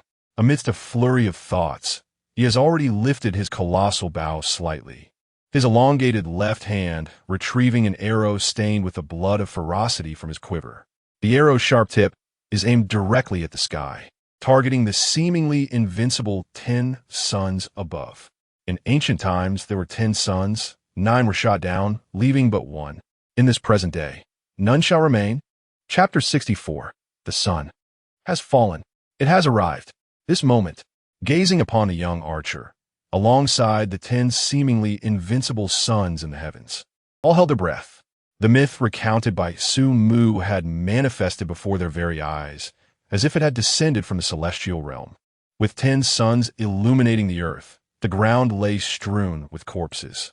A mortal named Yi, wielding a colossal bow, faced the blazing sun and unleashed his arrow towards the divine beings. Were this scene to be captured in a painting, the suns would dominate the canvas, while the mortal would occupy but a minuscule spark of flame, insignificant in comparison. Yet, despite this, the gods fell, and the world was turned upside down. The surplus suns should not hang in the sky. As the arrow was nocked, Yi's gaze sharpened, his elongated left hand drawing the bowstring back to a full moon's arc. Aiming at one of the soaring suns, he released the arrow, tainted with the blood of malice, with great force, accompanied by a soft whoosh. A glimmer of cold light vanished into the scorching sunlight. It seemed to be consumed by the radiant heat, vanishing without a trace. Yet no one believed it, not even Zhou Ming, who secretly controlled the feathers of the sun. In his hand, a kaleidoscope of colors shimmered, igniting the ashen gaze of the sun's feather, which now radiated with golden brilliance. In an instant, that seemingly trivial arrow reappeared before Zhou Ming's eyes. Though small, its piercing cold light seemingly transcended the sun feather's vision, inflicting pain upon Zhou Ming, who remotely governed it. The arrow must not strike. Observing this scene, Zhou Ming's heart sank, and he summoned the full extent of the sun's feather's capabilities with a vibrant light in his hand. With a resounding hum, the sun's feather, whose pupils glowed with golden light, emitted a clear, melodious call. In that fleeting moment, its radiance intensified. The searing hues continuously shifted, gradually adopting a shade of purple. Incinerating the air, it exuded an aura of annihilation. Under the gaze of all, an increasing amount of purple energy coalesced before the sun's feather, forming a shield that emanated purple light. The shield was surrounded by purple flames, distorting the very air they scorched. This was true fire, far more potent than ordinary flames. Clearly, this was beyond the capabilities of the sun's feather itself. As the purple flame shield was completed, it collided with the approaching arrow imbued with cold light. The scorching purple flame shield instantly engulfed the arrow, melting it into oblivion. Was the attempt to shoot down the sun a failure? Zhou Ming, the leader of the extremist faction controlling the operation of the 10 suns, couldn't help but exhale in relief upon witnessing this. The arrow had failed to penetrate the shield, signifying Su Mu's impending doom. The dragon of desire would ultimately fall into their grasp. Yet, as Zhou Ming pondered this, his expression shifted dramatically. The blazing purple flame shield, seemingly capable of incinerating all in its path, was indeed enveloped by arrows shimmering with a cold glint. Yet, merely 3 seconds later, a spark of frosty brilliance erupted from the very center of a shield, accompanied by a faint rumble. The shield violently shattered as if struck by a tremendous gust of wind. Amidst the scattering embers, a solitary star-like gleam shot forth. The arrows, stained with malevolent blood, remained steadfast. With the courage of mortals, they pierced through the interior of the sun's feather at a speed that even the sun's plume could not evade. Beneath the radiant light of the blazing sun, the spectators found it impossible to discern the events unfolding within. However, just 3 seconds later, they were met with a deafening roar as the light enveloping the entire West Street dimmed momentarily. A sun, brimming with unrelenting brilliance, plummeted from the heavens. Indeed, the man named Yi had accomplished the impossible. Armed with a colossal bow, he had cast down the once untouchable deity from the sky. The fireball dissipated midair. The inscriptions etched upon the sun's feather vanished entirely, and the lifeless body fell like an extinguished sun onto the adjacent buildings of West Street, producing a thunderous crash. The structures crumbled, dust billowed. Witnessing the spectacle, various streaming platforms erupted into a cacophony of comments after a brief silence. "No way. He truly shot down the sun." Mom asked while I'm kneeling to watch the live stream. "The host is too impressive. I can't handle it." The champion from the White Elephant Kingdom is still dancing, while Sumu has already shot down a sun. Tears in my eyes. Seriously? This is a challenge. The sun is nothing extraordinary. This is the spirit that our dream weavers of Huaxia should embody. This is a true dream weaver belonging to Huaxia. As the legendary tale of Huaxia unfolded once again upon this land, the bond that coursed through the veins of its children remained, still bringing tears for this epic saga. This is an exclusive romantic legend of Huaxia, a heroic tale. Did this lad truly achieve it? Chen Fengxiu gazed at the scene, suddenly pinching the arm of the proctor from the White Elephant Kingdom. And only after witnessing the astonishment etched on the other's face did he confirm the reality of what he beheld, the 10 Suns End. This conundrum was known solely to the proctors and the S-level dream weavers maintaining the dream network, having never been disclosed to anyone. This meant that no one could have predicted or resolved this issue through prior preparation. Yet at this moment, Sumu had indeed succeeded. This indicated that the mythic tale he had just recounted possessed, at least an A-level potential for a dream. Should he refine the world further and delve deeply into the myriad elements within that dream, it could very well transform into an S-level dream. Huaxia shall rise. We'll have a compatibility rating of 1. Sumu would undoubtedly become a focal point for future cultivation within Huaxia. Furthermore, Chen Fengxiu sensed that perhaps there was more to the story behind that compatibility rating of 1. Given the current manifestation of Sumu's dream-weaving creativity and his extraordinary mental prowess, the compatibility with the dreamweaver profession could scarcely be deemed perfect. There may be underlying complexities at play. Nonetheless, Chen Fengxiu would certainly refrain from broaching this subject at present. As he observed the incredulous expressions of the chief examiners turning towards him in search of answers, he quickly masked his prior demeanor, adopting an air of nonchalance as he stroked his beard and remarked, "This, my friends, is the enigmatic power hailing from the land of Huaxia. It is only natural that you remain unaware of its profundities. The former glory of Huaxia was unparalleled. When a deity meets their demise, the remaining deities inevitably descend into chaos, for their unseen puppeteer realizes that, at this moment, true mortals possess the ability to command their very existence." What a troubling predicament. What on earth is this fellow's situation? Zhou Ming, who had been controlling the suns for 10 days, no longer bore the cold demeanor. He disregarded the facade he had maintained with Qian Cheng. His entire focus was now devoted to manipulating the solar feathers. Zhou Ming yearned to employ his abilities to interfere with Su Mu's arrows, yet the rules of Dream City promptly thwarted his intentions. In this transport blockade, he wielded command over merely an E-grade Dreamweaver team and the Suns. Presently, the team remained far afield while the Suns faced the looming specter of death. Since the task commenced, Zhou Ming had never envisioned the current scenario. In his mind, these 10 meticulously crafted solar feather bodies from Dream City would effortlessly bring Sumu to heel. He had envisioned leisurely controlling the solar feathers to assault Sumu while remotely directing Qian Cheng to encircle him, ultimately securing the silver box containing the Dragon of Desire's offspring with overwhelming advantage. Securing that box was indispensable to his scheme. Losing everything else would matter not. Yet, what was the reality? That flawless plan had been irrevocably torn asunder by a mere F-grade examinee, leaving a gaping, irreparable rift. The dream of Zhou Ming had been utterly obliterated by the individual known as E, who had just emerged from the realm of Dreamweavers. Now, his concern shifted to the safety of the remaining 9 solar feathers. They were a rare trump card in their defensive arsenal. In a state of mild panic, Zhou Ming commanded the solar feathers to unleash a searing brilliance, potent enough to sear the eyes of any onlooker, attempting to scatter in flight. Yet he failed to exercise the necessary control over their suppression. E, however, remained unperturbed by the radiant heat his composure intact.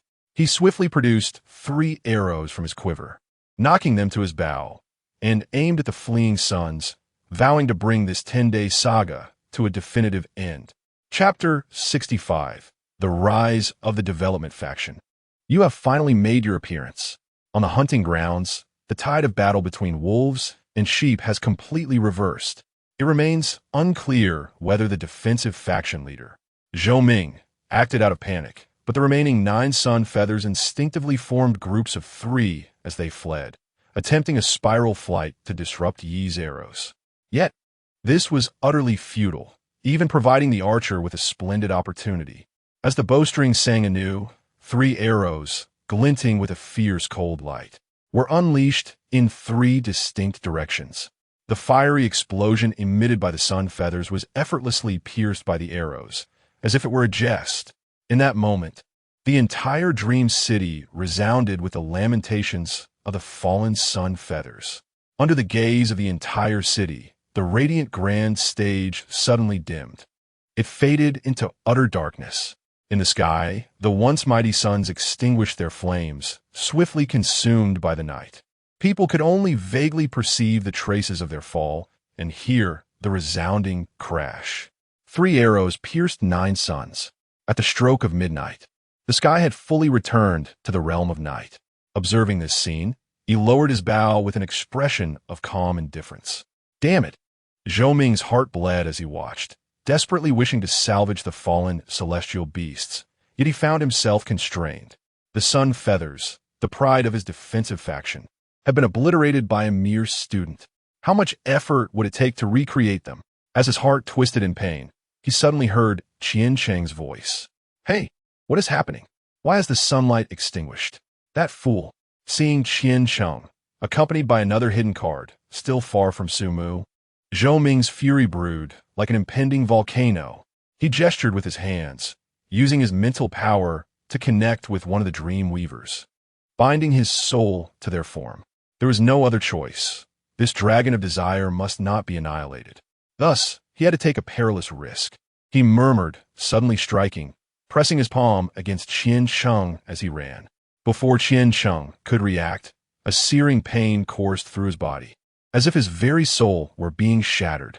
Gradually, his vision darkened, and he heard Zhou Ming's languid voice. Fool, you'd best return home from Dream City.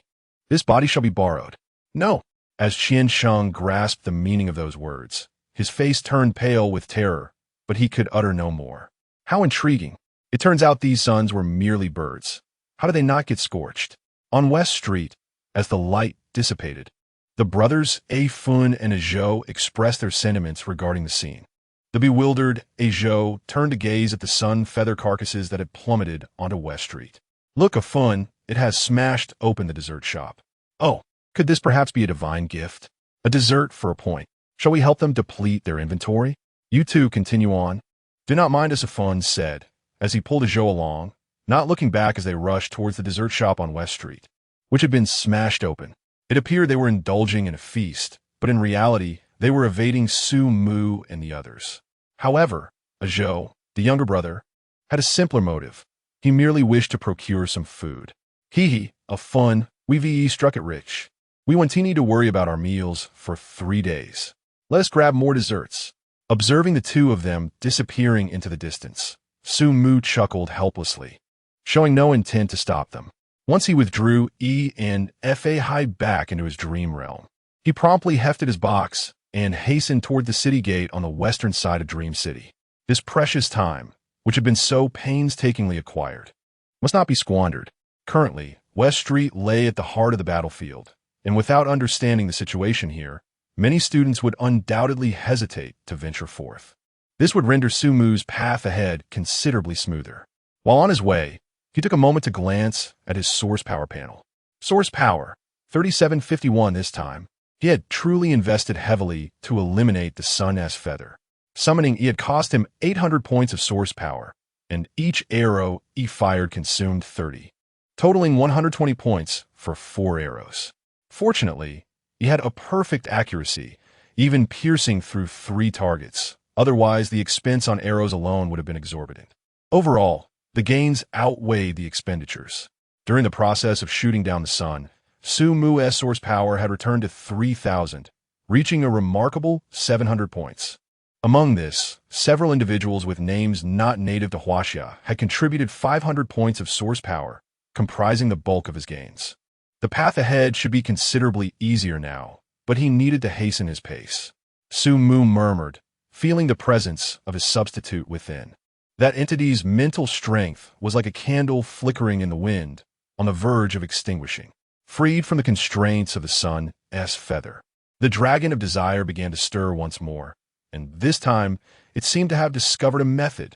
Inside the silver box, the dragon of desire, basking in the radiance of the sun's feather, meticulously recalled the words of the infected humans. Something felt amiss. The human's mental strength was clearly faltering.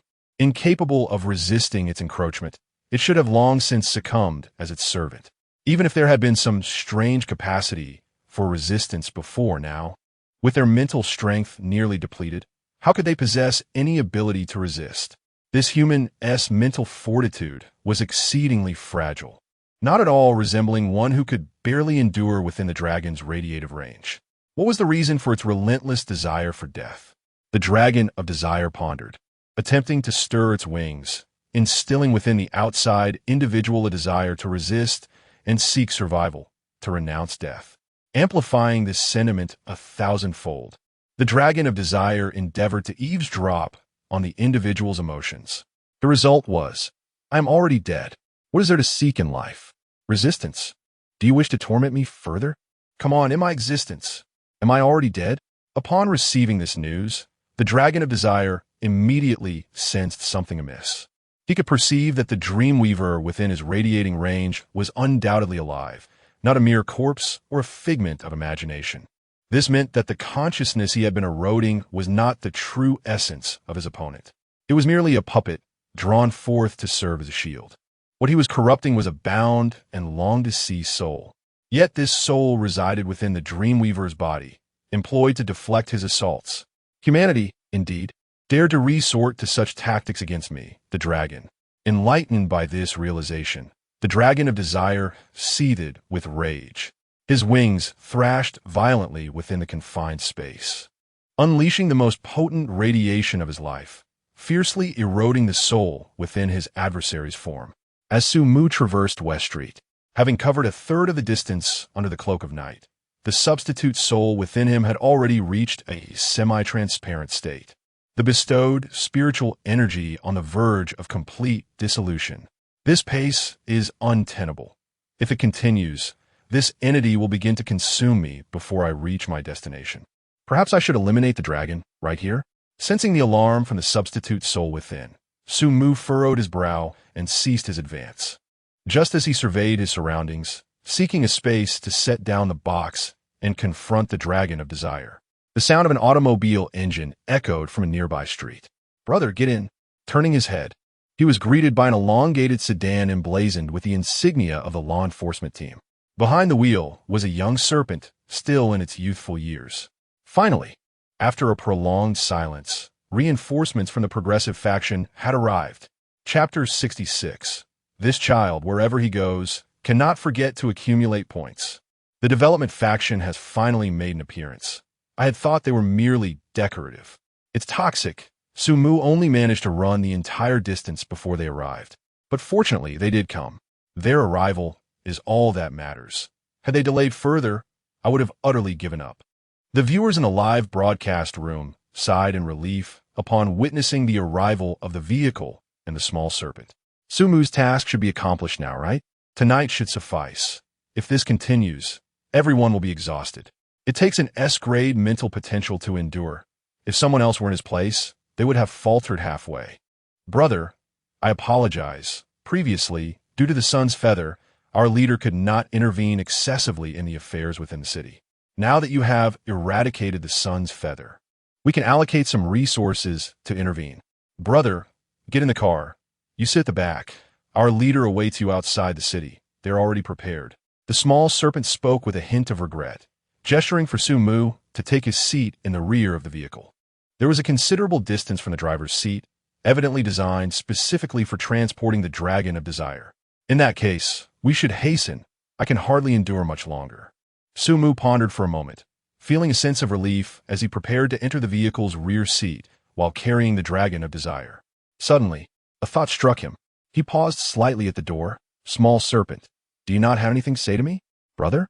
What is there to say? Let's leave quickly. Oh, and be sure to place the box far away. The small serpent urged, glancing apprehensively at the silver box. Oh, Sumu raised an eyebrow, taking a seat in the car with the box. On foot, he would not have reached in time before the substitute perished. However, with the vehicle, he would have ample time. Hopefully, there will be fewer incidents along the way. As Sumu settled into the vehicle, a sudden jolt of acceleration surged through him. Though the small serpent was young, her driving was quite competent, almost reminiscent of an experienced driver. As they traversed the streets, Sumu observed numerous candidates engaged in fierce battles through the window. Many displayed astonishment as their vehicles sped past. Wait, isn't high-speed movement prohibited? How can he still drive? Fool, that's a law enforcement vehicle. The one inside is probably a manager of Dream City. No way. Why does it look like there's a candidate in there? Along with a silver box? During this time, several candidates who spotted Sumu's vehicle contemplated hindering it, but quickly abandoned the idea upon seeing the law enforcement insignia.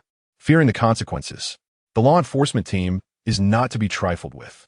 Thus, the small serpent's vehicle managed to reach the city gates without obstruction. Here, it was momentarily deserted.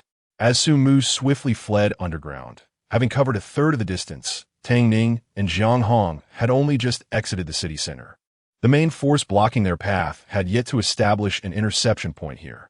With the vehicle on the verge of traversing the massive archway, Sumu retrieved a map from his pocket, scrutinizing it intently. The final transport point lay not far from the western city gate, a mere few minutes away on foot.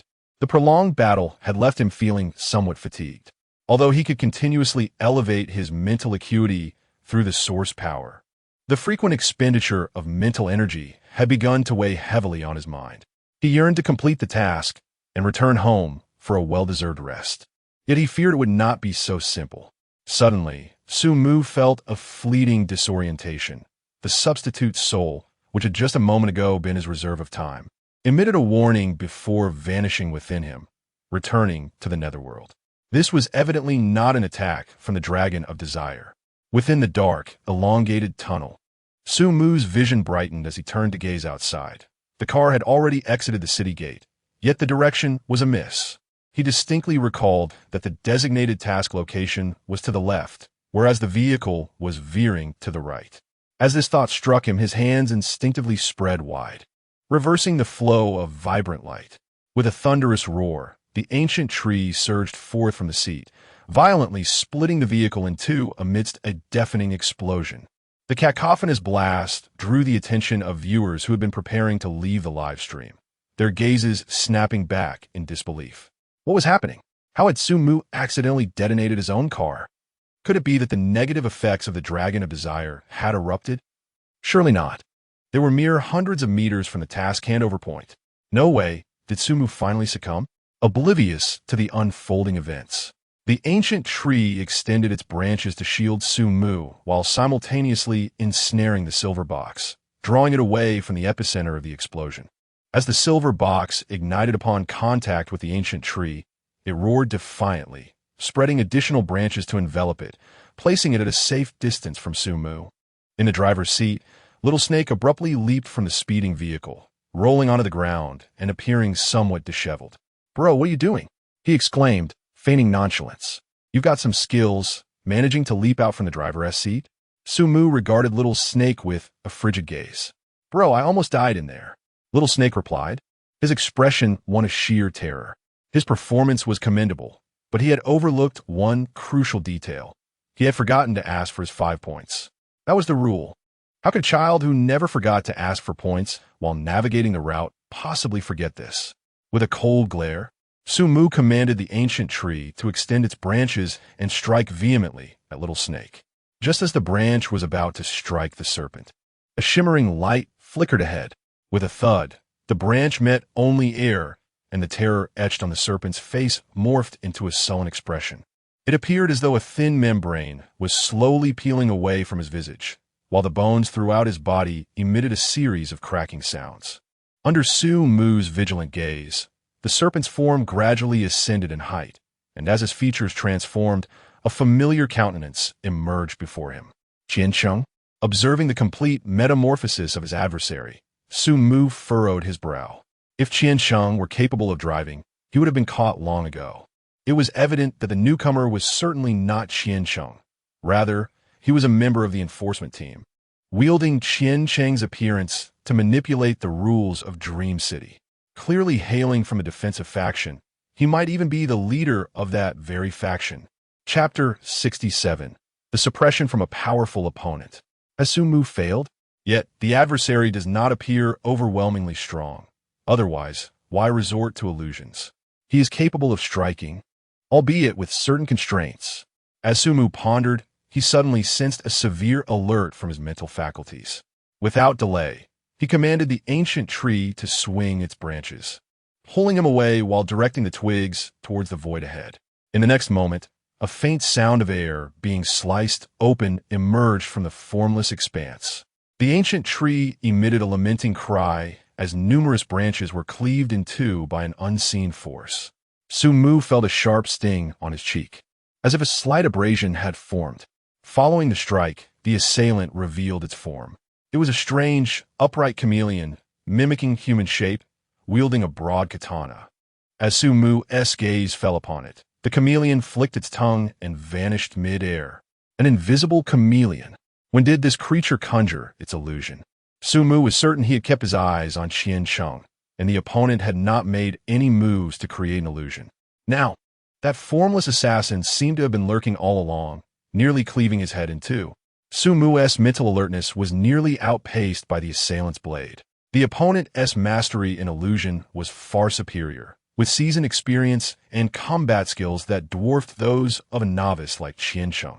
In a fleeting moment of thought, the mental warning surged again. This time, Su Mu commanded the ancient tree to hurl him fiercely to the left. As his body soared, a white light followed closely behind. The ancient tree let out a sorrowful wail as its trunk was abruptly severed, a massive gash appearing.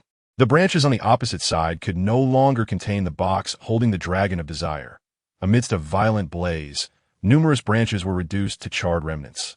And with a thud, the silver box fell to the ground between Su Mu and Zhou Ming. Zhou Ming, sensing the change, abandoned his pursuit of Su Mu. The invisible chameleon appeared as if teleporting beside the silver box, ready to kick it towards Zhou Ming, just as it was about to strike. The ground beneath the silver box transformed into a river interspersed with crimson blood and countless ghostly bones. The bones in the river were swifter than the chameleon.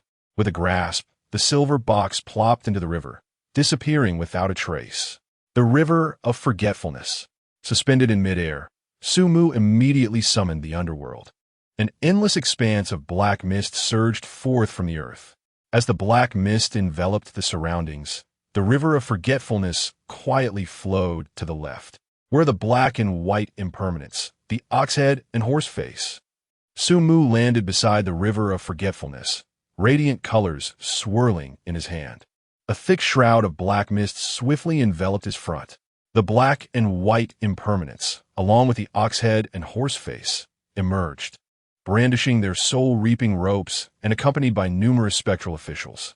As Su Mu's mental strength began to deplete at an alarming rate, he deftly maneuvered the energy panel, expending 2,000 points of source energy to grant himself a substantial amplification of his mental prowess. His original mental strength surged to 48 points during the consumption of source energy, and now, with the infusion of 2,000 points, it rose dramatically to 68 points. However, alongside this significant elevation of mental power, Su Mu did not experience the exhilarating clarity he had anticipated. Instead, he felt a dull ache in his brain, a possible after-effect of such a rapid enhancement. Yet, he could not afford to dwell on this discomfort. Sustaining this intense depletion of mental energy, he tirelessly conjured dreams with both hands, allowing a glimmer of golden light to seep into the boundless black fog, awakening the dormant listener within his dreamscape. Thus, he successfully manifested a considerable portion of the figures from the underworld faction. Observing this scene, Zhou Ming, adorned in the skin of Qian Cheng, remained unperturbed. With a composed demeanor, he stood with his hands clasped behind his back, expressing his admiration. Su Mu, you are undoubtedly the most formidable candidate I have ever encountered in terms of mental strength. How about this? I offer you an opportunity. Join my faction, and I will provide you with everything you desire. As long as you forsake the examination and remain in Dream City, you can have it all. I can also overlook the incident where you compromised our defensive faction's trump card. What do you say? Join the defensive faction and stay here forever. Heh. These individuals won't even propose a price. Block his path. Su Mu waved to the black and white impermanence, and with the listener in tow, he turned and sprinted left along the banks of the river of forgetfulness. Within the river, countless ghostly bones wailed in a haunting chorus, causing silver boxes to drift downstream. Following Su Mu's hurried pace, he felt assured that he was heading in the right direction.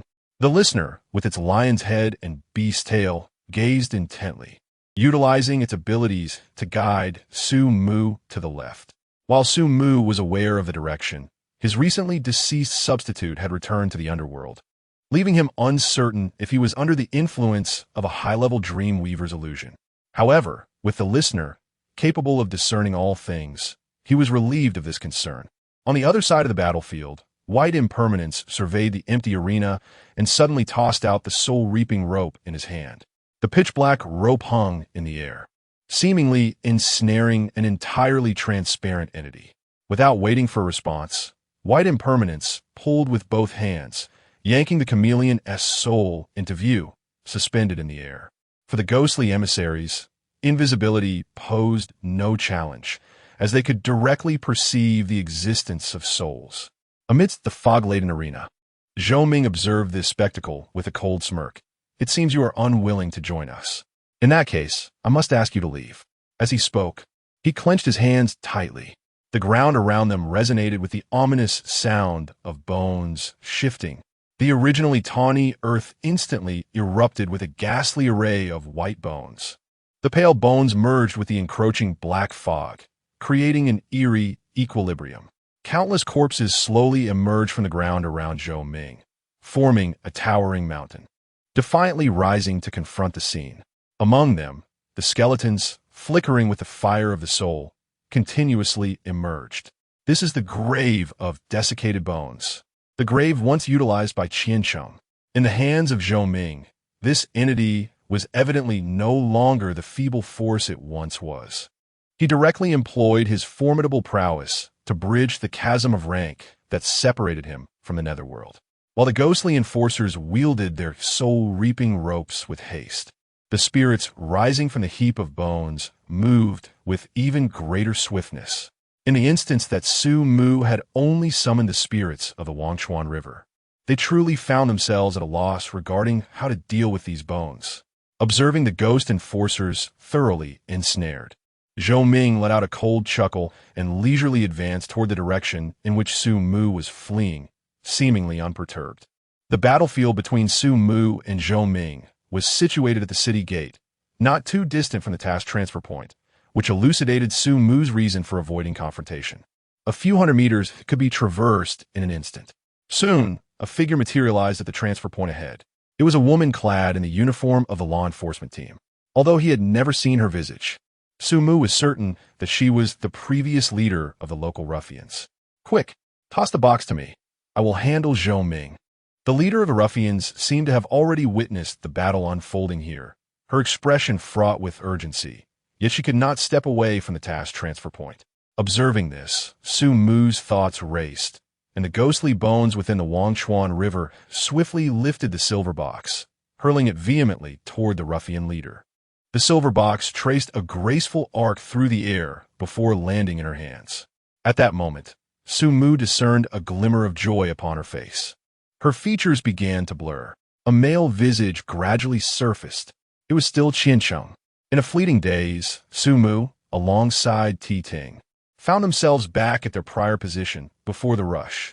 Opposite them, Qian Cheng had already acquired the box containing the Dragon of Desire.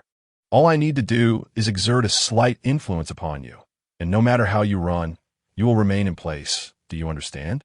Zhou Ming remarked with a smile. The situation shifted in an instant, before the viewers in the live stream could react. It appeared that Su Mu had fallen into a trap. It's over. The box is lost, and so is the person. This is bad.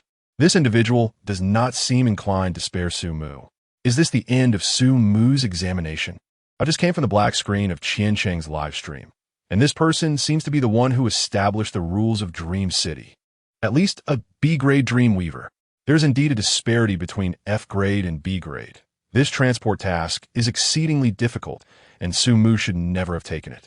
As the audience sensed the dire predicament, Su Mu and Ti Ting exchanged glances, each revealing a smile.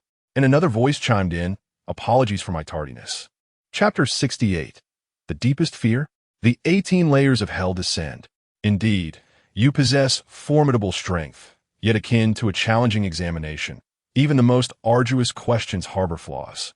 Su Mu gazed at the silhouette of Qian Cheng and remarked, "At this moment, I cannot thwart your illusions, but there is no necessity for me to defend myself." Upon hearing Su Mu's words, Zhou Ming, clutching a silver box, suddenly changed countenance, realizing something profound, and swiftly turned to scrutinize the surrounding black mist. With a soft hum, a glimmer of golden light emerged from the fog. It was a dragon-like creature, the Xindiao. Its purpose was, of course, to bewilder the mind, embodying the same category of illusion. In that instant, the scene before the two transformed once more. Su Mu and Ti Ting found themselves standing on the left side of the city tower, still a considerable distance from the mission handover point. Meanwhile, Zhou Ming was unmistakably positioned within the bounds of the handover point. The silver box had also entered the designated area. How could Ti Ting possibly lead them astray? The only one erring was Zhou Ming himself. Bound by Qian Cheng's physical restraint, he ultimately could not exert his full power as he once did. He had fallen prey to the Xindiao's trickery. Oh my! Viewers in the live stream, following the constantly shifting perspective of the camera, were collectively bewildered. Is this what an illusion duel looks like? Goodness, why do I feel as if they are teleporting? Su Mu cannot defend against the opponent's illusion, so he chooses not to, taking advantage of Zhou Ming's unguarded moment to directly influence him with his own illusion. Zhou Ming attempts to sway Su Mu with his illusion, leading him astray, while Su Mu counteracts Zhou Ming's illusion, restoring everything to its rightful course. Wow, I am in awe. Zhou Ming's defeat is well-deserved. Zhou Ming, rigidly holding the silver box containing the Desire Dragon cubs, stood frozen in disbelief as several figures clad in law enforcement uniforms gradually emerged around him. The leader of the local gang was among them. This time, the development faction had truly arrived. Observing Qian Cheng ensnared in the center, the gang leader proclaimed in a melodious tone, "Zhou Ming, you have lost. The unauthorized breeding of cosmic beasts, including the Desire Dragon cubs, has violated the final regulations of the enforcement team. You shall spend the remainder of your life in prison reflecting on your actions. Indeed, this farce must come to an end. Do not the defense faction advocate for harmonious coexistence among Dreamweavers? Look at your current actions. Is this what the captain of the enforcement team should be doing?" A middle-aged man rebuked. Chuckling coldly, Zhou Ming regained his composure. He regarded the gang leader and others with disdain, stating, "I have always acted in the best interest of Dream City. The arrival of cosmic beasts is an inevitability that will occur once more. You, the development faction, are the true malignancy of Dream City. You fail to comprehend what the arrival of candidates signifies. You wish to dismantle the city walls. One day, you shall pay for your actions. After the calamity, everyone insists that Dream City must progress and look forward. But where is such forward-looking so simple? The greatest disaster is yet to descend. You," Zhou Ming uttered, turning to gaze at Su Mu. "You are the most formidable candidate I have ever encountered, possessing an extraordinary ability to conjure dreams and a mental prowess that is far beyond that of an F-grade Dreamweaver. If you could truly join the defense faction and remain in Dream City forever, what would my position as leader mean to you? Alas, candidates ultimately depart. I have lost this battle utterly, yet I must leave a final piece for the defense faction." As Zhou Ming spoke, his eyes suddenly hardened. A kaleidoscope of colors enveloped his being, and his figure began to fade away. This radiant light was only witnessed when a candidate was transported. What? This is bad. He has discarded the candidate's body. This man has forcibly shed his own soul. A middle-aged man from the development faction reacted swiftly, his hands erupting with vibrant colors, causing everything around to slow down, as if the very air was on the verge of freezing. A silhouette gradually materialized from the atmosphere. It was none other than Zhou Ming. In that moment, he appeared ethereal, his soul continuously igniting. Astonishingly, he clutched a terrified dragon of desire in his grasp. This was evidently the youngling of the dragon of desire. At some point, he had extracted the soul of the dragon of desire from the silver box and held it within his palm. He charged towards Su Mu's direction. Su Mu, you are the one who caused my complete downfall. Naturally, it is you who must bear the fate of our defense faction. Fear not, I shall not harm you. I merely wish for you to remain in Dream City. When catastrophe strikes, as long as Dream City stands, you shall not perish. Should Dream City fall, you will depart alongside it. Come, experience the ultimate and darkest despair amplified by the dragon of desire. It will forever echo my words in your mind. There is no escaping this. I hope that having felt this, you can comprehend my intentions. After uttering his final words, Zhou Ming's soul astonishingly exploded. Countless pure fragments of his soul, imbued with a dazzling radiance, adhered to the body of the dragon of desire. This was a realm of soul dreaming accessible only to A-grade dreamweavers, a method of attack that Su Mu could not yet fathom.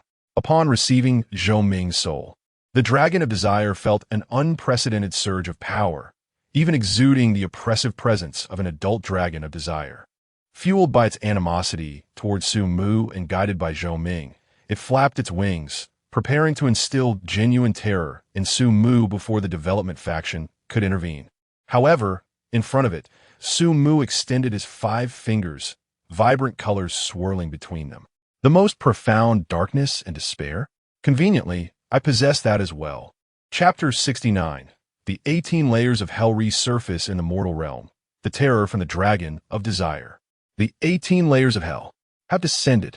Gazing upon the approaching dragon of desire and feeling the peculiar fear surging within his heart, Su Mu remained utterly composed, executing the method he had long contemplated. Let us witness which is mightier, the dragon of desire or the underworld. As vibrant hues danced, a profound, inky darkness swiftly enveloped everything ahead. Gradually, a blood-red hue surged forth from the black mist, transforming the tumultuous fog into a mirror resembling blood jade. Within this reflective surface, a chorus of lamentations echoed.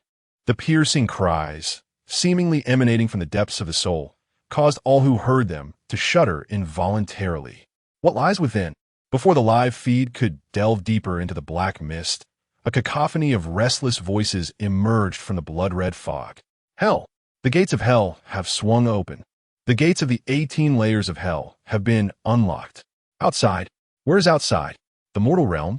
Indeed, it is the mortal realm. Amidst countless exclamations of astonishment, the blood-red mirror abruptly expanded. In an instant, countless hands reached out, spectral fingers shimmering with an ethereal pallor, seemingly striving to break through the mist and escape into the mortal world. As the camera pivoted, all viewers witnessing the front of the black mist held their breath in terror. What scene it was! Within the mirror of blood jade, thousands of spectral souls, as if having glimpsed the dawn of hope, howled and roared, tearing at their kin, climbing upon the shoulders of ghosts to peer into the lens, desperately attempting to extend their hands, yearning to flee from the depths of the mist. Their eyes were hollow, their visages grotesque, illuminated by the blood jade's glow. The souls appeared dull and lifeless. Every viewer could sense an extreme emotion radiating from the vacant stares of these spirits. It was a longing for death. Indeed, they bore no thoughts of survival. All were frantically seeking an opportunity for demise. Let me perish. I wish to escape. Quickly. In my life. In my life. The mortal realm. I see the mortal realm. I can finally die. The blood jade gradually expanded, revealing even more unimaginable horrors before the eyes of the audience. There were souls suspended and torn apart, tongues wrenched from their mouths in sheer terror. There were despairing spirits shrieking as they were immersed in boiling oil by malevolent demons. Under the searing embrace of deep brown flames, these spirits crackled as if they were mere food, sizzling in agony. This was a fire capable of scorching even the soul, a torment too unbearable for the spirits. These scenes unfolded like layers of a towering cake, a total of 18 layers, each vividly manifesting within the blood jade-like black mist. Copper pillar hell, ice mountain hell, oil cauldron hell, stone press hell. Even amidst the sweltering summer heat, even through the barrier of a screen, the audience felt the temperature plummet, an intense chill enveloping them. Is this also a place within the underworld? After death, are souls not supposed to sway beneath the Niha Bridge? Where am I? Must the departed souls endure such torment? What have these individuals done to end up here? Oh dear, I fear I shall be haunted by nightmares. How is it that I witness a ghost being crushed into fragments only to resurrect and return anew? Humans are not alone in their plight. The colossal beasts of the starry skies share a similar fate. As the dragon of desire, fueled by vengeance, lunged toward the one who had mocked it, it suddenly sensed the overwhelming essence of countless human souls. Without a moment's hesitation, it felt a surge of joy, amplifying its radiance in an attempt to plunge all the humans ahead into the abyss of terror. Yet, its amplification was akin to a cow sinking into the sea. It struck forward, but bore no fruit. Instead, with its proactive assault, its mind began to receive the thoughts of the human souls ahead like a radar. Fear. The darkness of fear. Good heavens, is this truly fear? The world outside is so splendid. Hurry, let me out. I would rather perish in the outside realm. Despair. True despair resides in hell. Our souls are perpetually ground down and reborn in this inferno, unable to seek life or embrace death. Come, join us. Share in this endless despair and the essence of true darkness. Come forth. Come forth. A torrent of thoughts surged into the mind of the dragon of desire, like a tsunami. At that moment, its once proud racial gift transformed into a fatal curse. What a monumental wave of negative emotion. The dragon of desire had never encountered such profound negativity since its birth. As the voices of thousands echoed in its mind, its thoughts shattered completely. It became incapable of controlling its own body, crashing violently against the blood jade. A chill, as if emanating from the very depths of its soul, momentarily jolted the dragon of desire into awareness. Yet it was too late. Its body, ensnared within the blood jade, became a delectable morsel, driving all the prisoners who had trampled upon their comrades to madness. In an instant, countless hands, driven by primal desire, seized the soul of the dragon of desire with fervor, the spirits from the 18 layers of hell, as if witnessing the most exquisite treasure, desperately tore at the dragon's form, striving to drag it into their realm. It is said that it can amplify our emotions. It is said that it can allow us to experience beauty beyond despair. It is said that its flesh is delectable. Come down, enter the depths of hell, and like us, revel in the most profound and despairing fear.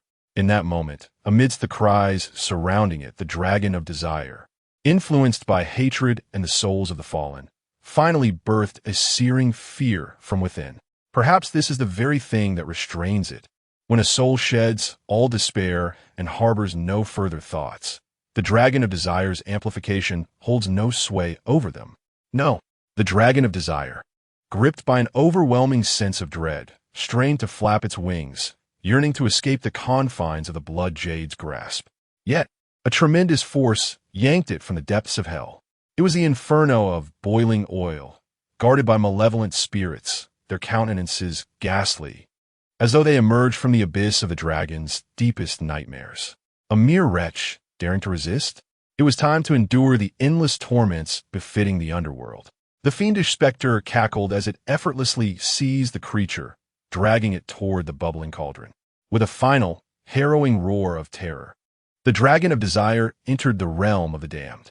The dark, blood-stained mist gradually dissipated, vanishing into the ether as if nothing had transpired. Yet, the shock it instilled in those who witnessed was only just beginning.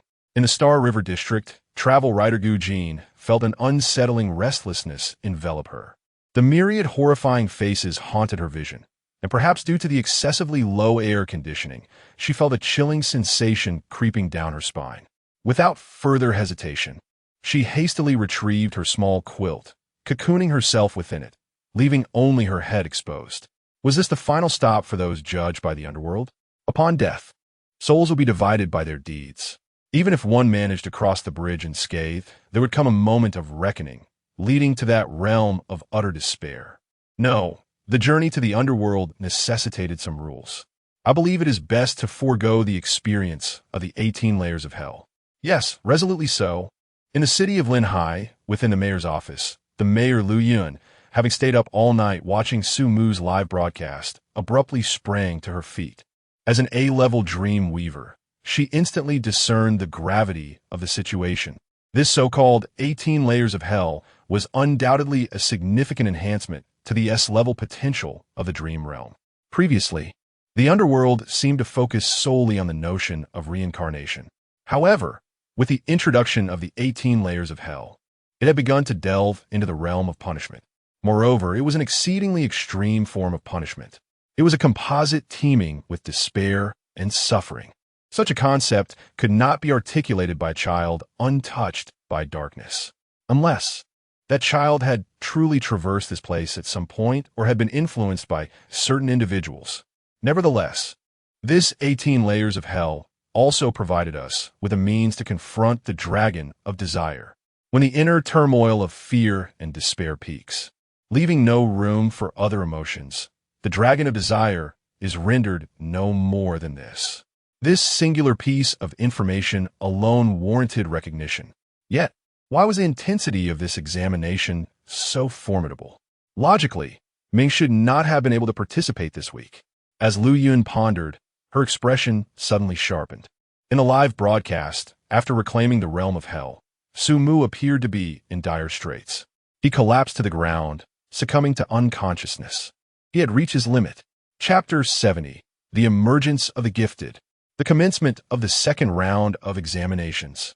Protests. I object. This intensity is utterly inappropriate for a mere examination. Indeed, the difficulty of this year's top examination seems excessively high. Even we, the examiners, were unaware of such circumstances. Within the Dream Network's examination hall, the examiners were in a tumultuous uproar. The ordeal faced by Su Mu was not an isolated incident. In various examination zones across Bear Nation, White Elephant Nation, and others, participants who accepted the Dragon of Desire project and attempted to transport it beyond the city limits found themselves besieged by formidable opponents. Moreover, these assailants typically diminished their own levels to confront the participants.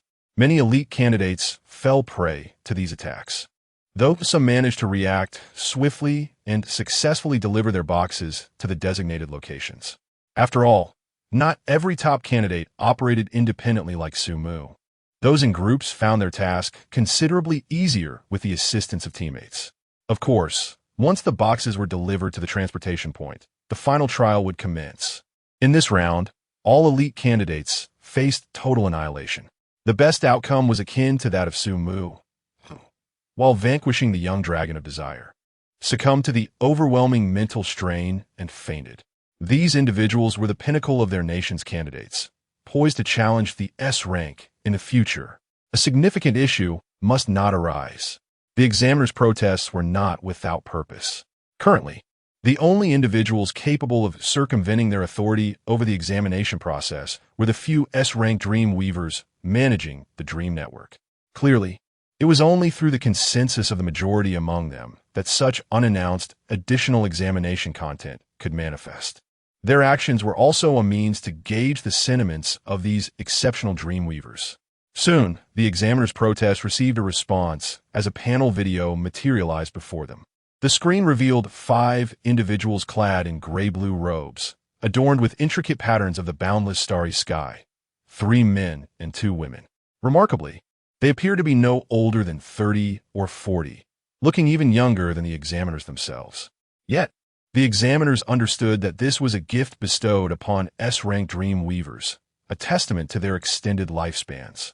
As the 5 world-renowned figures appeared, all examiners rose simultaneously, shedding their previous demeanor of dissent, and bowed respectfully before them.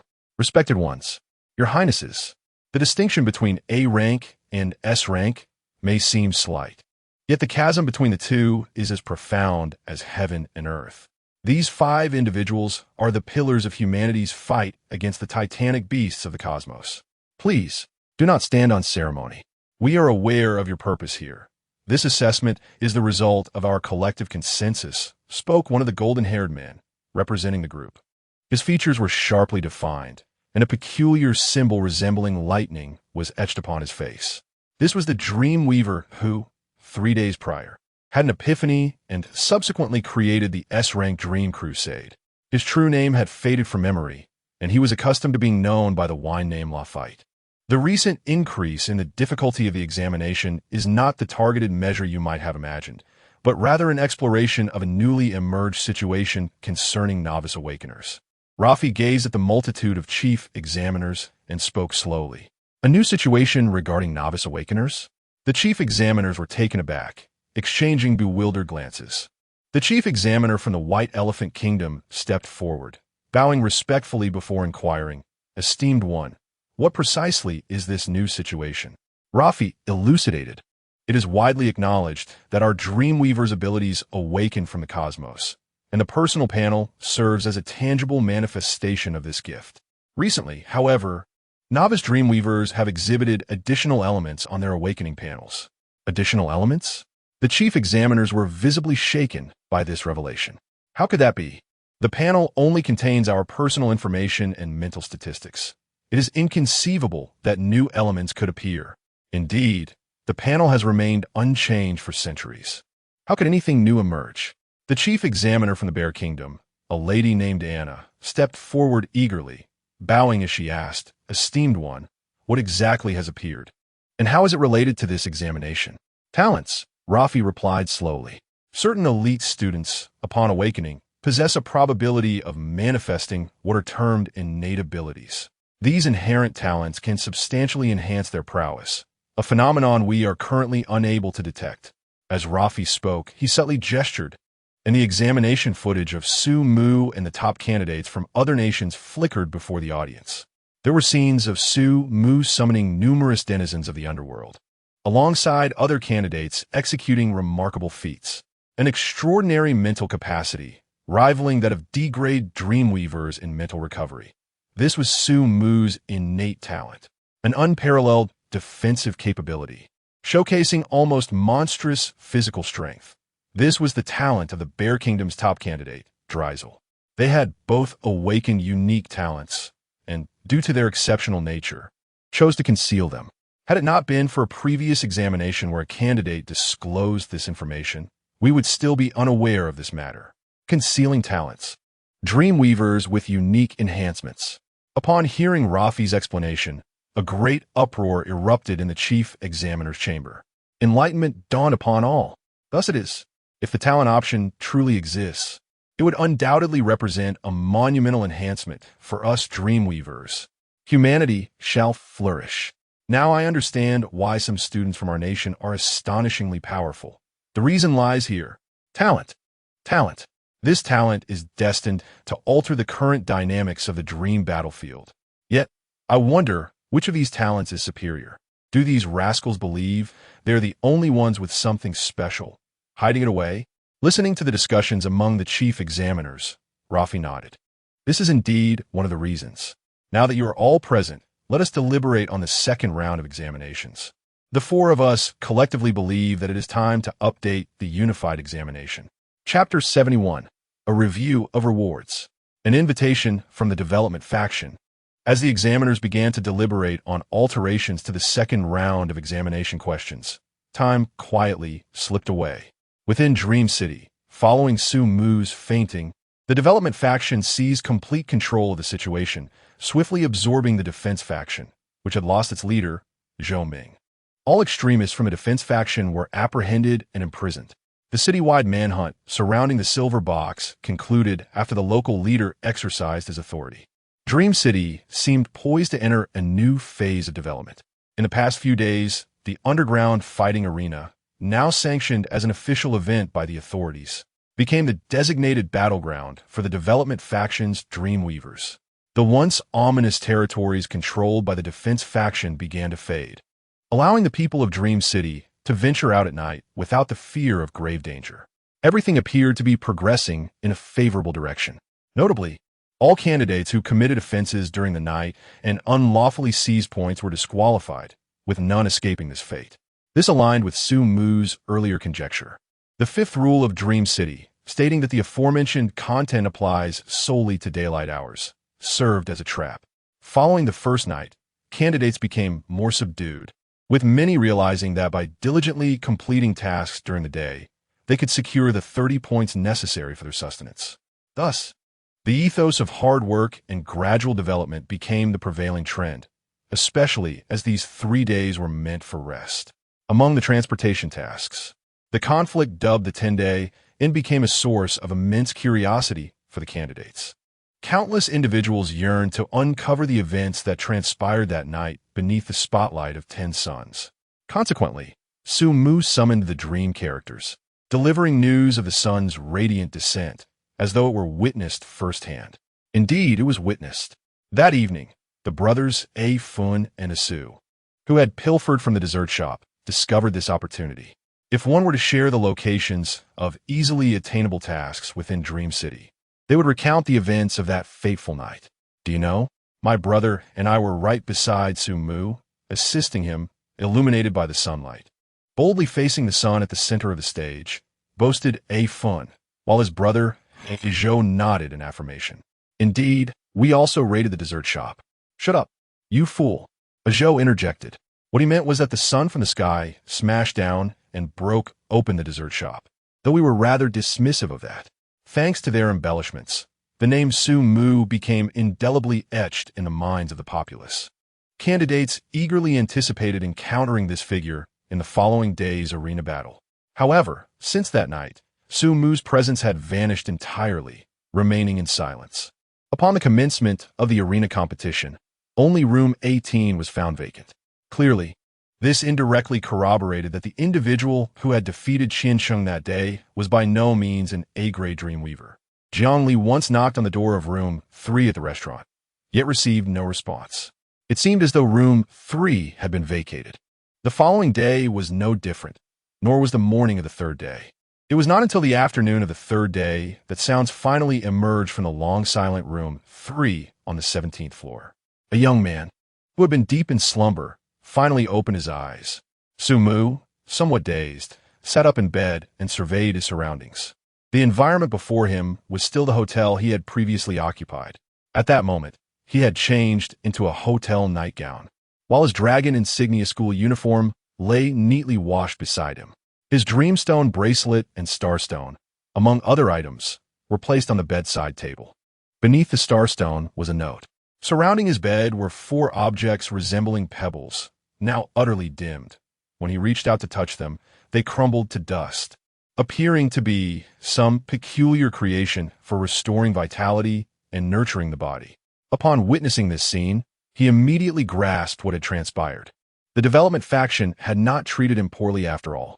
Stretching his limbs after days of inactivity, Su Mu rose from the bed and picked up the note from the bedside table. It read, "Transport task completed 40 points. We have covered your accommodation costs. The key has been issued as a reward. Apply hot water to your hand to reveal it. If you awaken before 5 p.m. on the third day, you are invited to the West City Wall, where we will demolish this wall to advance the development of Dream City further. Candidate Su Mu, thank you for your contributions to Dream City. Sincerely, Chun Hui." This Chun Hui must be the leader of the local faction. It appears that Dream City now belongs to their development faction.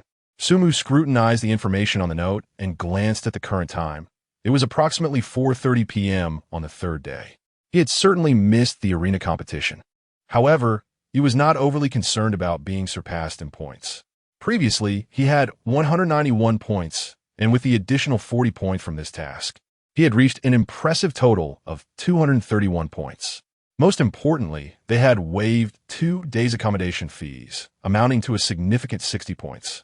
On the first day, Jiang Hong and her companions had a base score of 85 points. The transport driver awarded them 5 points, and the accommodation cost for 3 days totaled 90 points.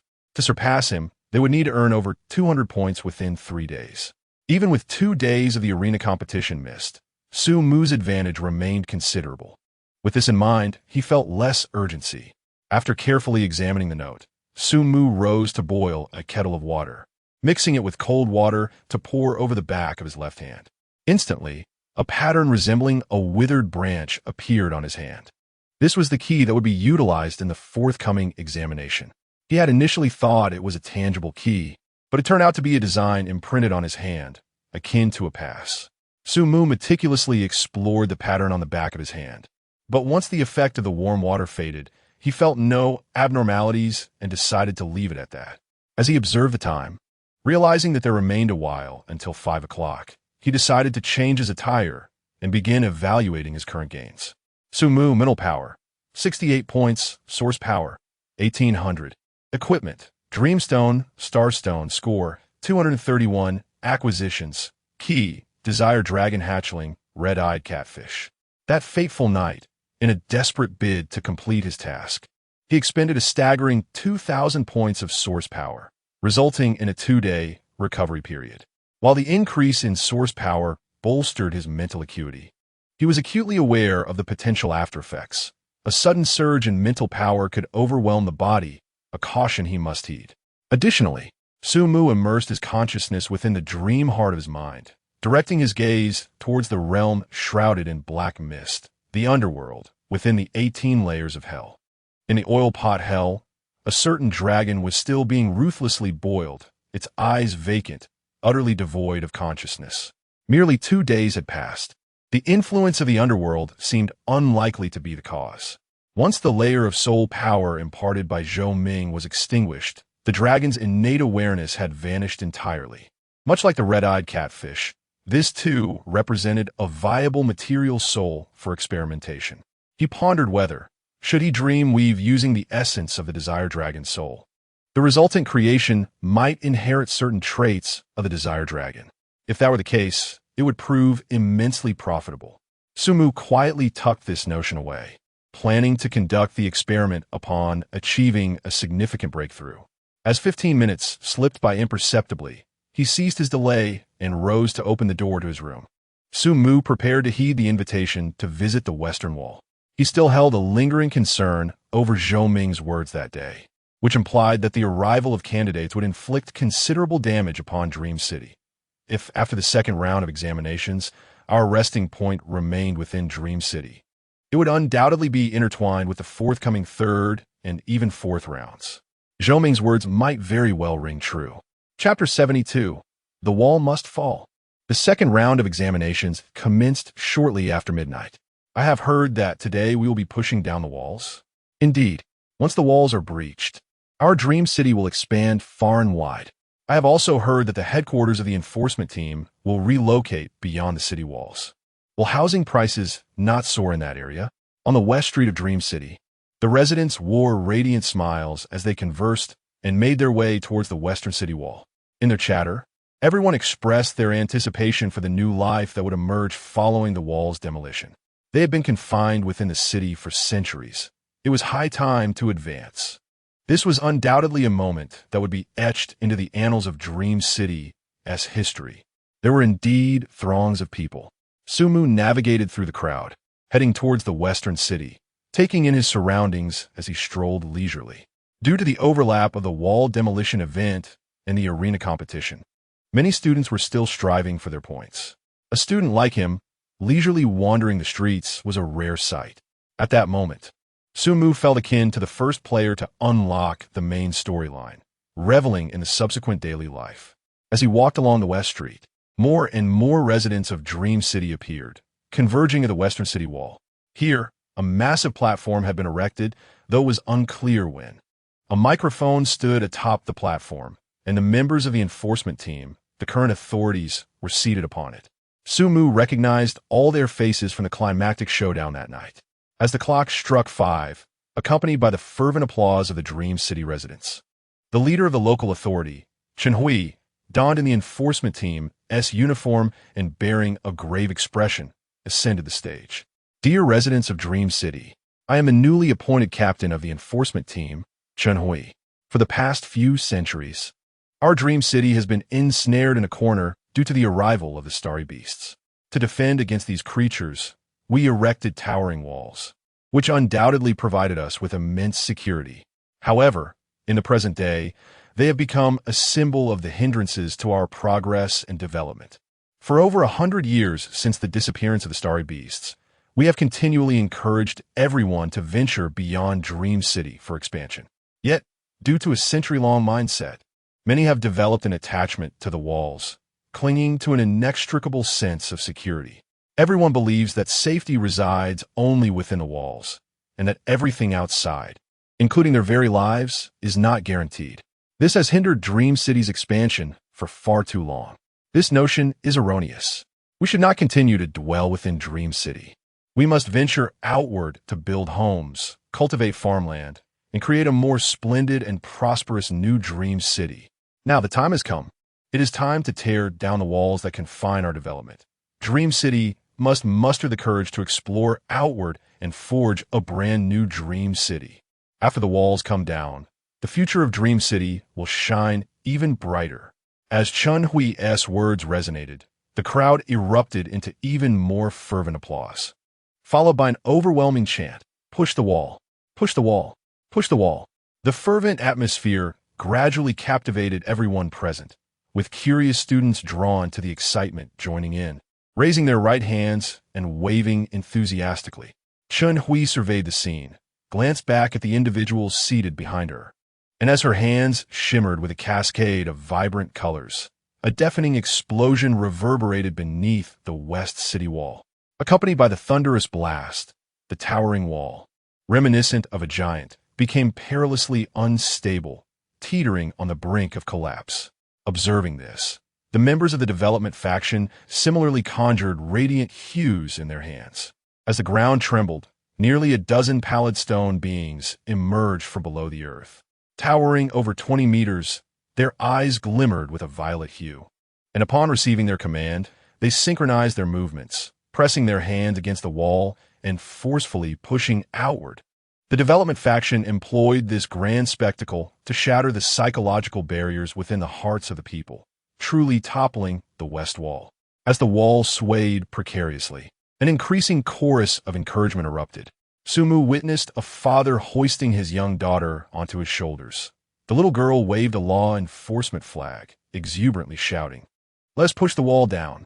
Amidst the rallying cries, the centuries-old wall protecting Dream City finally succumbed to the unbearable strain with a resounding crash. With the collective effort of the stone beings, a tremendous roar echoed as the colossal wall, akin to a giant, began to topple outward. The law enforcement members, witnessing this, immediately employed their dream-making abilities, erecting a shimmering barrier ahead to muffle the sound of the collapsing wall and shield against the onrushing dust. As dusk approached, with the sun setting in the west, the collapse of the West City allowed the warm, gentle rays of the evening sun to stream through the swirling dust, illuminating the faces of countless residents dwelling at the foot of the wall. This was their first experience of sunlight within the walls, right at their doorstep. In that moment, even the most fearful residents gazed toward the distant sunset, envisioning the future of Dream City. This proved to be an exceedingly successful maneuver by the development faction, as they not only dismantled the physical wall obstructing the residents' view, but also the metaphorical walls within their hearts. This was the true purpose behind their grand endeavor to push down the wall. Sumu stood amidst the crowd for a while, observing before turning away, harboring no desire to engage with the higher-ups. He found a spot to check the time, realizing mealtime was approaching, and he headed back towards the hotel, eager to enjoy his first dinner after awakening. The 3 days in Dream City might be concluding here, but after midnight tonight, the second round of examinations would commence. Chapter 73. The final moments of the second examination and the distribution of rewards. As Sumu arrived at the hotel, the clock struck 6. He ascended in the exclusive VIP elevator, heading directly to the 12th floor dining hall. Upon the elevator doors opening, a cacophony of sounds greeted him. Scanning the surroundings, he noted that the atmosphere was even more vibrant than on the first 2 days. The private dining room was nearly filled with students. Many wore smiles, cautiously probing each other for their examination scores. Just as Su Mu stepped inside, a familiar voice called out from a corner to the west. "Brother Mu, over here." Turning to look, he saw the Jiang siblings and Tang Ning seated at a table for 4, with Jiang Li waving at him. His voice was not particularly quiet, and immediately, several students nearby turned their astonished gazes in their direction. "Su Mu, is that really him? The elusive first-place student who has been absent these past few days? The one who single-handedly eliminated 10 sun feathers. Yet, it was unfortunate that he had declined donations from prestigious families. It was rumored he even turned down sponsorship from the Jiang family. He rejected the Jiang family sponsorship? My word, that family is immensely wealthy." Noticing the lack of available seats around, Su Mu accepted Jiang Li's invitation and sat down, greeting them politely. "Good evening, everyone. Our esteemed first-place student has finally graced us with his presence." Tang Ning, with her fiery red hair, had opted for a sleek black silk top, clearly a costly choice. "Brother Mu, how many points do you have now? We haven't seen you for days. Your lead must be in jeopardy," Jiang Li remarked. "My sister has 189 points. The highest in the room," Jiang Hong replied, remaining as reticent as ever, appearing socially awkward. 189 points? Then I believe my position is secure." Su Mu chuckled. "Wait, Brother Mu, did you sneak off somewhere these past few days to accumulate points?" Jiang Li was taken aback. "Not all. After completing my tasks, they waived my accommodation fees." "Wait, waived accommodation fees? That's at least 60 points saved. So you really did take on 10 suns that day?" It wasn't exactly the suns."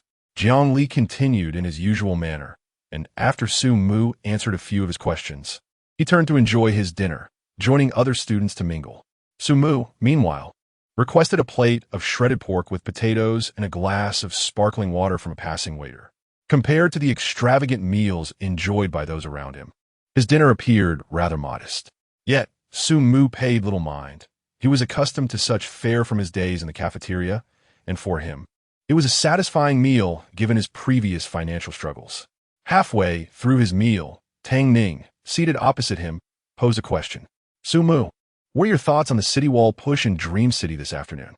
Upon hearing this, Su Mu pondered for a moment before asking, "How much do you know about the Dream City enforcement team?" "All that needed to be known has been learned. One of my subordinates has infiltrated the enforcement team, serving in menial tasks, and has gathered a wealth of information." Tang Ning remarked, "Having many underlings is indeed advantageous." Su Mu, reflecting inwardly, slowly replied, "The demise of Zhou Ming, the leader of the defensive faction, is significantly tied to me. However, upon further contemplation, I realized that even had I not eliminated Zhou Ming, the ascendance of the developmental faction was merely a matter of time, destined to occur that very night." Since awakening in the hotel, Su Mu had been pondering this matter. The events of that night appeared rather peculiar from any angle. As the head of the defensive faction and ostensibly the captain of the enforcement team, it was baffling that none of his subordinates were present. Was he truly alone in orchestrating this turmoil? Thus, regardless of whether he was delivered to the Dragon of Desire, Zhou Ming was fated to perish. The developmental faction was bound to rise in Dream City. Tang Ning nodded in acknowledgement, her expression unfazed as she continued. "My subordinate has mingled in Dream City for quite some time and has heard intriguing information from within the enforcement team. Some elders have remarked that, compared to the extreme defensive faction, the extremes of the developmental faction are even more pronounced. Unlike the defensive faction, the entire developmental faction operates as a cohesive ideology. Thus, the defensive faction privately refers to them as the extreme developmental faction. Must the city walls truly be toppled? Has no one expanded beyond the walls of Dream City in centuries? Such a notion is evidently implausible. However, the developmental faction seeks to utterly dismantle the defensive faction, opting for an extreme approach. Extreme developmental faction. Su Mu mused for a moment before subtly nodding. The notion of toppling city walls indeed appears extreme. akin to a signal, yet at present, we find ourselves unable to intervene. Should we return to Dream City after the next round of examinations, it will undoubtedly be intertwined with the third or even fourth round of assessments. Do you concur? Alas, the inhabitants of Dream City have enjoyed a life of ease for over a century, yet they are on the brink of a monumental upheaval. Tang Ming sighed as she spoke. I left a letter for the indigenous residents of Dream City, detailing some of my analyses and advising them to present it to the enforcement team after our departure, hoping it may serve some purpose. At the very least, it might mitigate the difficulty of subsequent examinations. Mitigating examination difficulty. Sumu shook his head at this. If such measures were effective, he would have implemented them long ago. The city's populace possesses their own logic and behavioral patterns, indistinguishable from real individuals. However, once examinations are involved, they become influenced by the very essence of Dream City. This letter may well sink into obscurity. Nonetheless, it represents a contribution to Dream City. Let's hope so, and may we not have to return to Dream City after our next examination.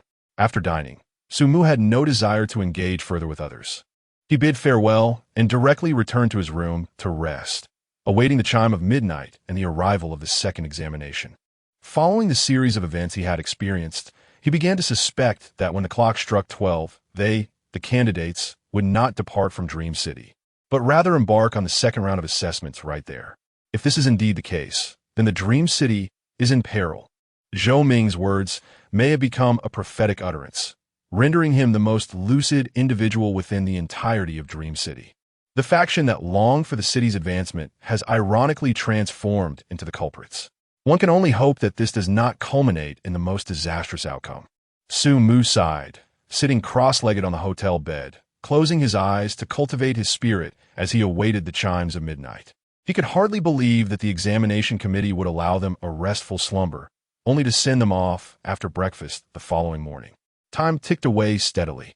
As the clock approached 11:50, just as Su Mu was fully prepared, an aged voice resonated in his ear. Candidate number 3484, Su Mu. Congratulations on maintaining the top score in the examination leaderboard for 3 consecutive days in Dream City. The first place reward has been issued. Please check carefully. Chapter 74, The Dream Crafting Imperial Seal. The second round of the examination commences. Accompanied by an ancient voice, a blood-red square jade stone subtly materialized before Sumu's eyes. The term unfixed dream crafting creation momentarily startled him. After a brief contemplation, he recalled its significance. Almost instantly, his eyes sparkled with excitement. This object was indeed a remarkable treasure. It had been previously mentioned that, apart from items conjured directly by dream crafters using their mental energy, there existed tangible dream objects that persisted in reality, unaffected by the dissipation of mental power. This jade stone was an essential primary material for creating such items, which could also be referred to as the vessel of dreams. A dream crafter could infuse this jade stone with their mental energy according to their desires, causing it to automatically transform into the desired object. For instance, if Su Mu wished to create a machine that launched fireballs, he need only place his hand upon the jade stone and wield his dream crafting ability. The stone would instantly morph into the fireball launcher he envisioned. With the application of mental power, fireballs could be fired. However, without the infusion of mental energy, it remained merely a jade stone. Additionally, items crafted in this manner could be stored within the dream crafting heart, allowing for convenient retrieval, provided there was sufficient space within the heart to accommodate them. With this artifact in hand, the previously acquired starstones would also prove useful. Starstone, a reward obtained during the Mischievous Child dungeon dream objects constructed upon this foundation, can reduce mental energy consumption by 20 to 30%. By incorporating starstones during the crafting process, one could lessen the mental energy expenditure when utilizing the created items. However, the peculiar shape and size of this jade stone resembled that of a small urn. As Su Mu contemplated the creation of an object, a page unique to ancient China slowly unfurled in his mind. A similarly blood-red entity emerged before him, measuring 4 inches in diameter, adorned with 5 intertwining dragons upon its surface. The front bore 8 ancient seal characters, which read, commanded by heaven, may longevity and prosperity endure. Indeed, the imperial seal. This raw stone bore a striking resemblance in shape and size to the royal seal, and a meticulous dream crafting engraving would undoubtedly yield remarkable results. Naturally, other seals beyond the imperial seal could also be contemplated. However, now is not the time for creation. Su Mu resolved to attempt to store this significant item within his dream-crafting heart, intending to explore it further when time permitted. As his thoughts flickered, the jade stone emitted a soft glow, integrating itself into the dream-crafting heart within his mind, appearing in a small corner of the earthly realm. After observing it for a moment, he chose to set it aside and began to focus on the imminent arrival of midnight. At present, it was imperative to navigate the challenges of the second round of the examination. Before he realized it, the midnight bell had tolled. Originally vibrant and spirited, Su Mu was suddenly overwhelmed by an irresistible wave of drowsiness. In a haze, he succumbed to slumber. At this very moment, an increasing number of viewers began to log onto the streaming platform, eagerly entering the live rooms they wished to watch. The official examination group had already announced the formal date for the second round of exams. As the novice candidates prepared to embark on this new phase, the online audience numbers did not plummet with the onset of night. Rather, they surged. Likewise, the viewership in Su Mu's live room began to rise swiftly. Here it comes. The great Su Mu has finally awakened. In the first round, the master created the underworld. What will this round's competition entail? I can hardly wait. In the Xinghe district, Gu Jin had finished drafting her travel article early and, after brewing herself a cup of coffee, promptly opened Su Mu's live stream. As she witnessed a cascade of vibrant colors enveloping Su Mu, her excitement grew. The first challenge was world building. What marvels would the second challenge hold? Would it feature new characters from the underworld, or perhaps more intricate and refined legends from Chinese mythology? During Su Mu's days of unconsciousness, she had been eagerly anticipating this moment. Time passed, though how long she could not tell. In his slumber, Su Mu suddenly felt a chilling cold that pierced to the bone. The intense cold jolted him awake instantly. It was freezing. As he looked around, he found himself in what appeared to be a sealed granary, shell-stacked with various fruits and vegetables, and in the corner, several bags of rice piled high. He lay atop a heap of winter coats, adjacent to the granary's entrance. Across from him were three others, a man and two women, all strikingly familiar. Upon closer inspection, he recognized them as the Jiang siblings and Tang Ning, whom he had dined with that evening. It seemed they had not remained in Dream City. The thought brought a sigh of relief to Su Mu. Simultaneously, Jiang Hongxiao and Tang Ning quickly regained consciousness, sitting up with expressions of wariness as they surveyed their surroundings. After exchanging a few bewildered glances, they too were taken aback. How did we all end up together? Tang Ning furrowed her brow, noting that this was not quite the second round of exams she had envisioned. What's going on? Why is it so cold? Jiang Li shivered as he awoke. Huh? Brother Mu? Sister? Seeing the familiar faces around him, he was momentarily stunned, and then his expression shifted. This can't be a showdown, can it? Are we expected to compete in this cramped space? Jiang Li's speculation quickly chilled the atmosphere within the small granary. Fortunately, Su Mu pointed to the pile of winter coats behind him and remarked, "It doesn't seem likely. Otherwise, they wouldn't have provided us with so many warm garments." As he spoke, he took one of the coats and a snow hat for himself. "Oh, I want one too. This dreadful weather will freeze me alive," Jiang Li exclaimed, rushing to grab one. "Where are the pants? And there are no scarves?" "Sister, Tang Jia, don't just stand there. The broadcast hasn't started yet. Put on some warm clothes." Realizing his mistake, Jiang Li made every effort to mend the situation, momentarily warming the atmosphere. After receiving the garments, Jiang Hongxiao pondered aloud. There are a total of 7 pieces of clothing here. 7 pieces? Does that imply there are 3 more individuals? Upon hearing this, Su Mu furrowed his brow. Just as he turned to gaze at the entrance of the granary, a cacophony of voices reached his ears. "Hello, is anyone there? Goodness, why is it so cold out here? Brother Zhu, aren't you chilly wrapped in that robe? I'm still somewhat cold." The voices of these two, they resemble those of the unfortunate souls he had previously led astray. Has familiarity gathered for the second round of examinations? Su Mu raised an eyebrow, turning swiftly to open the granary door.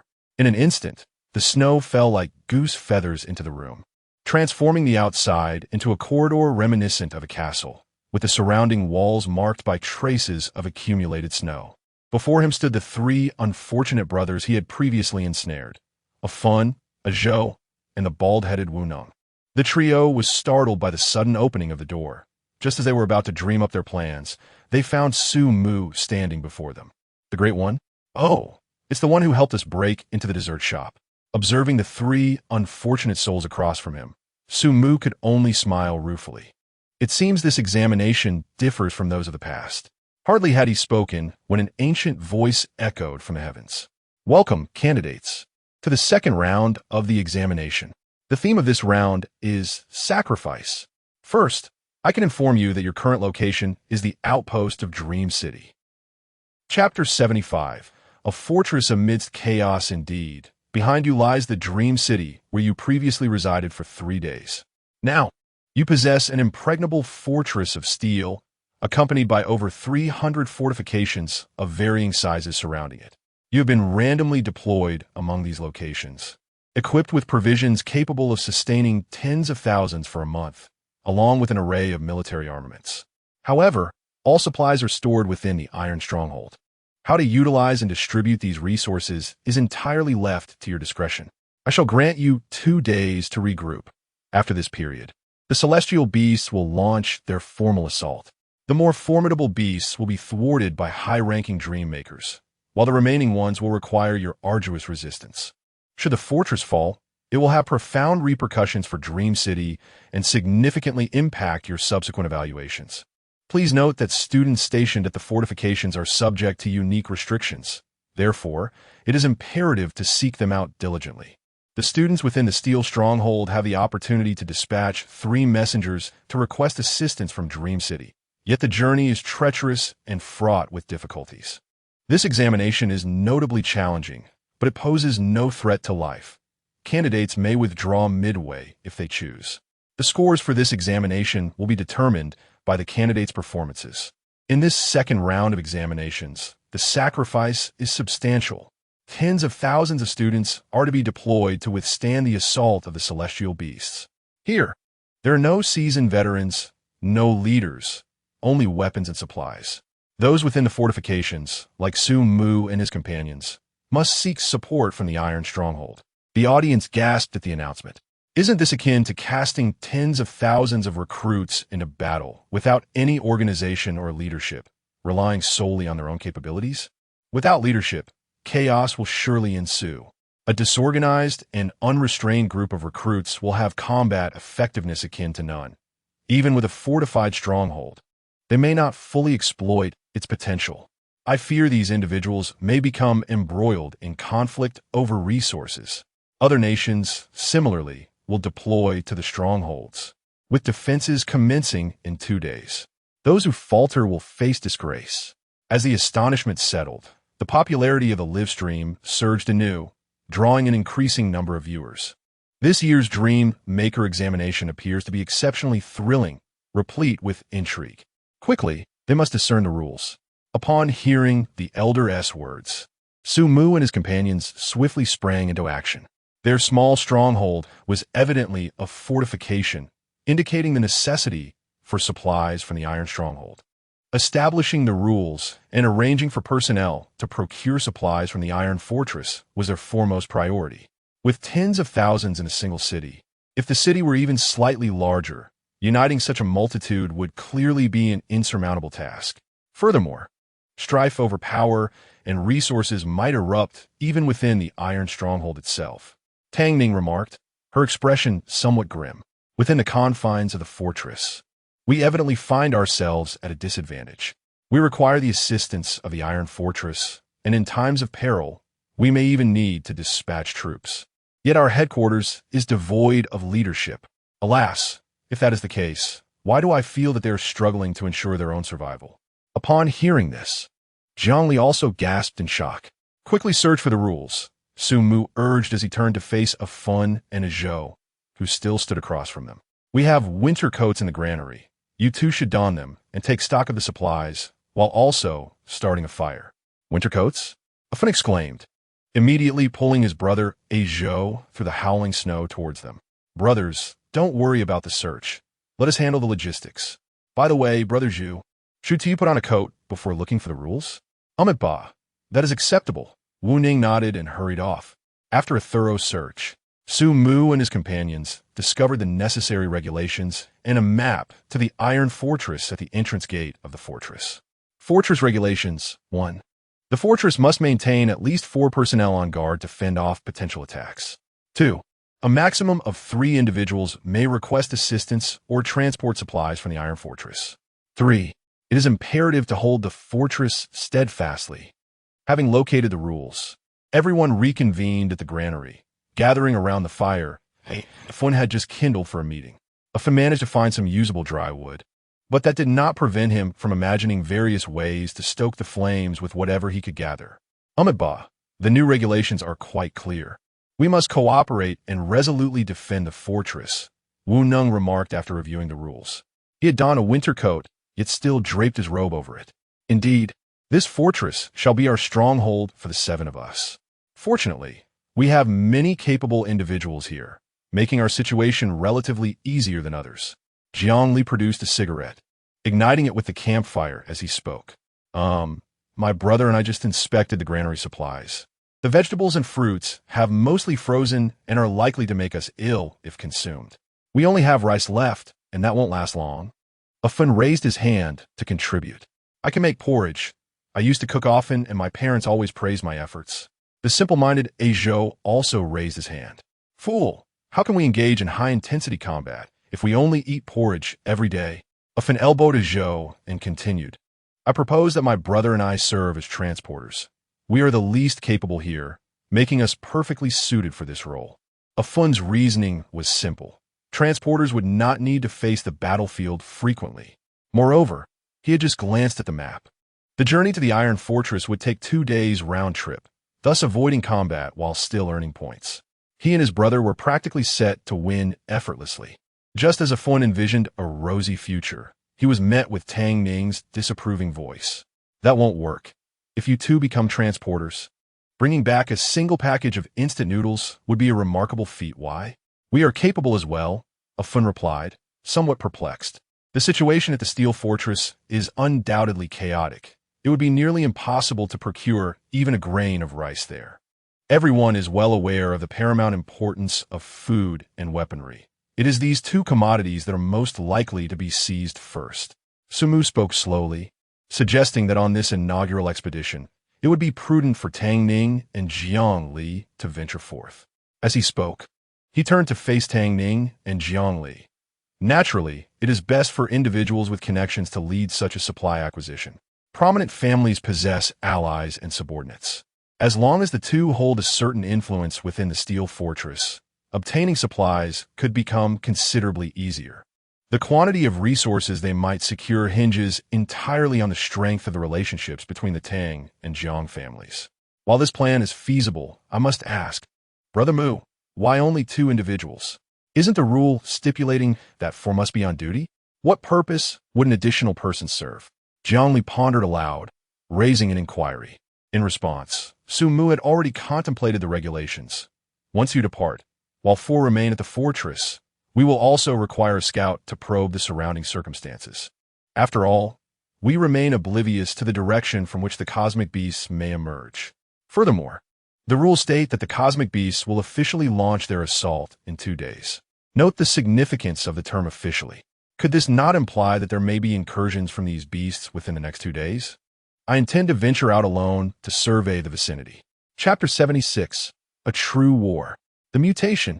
Far from the fortress occupied by Su Mu and his companions, a magnificent stronghold stood tall, rising 100 feet high. Its surface was adorned with peculiar inscriptions, seemingly crafted to withstand the onslaught of celestial beasts. The imposing walls loomed like an insurmountable chasm, instilling a profound sense of security. Yet, at this very moment, this formidable citadel exhibited an alarming state of vulnerability. Following the announcement of the second examination's details, chaos erupted within the Iron Fortress. The armory on the third level was the first to be ravaged. Heavens, an ultra-powerful mental restoration device. With this, I could transform into a scion. Infinite mental energy. Brothers, look what I found. A colossal cannon that 10 dream weavers could wield. One shot from this will surely create a gaping hole in even the mightiest celestial beast. This is mine. I laid claim to it first. Hey, you looking for a fight? Watch out, or I might take you on. In the absence of leadership, the candidates scattered, each vying to secure the most advantageous weapon for their scores. They believed that the more celestial beasts they vanquished, the greater their points would be. Within the colossal iron fortress, those striving for superior scores engaged in fierce struggles, while the scions of noble families discreetly sought to rally their subordinates, aiming to establish a faction and claim territory as their own. It was utter chaos. The disorder surpassed even that of Dream City by tenfold. Many candidates with lower scores wandered aimlessly, paralyzed by indecision, unsure of what to do. Some desired to follow commands and obey orders. Yet they lacked any clear authority to heed. Alas, the number of those eager to dominate this iron bastion was overwhelming. Among them was Xiao Zhang, one who wished to follow guidance and direction. He gathered a group of like-minded friends, forming a circle as they awaited a leader to emerge. Yet, leaders appeared in droves. The first was a tall student who instructed them to elect a captain, who would then liaise with the group, just as Xiao Zhang's small team selected a captain. Another formidable candidate approached, claiming to be among the top 100 in all of China, inviting Xiao Zhang and his friends to join a larger faction for mutual support. Such occurrences transpired repeatedly within a short span, with each new faction differing from the last. Xiao Zhang and his companions were bewildered, leading some within the group to propose a self-governing approach. Let us go seize supplies first. We must ensure we don't go hungry. Indeed, when will this end? We have numbers now. Let us take what we can. Exactly. After securing supplies, we'll find a safe place to hold our ground. Even if the stronghold falls, it won't concern us, right? Encouraged by those around him, Xiao Zhang's thoughts began to stir with renewed vigor. Meanwhile, in the examination room, the chief examiners deliberated on the results of the second round before gradually departing. Since the commencement of the second examination, only Chun Fengxiu and the student Shindahan, whom he had summoned to assist, remained in the examination chamber. The old man sighed, recognizing the chaos that ensued. Without a seasoned veteran to guide them, the group of students seemed ill-equipped to endure the challenges ahead. Shindahan sat in the examination room, his brow furrowed as he observed the unfolding events in the live broadcast. Moreover, why had Su Mu been randomly assigned to the outer fortress? If he were within the checkpoint, his formidable abilities would undoubtedly prove invaluable. Chun Fengxiu, listening to Chandahan's concerns, exhaled deeply. Do you think I wish for this? These are the rules set forth by the chief examiner. Every student is assigned at random, and no nation can cheat. It is a stroke of immense fortune for Su Mu to encounter familiar faces in this scenario. The second round of the checkpoint was a result of unanimous agreement among the chief examiners. The decision to cast the candidates into a checkpoint without any leadership was reached after much heated debate. A structured defense under the guidance of a leader would ultimately stifle the students' unique talents. Hence, the S-level experts proposed the idea of random entry, inciting chaos among the defending students, allowing them to truly experience the terror of an assault by the cosmic beasts. Furthermore, Chun Fengxiu withheld from the students a critical piece of information. This impending assault by the cosmic beasts was no mere simulation. Within the next 2 days, they would gradually open the dream network, creating a breach to connect with the battlefield of dreams, allowing the genuine cosmic beasts to enter. Indeed, in a certain sense, this would be a true war, albeit with a degree of assurance, as it would be safeguarded by the intervention of S-level experts. They would witness firsthand as their comrades were torn asunder by the beasts, a harrowing experience that would not soon be forgotten. Of course, should anyone truly wish to withdraw, invincible protection would be available to escort them away. As for why Chandahan acquiesced to this demand, it was because he had come into possession of a list of candidates from Huaxia suspected to possess extraordinary abilities. He believed that the situation remained within manageable bounds. Chun Fengxiu contemplated as he scrolled through the chief examination screen, directing his attention to a particular spot in the steel fortress, where a boy, shielded by his teammates, was vying for a device to restore mental energy. This boy possessed the rare ability to connect the thoughts of others through mental energy. If he could successfully link the minds of all present and broadcast his voice throughout the steel fortress, it could turn the tide. Meanwhile, as significant events unfolded within the steel fortress, Su Mu and his companions finalized their task assignments. Jiang Li and Tang Ning were dispatched to procure supplies for the fortress, while Jiang Hongxiao, Zhu Wuning, and a Zhou Afen remained to defend it. Among them, a Fun and a Zhou were seen as burdens, as they had expended their mental energy to create 2 thick blankets, which Jiang Li and Tang Ning would wear for warmth on their arduous journey through the snow. Their mission was undoubtedly the most challenging. Traversing back and forth in such severe conditions would numb anyone after 2 days, necessitating some form of assistance. After receiving their mission, the two exhibited no hesitation whatsoever. Armed with a modest supply of rice, they donned the fantastical blankets of the brothers Afen and Azhou and plunged into the blizzard. Along the way, they intended to fashion ski equipment based on the terrain, hoping to reduce their time reaching the checkpoint. As their figures vanished from view, Su Mu adjusted his hat, preparing to depart. Before leaving, he cast a glance at Zhu Wuning and Jiang Hongxiao, saying, "The fortress is entrusted to both of you. Your adaptability is no less than mine, and I have no further instructions. I shall return before nightfall. May the Buddha protect you. Rest assured, with this humble monk guarding the place, should any monsters appear, I shall engage them in discourse." Zhu Wuning saluted with one hand, while Jiang Hongxiao merely nodded in acknowledgement. She was indeed a person of hidden prowess, having amassed over 180 points in the arena through genuine one-on-one contests. If a monster were to emerge, she could undoubtedly handle it alone.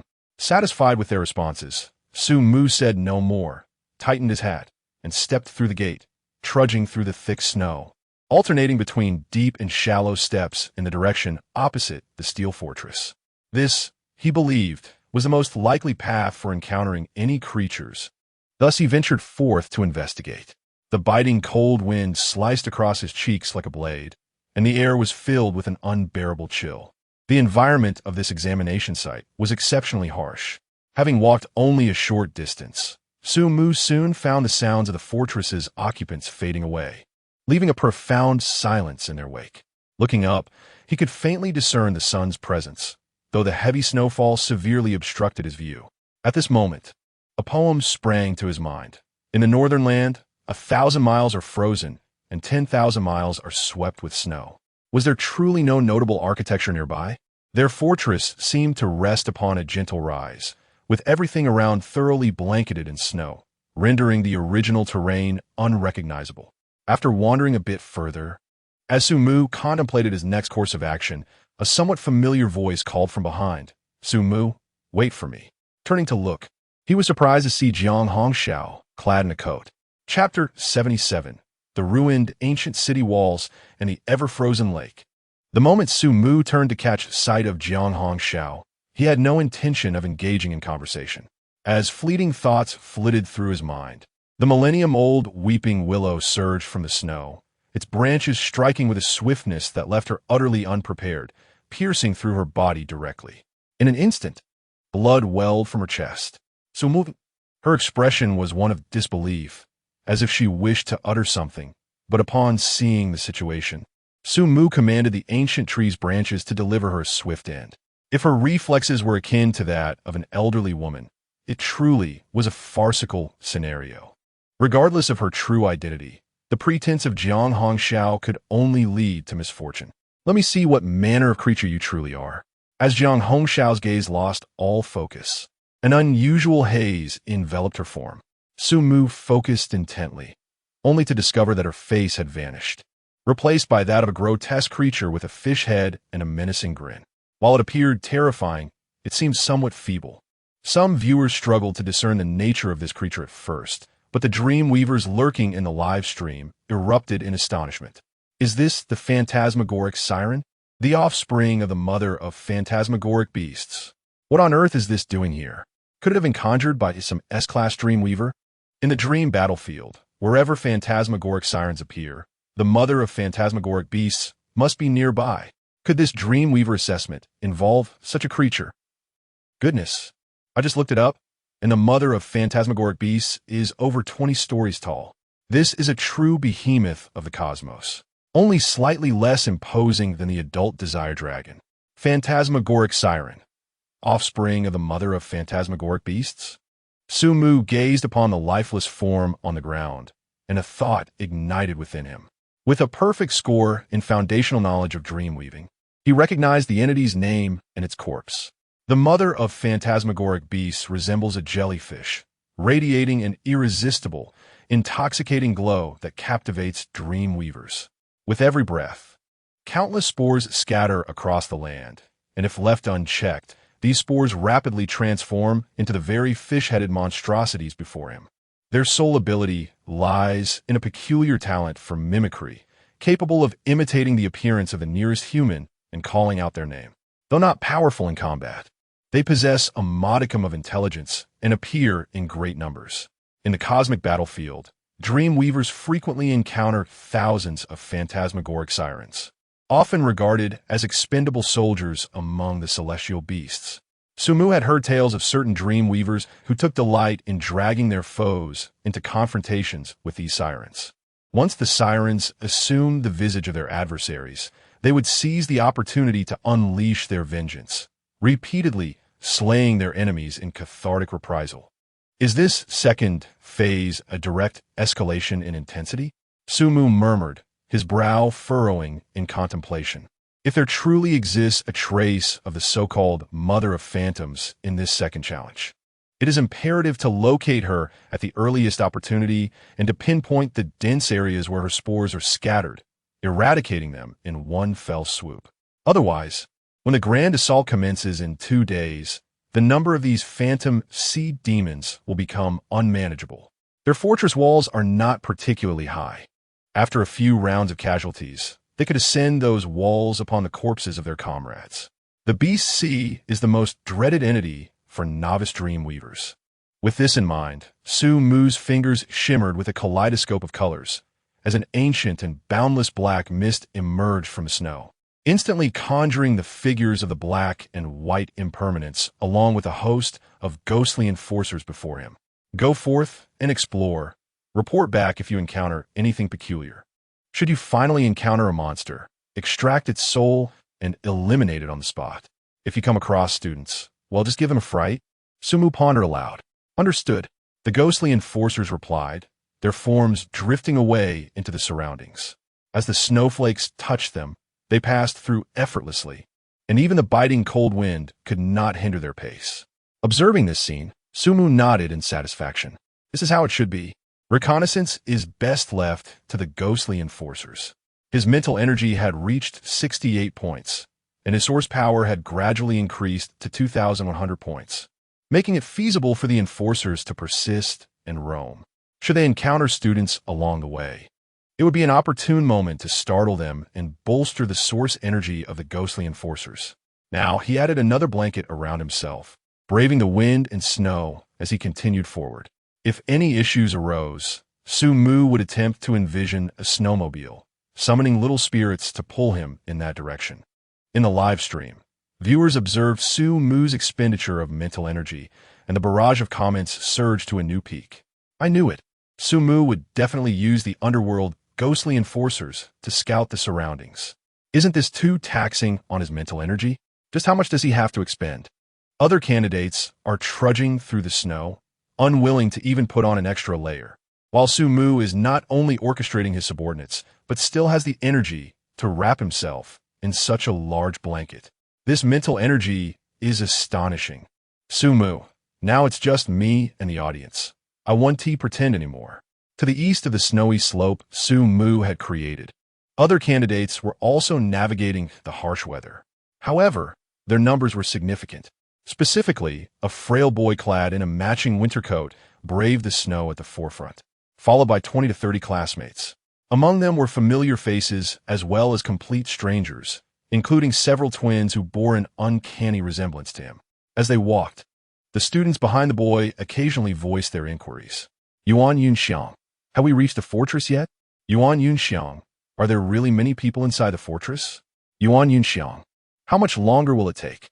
Amidst the incessant inquiries of the multitude of students behind him, the candidate named Huang Yunxiang trudged forward, beads of cold sweat trickling down his brow, for the chilling wind and snow rendered his heart even colder.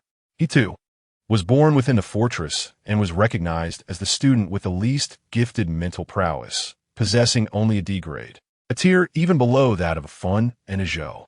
Consequently, during the allocation of tasks, his peers assigned him a laborious endeavor that appeared to harbor minimal danger. Initially, Huang Yunxiang felt a surge of excitement as he waded through the snow, believing he was making significant contributions to the team. However, as time passed, his sentiments began to wane. During his preliminary explorations, he stumbled upon a segment of what seemed to be an ancient wall, buried beneath the snow. Following the wall upward, he was astonished to discover a patch of unfrozen lake amidst the frigid expanse, a non-frozen lake. Just as he contemplated reporting this remarkable finding to his comrades at the fortress, he witnessed figures emerging from water. His teammates, unfamiliar candidates, and even himself. These individuals called out his name, realizing the gravity of the situation. Huang Yunxiang, whose performance was relatively commendable, immediately grasped the nature of the beings before him. Trembling with fear, he feigned ignorance regarding the disguises of these sea demons and deceived them by claiming he was heading to the fortress, inviting them to join him, asserting that there were many people inside. The somewhat clever, yet not overly, so sea demons fell for his ruse, following him closely. As he journeyed on, Huang Yunxiang encountered numerous others, causing his group to swell in size. However, the initial sea demons who had begun to accompany him gradually grew impatient, their demeanor suggesting they were on the verge of aggression. Could it be? Was his examination about to conclude here? He glanced back, seeing the sea demons closely tailing him, leaving him no opportunity to escape. He could neither lead them to the fortress nor flee. Thus, he was left with no choice but to fight with all his might. While Huang Yunxiang prepared himself mentally for this desperate struggle, he discerned two figures appearing through the swirling snow ahead. One black, one white. Could it be? Were two more approaching? Chapter 78. The lair of the sea demons. Huang Yunxiang gazed at the figures emerging in the distance, and the fragile tension within him finally snapped. Just as he prepared to fight desperately, the peculiar nature of the black and white shadows caused him to pause momentarily. Amidst the biting cold wind, the corpulent figure clad in black was the first to come into his view, gliding effortlessly through the flurries of snow, as if unimpeded by the blizzard that surrounded him. Even the strange black attire he wore remained untouched by the tempest. It was as though he were a specter from another realm. Witnessing these two figures, a sense of unease surged within Huang Yunxiang.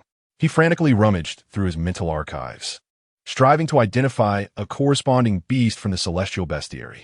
However, after countless searches, he found nothing that could match the enigmatic beings before him. What on earth are these creatures? As his scalp tingled with hesitation, the figures floated closer to him. You, Huang Yunxiang stammered, desperately seeking words.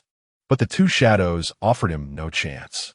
The pale visage, tongue lolling as if freshly deceased, abruptly invaded his line of sight. I. At that moment, Huang Yunxiang was overwhelmed with an urge to cry out in surrender and flee. Yet, the next instant, the tongue-lolling face retreated and a chilling voice echoed. It is human. There is a horde of monsters behind, and they must be eradicated, intoned the rotund figure in black. What? Huang Yunxiang's eyes widened in shock.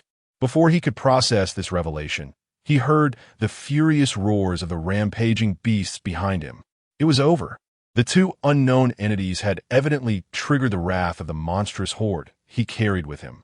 There were at least 20 or 30 of them. Without time to ponder further, his heightened senses propelled Huang Yunxiang to leap aside, swallowing mouthfuls of snow as he narrowly evaded an attacking phantom sea demon from behind.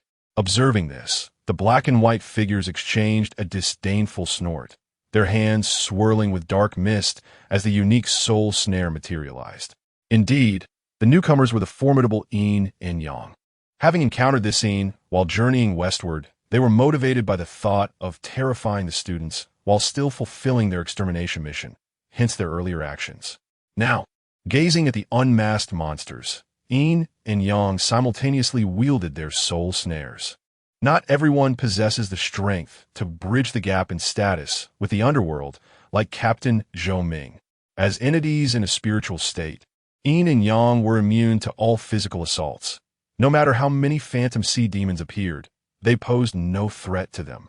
In an instant, the solemn-faced Yin deftly maneuvered his rope, which appeared to move of its own accord, ensnaring the foremost sea demon and extracting its soul completely. The anguished shrieks of the phantom sea demon echoed painfully through the air.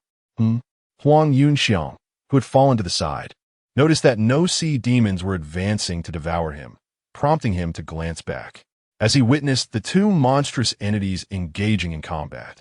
His expression instantly transformed into one of elation. Without a moment to contemplate, he staggered to his feet, vibrant colors swirling in his hands as he donned a pair of snowboards. With a swift push, he braved the wind and fled desperately towards a different direction. The howling wind filled Huang Yunxiang's ears, and his snow hat was whisked away into the unknown. Despite this, he dared not glance back or entertain the thought of pausing for a moment. How fortunate he felt to escape with his life. At that moment, all he desired was to make his escape and return to the base to relay the intelligence he had gathered to his comrades, to inform them of these bizarre occurrences and the terrifying reality of monsters lurking in the snow. As he glided to a flatter area, noticing that the monstrous figures were no longer in sight, Huang Yunxiang considered slowing down. Suddenly, he was startled by a peculiar sound echoing around him. In his moment of confusion, he was taken aback to see a figure, mirroring his own attire, pass right through him, crashing onto the ground not far ahead on a snowboard. Wait, was that not himself? In a state of sheer terror, Huang Yunxiang looked down only to discover an unexpected black chain encircling his neck, his body becoming eerily transparent. Turning around, he was astonished to find the two individuals he had previously battled against the monsters standing directly behind him. Meanwhile, Su Mu, wrapped in a blanket and traversing through the snow, unexpectedly received this information. Before he could ponder its significance, he sensed that the black entity walking outside had voluntarily severed their mental link, returning to the realm of dreams, thereby conserving the mental energy required for the journey back. How prudent! But what had been discovered? Su Mu internally commended before inquiring. A student had been found, claiming to have seen an ancient city wall and a lake that had not frozen amidst the snow and ice, from which a spectral sea demon emerged. In the distance to the west, the white entity had extracted his soul from captivity. The black entity spoke solemnly. An ancient city wall and an unfrozen lake. Upon hearing this, thoughts began to form in Su Mu's mind. Such a city wall would hardly appear abruptly in this snowy expanse. It could very well be something of value. As for the eternally unfrozen lake, it likely served as a stronghold for numerous spectral sea demons. This outing had proven to be immensely fruitful. He must witness that place with his own eyes. Chapter 79. The Usable City Walls. The concept of the Great Wall. In the snowy expanse of the west, the D-grade candidate Huang Yunxiang watched helplessly as the white impermanence unearthed his body from the snow and laid it aside to prevent excessive damage. Witnessing this scene, Huang Yunxiang felt no gratitude. Instead, he was overwhelmed with despair. "Brother, what exactly do you want me to do? Speak to me," he thought. Having been left there for over 10 minutes, he feared that if his soul lingered outside his body for too long, he might not be able to return.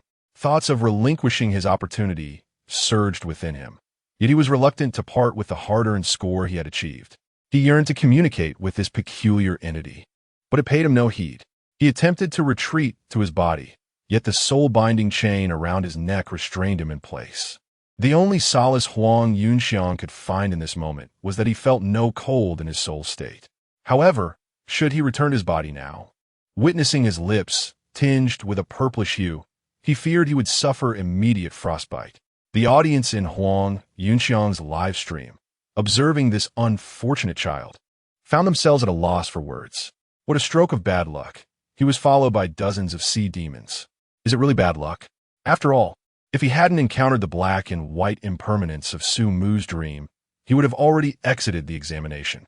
Indeed, I just came from Su Mu's dream and saw that he had arrived to guide him. Just as the audience finished speaking, Huang Yunxiang, suspended in the blizzard, suddenly heard a sound akin to a beast charging for his right. Turning his head, he was instantly struck by the sight before him. Behold, a creature the size of a small chest, an ethereal purple dragon beast, with horns atop its head and wings upon its back. Gazing at this creature, Huang Yunxiang's mind erupted with realization. He may not have recognized the black and white impermanence, but this dragon was all too familiar. The dragon of desire? Hey, that's the dragon of desire. Goodness, have I fallen to the depths of misfortune? My soul is drawn out, and now I encounter a dragon of desire. Brother, look, a giant beast is charging towards us. Brother, Huang Yunxiang, with a face full of terror, struggled to catch the attention of the nearby white impermanence. However, upon seeing the dragon, the latter only tightened the bindings further. Stop squirming. If you wish to avoid suffering, remain still and wait patiently. Listening to the white impermanence, Huang Yunxiang's expression faltered. Although he felt fear, his mind remained sharp. Understanding the implications of the white impermanence's words, he realized that the dragon of desire was allied with them. When did the dragon of desire become adept at forming alliances? Did these cosmic beasts possess such intelligence? In his contemplations, he squinted, observing the dragon of desire closely, and noticed something peculiar. Its form appeared somewhat insubstantial, and the once ferocious gleam in its eyes now seemed utterly absent. Moreover, Huang Yunxiang could have sworn he saw a rope around the dragon's neck. Was he imagining things? As Huang Yunxiang scrutinized the scene in bewilderment, the desire dragon's hatchling had already breached the barrier of the blizzard, coming into his line of sight. Attached to the dragon's neck was a tether that extended backward, revealing an object resembling a sled. Upon it sat an individual clad in a thick blanket, wearing a snow hat akin to his own. This was a candidate? Thus, had his soul been drawn out by a mere examinee? Was this truly the case? How can a novice dream weaver possibly venture into the realm of souls? This had to be a special NPC, akin to a resident of Dream City. He had spent 3 days working in a secluded corner of Dream City to earn points, remaining largely oblivious to the outside world. And now he had mistakenly identified Su Mu as a dream creation.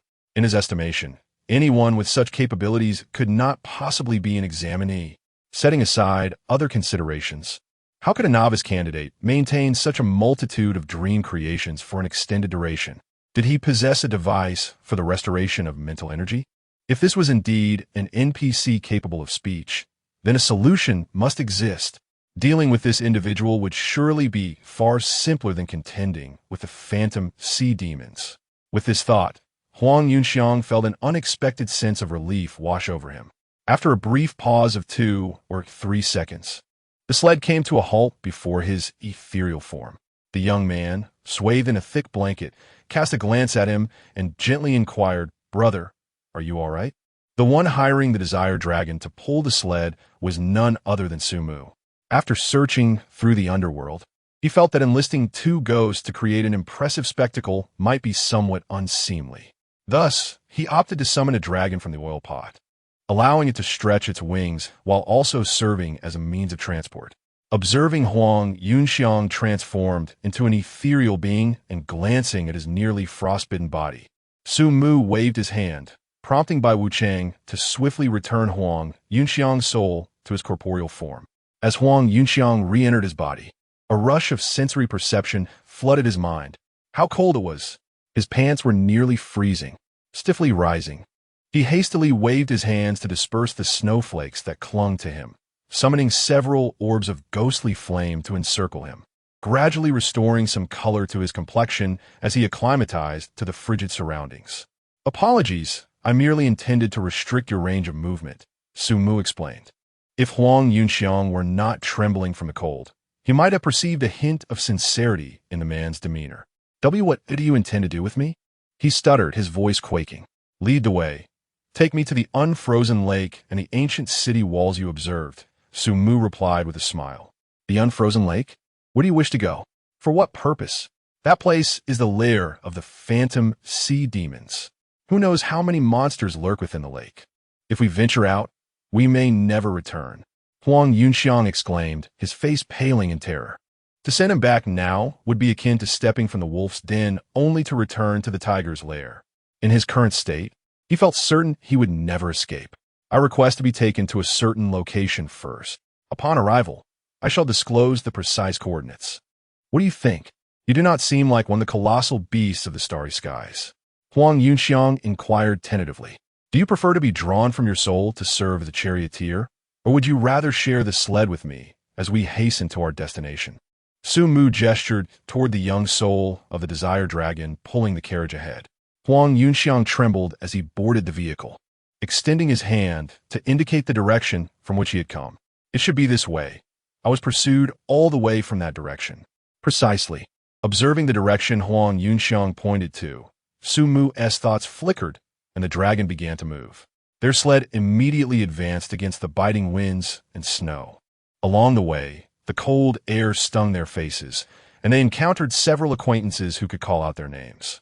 Seeing this, Su Mu promptly dispatched Bai Wuchang to deal with them one by one. Occasionally, when too many apparitions appeared, they would pause until Bai Wuchang had harvested all the phantom sea demons before resuming their journey. Huang Yunxiang, shivering in the snow-laden carriage, observed this scene and felt reassured by Su Mu's inclination towards a more orderly alignment. As Su Mu once again dispatched a phantom sea demon, he mustered the courage to ask, "Brother, may I pose a question? What brings you to the unfrozen lake? There are indeed many monsters there. You don't seem like an A-class dreamweaver. Why is that? An A-class dreamweaver would surely create a flying unit or even burrow underground for swifter travel. It seems perilous for someone of your caliber to venture there." Huang Yunxiang replied timidly. Flying or burrowing underground? That is certainly a splendid idea. If Su Mu were to summon the earth god, he could indeed traverse underground. However, the effect of burrowing would only last a moment. How could he continue to gather source energy if he flew over? For now, having the Desire Dragon pull the carriage while Bai Wuchang served as a bodyguard and simultaneously harvested some source energy was the most prudent course. Moreover, there was a chance to showcase Bai Wuchang's prowess in contrast to the surrounding threats. Why not take advantage of that? During their journey through the snow, Su Mu's source energy surged several-fold, swiftly reaching 2,900 points, nearing the threshold of 3,000 once more. Furthermore, this fellow had yet to realize he was a candidate in this examination. If you do not wish to pull the carriage, then keep a careful watch on the road ahead. Su Mu had no intention of elaborating, wishing to avoid complications. All right, very well. Under the guidance of the candidate Huang Yunxiang, the sled pressed forward against the intensifying storm for approximately half an hour. Just as the blizzard grew increasingly fierce, Su Mu's gaze finally fell upon a wall seemingly cloaked in snow. Rising over 2 meters, it extended to a point beyond Su Mu's sight, with some edges displaying fractured gaps revealing traces of bluestone bricks. Peering through one of the gaps, Su Mu beheld the so-called ice-blue, unfrozen lake. The surface of the lake shimmered, and perhaps due to the distance, a closer inspection revealed a layer of darkness beneath, resembling an unfathomable abyss. As snowflakes, light as goose feathers, fell onto its surface, they would swiftly create a brilliant blue glimmer before vanishing. Witnessing this scene, Su Mu promptly rose from the sled, advancing towards the lake while retracting all his creations. In his bewilderment, Huang Yunxiang plopped down onto the snow. "You may leave now.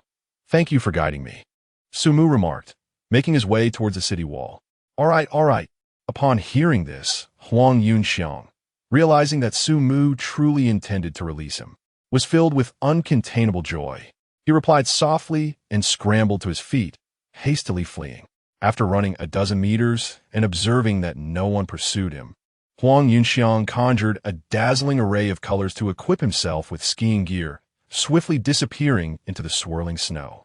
Having run several hundred meters, the blizzard completely obscured everything behind him, allowing him to finally exhale in relief as he headed towards his fortress. It seemed that this individual genuinely wanted him to lead the way. As long as he didn't pursue, it was essential to return swiftly and report to his teammates. The outside was perilous. Meanwhile, beneath the snow-covered ground, the pale visage of the white impermanence emerged quietly, following him at a measured pace.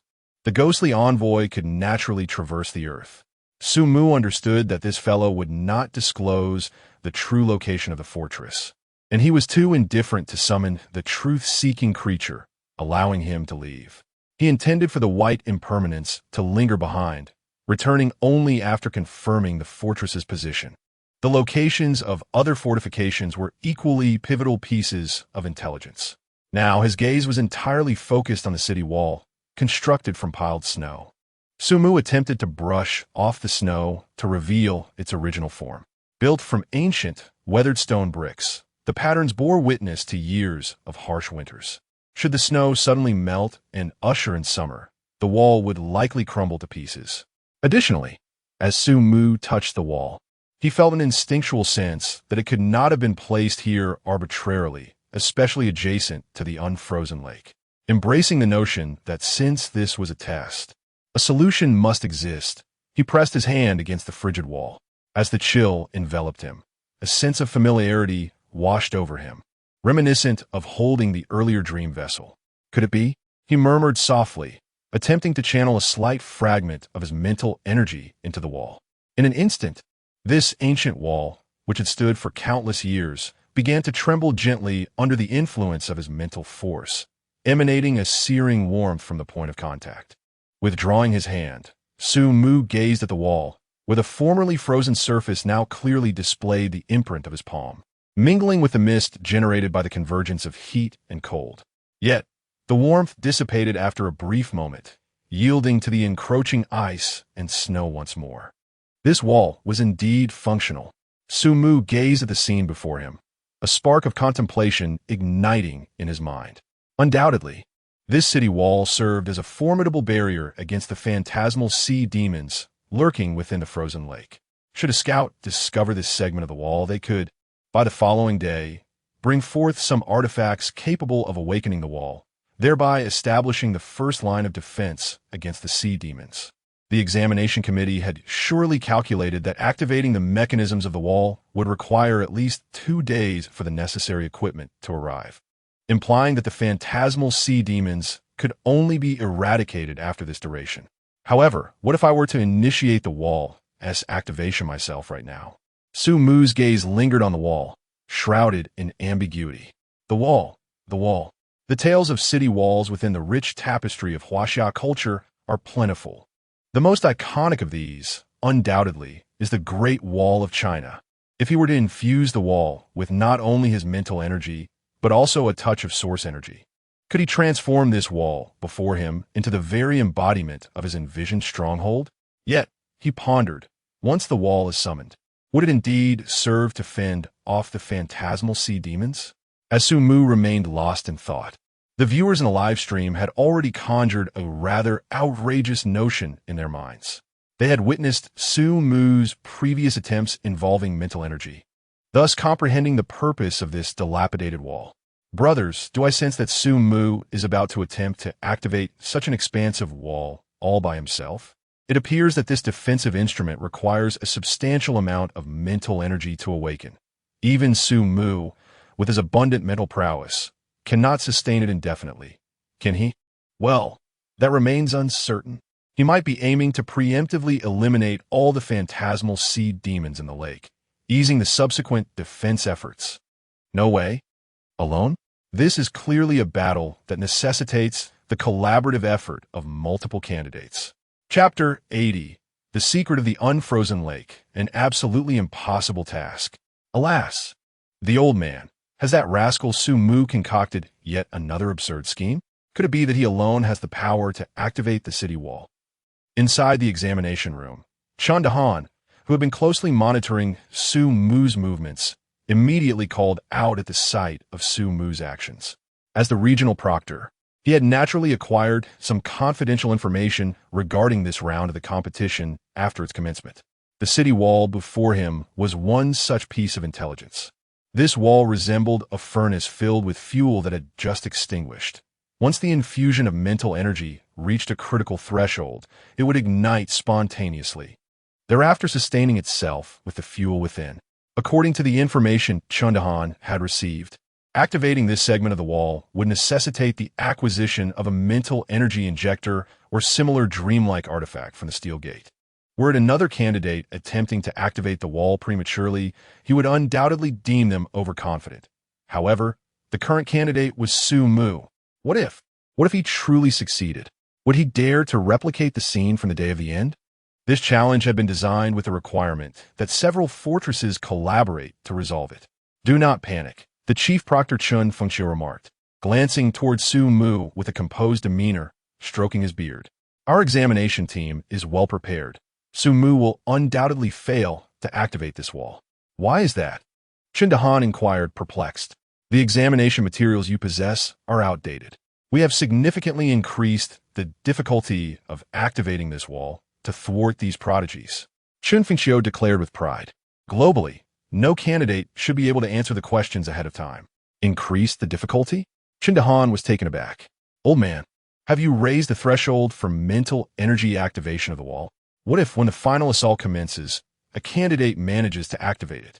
Do we employ such rudimentary methods to thwart candidates? Chun Fengxiu replied with calm assurance. If we liken the wall to a furnace that can be ignited with added fuel, we have placed a cooling device beside this furnace. The cooling device has a 2-day lifespan. As long as it remains intact, the furnace shall never ignite. After infusing a certain amount of mental energy, Su Mu will inevitably sense its presence and abandon this idea. A cooling device? Chindahan paused, turning his gaze towards the live broadcast room.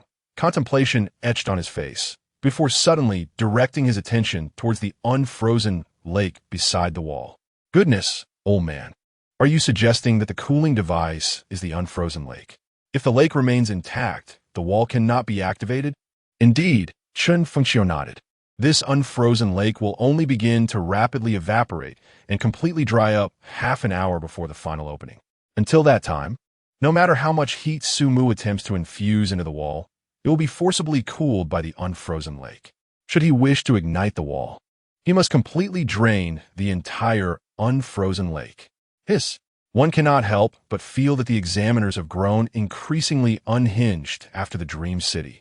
Chindahan turned his gaze towards the lake, which, despite the frigid temperatures, seemed perpetually unfrozen. He had perused the records of this lake and discovered that its waters were not easily depleted. Extracting these waters would be an endeavor fraught with insurmountable challenges. Even when 10 suns, blazing with fervent light, plunged into the unfrozen lake, the outcome was merely the extinguishing of the suns, while the lake remained utterly unchanged. The prospect of draining the unfrozen lake was nothing short of Herculean. It appeared that Su Mu's ambitions were destined to be thwarted. At the ancient city wall, just as Su Mu hesitated, contemplating another experiment, a cacophony of monstrous roars mingled with human voices emanated from another direction. Quickly, more have emerged, he exclaimed in frustration. Is this all the monsters by the lake? Who knows how many lurk within? I must have exhausted every ounce of luck. Why, oh why, was the guard fortress constructed so close to this menace? Keep your voice down. We don't want to awaken whatever lies within the lake. It seemed there were quite a few people along the lakeside. Were they candidates from other fortresses? Listening to the commotion, Su Mu temporarily set aside his studies of the city wall and, braving the biting wind and snow, traversed the wall toward the source of the noise. The sound originated from a high ground on the right side of the unfrozen lake. Upon his arrival, he beheld a small team of 3 candidates, 2 men and 1 woman, clad in winter coats, fiercely battling against the phantasmal sirens that emerged from the lake. At the forefront, a boy with a pockmarked face wielded vibrant, shimmering energy, summoning a massive black bison. The bison, after scraping its hooves against the ground, charged forth, toppling 5 or 6 phantasmal sirens in its wake. Another, leaner boy conjured several stone golems, wielding machetes with an air of authority, dispatching foes with ease. The girl, cradling a tomato the size of a suitcase, hurled it into the throng of monsters. Upon impact, the tomato erupted in a silent explosion, its juices splattering onto the phantasmal sirens and swiftly corroding their forms. In no time, the dozen phantasmal sirens emerging from the unfrozen lake were vanquished. Their coordination suggested they had been working together for some time. Their prowess was commendable. Observing the trio, Su Mu pondered approaching the small team. Clearly, they had arrived earlier and might possess valuable intelligence that could save him considerable time in reconnaissance. The noise he generated soon garnered the attention of the three ahead. Noticing another candidate approaching, the pockmarked boy gestured to his companions, saying, "Wait, there's another one slipping through." As he spoke, the massive black bison shifted its stance, ready to charge. In response, Su Mu summoned a radiant swirl of colors, from which a plume of black mist began to emerge from his hand. It is evident that the other party has mistaken him for a phantom sea demon. The way to dispel this misunderstanding lies in the art of dream weaving, a skill that the phantom sea demon does not possess. Observing the black mist emanating from Su Mu's hand, the candidate with a pockmarked face momentarily froze before swiftly regaining control over his black bull. Wait a moment, this fellow appears to be a scout as well. His eyes narrowed slightly as he scrutinized Su Mu, and suddenly his gaze became fixed. By the heavens, is that not the illustrious Su Mu, currently ranked first? The pockmarked face exclaimed. Su Mu, the one who single-handedly vanquished 10 sons? Lower your voice. We do not wish to attract another wave of monsters. The final girl, intrigued, glanced over but did not forget to issue a warning. Indeed, it is he. I encountered him during a transport mission. I had suspected that the phantom sea demon mimicking the appearance of the esteemed one must be nearby. This is truly a remarkable candidate. The pockmarked face whispered excitedly. The previous conversation had not been particularly quiet, and Su Mu, drawing closer, had naturally caught wind of it. Acknowledging that they were aware of his identity, he retracted the black mist from his hand and approached. Would you care to share some intelligence? He inquired with a gentle smile. Certainly, esteemed one. Are you also here to serve as a scout? The pockmarked face nodded eagerly. Indeed, we could mutually exchange information regarding the general locations of the strongholds. We should be neighbors. After all, Su Mu replied with a nod. That sounds good. But would you like to join forces with us to deal with the phantom sea demons in this area first? We have just cleared a section of the sea, and this young man beside me possesses a device capable of detecting how many sea demons lie beneath the surface. While speaking, the pockmarked face gestured toward his tall, slender companion, who appeared quite indifferent. This non-freezing lake is rather peculiar. Ordinary detection methods fail to reveal the circumstances within its depths. However, this young man can utilize an extraordinary dream artifact to probe the lake's interior. And it is under his guidance that we have dared to lure some phantom sea demons ashore for hunting. Oh, a marvelous detecting device. Su Mu inquired with mild curiosity as he gazed at the young man, who suddenly exhibited a dazzling array of colors in his eyes. A pair of round, flat-framed glasses quietly materialized, and the moment he donned them, he turned his gaze towards Su Mu. Just as Su Mu furrowed his brow slightly, he heard the student-esque expression abruptly shift, and with a scream, a dark mist began to surge from his brown pupils. Chapter 81. The celestial beast concealed beneath the lake waters. The lanky candidate, Zhang Yukai, possessed a mental potential rated at sea level, placing him in a middling category among contenders. However, upon awakening, he held a different opinion, believing himself to be among the elite, attributing his mediocre assessment to the inadequacy of the crystal ball used for testing aptitude. Zhang Yotsai's confidence stemmed from a secret advantage. At the moment of his awakening, he unexpectedly discovered an additional attribute on his panel. Talent. Eye of insight. By expending a certain amount of mental energy, one can observe phenomena beyond the reach of ordinary dream weavers. With this remarkable talent, he was able to discern the strength of a dream weaver's mental power and even identify the vulnerabilities of certain creatures. This was a miraculous ability that did not require dream manipulation. Armed with this advantage, Zhang Yukai amassed a considerable number of points in the Dream City arena, even surpassing some so-called prodigies. Thus, he began to harbor the belief that he was the destined one, and in his hubris, he adopted the demeanor of an expert. Now, Standing before the candidate who topped the leaderboard, he disregarded the potential offense of his actions. He donned a pair of glasses, ostensibly to appear scholarly, while secretly activating his eye of insight to scrutinize Su-mu. He was eager to ascertain just how much stronger this individual was compared to him. However, to his astonishment, when Zhang Yukai first gazed upon Su-mu, he failed to perceive the radiant glow of mental energy that typically emanated from a dream weaver's core. This was his primary means of gauging another's mental prowess. As he pondered this anomaly, a dense, inky black mist began to surge from within Su-mu's being, only to be punctuated by a sudden eruption of a blood-red light, as if a crimson sun had risen before Zhang Yotsai's eyes. Accompanied by a scream, the scene unfolded before him. What transpired? Observing the black mist emerging from Zhang Yotsai's eyes, a candidate with a pockmarked face was taken aback. The mist bore an unsettling resemblance to that which had enveloped Su-mu upon his entrance. Realization dawned upon the pockmarked candidate. Zhang Yukai had gazed upon something he should not have. An unintended glimpse had resulted in a direct counteraction. Surely, even a deity could not be so rudely provoked. The pockmarked candidate silently cursed Zhang Yukai, but felt compelled to intervene to ease the situation. Young man, you have breached the rules. Even a master is not to be scrutinized so casually. He stammered. It's not that the master intended to, but one must never gaze upon that which should remain unseen. Consider this a modest lesson. Su-mu observed Zhang Yotsai's dismal state with calm detachment.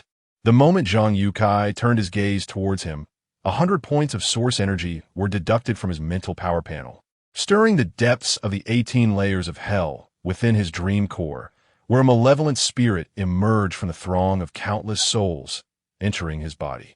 This was no mere spirit of 48 points of mental energy. It was now a formidable entity boasting 68 points. At present, the young man's attempt to explore was directly countered by the upgraded specter. It appeared he had glimpsed something akin to the 18 levels of hell. What sorcery is this? Zhang Yukai let out a wretched scream for a brief moment, and the black mist in his eyes gradually dissipated. With reddened eyes, he muttered while dazedly scrutinizing his own status panel. To his astonishment, the talent section had begun to flicker. It was alternating between gray and white, as if possessed by a fit. Had his talent panel malfunctioned simply because he cast a glance at the other? A wave of inexplicable dread washed over Zhang Yukai. He had previously observed those evidently above C-grade dreamweavers in Dream City without any repercussions. What was the situation with the person before him? That dense, inky mist. It seemed to be a death realm created by the adversary. Zhang Yukai was set to participate in the arena competition the following day, perfectly missing Su-mu, and the current events were utterly shattering his understanding. Wasn't it merely a fabricated death realm? How could it possibly obstruct his talent? Even a single glance had nearly blinded him with severe injury. Could it be that the first had a special talent akin to his own? Perhaps one that completely countered him? As Zhang Yukai's mind spiraled into chaos, he felt an elbow jab from the pockmarked-faced candidate beside him. This gesture implied. Zhang Yukai snapped back to reality, intending to examine Su-mu, but recalled his earlier encounter and, in fright, lowered his head to apologize. I am sorry. I shouldn't have pried into your affairs. It was an instinctive action I couldn't suppress. This deity he had not intended to offend. After all, they were all comrades in this round, and they would still rely on his eyes. The girl behind them noticed the tension and sought to ease the situation.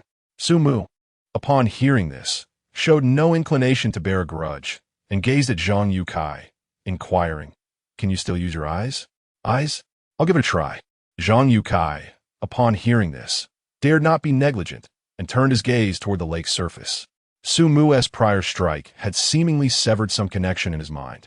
His insight eye panel flickered violently. Once it turned gray, his eyes would lose their investigative capability. This intermittent ability caused him considerable pain. Yet, Zhang Yukai dared not cancel it, fearing he would delay matters and risk being tossed into the unfrozen lake to feed the sea demons by this irate individual. Moreover, he yearned to ascertain the number of monsters lurking within the lake, as this information was crucial for his exam score. resolving to suppress his discomfort. He peered inward with great care. The moment he beheld the interior, his expression turned solemn. Before him, the red dots, representing psychic energy, were steadily increasing. And deep within the lake, there seemed to be traces of a tremendous energy accumulation. What could that be? A celestial behemoth? Chapter 82. Kwafu, have you come for a cold drink? What's the matter? The pockmarked face beside him inquired anxiously, noticing Zhang Youtsai's tense demeanor. Currently, the number of phantom sea monster eggs appeared to be only in the hundreds, yet they were continuously multiplying. Ignoring the pain in his eyes, Zhang Yukai approached the edge of the unfrozen lake, crouching down to scrutinize closely. The intense reaction resembling an energy pile persisted. He was not mistaken. The only entity capable of perpetually reproducing the phantom sea monsters was their mother, and it seemed there was a phantom mother lurking within the unfrozen lake. A phantom mother in the unfrozen lake. This revelation startled both the pockmarked face and the girl beside them. That was the phantom mother, a true celestial behemoth. No way. Are you sure you saw correctly? Such a small lake could not possibly house a phantom mother. The pockmarked face attempted to compare the lake size with the image of the phantom mother in his mind. If a phantom mother were indeed present, it would be suffocated by the sheer confinement. Moreover, that couldn't be right. If a phantom mother truly existed, how could the number of phantom sea monsters in this lake be increasing so slowly? With each breath, it could produce thousands of phantom sea monsters. The girl interjected. Zhang Yukai was momentarily taken aback by her words, but upon closer inspection, there indeed seemed to be a hot spot. I must not have been mistaken. Regardless of whether the phantom mother is inside or not, the number of phantom sea monsters is undoubtedly on the rise. The increasing number of phantom sea monsters, along with the potential presence of the phantom mother after listening to their conversation. Sumu pondered for a moment and proposed an idea. What if the phantom mother is concealed in a space beneath the lake, continuously sealed away? Only a small fraction of her offspring can break free from the seal and arrive in the unfrozen lake, which explains the current situation. It seems plausible. As they absorbed Sumu's words, the group contemplated deeply and nodded in agreement. This must be the case. Otherwise, the phantom mother could easily break through the unfrozen lake and unleash her army in a frenzy. Do you think the phantom mother might emerge when the full-scale attack begins? Zhang Yukai remarked, sensing that the lake was not as profound as they had imagined. It could very well be as the elder suggested.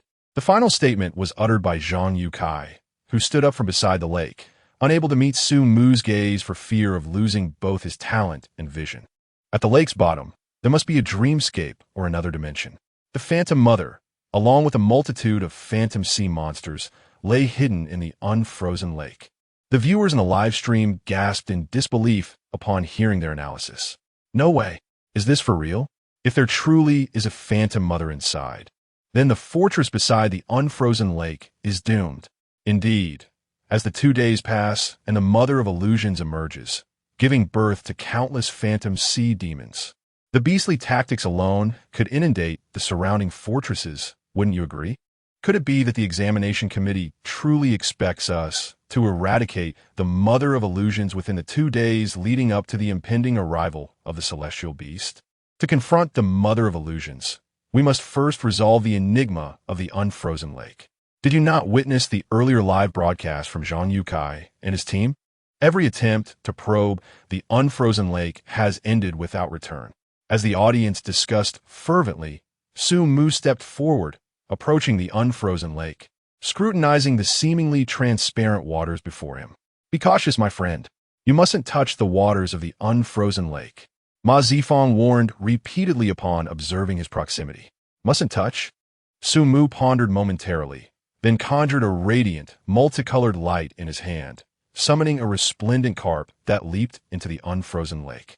With a resounding splash, the moment the carp made contact with the water, it quivered violently, then became rigid as if encased in ice, slowly sinking into the depths. The temperature of this water seems rather low. Aside from the unique trait of the unfrozen lake, have you gathered any other information? Sumu turned to Ma Zifang. Other information. Ma Zifang paused, scratching his head in contemplation as Zhang Yukai responded. Yes, over there, the city wall. Lowering his gaze, avoiding Su Mu's eyes, Zhang Yukai pointed towards the wall covered in snow and frost. We previously attempted to infuse it with mental energy, but midway through, the wall began to generate heat on its own. Shortly thereafter, a blue chain connected the wall to the unfrozen lake, causing the wall to cool rapidly. I can discern that the interior of the wall possesses a substantial mental energy value. Once activated, we would no longer need to continuously infuse it. It is indeed a defensive asset. However, the unfrozen lake seems to obstruct our utilization of it. Is there a connection between the wall and the unfrozen lake? Upon hearing this revelation, Su Mu immediately grasped its significance. This meant that if the unfrozen lake remained inactive, the wall would not ignite. Conversely, should the unfrozen lake be set ablaze, the wall could also catch fire. Now I understand, it all makes sense. If we cannot preemptively eliminate the beast cocoons within the unfrozen lake, we shall face a formidable wave in 2 days. Yet, if we drain the lake's waters ahead of time and ignite the wall, we can clear the first wave of phantom sea demons, and the subsequent tasks would become manageable. Su Mu surveyed the shimmering surface of the lake, and in his mind, the pages of an ancient tome unique to China began to turn. If only his source energy were sufficient, he could dispense with the wall entirely and single-handedly eradicate the phantom sea demons lurking within the lake. As he contemplated, the pages came to rest upon 2 artifacts, the Qinquan Circle and the Huitian Silk, the treasured possessions of Neza, the essential divine tools for turning the tides.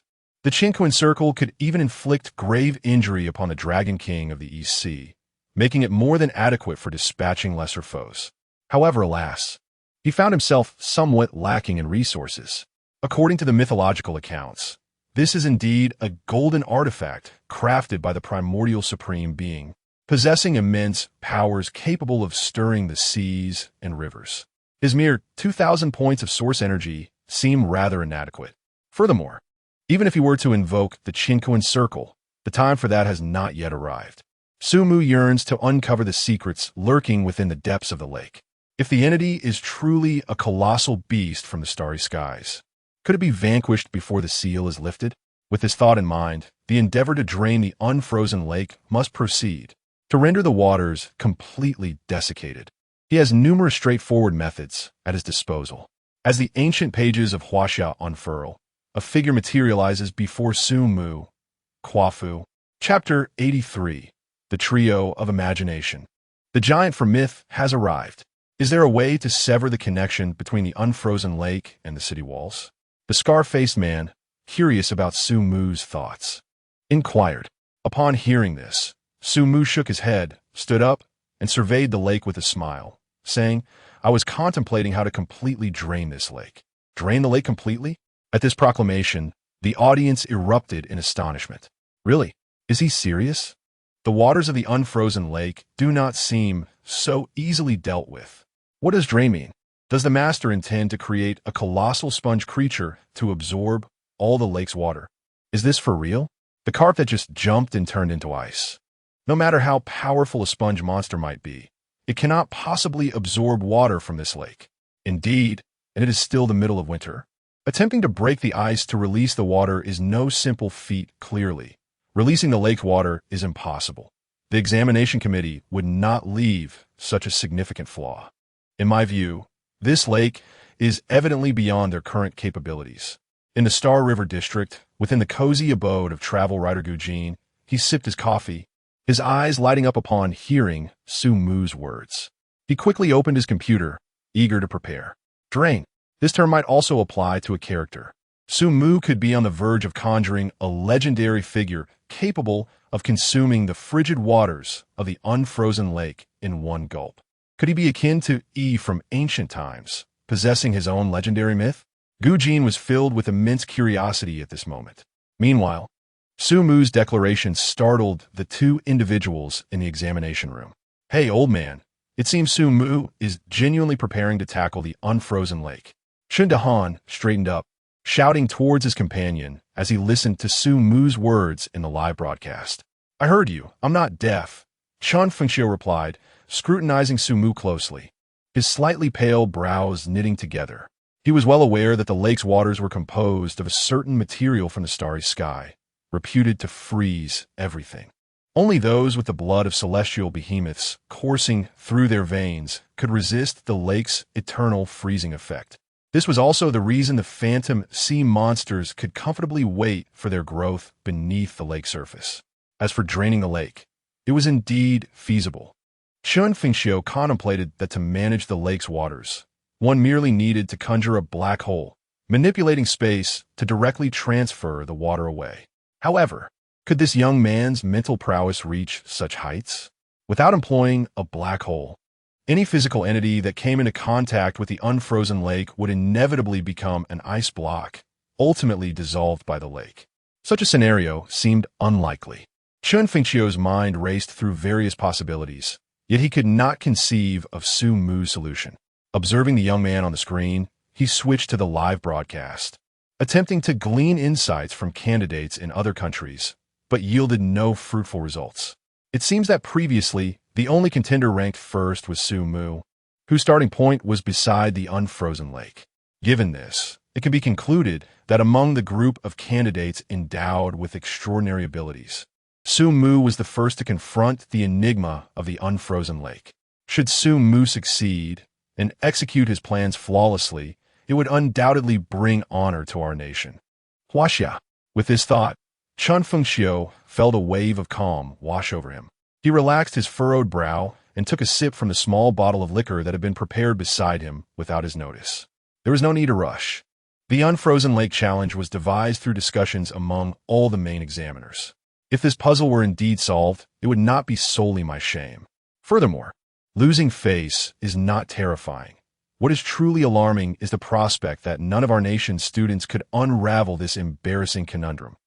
To drain the lake dry, upon hearing this, the freckled-faced individual felt a buzzing in his head. He gazed towards the unfrozen lake, now shrouded in swirling snowflakes. The shimmering surface of the lake extended endlessly before his eyes, vanishing into the horizon without a discernible boundary. He understood that this was due to the blizzard. The unfrozen lake could not possibly compare to a sea or even a reservoir. Yet, considering its vast expanse and the extraordinary capabilities within its waters, the idea of draining it dry seemed utterly implausible. Even if the freckled-faced one had doubts about the prowess of the elder, at this moment, disbelief crept in. Nearby, Zhang Yukai and a girl turned to look in astonishment. Zhang Yotsai's initial reaction was to think that Su Mu was boasting, but the tone of Su Mu's voice suggested otherwise. How could an F-grade dreamweaver possibly drain a lake?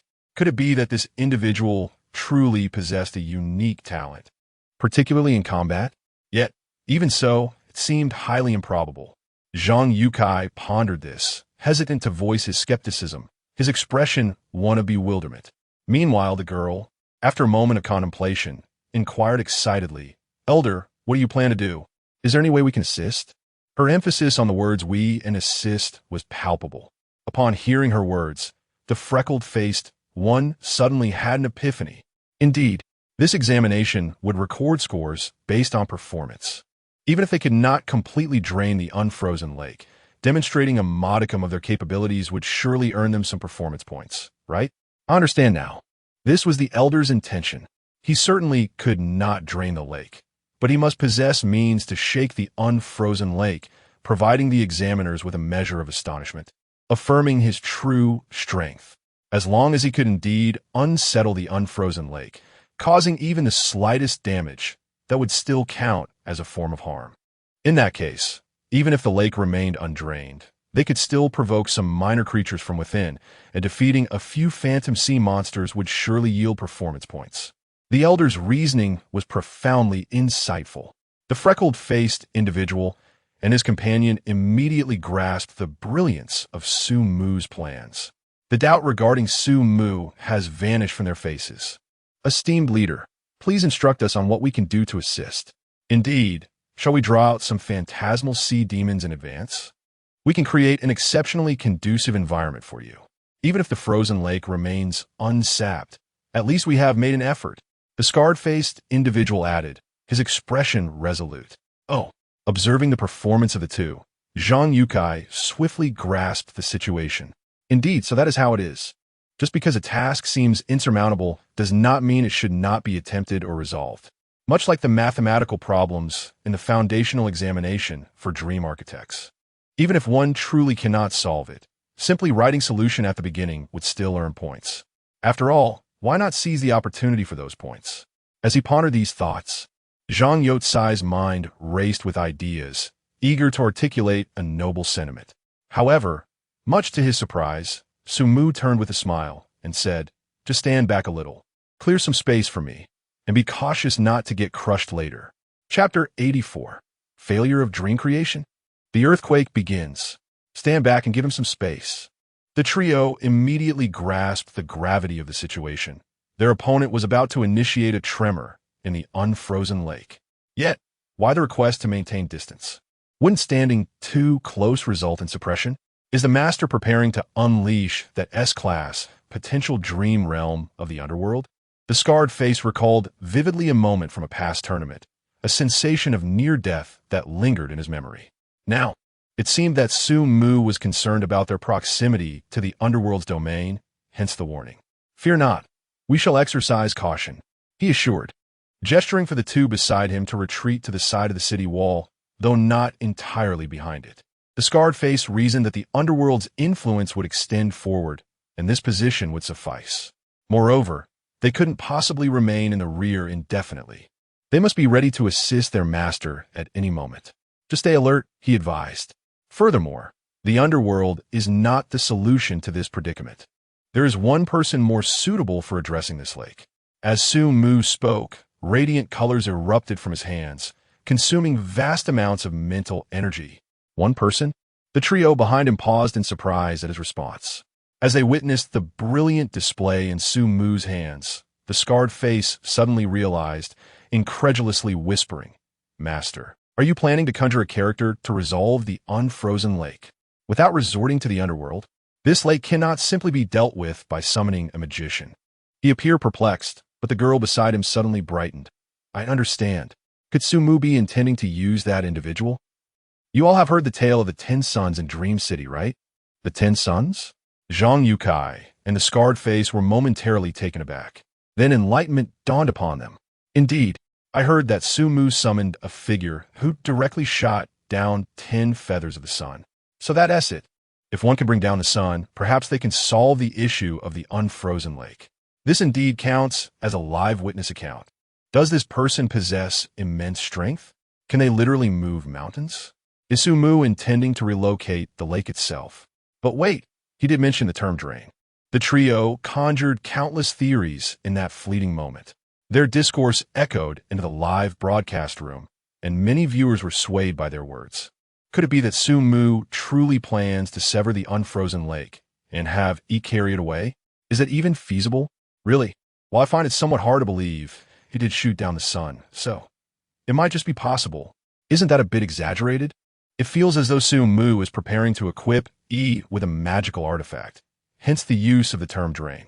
As the audience engaged in varied discussions, the radiant colors in Su Mu's hands shone brilliantly, and at a certain juncture, they suddenly erupted, vanishing into the air. The frigid snow continued to fall, yet it appeared that nothing manifested before Su Mu's outstretched palm. Was this a failure in dream weaving? Everyone present was utterly bewildered. In their minds, how could Su Mu possibly commit such a fundamental error? In the live stream, a flurry of question marks flooded the screen. Is it true? Nothing was summoned. Isn't Su Mu a dream weaver? He should have been able to directly conjure E. How could it possibly be a failure in dream weaving? Could it be that Su Mu intended to create an entirely new character? Perhaps the impromptu technique faltered, preventing the character from materializing. This is quite awkward. Haha. It seems as though what the previous commenter suggested is accurate. Su Mu aimed to fabricate a powerful new character on the spot, but ultimately failed. As a fellow dream weaver, I've experienced similar failures myself. What a relief. This is the F-grade dream weaver I've come to expect. The previous scenario was simply unrealistic. This feels much more authentic. At this moment, an inexplicable sense of awkwardness permeated the air. Had Su Mu truly failed to create that character? in the Lord's office within the Star River District. Lu Yin seized a moment of respite from work to tune into the live stream. After a cursory glance, she observed the scene of Su Mu's radiant light shattering. Indeed, this resembled the typical aftermath of a failed dream weaving. However, ordinarily, a failed attempt would be accompanied by a noticeable recoil from the palm, and the dream weaver would exhibit a pained expression. Yet, judging from Su Mu's demeanor, that did not seem to be the case. He was gazing intently in the direction of his palm, as if awaiting the arrival of someone. Could it be that this little fellow had conjured an invisible entity? Within the live stream's frame, the heavy snowflakes obscured much of the view, rendering her unable to discern precisely what Su Mu had accomplished. Nevertheless, that character should have emerged. As the audience engaged in fervent discussions, the trio, standing at the edge of the city wall, sensed an overwhelming awkwardness in the atmosphere. This prominent figure had been building anticipation for so long, yet it seemed nothing was forthcoming. This was a live broadcast, and it was undeniably embarrassing. Clearing his throat, the freckled-faced one offered a considerate suggestion. Is there a lack of preparation, esteemed one? Perhaps you should try again? The girl beside him timidly added, I believe we could gradually clear the phantom sirens from the lake. That might also work. Su Mu, overhearing their words, recognized their attempts to provide him an escape. However, he felt no need for such a concession. How could the ancient art of dream weaving, unique to the illustrious Huaxia, possibly fail? If there was to be failure, it could only stem from a deficiency in his source energy. Nevertheless, he had indeed summoned Kuafu. 700 points of source energy, along with a substantial expenditure of mental energy upon his appearance. Su Mu fixed his gaze in the direction of his palm, his eyes seemingly striving to penetrate the tempestuous snow to behold the silhouette of a giant. No need for another summoning. He had already arrived. Had he truly come? The trio, caught in their musings, paused momentarily as they followed Su Mu's gaze, only to be met by the relentless swirl of snow and wind. Just as the one with the pockmarked face was about to voice his inquiry, a sudden gust of frigid air surged violently towards them. It was as if they had encountered an unseen force that struck mercilessly in their direction. The winds and snow, which had been drifting in one direction, abruptly reversed. What on earth was happening? As they surveyed the bizarre change in weather around them, an inexplicable sense of unease began to envelop the trio. They fell silent, as if attuned to an eerie sound that managed to overshadow the howling winds. Thud! Alongside the sound, Zhang Yukai felt an unsettling tremor beneath his feet as the ancient, permafrost layer began to quiver after countless years of slumber. Was this an earthquake? Chapter 85. A giant desiring to enslave his son. What is happening? Is it possible that Su Mu has summoned someone? Where are they? Why can't I see anyone? Can this camera even shield from the blizzard?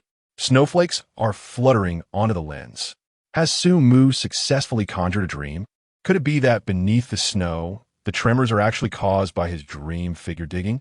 This notion suddenly resonated with countless viewers. Indeed, this time, the character crafted by Su Mu is a master digger. The reason we cannot see them is that they are underground. But wait, if they're underground, why would Su Mu use the term siphon? I think I understand. Are you suggesting that Su Mu intends to excavate the unfrozen lake, allowing its waters to flow into the ice layer? Hence, the word siphon implies that the earth will draw the lake water away. That makes sense. I would like to see Su Mu dig an underground river, allowing the entirety of the unfrozen lake's water to flow directly into it. Digging an underground river? Diverting the lake's water? Is this for real? Inside the examination room, Chindahan furrowed his brow as he perused the barrage of comments in the live broadcast. Digging an underground river beneath the frost-covered soil? Is that even feasible? Setting aside the practicality, the seal lurking at the bottom of the unfrozen lake would never permit it. Old man, adjust your perspective to observe beneath the layers of ice and snow. Turning to glance, Chindahan was astonished to find the expression on the elderly Chun Fengxiu's face remarkably vivid. His eyes shimmered with a kaleidoscope of colors, clearly indicating he had glimpsed the scene beforehand. It seems Su Mu truly intends to dig, and has succeeded? Chindahan pondered. It felt that matters could not be so straightforward. The other party must have accomplished something extraordinarily unexpected. What is this situation? Beside the eastern wall of the unfrozen lake, the man with the scarred face was somewhat flustered by the sudden commotion. Even if someone had been summoned, it would create such a tumult. After the noise, the ground appeared as if it were about to crack. Wait, the ground cracking, the earthquake. Could it be that the character summoned by the master is underground? The scarred man entertained this thought, glancing at Zhang Yukai nearby. The latter seemed to have realized this as well. He lowered his gaze to the ground and surveyed the area, only to shake his head. It seemed as though there was nothing below. Nothing? Just as they spoke, another resounding thud echoed.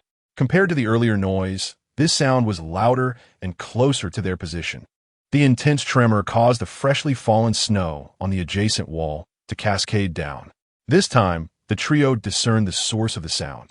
It lay in the direction of Su Mu's gaze, obscured by the curtain of blizzard. That is certainly not a creature that burrows underground. My friends, would you like to hear a tale? Su Mu gazed at the snowstorm-obscured sky, his tone melodious as he spoke. Atale. The trio, clearly experiencing this moment for the first time, found themselves echoing the thoughts of offing from earlier. Atale. At this moment, meanwhile, the audience in the live stream seemed somewhat familiar with such proceedings. Here it comes. Could this be yet another ancient legend from the realms of Huaxia? The sound of that intense tremor appears to be growing louder. It doesn't seem to originate from underground. Is something approaching? Last time, when a story was told, he shot down the suns, shocking the world. What could Su Mu possibly intend this time? Is he attempting to resolve the immovable lake's dilemma ahead of everyone else? Finally, it begins. In the Galaxy District, travel writer Gu Jin listened intently to Su Mu's voice, her spirit alight with anticipation. She could hardly wait to hear a brand new story. From the current circumstances, it was undoubtedly another tale exclusive to ancient Huaxia, a narrative from a time long past. Could it be about the tribal leader Yao? Gu Jin held on to her hopes with fervor. Beside the immovable lake, the trio with pockmarked faces, after a brief moment of confusion, quickly regained their composure. One of them, curious, inquired, "Esteemed one, what story shall you share?" A tale from the bygone era of Huaxia, steeped in legend. Su Mu's voice resonated, akin to the recitation of an epic saga.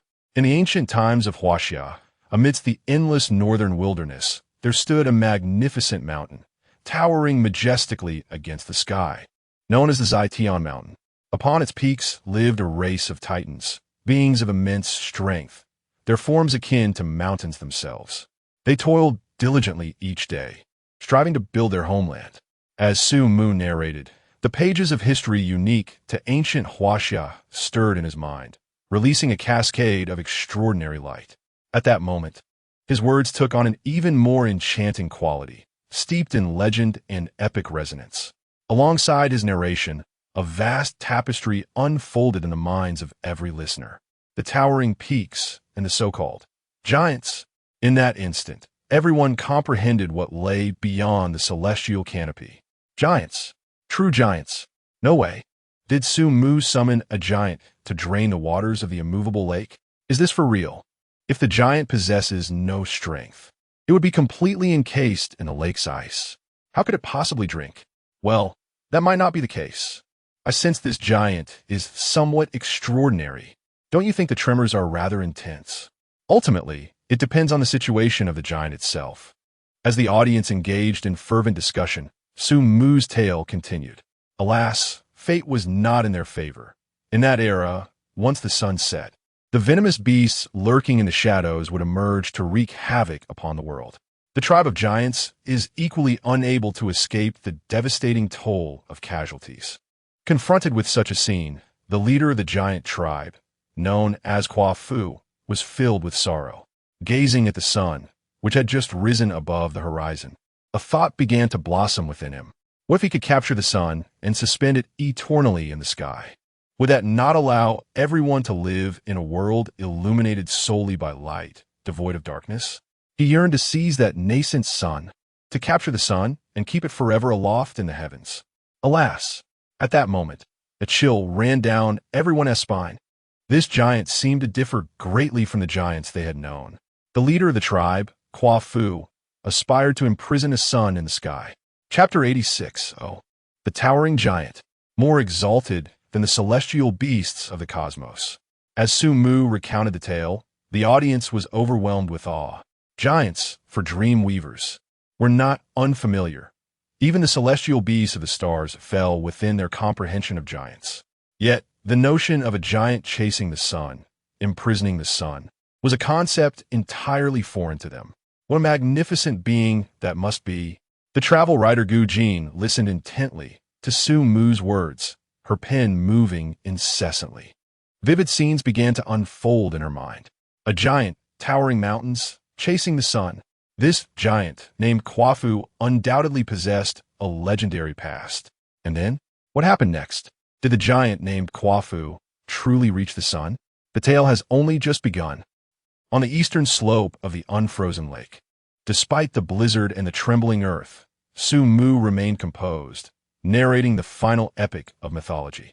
With unwavering faith, Fu set forth at dawn, pursuing the sun.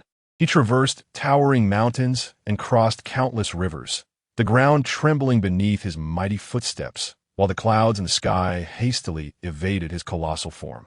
Even the sun, high in the sky, could not shake off the earthbound giant. At last, in a moment Fu drew near to the sun. He was getting closer and closer. The sun's scorching radiance enveloped Fu's form, instilling in the giant an insatiable thirst. Yet, Fu steadfastly clung to his belief, striving to reach the sun's setting place, to truly embrace and seize the sun. But his thirst was overwhelming, compelling him to pause and gaze at the rivers around him. In ancient Huaxia, there flowed a river known as the Yellow River, its waters vast and tumultuous, stretching 1,000 miles. Fu drank from it, and in the blink of an eye, it lay utterly drained. There was also the Wehe River, whose main current resembled an ocean, seemingly boundless. Fu drank from it, yet the seemingly infinite river revealed its unfathomable bed in an instant. He was undeniably parched, yet these rivers, which sustained countless beings, were but a mere drop in the ocean for him. The Yellow River, the Wehe River, both currents akin to the sea, their waves seemingly endless. Yet, these two rivers could not quench Fu's thirst. Thus, the audience's gaze inevitably turned towards the nearby, unfrozen lake. Compared to the ocean, this lake was but a mere grain of sand in the vast sea. It was hardly enough for a single sip. If one were to compare this water to the legendary Yellow River, it was merely a bit cooler, perhaps a sip of icy water. Amidst the flurry of thoughts, a thunderous roar akin to a tempest erupted from the live stream. A fierce blizzard engulfed the camera's view. Accompanied by the howling winds was the startled cry from a pockmarked face. "My heavens, what is that?" In the howling winds, the pockmarked face standing beside the city wall caught a glimpse of a towering giant, at least 100 meters high, reaching towards the heavens. With the blizzard enhancing the scene, this magnificent figure seemed to pierce the clouds, as if it held the very vault of the sky upon its shoulders. Its face was obscured by the swirling snow, rendering it impossible to discern, while its bronze legs stood like colossal pillars, rivaling the might of a mountain. Should it collapse, the ensuing tremors would undoubtedly shake the very earth around it. The pockmarked face gazed upwards, its eyes fixated on the giant known as Fu. As if beholding a divine being, the camera in the live stream shifted, gradually pulling back. All viewers felt as though an epic tapestry of reality had descended upon them. The trio, merely indistinct specks in the frame, seemed insignificant compared to the shadowy form in the blizzard, akin to ants beside an elephant. Each breath of the giant stirred the winds, sweeping everything in its vicinity. Countless snowflakes, propelled by the gale, howled forth, forcing the trio, so diminutive in comparison, to conjure dreamlike objects to shield themselves from being swept away. The epic aura captured by the live stream sent the viewers' blood pressure soaring, awakening in them an unnamed dread for such colossal entities. This fear was deeply rooted in their minds, a fear of celestial beasts, a fear of objects of unfathomable size, even if the being in question was a creation of Su Mu. Not to mention, Fu's imposing stature surpassed that of an ordinary celestial beast. Goodness, In the examination room, Chen Dahan's eyes widened, nearly speechless as he beheld Kwafu's towering form. In that moment, even the layman was struck by fear at Kwafu's cloud-piercing presence. As dreamweavers, they too were taken aback. This was not merely a fear of giants. As a dreamweaver, Chen Dahan understood all too well the mental fortitude required to conjure such a colossal being. This was undoubtedly a feat that an F-rank dreamweaver could not fathom or endure. Of course, as a D rank, he felt capable of creating such a giant. It was clear that, at this moment, Su Mu had surpassed his understanding of F-rank capabilities. Could it be that he had poured all his mental energy into this giant's form? But that couldn't be. Just a few days ago, he had exhibited such outrageous power. Was it possible that he had held back against Zhou Ming? Or perhaps he had experienced a tremendous breakthrough in mental strength during his slumber. Chen Dahan was left bewildered. Previously, during the Dream City arena competition, he had believed he stood a chance of victory. Now, witnessing the giant unleashed by his opponent, his confidence evaporated. Just the background story suggested that Kwafu was far stronger than anything he had conjured. The prowess of this dream figure, even if it couldn't embrace the sun, as legends claimed, could certainly crush a person underfoot. Old man, do you see this? What on earth is going on with this guy? Chen Dahan repeatedly glanced at Chen Fengxiu beside him, only to find that the latter's expression had returned to calm, as if he had come to a profound realization. Noticing Chen Dahan's gaze, Chen Fengxiu calmly shot him a glance and remarked, "What are you making such a fuss about? Have you never encountered a giant before? It seems that the assignments I have given you are rather insufficient." "What? Old man, this giant was created by Su Mu, F rank. And what of it? My top-tier candidates from Huaxia should indeed be of his caliber. Do not act as if you have never seen the world." Chen Fengxiu admonished with an air of nonchalance. He had witnessed this giant much earlier than Chen Dahan, and the shock he felt at that moment was undoubtedly profound. However, as a master dreamweaver, he managed to regain his composure during Su Mu's storytelling and began to ponder certain anomalies. In the past, had Su Mu acted in such a manner, he would have been almost certain that the individual was some ancient entity cloaked in a disguise. Yet now, with the emergence of talent options, everything had changed. Su Mu's ability to create such a giant could be attributed not only to his high mental acuity and rapid recovery speed, but perhaps also to another possibility. His talent might resemble a reduction in mental energy consumption. While an ordinary creation might require 100 points of mental energy, Su Mu might only need 10 or even 5. This could indeed elucidate the emergence of Kwafu. Moreover, upon closer inspection of Kwafu, Chen Fengxiu noted that the giant's form seemed somewhat insubstantial, as if it were merely a skeletal frame. Given such a colossal figure, it would certainly be impractical to fit him into the dream-weaving heart. Utilizing him even once would be an extravagant luxury. Chapter 87. The Disappearing Unfrozen Lake. The crowded dream-making heartland. As Chen Fengxiu pondered, a buzzing vibration resonated from the live broadcast room. Gazing outward, he beheld the towering giant Kwafu lowering his massive head. In that instant, the trio, propelled by the winds to the city wall's edge, finally discerned the giant's visage. His bronze-hued skin bore the marks of time, with broad ears resembling serpents, and his gray eyes seemed to emanate waves of golden light. Faced with this colossal being, Zhang Yukai harbored no doubt that he could be swallowed whole. He contemplated activating his innate ability, the Eye of Exploration, to ascertain the extent of the giant's mental power. Yet, confronted with the faintly glowing golden pupils, he was utterly daunted. Those eyes were several times larger than his entire form, and he feared that a mere glance might lead to his obliteration.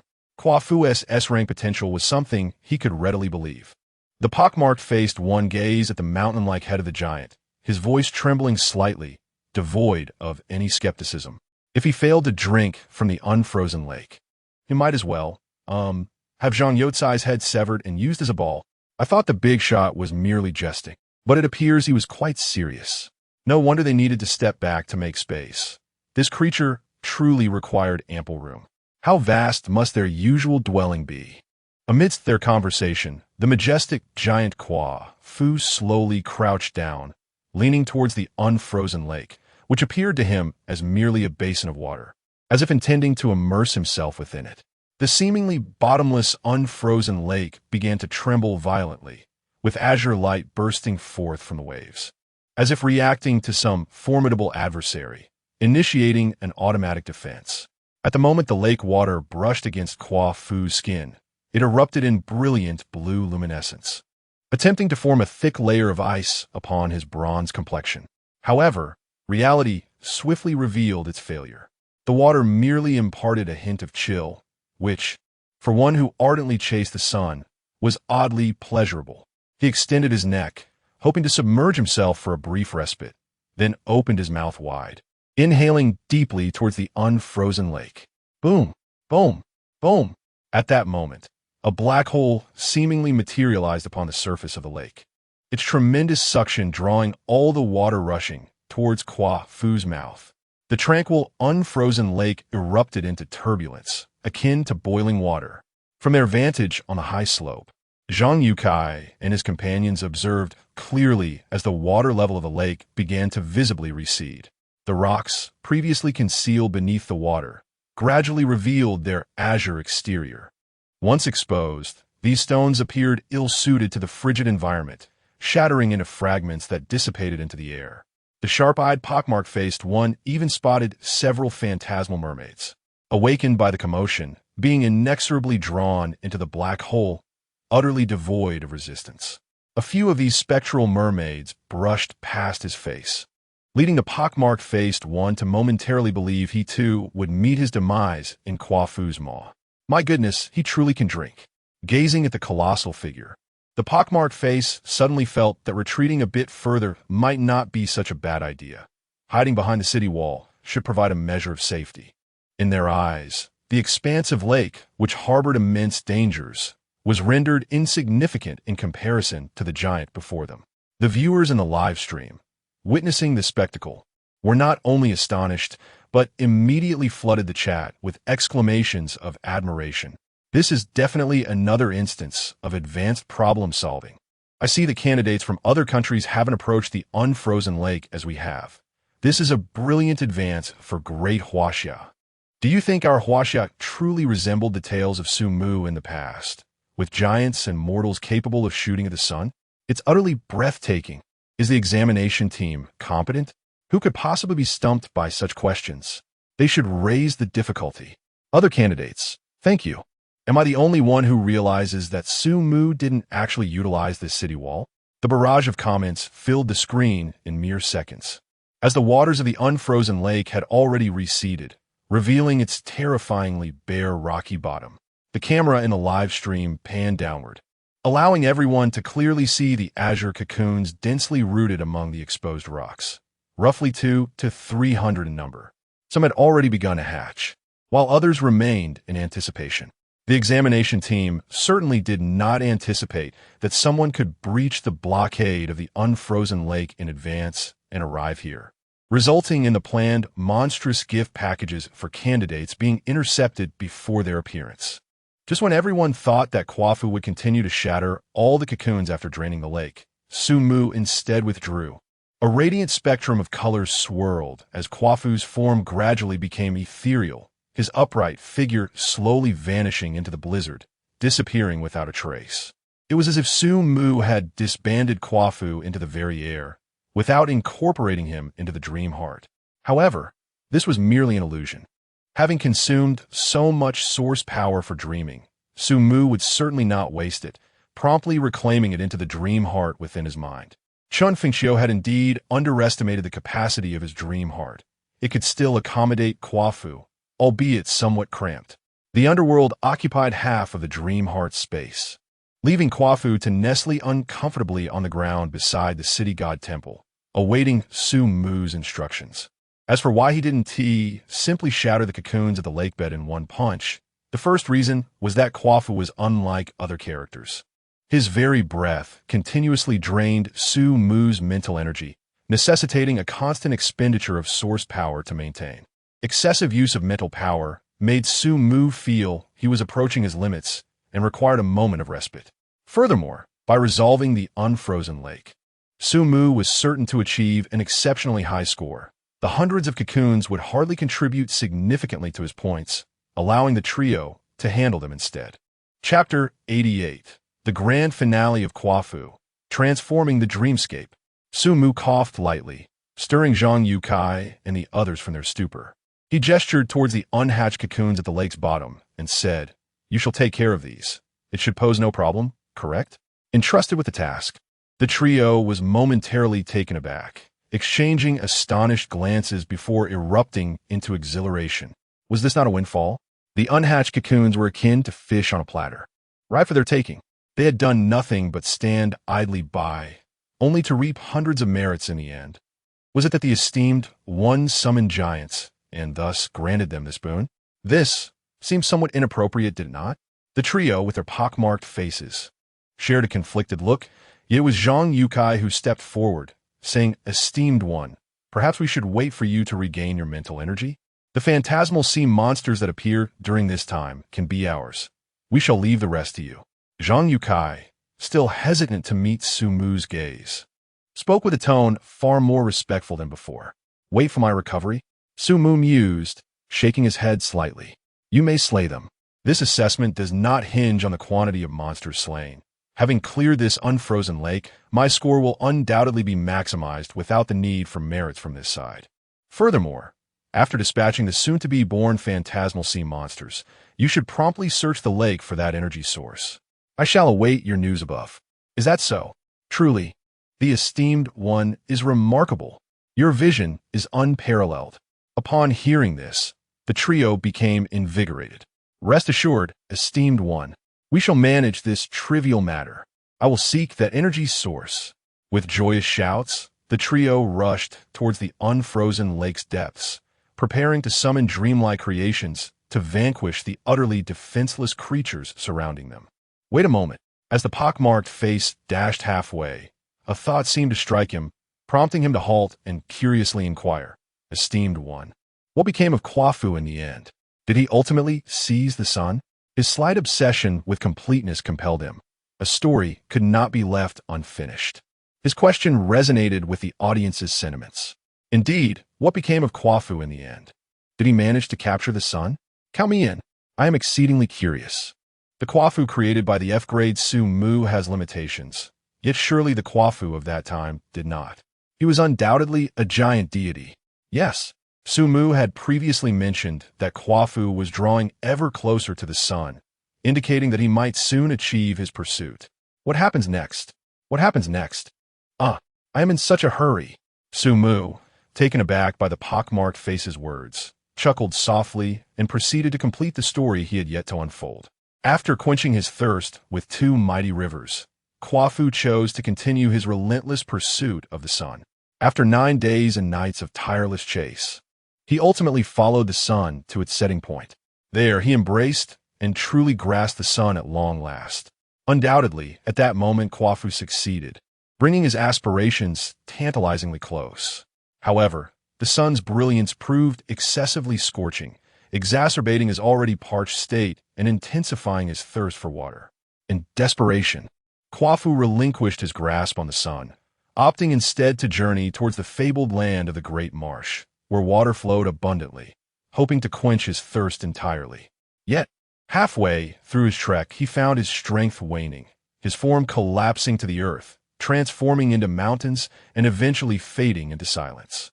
Thus unfolds the myth of Kwafu. Though he embraced the sun, he could not bestow eternal sunlight upon his kin.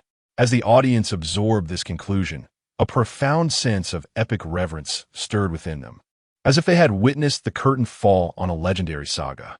A giant deity, having captured the sun through sheer willpower, imprisoned its brilliance in a moment of triumph. In the Galaxy District, Gu Jin listened intently to Su Mu's words, her pen dancing across the page, as the torrent of information compelled her to craft a mythological tale. The story of a giant chasing the sun, aptly titled, Kwafu Pursues the Sun. With the final 4 characters inscribed, Gu Jin exhaled a sigh of relief, her heart swelling with satisfaction. Her early vigil in the live broadcast room proved worthwhile. This tale from Huaxia was exceptionally riveting, boasting remarkable completeness. Su Mu's mind indeed harbored a plethora of stories. This tale of Quafu would surely not be the last. So that was the fate of Quafu.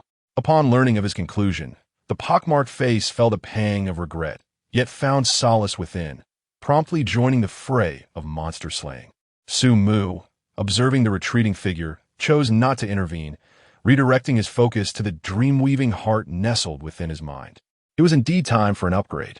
Before proceeding, he glanced at the source power panel, astonished to discover that this time, the rate of source power accumulation seemed extraordinarily swift. The panel recorded that just 4 increments of 500 source power yielded an impressive 2,000 points. Among the names listed, Chun Fengxiu and others were notably familiar. It appeared the cooldown period had elapsed, granting him another substantial contribution. Adding to the previous few hundred points, his source power had confidently surpassed 4,000. Source power, 4,356 points, converted into mental power, this equated to 43 points.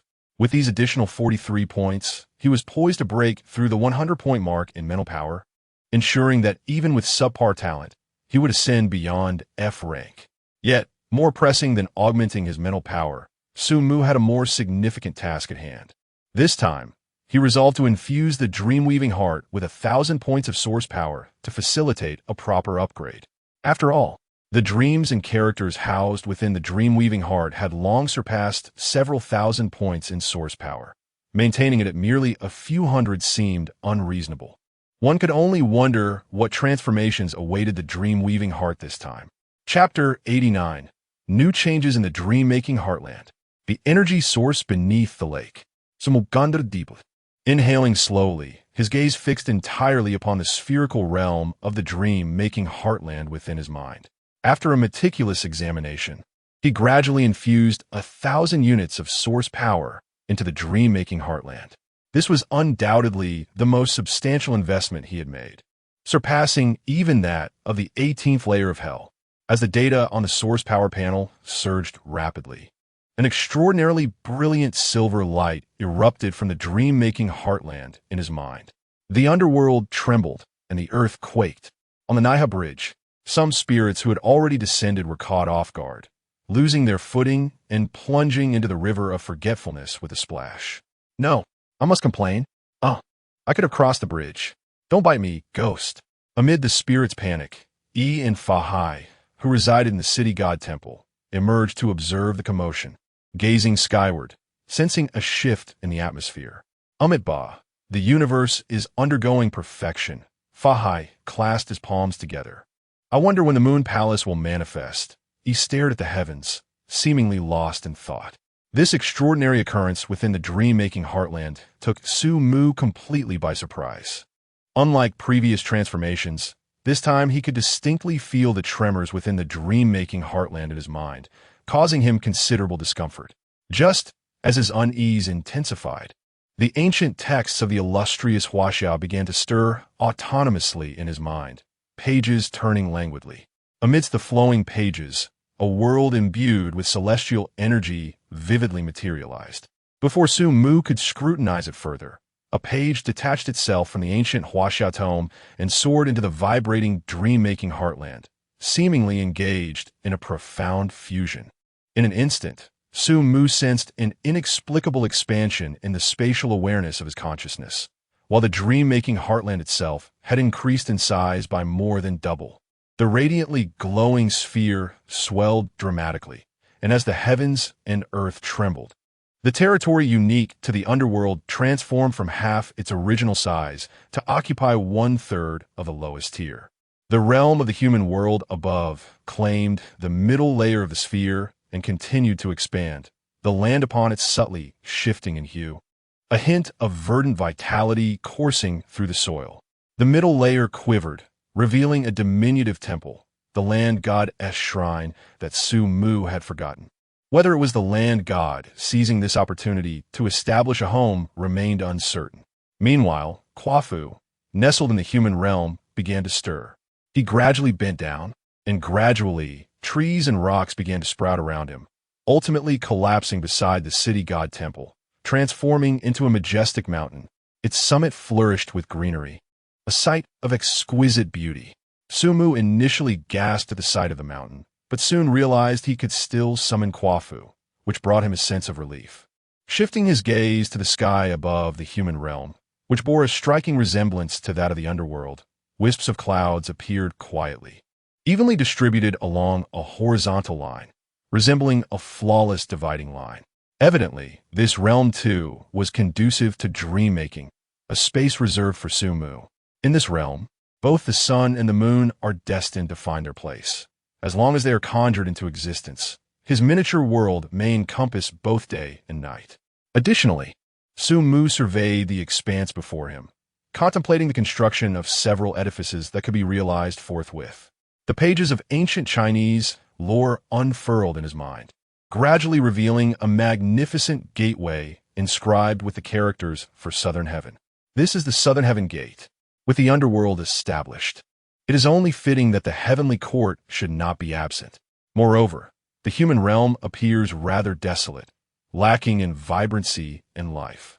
Should humanity thrive, the cycle of reincarnation in the underworld would surely attain true completeness. As Sumu pondered this, he realized that his aspirations for dream-weaving were still far from fruition. Amidst the swirling thoughts and the tempestuous snow, a voice echoed from the unfrozen lake, calling out, "Boss, I have found the energy source. Hurry." Chapter 90. The True Celestial Beast. The giant beast of dreams approaches. Upon hearing these words, Sumu temporarily set aside the construction of his dreamscape, planning to conduct further inspections upon his return to the fortress. He directed his gaze towards the depths of the unfrozen lake, where Zhang Yukai was gesturing vigorously from a profound position in the water. "Over here, I found it." Upon witnessing this, Sumu promptly slid down the icy rock face into the depths of the unfrozen lake, ignoring the phantasmal sea monsters still hatching around him. He deftly navigated past the clusters of eggs toward Zhang Yotsai's location. The duo, who had been relentlessly dispatching lesser foes, paused their actions, curiosity piqued, and followed Sumu to Zhang Yotsai's side. "Brother Mu, look, the energy source is emerging from this hole." Zhang Yukai, seeing Sumu and the others arrive, quickly made way. Behind him lay a cavern entrance adorned with a layer of iridescent bubbles. The bubbles, radiating a spectrum of colors, quivered in the gusts of wind and snow, seemingly on the verge of bursting. Yet, after a thorough observation, they remained intact. This seal appeared fragile at first glance, but was, in reality, remarkably stable. However, who could say what might happen in 2 days? Sumu contemplated, focusing intently on the vibrant bubbles, attempting to peer into the depths of the cavern below. Yet, the intensity of the colors severely hampered his vision, making it impossible to discern the interior without drawing closer. "I can sense it. The massive energy source lies within this cavern, but I dare not approach for confirmation." Zhang Yukai interjected, his probing gaze indicating that the colossal energy source was indeed nearby, just beneath the cavern. Previously, he would have leaned in to investigate, but after witnessing Sumu's experience, he became acutely aware of the numerous forces that could counteract his own abilities. Thus, adhering to a principle of caution, he refrained from peering down. "Is that so?" Sumu mused, furrowing his brow. Embracing a spirit of prudence, he called upon a spirit from the underworld, instructing it to float beside the cavern entrance and crouch to observe the interior through the bubbles. After a moment, the spirit rose, looking somewhat perplexed. "The other side of the entrance is shrouded in darkness. I cannot see anything clearly. The other side is dark, obscuring my view." Sumu raised an eyebrow, prompting the spirit to inspect once more. Seeing that the entity remained unharmed, he felt a measure of relief. "I shall take a look." With heightened vigilance, Sumu approached the iridescent bubbles and crouched down to peer inside. To his eyes, there was indeed nothing visible. The scene within the cavern remained utterly concealed. It seemed as though the examiners were intent on preventing them from witnessing what lay within. Or was it a matter of needing to break this seal to gain sight? As Sumu pondered this, a sudden and intense premonition surged through his mind. For some inexplicable reason, he felt that the darkness at the deepest part of the cavern was shifting. Sumu concentrated intently, his pupils narrowing in alarm. As the darkness receded at the end of the cavern, an unusual hue began to emerge from the depths of the pitch-black void. With the increase in color, Sumu gradually discerned the entirety of what lay within. What darkness! Deep within the cave, a singular, pure black eye loomed, an eye belonging to a monstrous creature. At that moment, a piercing scream echoed in Sumu's mind, emanating from the entity he had envisioned as a substitute. In a daze, he witnessed the colossal black eye's pupils slowly splitting into countless facets, resembling the compound eyes of an insect. These crystalline-like eyes fixated on him, refracting Sumu's image through their tiny pupils with a spectrum of colors. It was as though another entity was observing him from the opposite end. At that instant, Sumu felt as if he was frozen in place, unable to move, just as he sensed the imminent danger and prepared to summon the figures from his dreamscape. A myriad of eyes erupted with a pure black radiance, surging toward him along the cavern's path. Unfortunately, as the colorful bubbles made contact with the pitch-black beams of light, they suddenly brightened. Sumu was momentarily blinded, only to be propelled back from the cave's mouth by a force. At that moment, a cocoon, half the height of a person, broke free from the constraints of the colorful bubbles and landed beside him. A formidable presence. Witnessing Sumu being thrust away by the radiance, a phantom sea creature's cocoon appeared, prompting the trio to rush forward. What happened? Is there something in the cave? The freckled-faced individual inquired nervously after dispatching the cocoon. It's nothing. I confirm that the outside of the cave is indeed the mother of phantoms. And what is sealed here is the mother of phantoms. Sumu steadied himself and replied calmly. He was unequivocally certain. That was undoubtedly a genuine cosmic behemoth, the true embodiment of the mother of phantoms. From the moment he faced it, Sumu felt the radiance in its eye attempting to bewilder and even control him. This was the mother of phantoms' unique and peculiar ability. Fortunately, the colorful seal and the substitute had perfectly absorbed all the damage for him. Had anyone else dared to gaze within, they would have likely succumbed to unconsciousness for several days. What? There truly is a mother of phantoms? The trio gasped in astonishment. Boss, did you see it clearly? Yes, when I peered inside, I locked eyes with it. That sensation is unmistakable. It sought to ensnare me, but the seal prevented it. Sumu shook off the snow from his body. You locked eyes with the mother of phantoms. Hiss. The viewers in the live stream felt a chill run down their spines. Now I understand why the camera didn't turn towards the pit earlier.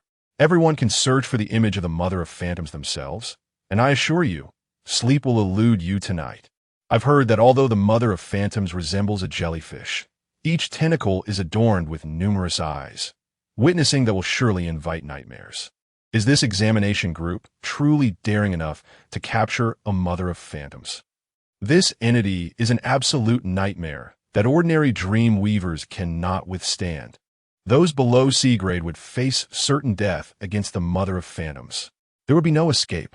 I shall not conceal from you that during my previous encounter on the battlefield, I beheld the entity known as the mother of phantoms, a sight that has since instilled within me a profound fear of jellyfish. It appears that this situation transcends mere problem-solving. If we were to forcefully breach the seal, it would be tantamount to courting death. Under the assurance of safety, it would be prudent to impart some knowledge to the novice dreamweavers. What shall we do? Esteemed one? Zhang Yukai gazed solemnly at the seal, retreating further. There is no need for concern. This seal is unlikely to be broken. Our focus should be directed towards dealing with the phantom sea demon cocoons emerging from the subterranean layers. Sumu pondered aloud. Your refuge is situated quite close to this unfrozen lake, is it not?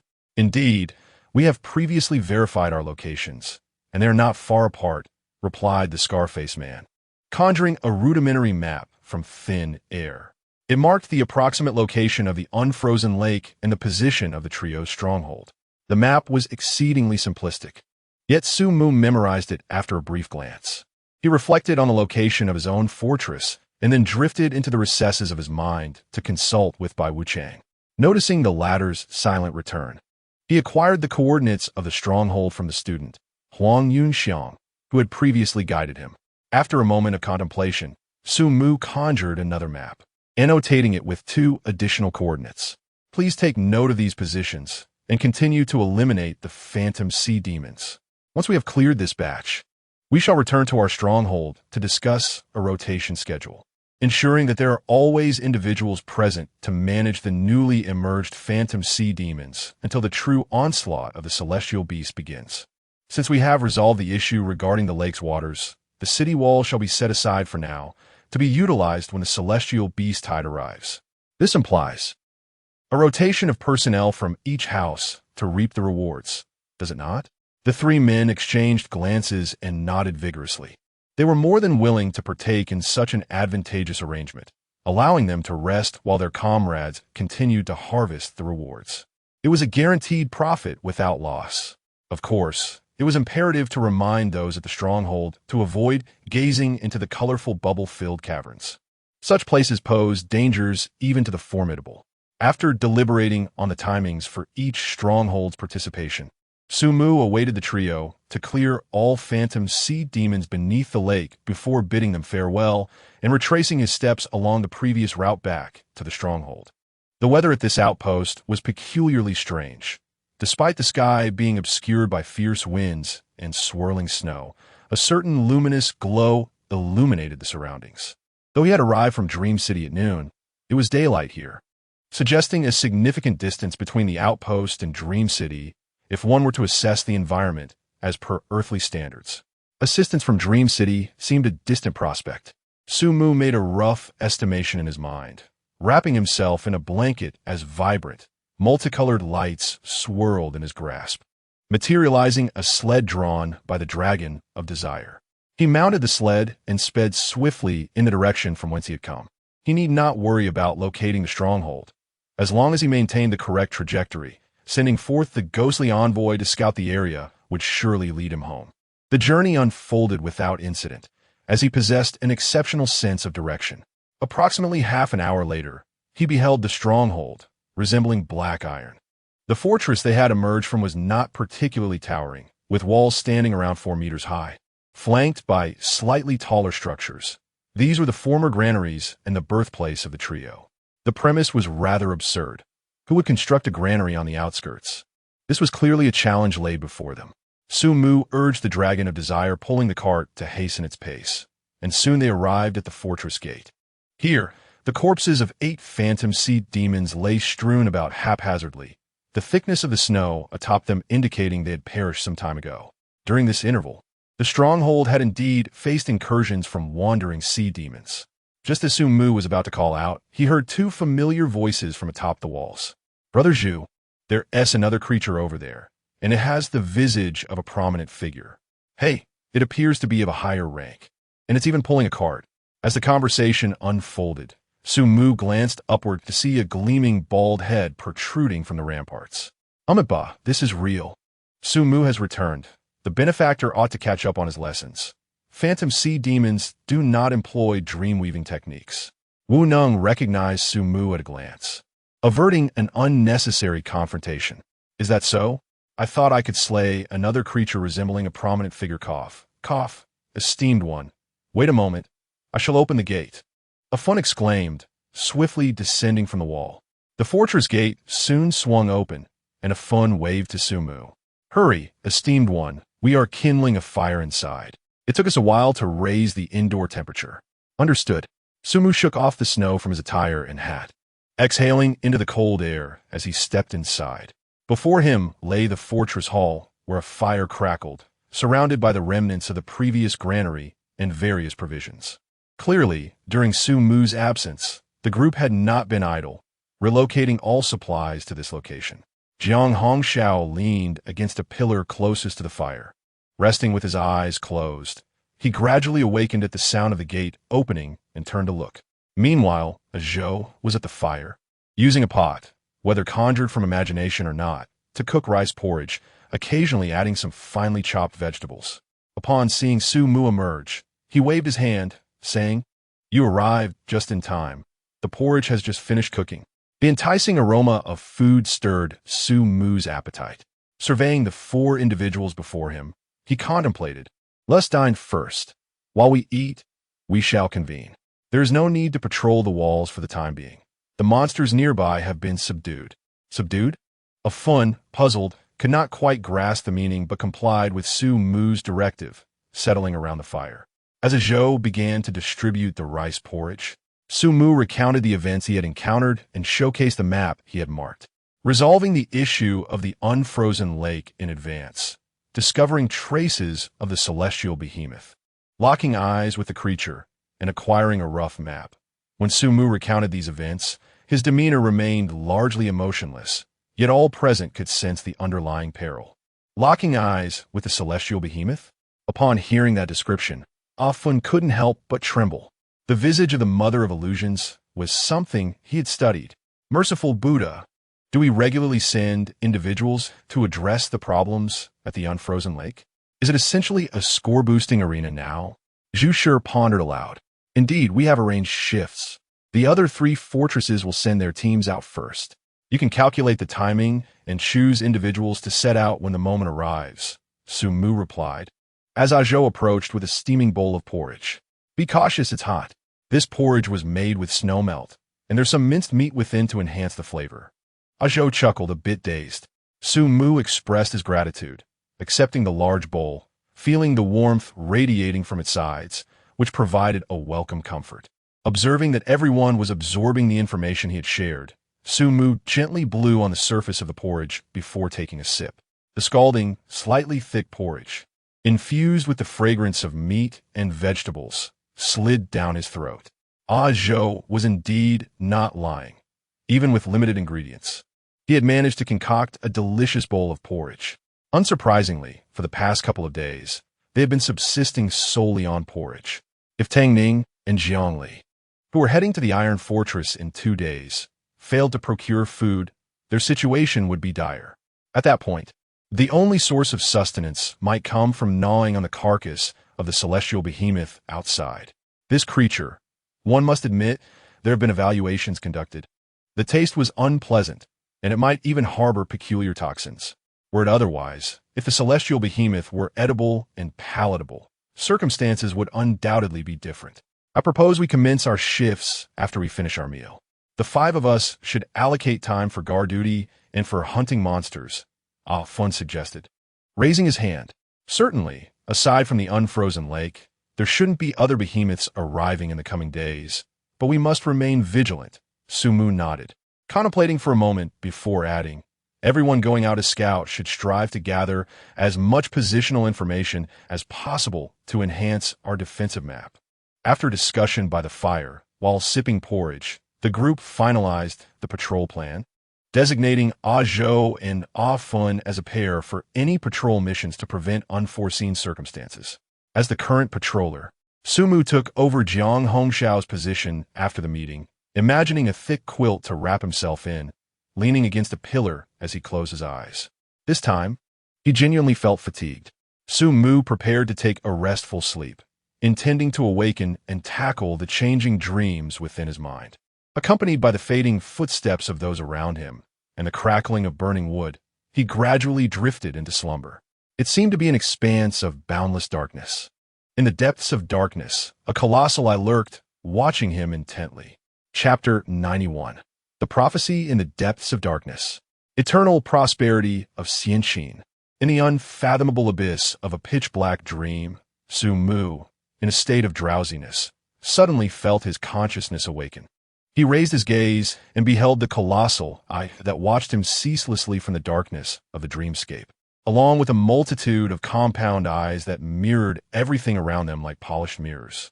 Upon realizing Su Mu's scrutiny, those compound eyes blinked, reflecting his visage in their mirrored retinas. Was this the lingering effect of a fleeting gaze exchanged with a celestial beast? Su Mu furrowed his brow, as the immense eye instilled within him a profound discomfort. Yin and Yang, he exclaimed, and his thoughts flickered in his mind. He attempted to summon something to affirm his existence beyond the realm of dreams. At that moment, the dark, watchful eye emitted a cacophonous, shattering sound, collapsing before him as if bereft of support, transforming into a myriad of diminutive compound eyes. These compound eyes quickly coalesced, seemingly striving to form a new entity. During this transformation, Su Mu inexplicably sensed an emotion emanating from these eyes, anguish. As his thoughts raced, his hands shimmered with a spectrum of colors, and an ancient, boundless black mist enveloped him, revealing the ethereal forms of yin and yang. It was then that the swarm of black compound eyes twisted and shaped themselves into a humanoid figure before him. The features were indistinct, but a singular, pure black eye, capable of movement, sprouted from the forehead. Under Su Mu's gaze, the three-eyed figure raised a hand in greeting. A raspy voice resonated throughout the space. Sumo, greetings. With those words, Su Mu's dream shattered into fragments. In a hazy state, a voice beckoned from nearby. Master? Master? Su Mu groggily opened his eyes, discovering himself still within the hall of the fortress. The firewood piled before him continued to burn, albeit at a significantly diminished intensity. Beside him were the visibly fatigued brothers, Afun and Ajo. Noticing Su Mu's gradual awakening, Afun, wearied, remarked, "Brother, it's your turn for the shift. Sister Jiang has gone to clear the frozen lake, and Brother Zhu is asleep. We just finished our watch. Shift change? So soon?" He felt as though he had just drifted into slumber. Listening to Afun's words, Su Mu's muddled mind slowly began to clear, and the dark, profound space, along with the figure that had spoken to him in the dream, faded into obscurity. "All right, you two go rest. I shall take watch on the city wall." As he spoke, Su Mu removed the blanket that covered him and donned a woolen shawl before heading towards the battlements. "Ah, sleep, sleep," Afun murmured, not pondering further, as he pulled his brother Ajo along to add more firewood to the pyre before leaning against the pillar where Su Mu had been resting. Closing his eyes to find solace, wrapped in his blanket, Su Mu ascended the city wall, the increasingly frigid air sharpening his senses. He pondered the dream, now slipping from his grasp, and furrowed his brow in reflection. After a moment of contemplation, it seemed that the mother of phantoms lacked the ability to invade dreams. Could the source of his nightmares stem from the fear provoked by confronting the colossal beast of the starry sky for the first time? Yet, upon further reflection, something felt amiss. If it were indeed a dream, how could the yin and yang messengers manifest? Su Mu had experienced lucid dreams before, but never to such an extent. Was this a premonition or an invasion? If it were a premonition, what would the transformation of the giant eye into a human signify? But if it were an invasion? Su Mu closed his eyes, focusing intently on the realm of dreams within his mind, scrutinizing the location of the underworld, and inquired of the yin and yang messengers traversing the road to